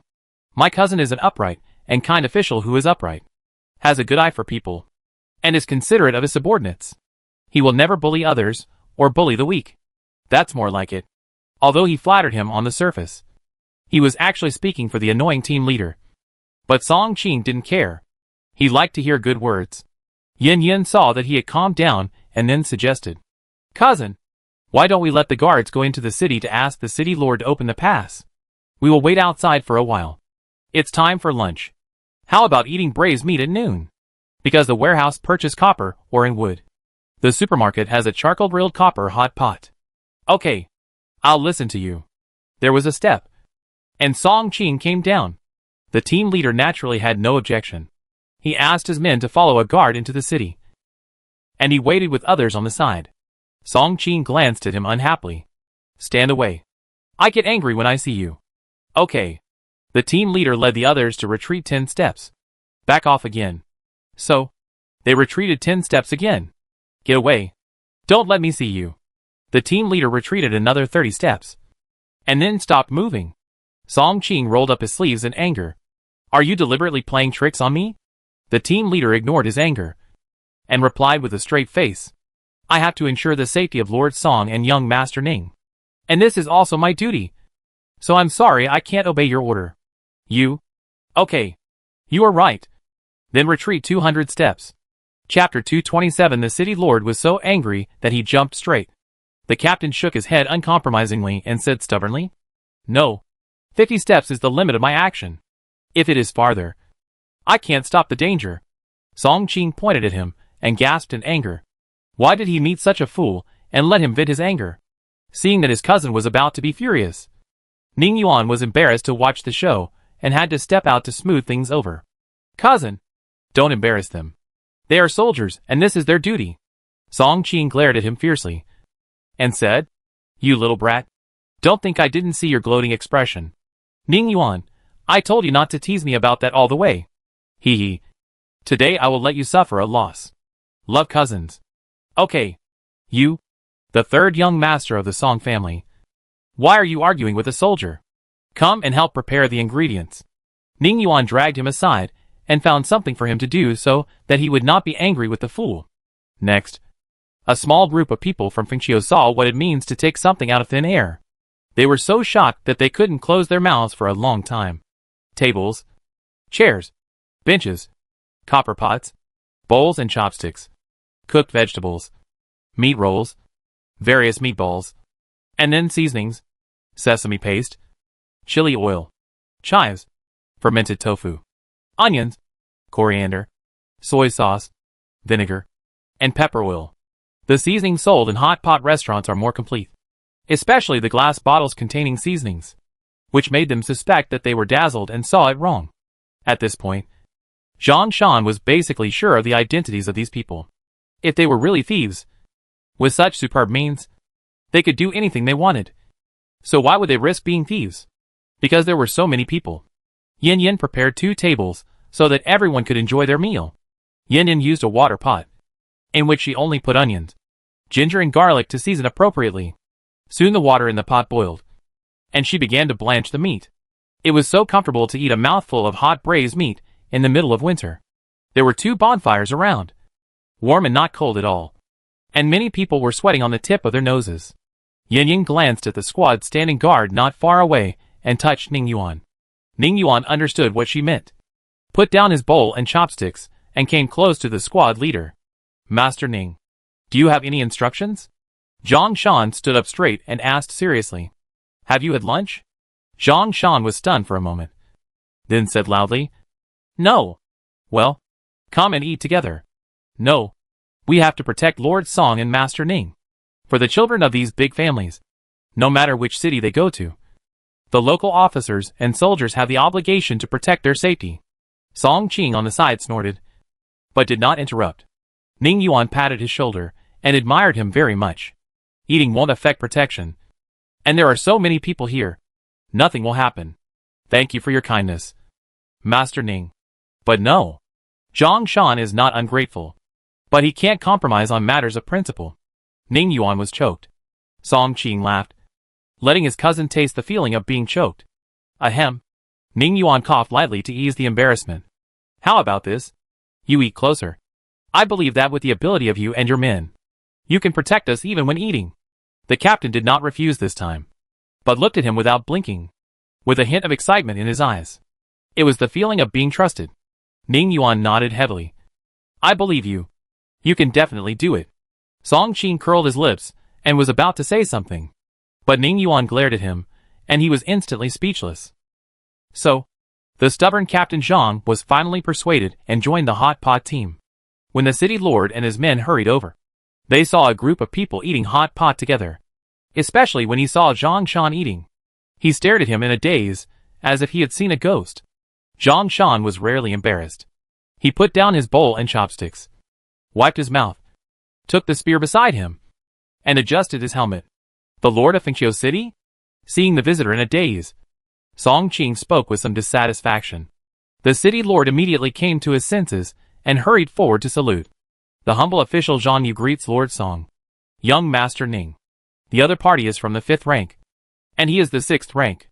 Even if he still has local military power and is in charge of a county, he dare not be presumptuous in front of the Beijing officials. Not to mention that the man in front of him is the young master of the Song family. Not to mention that the other party has an official position. Even if he doesn't, such as Ning Yuan, he still treats him respectfully and politely, and dares not neglect him. Song Qing waved his hand and asked casually, Master Zhang, don't be polite. Have you eaten? No, not yet. He was just about to eat when he heard that someone from the Song family had come, and he was not panicking at first. But when he knew that the other party had encountered Zhang Shan's patrol team, he couldn't stay calm, fearing that the other party would offend the nobles, and rushed over at full speed. However, the matter didn't seem to be as serious as he thought. The brat had eaten with the nobles, so he shouldn't have done anything excessive. Since Master Zhang hasn't eaten yet, Let's eat together. Song Qing glanced at his men. The guard immediately gave up his seat and took out a new set of bowls and chopsticks. This? City Lord Zhang was a little confused. Sir Song. It's freezing outside. Why don't we? He was halfway through his words when he noticed that the other party's face was slightly gloomy. And he dared not say the rest. Captain Zhang muttered on the side. How can it be cold? I'm sweating while eating. Shut up. The city lord glared at him fiercely. Is there anyone who would ruin his reputation like this? Captain Zhang was not convinced. It's not cold in the first place.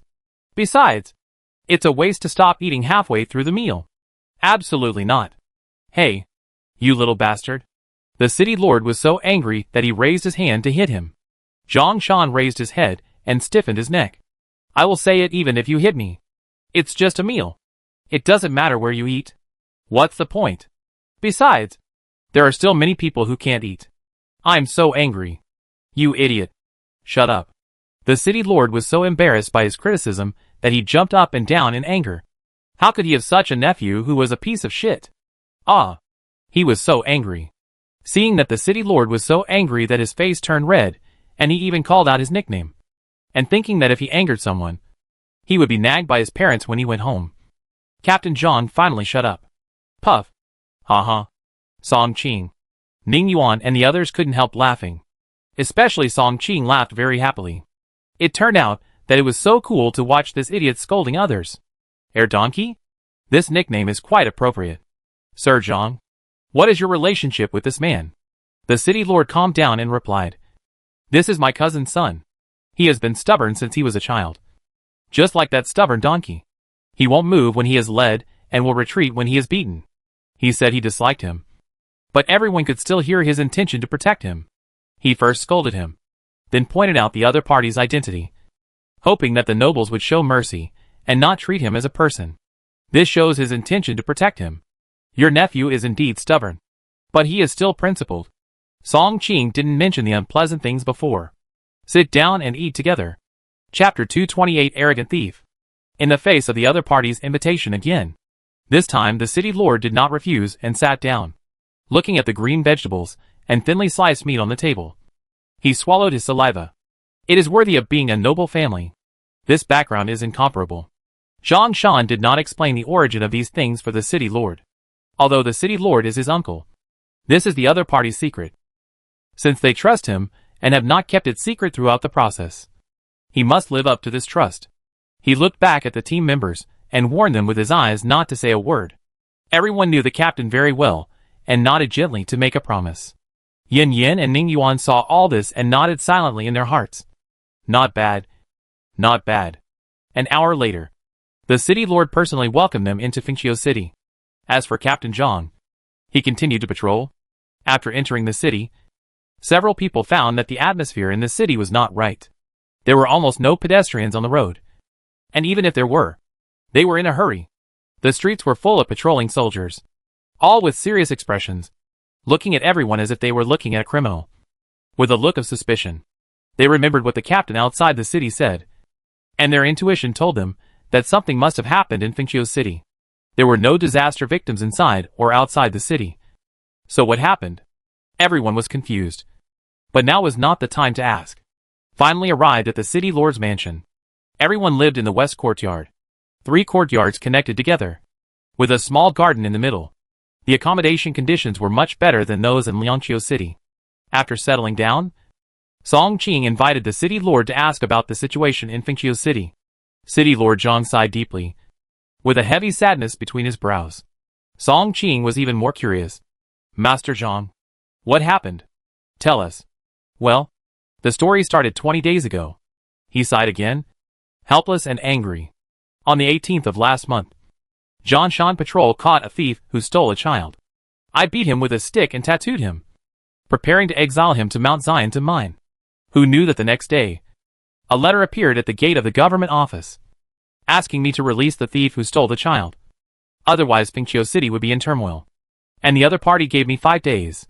When I saw the letter, my first reaction was that he was an accomplice of the other party. I couldn't be threatened by him and heavily guard the prison. I thought he would come to rob the prison 5 days later. But who knew that 5 children were lost in the city that day? Everyone was shocked. They didn't expect the traffickers to retaliate in this way. Then what? Those people continue to commit crimes? Otherwise, the city would not be so strict. City Lord Zhang said helplessly. After the incident, I locked the city gates, sent people out to look for the child, and conducted a carpet search in the city, not even sparing the passing civilians. But there was no clue at all, as if the child disappeared out of thin air. The day after the child was lost, an arrow appeared at the city gate with a letter hanging on it. The letter said that I had 5 more days to release the person and pay 10,000 taels of silver as compensation. Otherwise, what happened yesterday would happen again. If I was threatened by the bad guys and released the person, how could I explain to the families who lost their children? At the same time, I didn't believe that they could still do anything if I put the whole city under martial law and strengthened prevention. Master Zhang. The second letter appeared on the city gate, which means they were outside at that time. Song Qing reminded him. I thought so too. So from that day on, not only was martial law imposed in the city, but also the passing guests were strictly investigated. Anyone without an ID card was arrested, and those without a pass were not allowed to enter the city. This is also the reason why the patrol team is so strict. Then what? Did you find any clues? Yin Yin asked. The city lord shook his head helplessly. After 5 days of investigation, everything was normal. I even sent people to patrol the streets that night. But early the next morning, I received another report that 5 children were missing. I did everything I could, but the children were still lost without a sound. I was very distressed. Later, my master gave me an idea. So I took the criminal who stole the child outside and let the family who lost the child seek revenge on him and vent their anger. Yin Yan's heart moved. Do you want to use this method to test whether the other party's accomplices are still in the city, so as to determine whether the children have been transported out? Yes, that's what I mean. No movement that day. A letter appeared on the city gate tower the next day, probably meaning that I still want to release the people. This time only giving me 4 days. No additional conditions? Ning Yuan asked. No. That means those people were not in the city at that time. Otherwise the tone of the letter would not be so calm. On the first day after receiving the letter, I dragged the people out as usual to let the people vent their anger.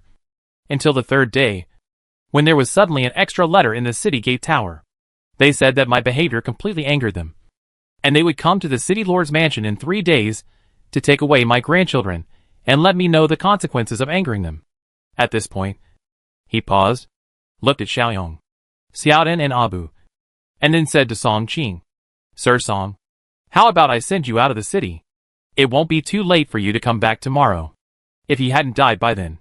Of course, he had a little bit of luck in his heart. Otherwise, he wouldn't have settled them directly in the city lord's mansion. Yin Yin and the others were not stupid, and it was easy for them to see through his thoughts. Xiao Guzi touched his chin and asked, Sir Zhang, they will come tomorrow, right? Yes. According to convention, they will act at night.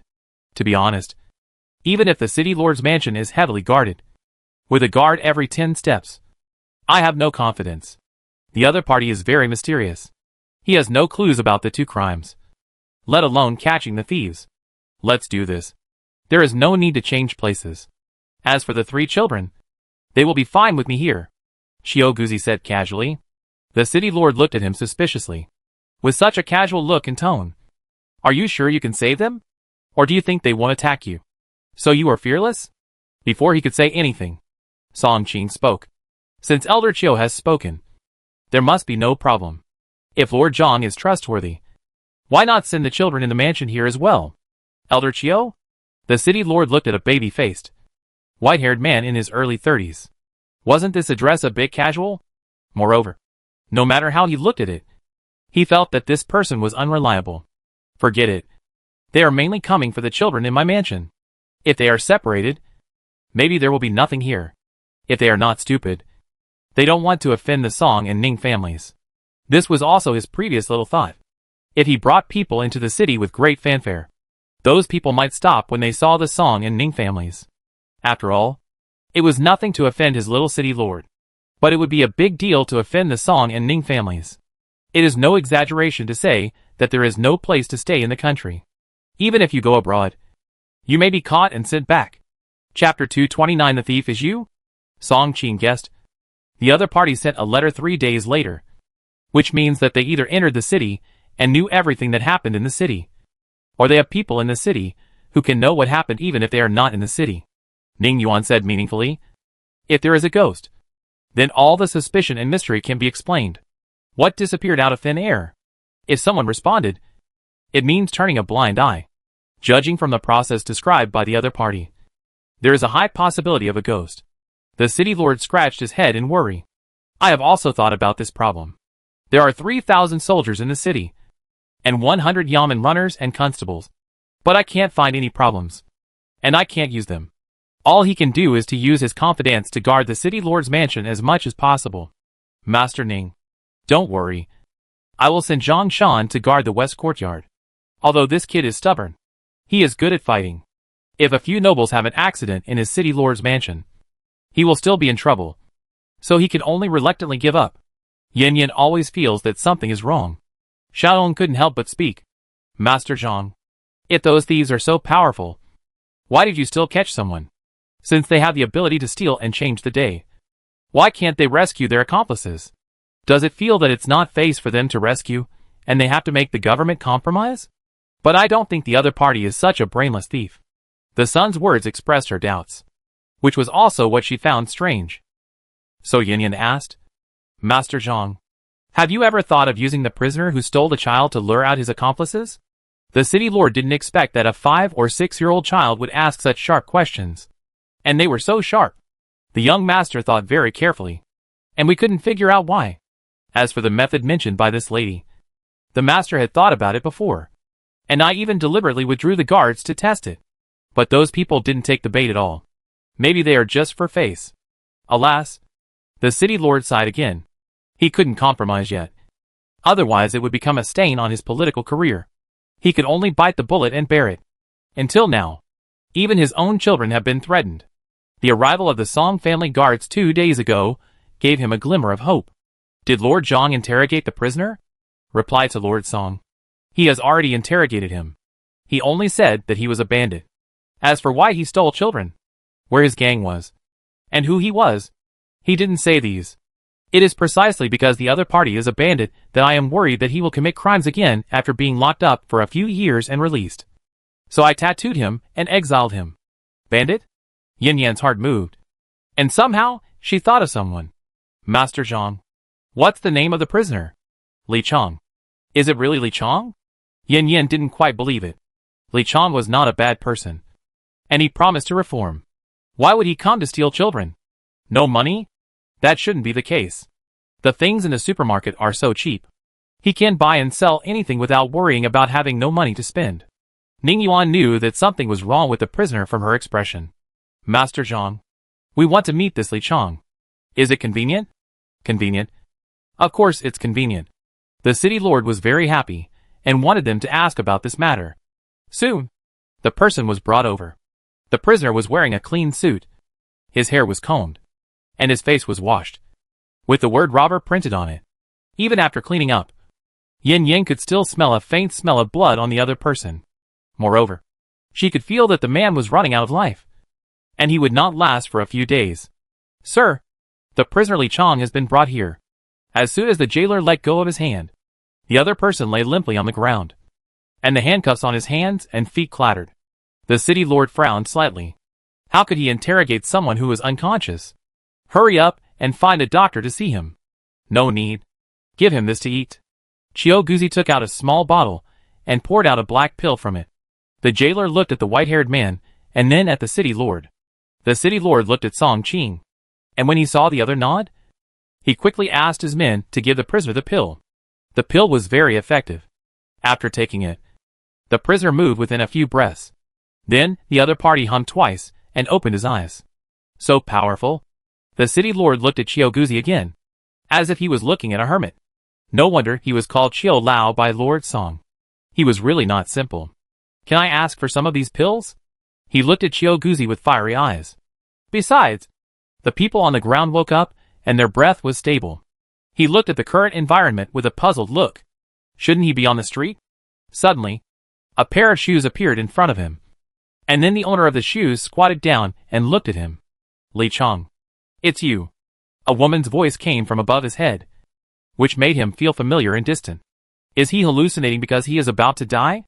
Li Chang smiled with relief. He was finally going to die. And he was finally free. Yin Yan frowned slightly and reached out to help the person up. Be careful. Ning Yuan quickly grabbed her and took 2 steps back with his arm around her shoulders. Song Qing waved his hand, and 2 guards stepped forward to lift the person up. Finally seeing the face of the woman in front of him, Li Chang was stunned for a long time, and then began to cry. Grievance, sadness, regret, all kinds of emotions were intertwined in his expression and crying. Yin Yan knew that he recognized her. She didn't say anything, but let him cry and vent his emotions. The city lord looked at the 2 people and wondered in his heart. Knowing each other? It shouldn't be. Could it be that the mysterious gang was backed by a noble family? So it was so rampant. It's no wonder that he thought too much. He thought Yin Yan was a member of the Ning family. With their status and position, how could they know ordinary thieves and bandits? He turned his eyes and felt that he might have hit the mark this time and was saved. When he had almost finished crying, Yin Yan asked him, "What happened to Li Chang? How did you become like this?" Facing the other party's puzzled eyes, Li Chang lowered his head in shame. "Miss Yin, I am ashamed of your trust in me. The membership card was so precious. It was originally for him to help the disaster victims who had no food to eat. What happened?" Yin Yan looked a little solemn. She had found it strange before. How could he suddenly become so rich? Thinking about the group of people who wanted to save him, she had an idea. Were you forced to partner with others? And that group of people was particularly powerful. Li Chang opened his eyes wide in surprise. He didn't expect that she actually guessed it. Almost 2 months after you left, Tianji Palace suddenly sent an envoy over because I hadn't provided them with a child for 2 consecutive months. Then, they discovered the existence of the membership card. They wanted to recruit me as an external staff member of Tianji Palace, saying that with me, those children would not go hungry. I thought that only when I went to Tianji Palace could I maximize the role of the membership card. So I agreed and took the brothers in the village to Tianji Palace. Everything was fine until I found Song Xiaobao there. Chapter 230. Think of a countermeasure. Song Xiaobao is in Tianji Palace? Yin Yan had never thought of this. It is said that Xiao Zhang cooperated with Lu Yu and Tianji Palace to plot against her. So she should not do anything to her child. Recalling that unforgettable scene, Li Chang's expression became very ugly, and his brows were tightly furrowed. Not only Xiaobao, but also Mo Nyang and others. The 200 disaster victims who followed you at the beginning were all captured by Tianji Palace and locked up in the back mountain. Li Chang swallowed hard. His expression was nervous, and his eyes were uneasy and fearful. I have killed so many people, but seeing that pool of blood and broken limbs still terrifies me. For a moment, I was so scared that my legs were weak and I couldn't walk. Pool of blood. Broken limbs? Are you sure that's the Tianji Palace? After hearing this, the city lord and his friend's first reaction was disbelief. The Tianji Palace is a branch of the Tian Palace, the agent of God, and is here to save the people and stop the war. How could they do such a cruel thing? Song Qing's expression was solemn, and his eyes were complicated. He didn't believe in the Tianji Palace, but he didn't expect that the Tianji Palace would do such things behind the scenes. This is what was discovered. What about those that were not discovered? At the same time, a problem that he ignored was in front of him. The Tian Palace would take in a large number of children every year. After so many years, these children have not come out. It is said that he became a messenger of the Tian Palace. But the number of messengers is too limited, and it can't occupy many places at all. Think about the special features of those messengers. One person can fight against 100 people. It is very difficult to kill them. Doesn't that explain the problem? Yin Yan and Ning Yuan first thought of medicine men. They were making medicine men in large quantities, and then making those messengers stronger. Heavenly Palace. Yin Yan was so angry that her teeth were itching. She must kill the palace master. She must. Abu held Xiudan's hand tightly, giving her strength and telling her not to be afraid. Among the people present, only Qiu Guzi looked calm, with no change on his face, as if he had not heard any horrifying words. Li Chang calmed down and continued. I saw the victims who followed you in the blood pool. Although they lost their freedom and became confused, they were not dead. I was going to rescue them, but I was discovered by the messenger of Tianji Palace. Song Qing found a problem. Wait, didn't they say they only collected children? Li Chong shook his head. I don't know. But there are many children's bodies in the pool. Forget it. Go on. Did the people of Tianji Palace ask you to steal the children? Yes. They didn't kill me because of the membership card. But they didn't allow me to leave. So they locked me up. I didn't want to use the membership card to help them anymore. So they threatened me with the lives of the brothers in the village. My brothers came to Tianji Palace because of me. I couldn't watch them die. But I didn't want to help the evil. So I thought of committing suicide. As a result, I was rescued. But Guzi was killed by them, saying it was a punishment for me. Li Chong covered his eyes and cried in pain. Guzi was his best brother. But he died because of him. He was in pain and grief. And he hated Tianji Palace. But he didn't dare to do anything stupid, for fear of hurting other brothers. Everyone didn't disturb him, and they could understand his pain. Yin Yin didn't expect that her action would hurt them. In fact, it's not her fault. It's not her decision for them to cooperate with Tianji Palace. Besides, she didn't know that Tianji Palace was so bad at that time. The mistake was that Li Chong misjudged the other party, and finally hurt others and himself. After crying for a while, Li Chong wiped his eyes, and his mood eased a little and continued. In the days that followed, I gradually tested their bottom line, which was to provide them with food while alive. I thought of using this as a condition to let all the brothers in the village leave. Tianji Palace did not reject me, but proposed a condition to exchange people for people. The city lord asked, Is this why you stole the child? So your accomplice is the messenger of Tianji Palace? That's not right. They are so powerful. Why don't they just rescue you? Li Chong shook his head. They are external personnel of Tianji Palace, not messengers. I also learned from those people that every big city has their bases. These external personnel are responsible for collecting information. Follow the messenger's arrangement. As for why they didn't save me, they actually went to the prison to look for me. But I refused to go with them, and I wanted to die. Yin Yin thought of a possibility. So, you were caught on purpose? He nodded. Yes. If I stole the child, then what awaited them was death. And I couldn't exchange their lives for the lives of my brothers. They didn't let me commit suicide. So I deliberately let the government find me and catch me. During the interrogation, I also deliberately said that I was a bandit and had a murder case. Unfortunately, when Lord Zhang heard that I killed the adults in order to let the child live, he did not sentence me to death, but exiled me. That night, they came to the prison to save me, but I didn't agree to go with them, and threatened them with death. I thought they would send an envoy or threaten me with my brothers in the village. But who knew that they would actually threaten the government to release me by stealing a child? Wait, you said someone went to the prison to rescue you that night? Master Zhang discovered the problem. There was a traitor in the prison. Li Chong confirmed his guess. Yes, the prison boss is their man. Old Lu. How is it possible? The city lord couldn't believe it. Old Lu had been with him for so many years. How could he betray him? Li Chong said. Not only the prison boss, but also their people in the army, as well as merchants and ordinary people. There is a detailed list of strongholds. Do you know their stronghold in Fengqiu? Yes, but the stronghold is not in the city, but outside the city. Okay, take us to catch people quickly. The city lord looked happy and stood up quickly to catch people. Song Qing asked him to be patient. You don't know who the spy is.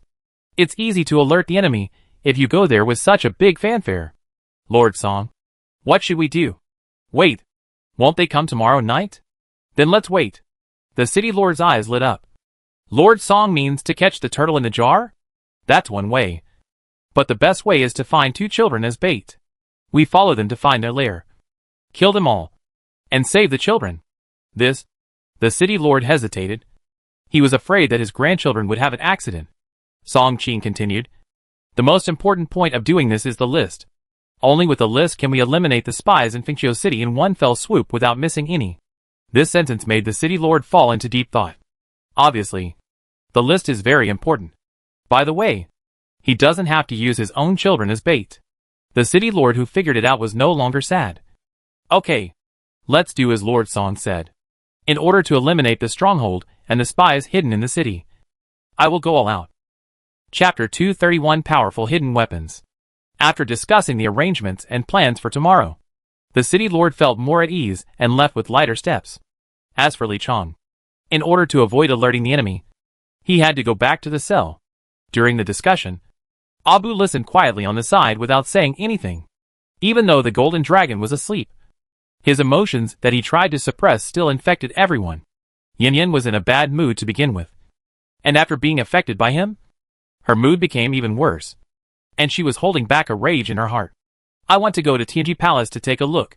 Her words seemed a little impulsive. But Ning Yuan understood her. Are you worried about the 200 disaster victims?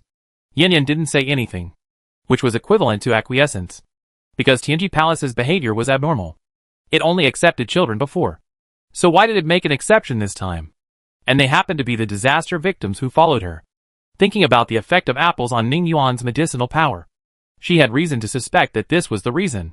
Even if she only took out one apple for everyone to eat, it would have a great impact on everyone's health. Ning Yuan did not stop him. I'll go with you. Don't refuse. I know I'm a burden now, but I can't let you go alone knowing it's dangerous there. Besides, I can also take action at the critical moment. The superpower core in his body has been repaired. It doesn't mean that he can't use superpowers easily. Yin Yin wanted to persuade him, but his next words made her give up the idea. If it were her, she would not watch him take risks alone. Especially after the two of them experienced life and death. They were even more reluctant to separate. Yin Yin whispered, "You can eject. As long as you say it, I will listen." Ning Yuan looked at her bright eyes and shook his head slightly. "I don't want you to have any regrets." Her heart moved, and her eyes became more gentle. Song Qing on the side didn't understand their thoughts. Wait, why are you going to Tianji Palace? Just to get along with the disaster victims for a few days? This behavior is not in line with your IQ. In his opinion, what's the difference between this and committing suicide? How could such a smart person make such a stupid decision? Don't talk about you too. Even if you take all the people around me, it's all in vain. I heard that they have a kind of hidden weapon that is very powerful. No matter how powerful a person is, he can't escape the fate of death. Song Qing hopes that they can give up this idea. Cousin, do you know what that hidden weapon is? No one knows what that hidden weapon is and what it looks like, because everyone who has seen it is dead. So, listen to your cousin's advice. Even if you really want to go to Tianji Palace, you have to go in the name of the court. Okay? He was really worried that these two young people would get excited and run to death. Is it a powerful hidden weapon? Yin Yin hesitated. After all, she was not alone. Her ability could only protect herself. But not Ning Yuan. She glanced at the person next to her and saw that he had no intention of quitting. So she had to suppress the idea temporarily. Song Qing saw this and continued to work hard. Don't worry, cousin. This incident is a good opportunity to get more information from those outsiders. I will also write to my family and ask my father to think of a way. It would be best if he obeyed the emperor's order. I was impulsive. Thank you, cousin. Yin Yin compromised. Everyone cared about her so much. She couldn't be too willful. Qiao Guzi, who had been in the background, spoke up. Each angel in the branch hall has a special weapon, which is the hidden weapon mentioned by the young master of the Song family. Unless you have a body of iron and steel, no one can withstand the shooting of the hidden weapon. He did not exaggerate, but stated a fact. For so many years, it's not that no one wants to rebel against the heavenly palace, especially those in high positions. No one likes to be suppressed. However, they have tried several times, openly and secretly, but all ended in failure. It is not the apostles that deter them, but the weapons in the hands of the angels.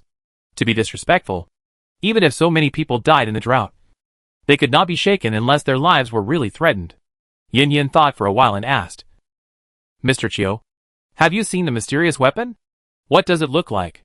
Is there anything special about it? Qiao Guzi shook his head. No, but I have heard a loud sound from a distance. Just like setting off firecrackers. The sound of firecrackers? Yin Yin and Ning Yuan looked at each other, and they thought of the same thing at the same time. However, what followed was confusion. How did this thing come from? Is there another time traveler? They understood the meaning in each other's eyes, and tacitly did not speak. However, if that hidden weapon is really a gun, then we must be careful. Song Qing saw that Qiao Lao's words completely dispelled the idea of the two, and he was relieved. Abu's heart sank. Is the heavenly palace so dangerous? He suddenly didn't want his aunt to help him get revenge. He clenched his fists and thought about what to do in the future. In the afternoon, They did not leave the house. Yin Yan's original plan was to go shopping, inquire about the merchants in Fengqiu, and find someone who was pleasing to the eye to communicate with. However, there are more important things at the moment. If she goes out for a walk, it will definitely arouse the vigilance of those people, and she will not disrupt the plan. In the evening, the city lord's wife came to invite them to dinner. This time they did not refuse. During the meal, there were only the city lord and his wife, and his eldest son and daughter-in-law. No children or other people were seen. At the dinner table, the city lord tactfully asked what a membership card was. Yin Yan did not tell him about the supermarket. The main reason was that Fengqiu City was leaking everywhere. Not getting an answer, he tactfully asked Xiao Guzi for medicine, and was willing to buy it at a high price. Xiao Guzi sold 10 pills at a price of 1,000 taels per pill. Seeing a lot of silver bills go into the master's pocket, Xiao Dan's eyes were shining. The pills made of apples that cost 100 when each were sold at a sky-high price of 1,000 taels. Isn't this too easy to make money? She wants to study medicine. The city lord was very happy to get the magical pills. Halfway through the meal, suddenly there was a noise in the yard. The city lord frowned unhappily and winked at the housekeeper beside him. The housekeeper hurried out to deal with it. I thought it would be done quickly, but who knew that the noise outside was getting louder and louder? And there was also a woman crying. What's going on? The city lord was already dissatisfied. How could he make a fuss in front of the nobles? The city lord's wife said, I'll go and see. The eldest young lady got up and helped her mother-in-law to see what was going on outside. When they got outside, they saw a lot of people gathered at the gate of the courtyard.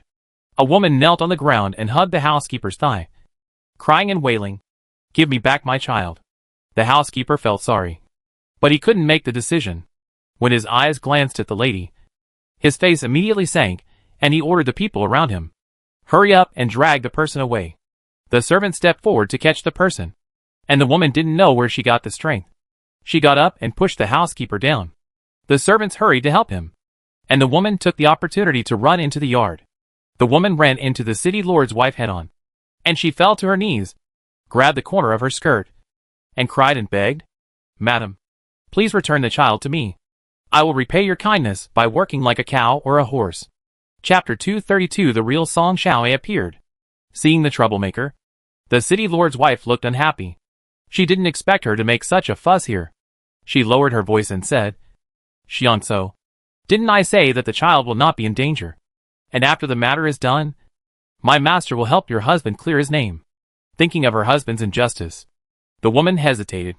But if her husband's innocence was exchanged for the lives of 2 children, how could she explain to her husband, Madam, I am willing to let my daughter go, but can you return my son to me? I want to leave a root for the Tian family. No. The city lord's wife immediately objected. Now time is pressing, and the only 2 children of the right age are 1 boy and 1 girl. If she wants to take one away, where can she find another little boy? Song Xiangso, don't forget that your man offended the Xia family in Beijing. Who else but my master dares to help you overturn the case? But I'm trying to persuade you. Don't be ungrateful. Otherwise I'll tell the Xia family about your affairs. Do you think you and your children can be saved? The city lord's wife interrupted her and began to threaten her. The woman, Song Xiangso, stared at the man in front of her blankly, and she was completely different from the kind and loving person before. She began to regret. Why did she believe the other party's words? Now not only can't save Brother Yuzu, but also put 2 children in it. Seeing that she was honest, the city lord's wife showed a kind smile on her face. Actually, you don't have to worry. Things are not as bad as you think. At least I will try my best to help you keep a child. All you have to do now is go back and wait for news obediently. Song Xiangzao didn't believe it at all. The thief who stole the child has not been caught yet. The city lord has thought of so many ways, but it's useless. The other party even wants to attack the city lord's child. She was originally worried about the city lord's family, but who knew that the next second, misfortune would befall her? She didn't want to. But what could she do as a weak and dependent person? What could she do to resist the powerful city lord? Just like the moment when the child's father got into trouble, there was no other way but to accept her fate. Song Xiangso stood up in a daze. Her eyes were dull, and at this moment her world was without light. Song Xiangso?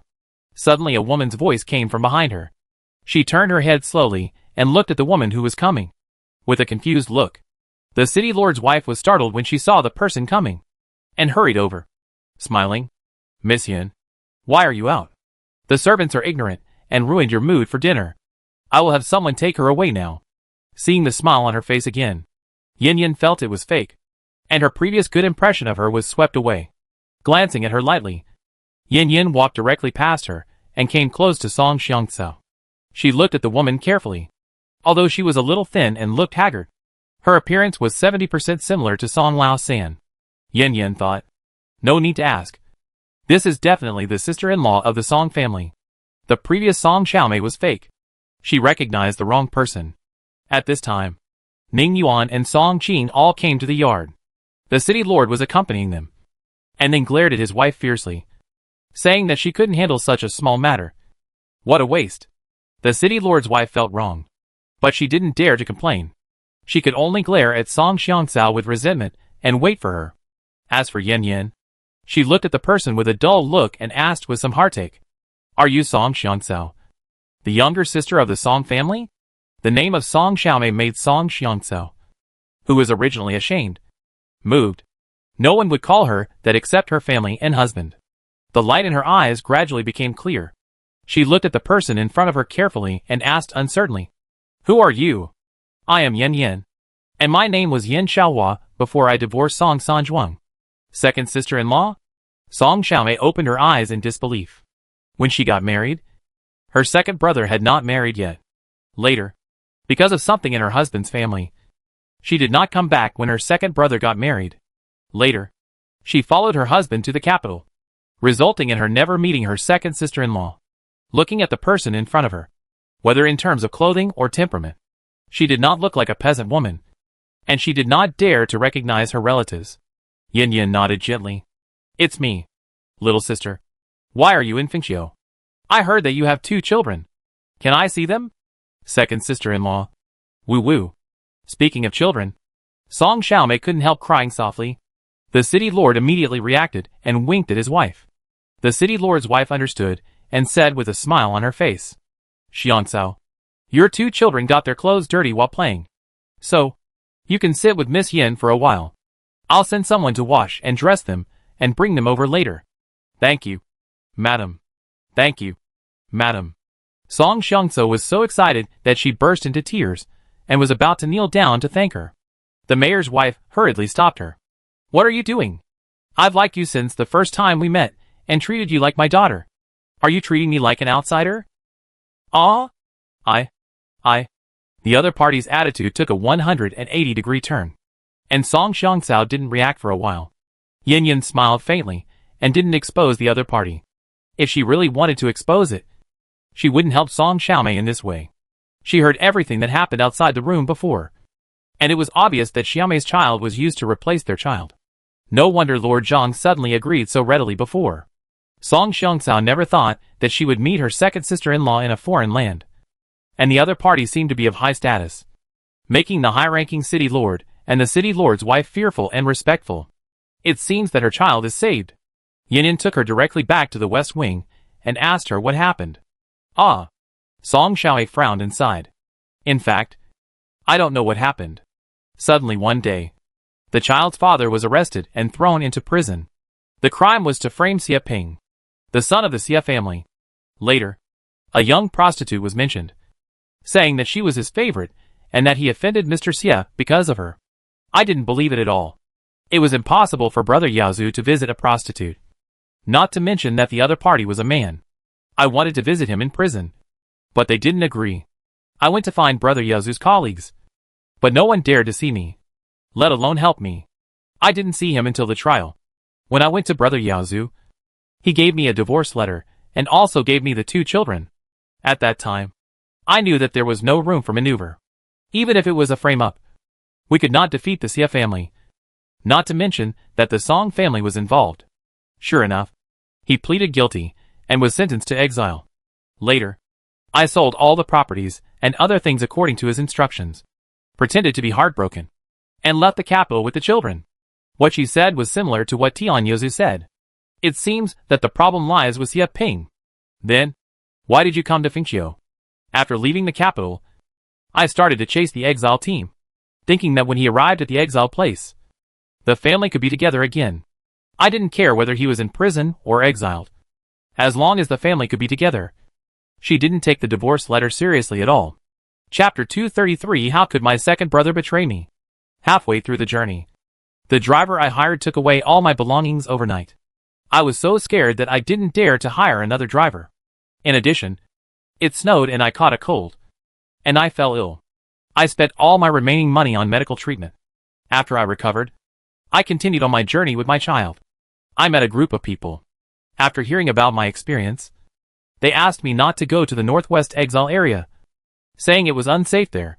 Then they sent someone to send the three of us, mother and son, to Fengqiu and left us 100 taels of silver. Do you know who they are? Song Xiaomei shook her head. I don't know them. But from their accents, they are from the capital. At this time, a guard came in and was about to say something. Song Xiaomei suddenly pointed at him. By the way, there are several people with belts exactly like his. Huh? The guards of the Song family? Everyone looked at the guards, who were stunned and dared not move. Yin Yin thought of the fake sister she met. At that time, she heard that someone was catching them, combined with a group of people the real sister met. It is basically certain that they are the ones who caught them. It turns out that everything is a coincidence. That person is also a daughter of the Song family. But it is the Song family in Beijing. Not the Song family I thought. Ning Yuan also guessed. It seems unrelated, but it is actually the same thing. Song Qing didn't know about Song Zhener's chance encounter with Yan Yan, and he hadn't heard his second uncle mention it. So he was confused. What are you talking about? Ning Yuan told his cousin about the two Song families, and the fact that they met and mistook each other. Song Qing didn't expect that things would be so coincidental. Tian Yuzu turned out to be Song Xiangcao's husband, and Song Xiangcao happened to be Yan Yan's sister-in-law. Yan Yan was her cousin's sweetheart. After all, they were actually a family. The Song family can't ignore this matter. Song Xiangcao. Right? Don't worry. If your husband is innocent, the Song family will definitely clear his name. As the third young master of the Song family, he is still qualified to make a guarantee. Thank you, young master Song. Song Xiaomei was very grateful, and was about to kneel down and kowtow. Yin Yin hurriedly pulled her up. No need to kneel. Cousin is not an outsider. She could say that. But Song Xiaomei would not be so inappropriate. After all, it was the second sister-in-law who had a relationship with them. Not her. Wait. She suddenly thought of the sentence the second sister-in-law said when she introduced herself. Second sister-in-law. Why did you divorce my brother? The divorce letter was given by your eldest brother. The reason should be that he wanted to sell me to someone else. Song Xiaomei couldn't believe it. My eldest brother? How could my parents agree? Your parents were taken away by your eldest brother to exchange for food. By the way, except for the eldest brother Song, there are Xiao Zhang and Song Xiaobao. Everyone else is dead. If nothing unexpected happens, they were killed by someone. She made an eating gesture. Song Xiaomei was shocked. She didn't expect that her parents were dead. And it was her eldest brother who did it. There are only a few people left in such a big family. Even the second sister-in-law and nephews and nieces are no longer members of the Song family. She covered her face and cried. After all, it was her relatives who died. Xiaoyong and Xiaodin on the side pursed their lips tightly, recalling the past. And they were still indignant. If it weren't for their mother suddenly becoming powerful, they would have died. Song Xiaomei cried for a while, and suddenly became very angry. Where is Boss Song? Is he dead? Yin Yin shook her head. I don't know. After entering the Tianji Palace, he must have suffered a lot. Xiao Dan couldn't help but said, why are you looking for him? If it weren't for him and Aunt San, my mother wouldn't have been exiled. And we wouldn't have almost died on the way to exile. Exile? Song Xiaomei didn't expect that her second sister-in-law was also exiled. Xiaoyong said, yes. If it weren't for my father, the eldest young master of the Ning family, we and my mother would have been gone long ago. Your father? Song Xiaomei looked at Ning Yuan. When she introduced him before, she knew that he was the legendary eldest young master of the Ning family. No matter what people said about him, even if he was a waste, he was still a high-ranking identity. She could accept her second sister-in-law remarrying, but she had to leave a route for her second brother. Xiaoyong. You are a member of the Song family. And you are my second brother's child. She looked at Yan Yan pleadingly. Second sister-in-law. I'm glad you can find happiness. But can you not let Xiaoyong change his name and ancestors? My second brother sacrificed for this family. So leave him a descendant. Before his mother could speak, Xiaoyong sneered twice. Aunt, this is just your wishful thinking. Do you know what your good second brother did? Xiaoyong, that's your father. Although he left when you were very young, he had no choice. He is a hero who defended his country. You shouldn't talk about him in this tone. After all, Song Xiaomei lived in the capital for several years and became an official wife. She was still very imposing when she was serious. Hero who defended his country? Xiaoyong looked at her with mockery in his eyes, as if he was an idiot. Aunt, do you know the king of Jin who retreated to Yingzue Mountain? I know. But he was not the king of Jin, but a rebel. The hero you mentioned who defended his country was working for the king of Jin. Not only did he join the rebels, he also divorced his wife and remarried. His child is already 3 years old. Impossible. He is not that kind of person. Absolutely impossible. Song Xiaomei shook her head violently, not believing him. In her impression, the second brother was honest and kind to his parents and family. How could he become a rebel, let alone abandon his wife and marry someone else? That was definitely not the second brother. Aunt, don't you believe it? If I hadn't experienced it myself, I wouldn't believe it. When he was determined to kill Xiaodan and me, when he faked his death and abandoned his wife to marry another, he was not worthy of being Xiaodan and me's father, not worthy of being my mother's husband, and even less worthy of being a member of the Song family. Xu Yong's tone was very heavy, and he smashed into Song Xiaomei's heart word by word, shattering her only persistence, forcing her to believe that her second brother had really changed, not only betraying the family, but also betraying the country. How could this happen? In just a few years, everything has changed, and the home is gone. She couldn't figure it out. The family changes, and the betrayal of relatives made her helpless and confused. Xiaoyong hit his aunt hard because this was his only relative in the Song family. If possible, he hoped that his aunt could stay. So he wanted her to face the reality, and not to complain about those who were not worthy. Yin Yin saw that it was almost done, and began to comfort her softly. By the way, he briefly told her about the escape from famine, and then asked her how she had been living these years, meeting the second sister-in-law in a foreign land, even if it was the former second sister-in-law, made Song Xiaomei's helpless heart feel supported. It has always been her regret that she has never met the second sister-in-law. Her dowry was saved by her second brother. She is very grateful to her second brother's family. After expressing her gratitude, she asked the second sister-in-law if she liked the gifts she sent to her over the years. Speaking of gifts, Yin Yin was stunned. She couldn't remember what it was for a while, so she searched the original owner's memory. Gift? It seems to be a piece of cloth. The cloth is good, but it's too small. I made a set of clothes for Xiaodan and Xiaoyong. Chapter 234 Tell a joke. Old Lady Song has no bad intentions. Speaking of fabrics and clothes, little sister Song felt something was wrong. I remember the time I bought 4 pieces of cloth for my second sister-in-law, hoping that you could make a few nice clothes to wear. Xiaoyong and Xiaodan's clothes are already made, for sets for each person. Yin Yin didn't say anything. The original owner's memory would not be wrong, so the problem was not with her. Xiaodan said sourly. Except for my brother and me. They each have 2 sets of new clothes. Grandma said that people grow up fast when they are small, and it is a waste to wear new clothes.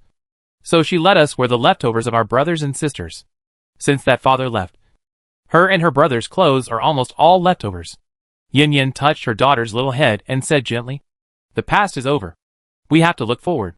From now on, you and your brother, and Abu, we will only wear new clothes. Xiaodan nodded obediently. Well, I know. My brother said that the past was motivation and should not be held in grudge. I am not hating, but I want my aunt to see the reality clearly. Yin Yin patted her son's shoulder with relief. Xiaoyong had done some things that she could not think of, and his guidance to Xiaodan was also correct. It is really a blessing to have such a sensible, steady, considerate, and intelligent little leather jacket. After listening to the words of her nephew and niece, Song Xiaomei seemed to realize something, but she did not give up. Did you receive the bracelet and silver hairpin I gave you, my second sister-in-law? Yin Yin smiled but said nothing. Xiaodan, Xiaoyong, You should have received the peace lock that your aunt gave you. That is my first birthday gift for you. The two little ones shook their heads. Song Xiaomei staggered back 2 steps. Since she did not receive the gifts customized for them, she certainly did not receive anything else. She could never have thought that her parents would do such an excessive thing. Aren't Xiaodan and Xiaoyong their grandchildren? Xiaoyong couldn't bear it. Aunt, we received the brown sugar cake you sent. It's delicious. It would have been fine if he didn't comfort her. But when he comforted Song Xiaomei, she wanted to cry. I never sent snacks. The journey is too far. And they would have gone bad by the time they were sent home. Why? Why did they treat you like this? The whole family is supported by the second brother. If it weren't for the second brother, the eldest brother, and the third brother wouldn't have been able to get married. If it weren't for the second brother, I wouldn't have met brother Yuzu, let alone marry him. Obviously, the second brother did so much for this family. He died in the army. Well, even if he didn't die in the war, the family didn't know. In theory, they should help the second brother take care of you 3 mothers. How could they be so rebellious? She didn't understand. Whether it was her parents or the eldest and third brothers, they were all very good. Why did it become like this? Yin Yin guessed what she was thinking and smiled. It's different.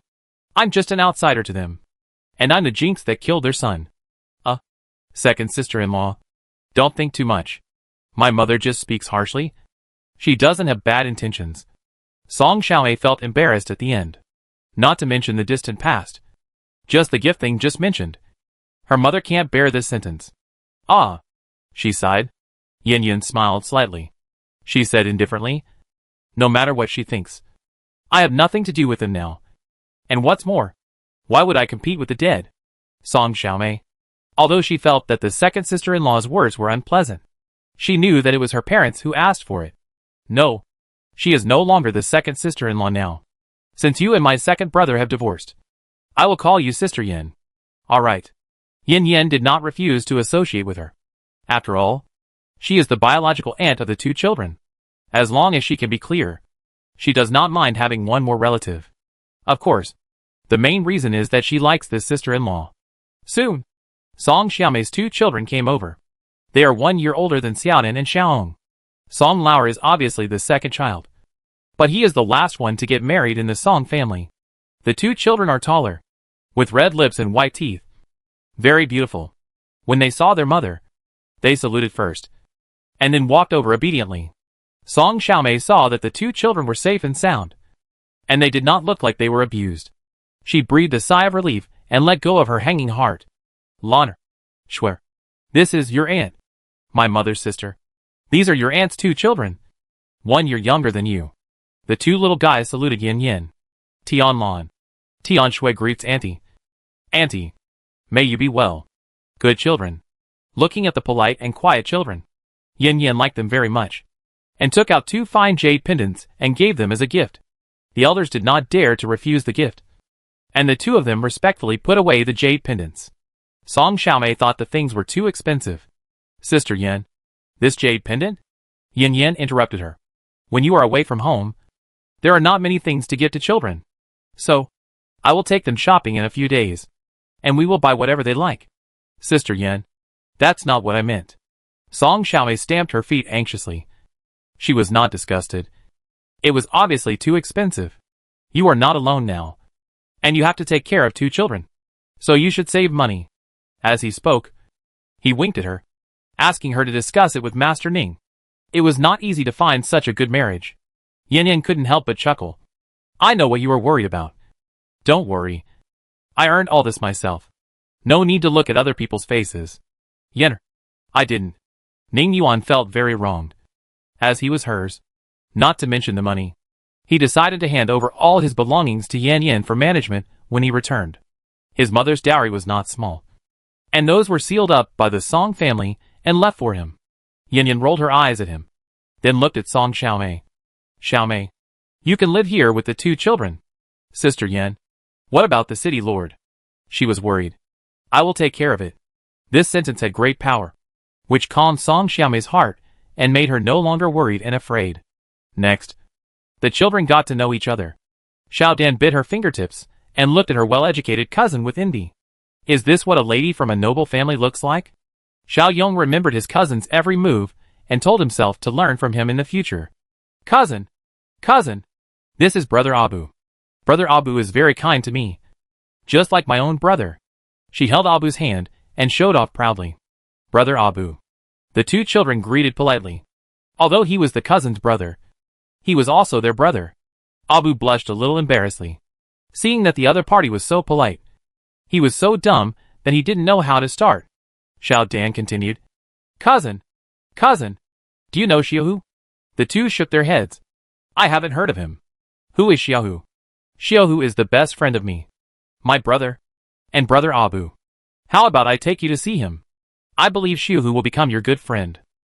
The two were a little moved and looked at their mother, asking if it was okay. Song Xiaomei nodded. Go ahead. Remember to take good care of your brothers and sisters. We will. Mother. We will leave first. One clasped his fists, and the other put his hand on his waist, and bowed. Chapter 235. Do you understand? Xiao Dan blinked her big eyes and squatted like her cousin. Mom, I'm leaving too. Uh-huh. Go play. Yin Yin thought it was good to let them get in touch with other children. After the children left, Song Xiaoei remembered to ask. Sister Yin, who is Xiaohu? Xiaohu is? Ah! Before she finished her words, a startled sound came from the next room. Song Xiaomei stood up suddenly, and Yin Yin hurriedly stopped her. Don't worry. They are just surprised to see a new friend. Surprise?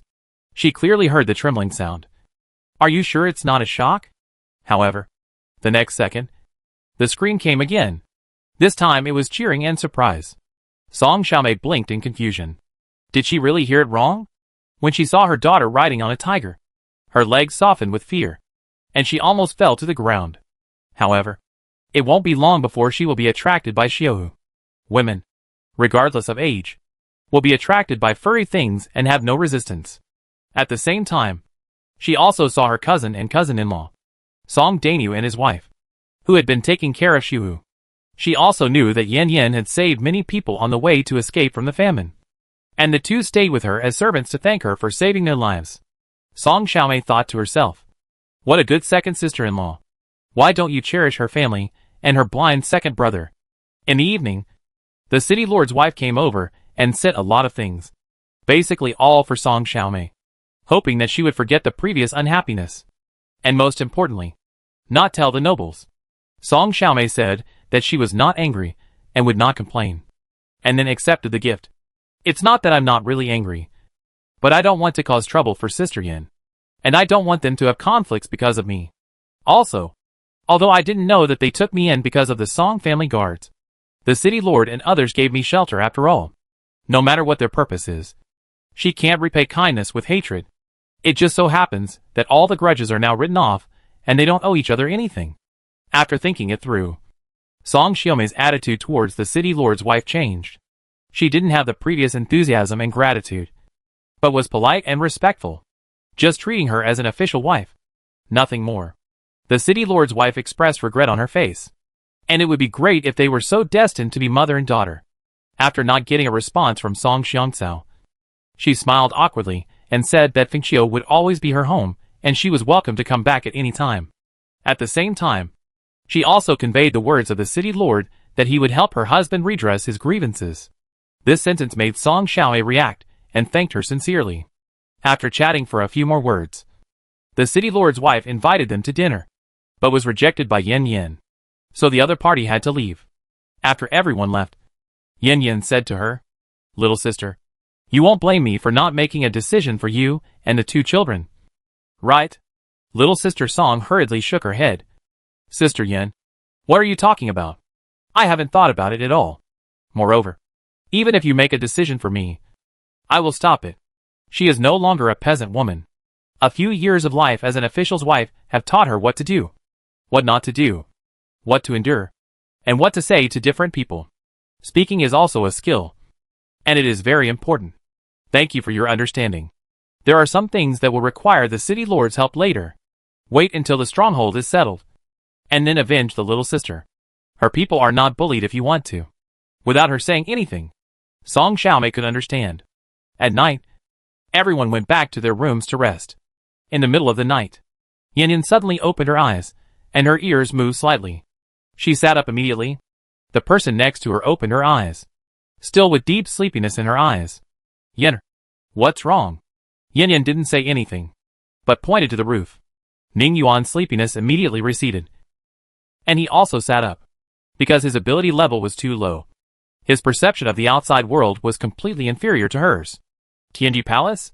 He didn't speak, but asked with his mouth. Yin Yin shook her head and responded silently. I don't know. But the person who came is good at light work. She looked at the sky outside through the window. It was past midnight. It seemed that those people had advanced the time. She pointed to the child's room next door and wanted to go over to take a look. Ning Yuan nodded and asked her to be careful. Yin Yin put on her clothes quietly, and then quietly came to the door. As soon as her hand touched the door, her movement stopped. What if those people really came to steal the children, and happened to steal Xiaoyong and the others? If she was exposed if she took action, it would be better to let them take the people away first and follow behind. At this time, Ning Yuan quietly came over and asked her what was wrong with his eyes. There was a movement in the next room. Yin Yan's heart immediately lifted up, and she didn't care about being exposed or not. If something happened to the children, she would regret it too late. Roar! Xiuhu's deafening tiger roar exploded in the sky above the city lord's mansion. The next second, the door broke open and two men in black flew out. One of them had his clothes torn and blood on his arm. Then, Xiaohu roared again, and landed in the yard with a graceful jump. His big eyes like copper bells stared fiercely at the people in front of him, and his sharp teeth and claws were very oppressive. Yin Yin hurried to the room to see the children. All 5 little guys were there, but except Xiaoyong and Abu, the other 3 children were scared. Yin Yin hugged the children in fear, feeling very guilty. She knew that it was a special period, and the other party's target was still the children, so she should accompany them. Don't worry. I'm watching. Xiao Guzi's voice came from the roof. Master? Old Xiao? They looked up and saw a person sitting on the beam. It was Xiao Guzi. Old Xiao. It's a good thing you are here. She was very grateful. Xiao Guzi comforted her. You don't have to blame yourself. After all, no one expected them to come here early. If I wasn't knowledgeable, I would have ignored it. At this time, there was a mess of footsteps outside. Song Qing, Song Xiangso, and the guards of the city lord's mansion all came and surrounded the yard. You bold thieves! You dare to come to the city lord's mansion to commit crimes. You have been surrounded. Hurry up and surrender. The city lord shouted to the thieves. The archer pulled a bow and arrow to the full and was ready. The man in black laughed and said fearlessly, City Lord Zhang, we will give you one last chance. Release the captured people. Otherwise you will wait for your grandchildren to collect their bodies. The city lord panicked and asked anxiously, What do you mean? The man in black answered him kindly. Do you understand? Do you think that only the 2 of us are here? The city lord seemed to understand, but he didn't give up. Did you come to the west courtyard on purpose? The target is not the children here at all? The other party nodded. Do you think we are stupid? We know that the guests here are important, so why would we target them? It's just to attract the guards in the mansion. The city lord wanted to struggle, and then the eldest son ran over in a hurry. Dad, both children are gone. Chapter 236, Who said the ancients were stupid? Boom. The city lord felt as if his head had exploded, and he couldn't stand steadily. The housekeeper quickly supported him. The man in black smiled triumphantly. How about it? Now you believe it? The city lord looked at them, wishing he could shoot them through the heart. But he didn't dare to act rashly. What do you want? We have already said the conditions. Release them. Okay. I will release them. But you have to ensure the safety of my grandson. The city lord finally compromised. Song Qing coughed lightly and walked over. Master Zhang, I understand your feelings, but officials and bandits have been incompatible since ancient times. I'm afraid it's not appropriate for you to do this. Seeing the other party's light talk, Master Zhang felt indignant, because it was not your grandson who was arrested. He came close to the other party and said in a low voice, Sir Song, my 2 children were captured quietly, and I couldn't follow them as planned. So, I didn't compromise, but deliberately showed weakness. Song Qing shook his head. What can you think of that the other party can't think of? What if they don't return to the base after rescuing their companions? This is my inconsiderateness. But there is a greater chance if I give it a try. Right? The city lord said this. But he was complaining in his heart. He was not stupid. So how could he not think of it? Isn't this for saving the children? If these people didn't come, he would close the door and deal with it cleanly afterwards. No one would know that he compromised with the bandits. But, as luck would have it, these people came, and he couldn't cover it up. His eyes glanced at the 5 children on the steps, and his expression was full of resentment and unwillingness. Why weren't these kids captured? And Song Xianso, the ungrateful thing. If she hadn't made a fuss, it would have been her child who was caught tonight. Damn it. He cursed viciously in his heart, with a gleam of evil in his eyes. Abu, who was particularly sensitive to good and evil, nervously pulled his brother and sister's hands and stared at the people in the yard cautiously, without anyone noticing. A very small insect flew over countless thighs and landed on the city lord's clothes. There were too few insects that could be driven in winter. These were the ones he had cultivated before. For everyone's safety, he didn't hesitate to use them. There was another one on another woman. Goo worms are so hard to guard against. Yin Yin glanced at the city lord's clothes, then retracted her gaze. The 2 men in black were getting impatient. Master Zhang, you need to think it over carefully. Even if you kill us, it will be useless. Today, 2 children are missing. Maybe your 2 sons, or you will be missing next time. How dare you threaten an official appointed by the court? How unreasonable. Come on. Give them to me. Song Qin roared and was about to have them cut into pieces. The city lord's face turned black. Don't you really want my whole family to die? He frowned and said in a bad tone. Master Song, this is Fengqiu City's business. Can I handle this matter? He no longer called himself a subordinate. But this official? Song Qin's face darkened. Master Zhang, what do you mean by this? Do you think I'm meddling in other people's business? Who asked me for help in the first place? Thank you for your kindness. Master Song, it's not needed now. Also, I have been a parent official for more than 10 years, so I naturally know how to deal with such things. He emphasized again. And he was just short of saying that you, a member of the Ministry of Revenue, don't know anything. Hey. Song Qin was so angry that he laughed. Okay. I'm being sentimental. I'll leave now. He flicked his sleeves and turned to look at Ning Yuan. Cousin. Pack up your things. We'll leave the city lord's mansion now. Okay. Cousin. This city lord is not really flattering me. He took my kindness for granted. Cousin. I don't deserve to be angry at such a person. Ning Yuan responded. Yin Yin looked at the 2 of them and touched her chin. She always felt that her cousin shouldn't be such an impulsive person. And Ning Yuan, what he said didn't fit his style. As if he was deliberately cooperating with his cousin. Although she didn't know what they were up to. She just cooperated. Soon, a group of them left the city lord's mansion in a carriage with their families. Outside, she asked Song Qin. Cousin, tell me, do you have any plans? Song Qin smiled mysteriously. Just wait. What do you mean? Did you really do something? So you and Lord Zhang were acting just now? Of course. We do this to divert the trouble away. Yin Yin understood that the so-called trouble refers to Li Cheng. Indeed, whether he is alive or dead, he is a trouble in Fengqiu. But how do you know that the other party will split into 2 groups? She asked in confusion. Ning Yuan explained her confusion. In fact, cousin is not sure. But it does not affect getting Li Cheng out of the city. The difference is who takes it out. Yin Yin thought about it and understood. I see. No. She glanced at the 2 of them and said dissatisfiedly. When did you discuss it? And you didn't tell me? Ning Yuan quickly put his arm around her shoulders and explained in a gentle voice. Because I didn't expect them to come so early. I originally planned to tell you tomorrow. Also, we were discussing in that bath. So I didn't tell you in time.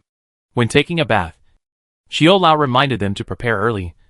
And then Song Qin got inspiration and thought of this method. And gave a few examples. Unexpectedly, it really happened. Okay.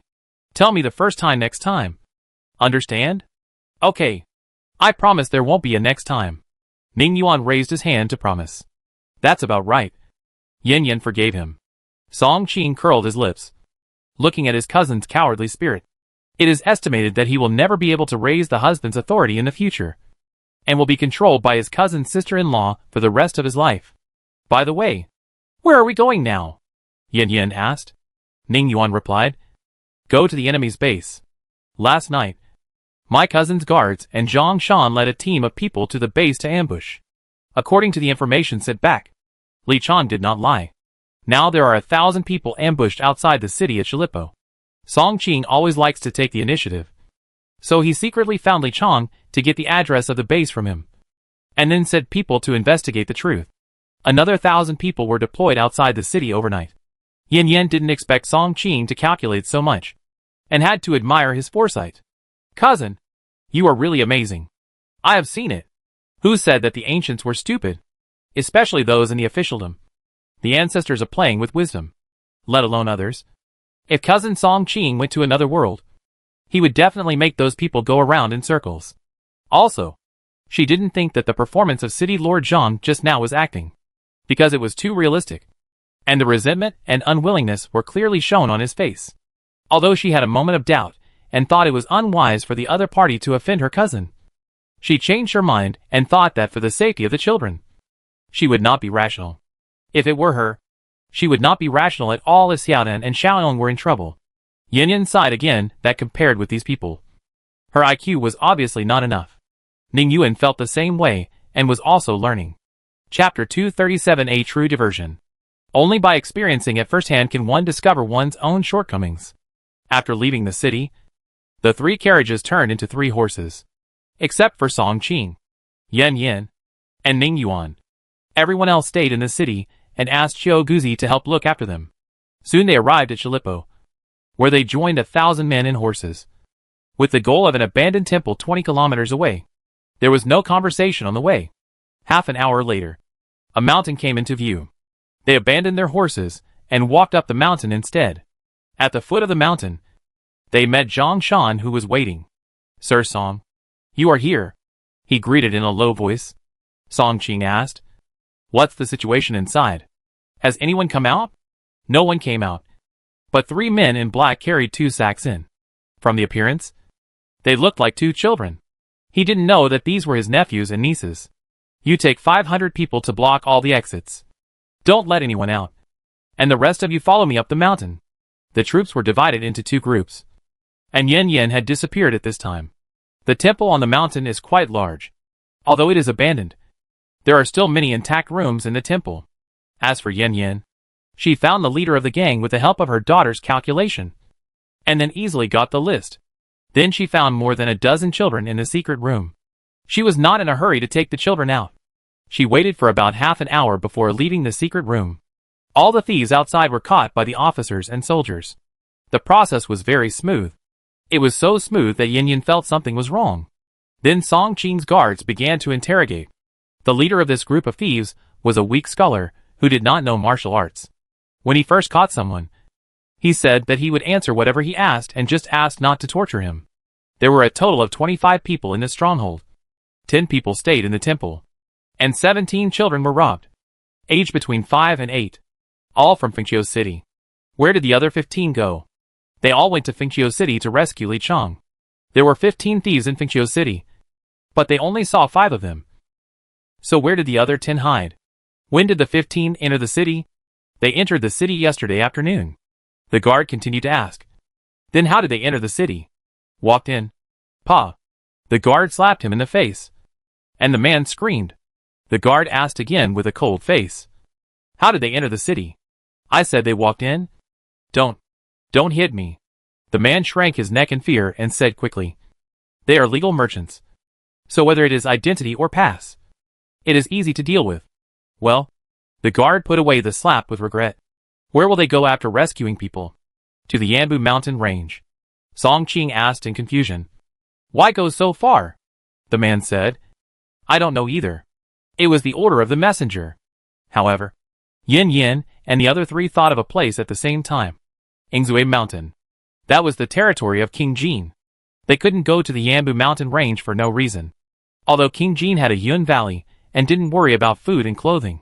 If there was any plan and he suddenly recruited soldiers, food would be a problem. So Li Chang's value was reflected. A membership card that could buy unlimited food. It's not that Yin Yin and the others thought too much, but that people and places were too sensitive. What are your plans for the future? Continue to buy children and send them to Tianji Palace. They gave money at first. Who knew that Li Chan was wrong? Stealing children and being caught red-handed? He sent people to rescue them. But they refused to let him go. They were so stubborn that they couldn't force him. There was no other way. So he threatened Fengqiu City Lord. Song Qing felt that he had asked enough questions, and the rest could be left to City Lord Zhang. Just as he was about to go home, the man refused to do it. Hey, keep asking. I know a lot more. Song Qing waved his hand and asked someone to take him away. The man was so scared that his legs went limp, and he hurriedly said, "Don't kill me. I have money. I'll take you to find the money." "Oh, where is the money? I buried it in a more secret place." "I'll take you there. But can you promise not to kill me after you get the money? You are a scholar after all. Don't you know that you have committed a crime?" Song Qing was suddenly startled. Everything flashed before his eyes, and he suddenly realized that something was wrong. Looking at the frail man in front of him, his eyes became sharp. "Are you stalling for time?" Although it was a question, his tone was certain.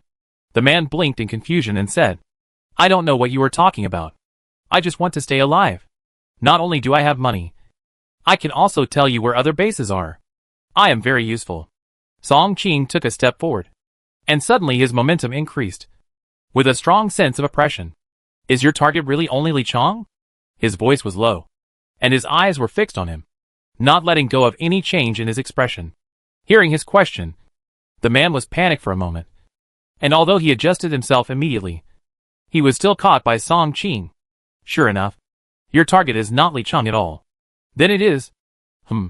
Yin Yin suddenly felt a dull pain in her chest. "What happened?" "She is in very good health." Yen Air. "Are you okay?" Ning Yuan always paid attention to her. Seeing that she was uncomfortable, he immediately hugged her in his arms and asked with concern. Yin Yin frowned slightly and covered her chest. She didn't know what was wrong. Song Qing seemed to have thought of something and his expression changed. "Oh no. Let's go back quickly. Their target may be the 3 children." "Child?" Yin Yin was slightly stunned, thinking of the heart being uncomfortable for no reason. "Is this a mother-child connection?" "Cousin." Ning Yuan. "Please take care of it. I'll go back first." As he said, he was about to fly away, and Ning Yuan hurriedly pulled her back. "Wait. Let's communicate in the group first." "Yes." Yin Yin just remembered that they have a member group, and Xiao Dan and Xiao Yong are in it. She calmed down and quickly opened the group. "Yin at Xiao Dan. At Xiao Yong. Are you all okay?" The message was sent, but there was no reply. Yin Yan's heart was lifted up little by little, and panic appeared on her face. 30 seconds later, with a ding sound, her eyes lit up and stared at the screen. "Xiao Dan, Mom. My brother and I are fine. But Brother Abu is injured." "Yuan, is Abu seriously injured? Where is your master?" "Xiao Dan, Brother Abu's shoulder was injured and he bled a lot. Brother is taking care of him. Master is fighting with the envoys of Tianji Temple. They came with a lot of people." Yen Yen and Yen Yen looked at each other. They didn't expect the envoys to go out. It turned out that this was the real feint to the east and attack in the west. They were all fooled. "Yen, how many envoys are there in Tianji Temple? Are you out of danger now?" "Xiao Dan, 5 came. My master dealt with 4 by himself, and the remaining 1 was dealt with by 2 little tigers." "Yen, 2 little tigers?" "Xiao Dan, a beautiful sister came, and the white tiger is her partner." Chapter 238 Membership card is unbound. "Yen, Mom will go back now. You and Xiaohong are still young. Don't intervene rashly. Your current task is to take good care of Abu. Understand?" Although the 2 children have been learning martial arts for a while, Yin Yin doesn't dare to let them contact the Tianji Palace envoy. "Xiaodan, I know." "Mom." "Yuan, Xiaodan. If your master and his men can't beat the other party, if they want to take you and Xiaoyong away, don't resist. Just go with them obediently. Believe that Mom and Dad will find you soon. Xiaoyong, don't worry. Mom and Dad, I know what to do." Xiaoyong, who had been silent all the time, spoke up. Closed the chat group. Yin Yin was still very panicked. The other party actually sent out 5 people and used the trick of luring the tiger away from the mountain, which made it clear that they were determined to get Xiaoyong and Xiaodan. The Tianji Palace envoy was very bad to her, but it didn't mean that the other party was really bad. The saying of fighting 1 against 100 is not groundless. I want to go back as soon as possible. Ning Yuan nodded. Be careful. I will be back soon. Yin Yin nodded to her cousin, and appeared in the air the next second, and then disappeared. Looking at the person who suddenly disappeared, the man opened his mouth wide. Is this still a human? Song Qing asked Zhang Shan to escort these thieves to Fengqiu City, and he and his cousin took 700 people to rush back at full speed. Besides, Yin Yin urged her supernatural power to speed up while eating apples to replenish energy. It took her only 20 minutes to reach the distance that originally took an hour to ride. As soon as she arrived outside the city, she heard the roar of tigers. One of them was Xiu, and she heard anger from it. Yin Yin was anxious, and she didn't have time to say hello to the captain of the city defense, and flew directly from the air. In the middle of the night, a figure suddenly flew over their heads. The people guarding the city were so scared that they almost fell to the ground. When they wanted to see more clearly, the figure had disappeared. Ding! Senior member Li Chong has died, and the membership card has been untied and recycled. Please find a new member within a week. Otherwise 1 star of performance will be deducted. Yin Yin, who was on her way, suddenly received a reminder from the supermarket. Li Chong is dead? The original plan was to let Li Chong act as an insider to see where the other base of the opponent was. How come he suddenly disappeared? Did those people not care about his membership card? Or did Li Chong commit suicide? As for the deduction of performance, she was not worried at all. At this time, she felt the fluctuation of the fight, and in a breath, she came to the scene. Abu sat on the street. There was a lot of blood on his shoulder. His face was pale because of excessive blood loss, but the vitality in his body did not decrease much. Xiao Dan and Xiao Yong were beside him. Xiao Yong pursed his lips tightly, acting very calm. He held a sword he had picked up from nowhere, standing in front of his sister and Abu, keeping an eye on the battle situation. A man was lying in front of the 3 people, with a big hole in his abdomen. He was dead and could not die anymore. It was Li Chong.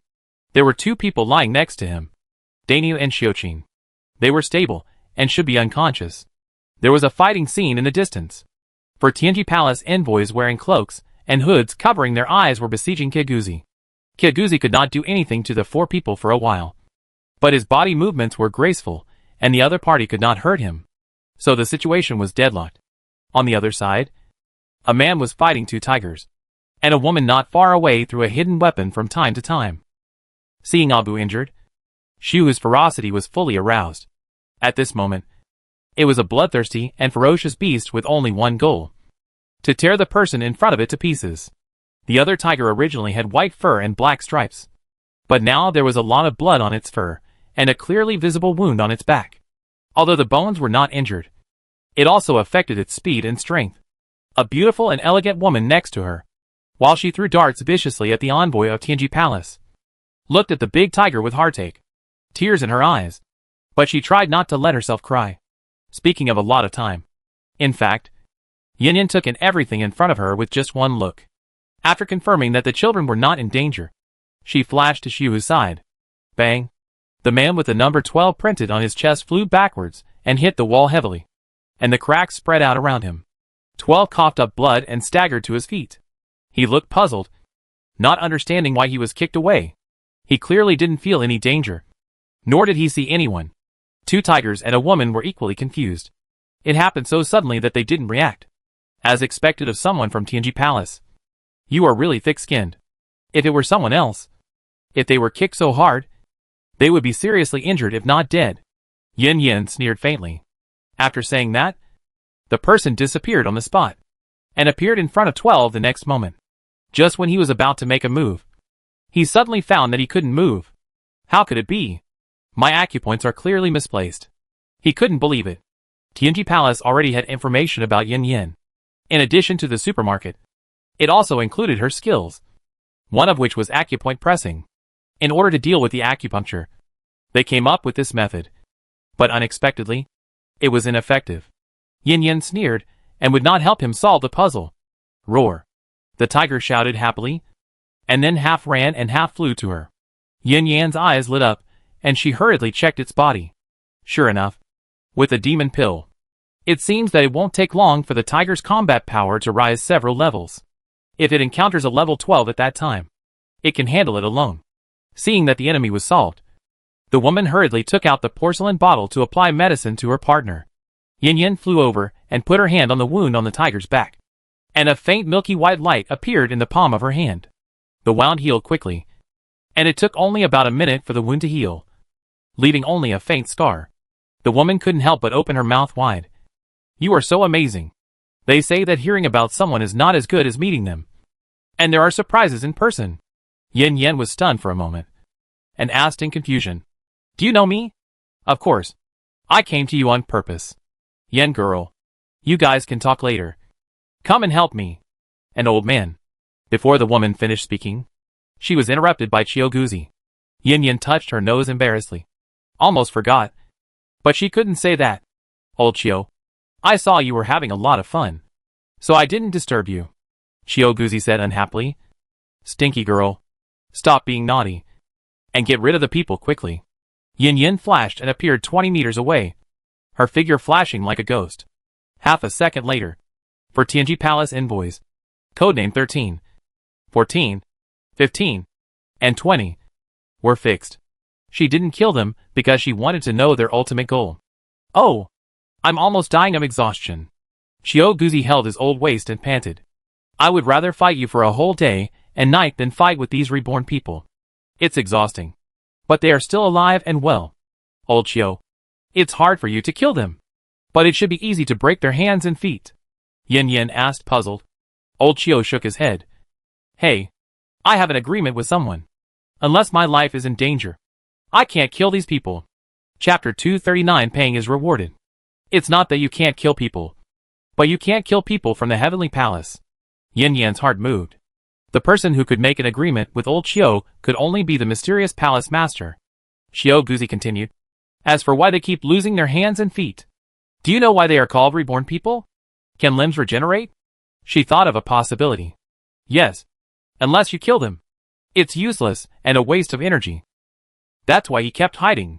Saving energy. Speaking of saving trouble, looking at the 5 people who were fixed, Chioguzi became interested. Girl, your acupoint pressing skills are not ordinary. Teach me.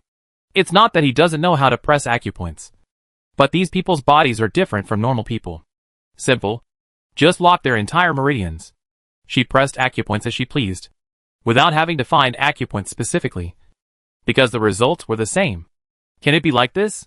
This was the first time Chioguzi heard of locking the entire meridian.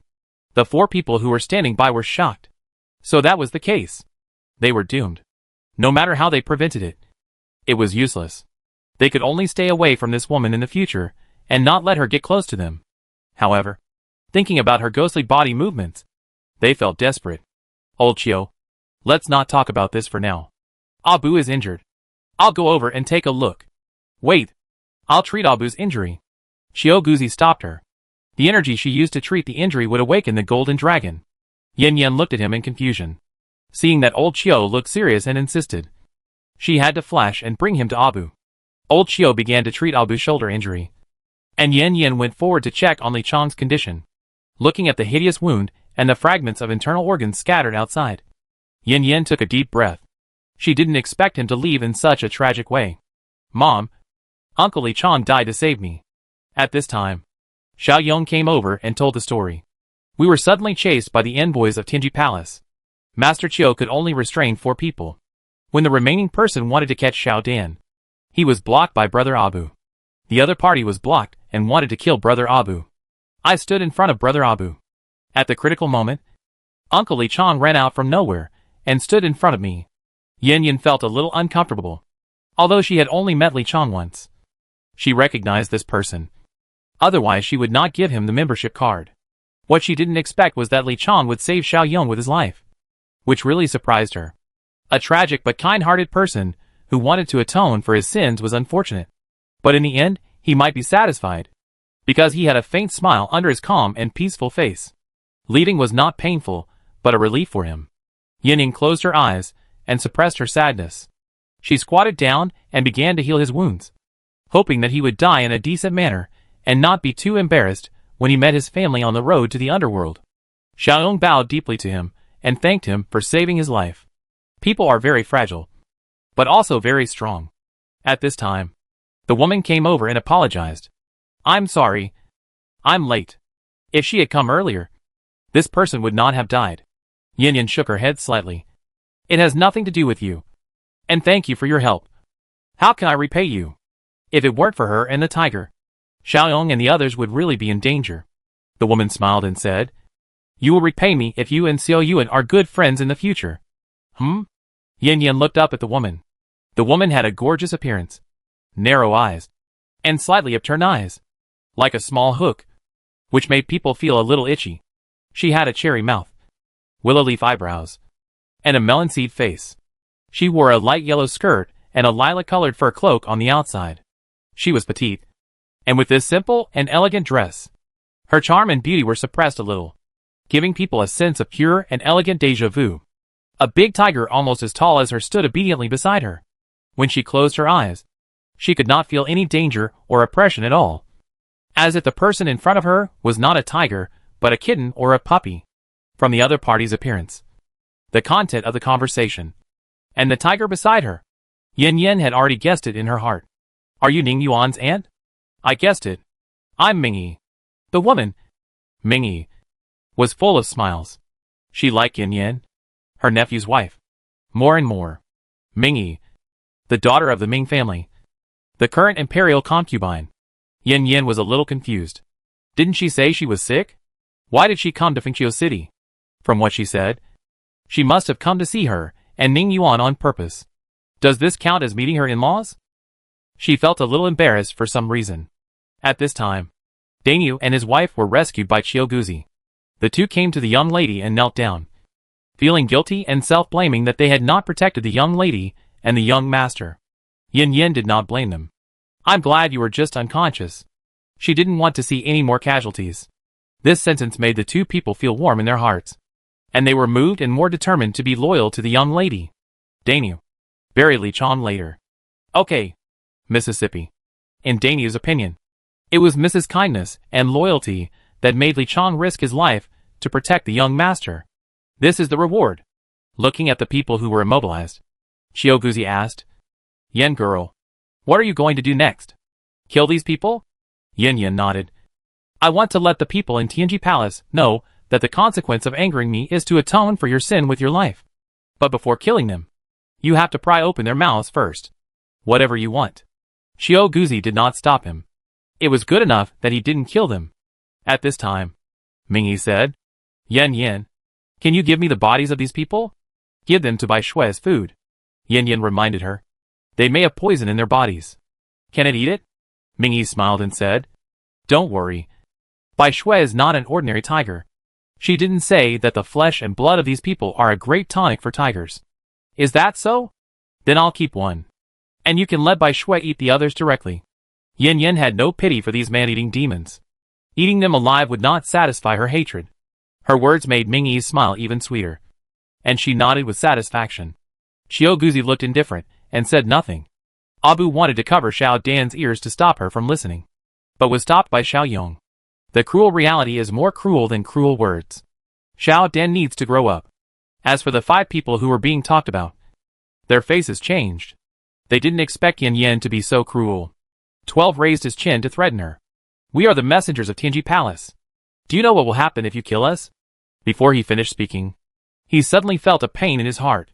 He slowly lowered his head to take a look, but he lost his breath halfway through his head. He fell heavily to the ground with a plop. Dead. The other 4 were so scared that they dared not breathe. Is this still a human? He actually punched a big hole in 12's heart through the air.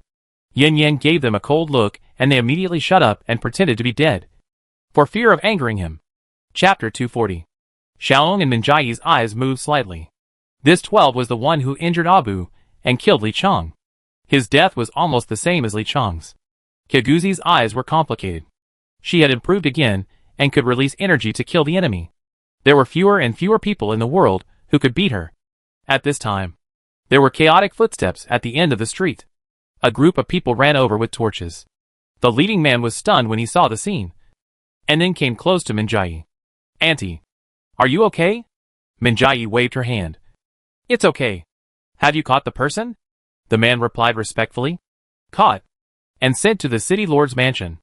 She was still very relieved that this nephew was doing things. Minjai patted his shoulder and said, "That's fine. Song Xian, come here. I'll introduce you to your cousin's fiancé Yin Yin." The man, Song Xian, the third young master of the Song family, was not as handsome as Song Qing. His skin was slightly darker, and his eyebrows and eyes were soft. He gave people a calm and mature feeling, and looked much more reliable than Song Qing.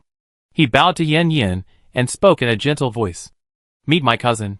Yin Yin, it's really meeting the in-laws." Third cousin. Yin Yin called people, and then called Xiao Dan, Xiao Yong and Abu.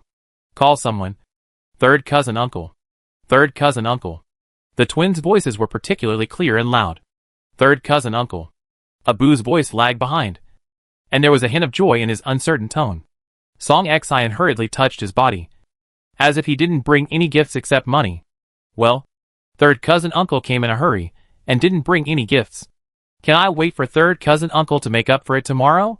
Giving gifts to the younger generation is a sign of love and respect for the younger generation, especially for large families. However, why do the cousins have 3 children? It's no wonder that he doesn't know, because Song Yan's letter didn't say it at all. He always thought that the woman his cousin liked was just divorced. And me? Call me Aunt Grandma. Mingy bent down and looked at the 3 little ones at eye level, full of love.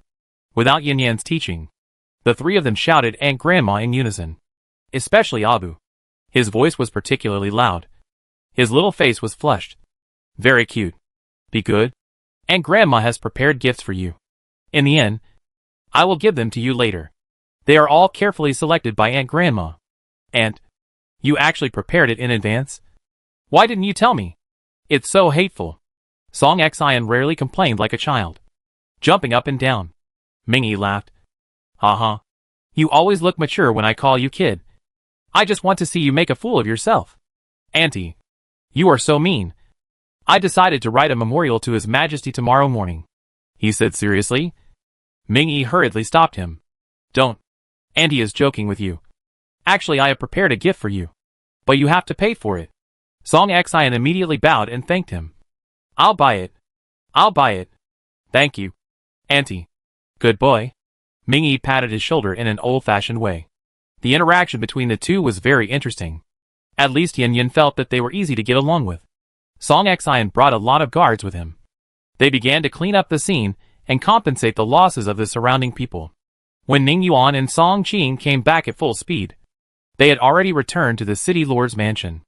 Although he was told in the group, he only let go of his worry when he saw that everyone was fine. As for Abu's performance, he was surprised and relieved. The days of getting along with him were not without reward. If Chioguzi hadn't stopped Abu from eating apples, he would have given them to him directly, so that his injuries could heal quickly. It was also at this time that everyone knew that in order not to implicate everyone, Abu deliberately let the golden dragon in his body fall asleep. This child is so sensible and well-behaved that people can't help but feel sorry for him and want to treat him well. Yin Yin directly let him recognize his relatives with the twins, which is a manifestation of his recognition of him. From now on, he will truly treat him as a family member. Song Qing looked at this illegitimate third brother and felt a little awkward. He couldn't say he hated him, but he couldn't like him either. Looking at the aunt next to him, he felt that his and his family's previous worries were in vain. This is clearly pretending to be sick, and he didn't even say hello to his family. Aunt, why did you come to Fengqiu? And come with him. We met on the way, and came to meet my future nephew's wife. She just mentioned the process of the encounter, and it seemed that she didn't intend to elaborate. Song Qing didn't ask any more questions, and asked another question.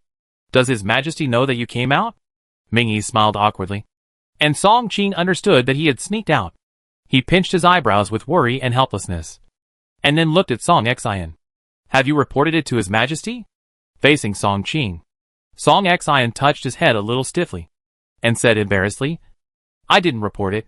Song Qing slapped the table and scolded him. You are confused. You dare to protect your aunt knowing her identity. Aren't you afraid that His Majesty will know and vent his anger on the Song family? Second brother. What about me? You are so old, but you can't even tell the difference between the important and the urgent? Second uncle also misjudged you, saying that you are steady and can accomplish great things? After being together for so long, Yin Yin and Ning Yuan have never seen their cousin get so angry. They even think that their cousin is a bit too much. After all, Song Xian is his third brother. How can he scold him like this? Even they think so. Let alone others. Mingyi can't stand it anymore. Song Qing. That's enough. I didn't let Song Xian say it. Also, look at what you look like. He is your third brother after all. How can you say that to him? Song Xian hurriedly said. Auntie is not like that. Second brother actually cares about me. You see? He always pretends to be so innocent and pitiful. I am the vicious bad guy. Song Qing sneered. Care about you. Don't be so self-indulgent. I feel uncomfortable when I see you. After that, he stood up and left without looking back. At this time, Song Qing was like a hedgehog, with thorns all over his body. He not only lost his demeanor, but also his reason. I'll go see my cousin, Ning Yuan whispered to Yin Yin, and then chased after him worriedly. Song Xian looked at the person who left with eager eyes. Very annoyed. Why did he mess up again? He had thought well before, and wanted to get along with his second brother and give in to him everywhere. So why did he part unhappily again? Song Xian, although you are a concubine, you are also the third son of the Song family. In the future, you should show your strength. What are you afraid of him doing? Mingyi taught him. Song Xian shook his head, very distressed. I'm not afraid. I just don't know how to get along with him. Ah? Mingyi was a little confused. It's not difficult to get along with Song Qing. Song Xian pulled the corner of his mouth bitterly. How could it be not difficult? He had always wanted to repair their relationship. But it got worse and worse. Seeing his embarrassment, Mingyi waved her hand. Forget it. I won't get involved in your affairs. But if you want to get along with him, you can use some tricks, such as pleasing him.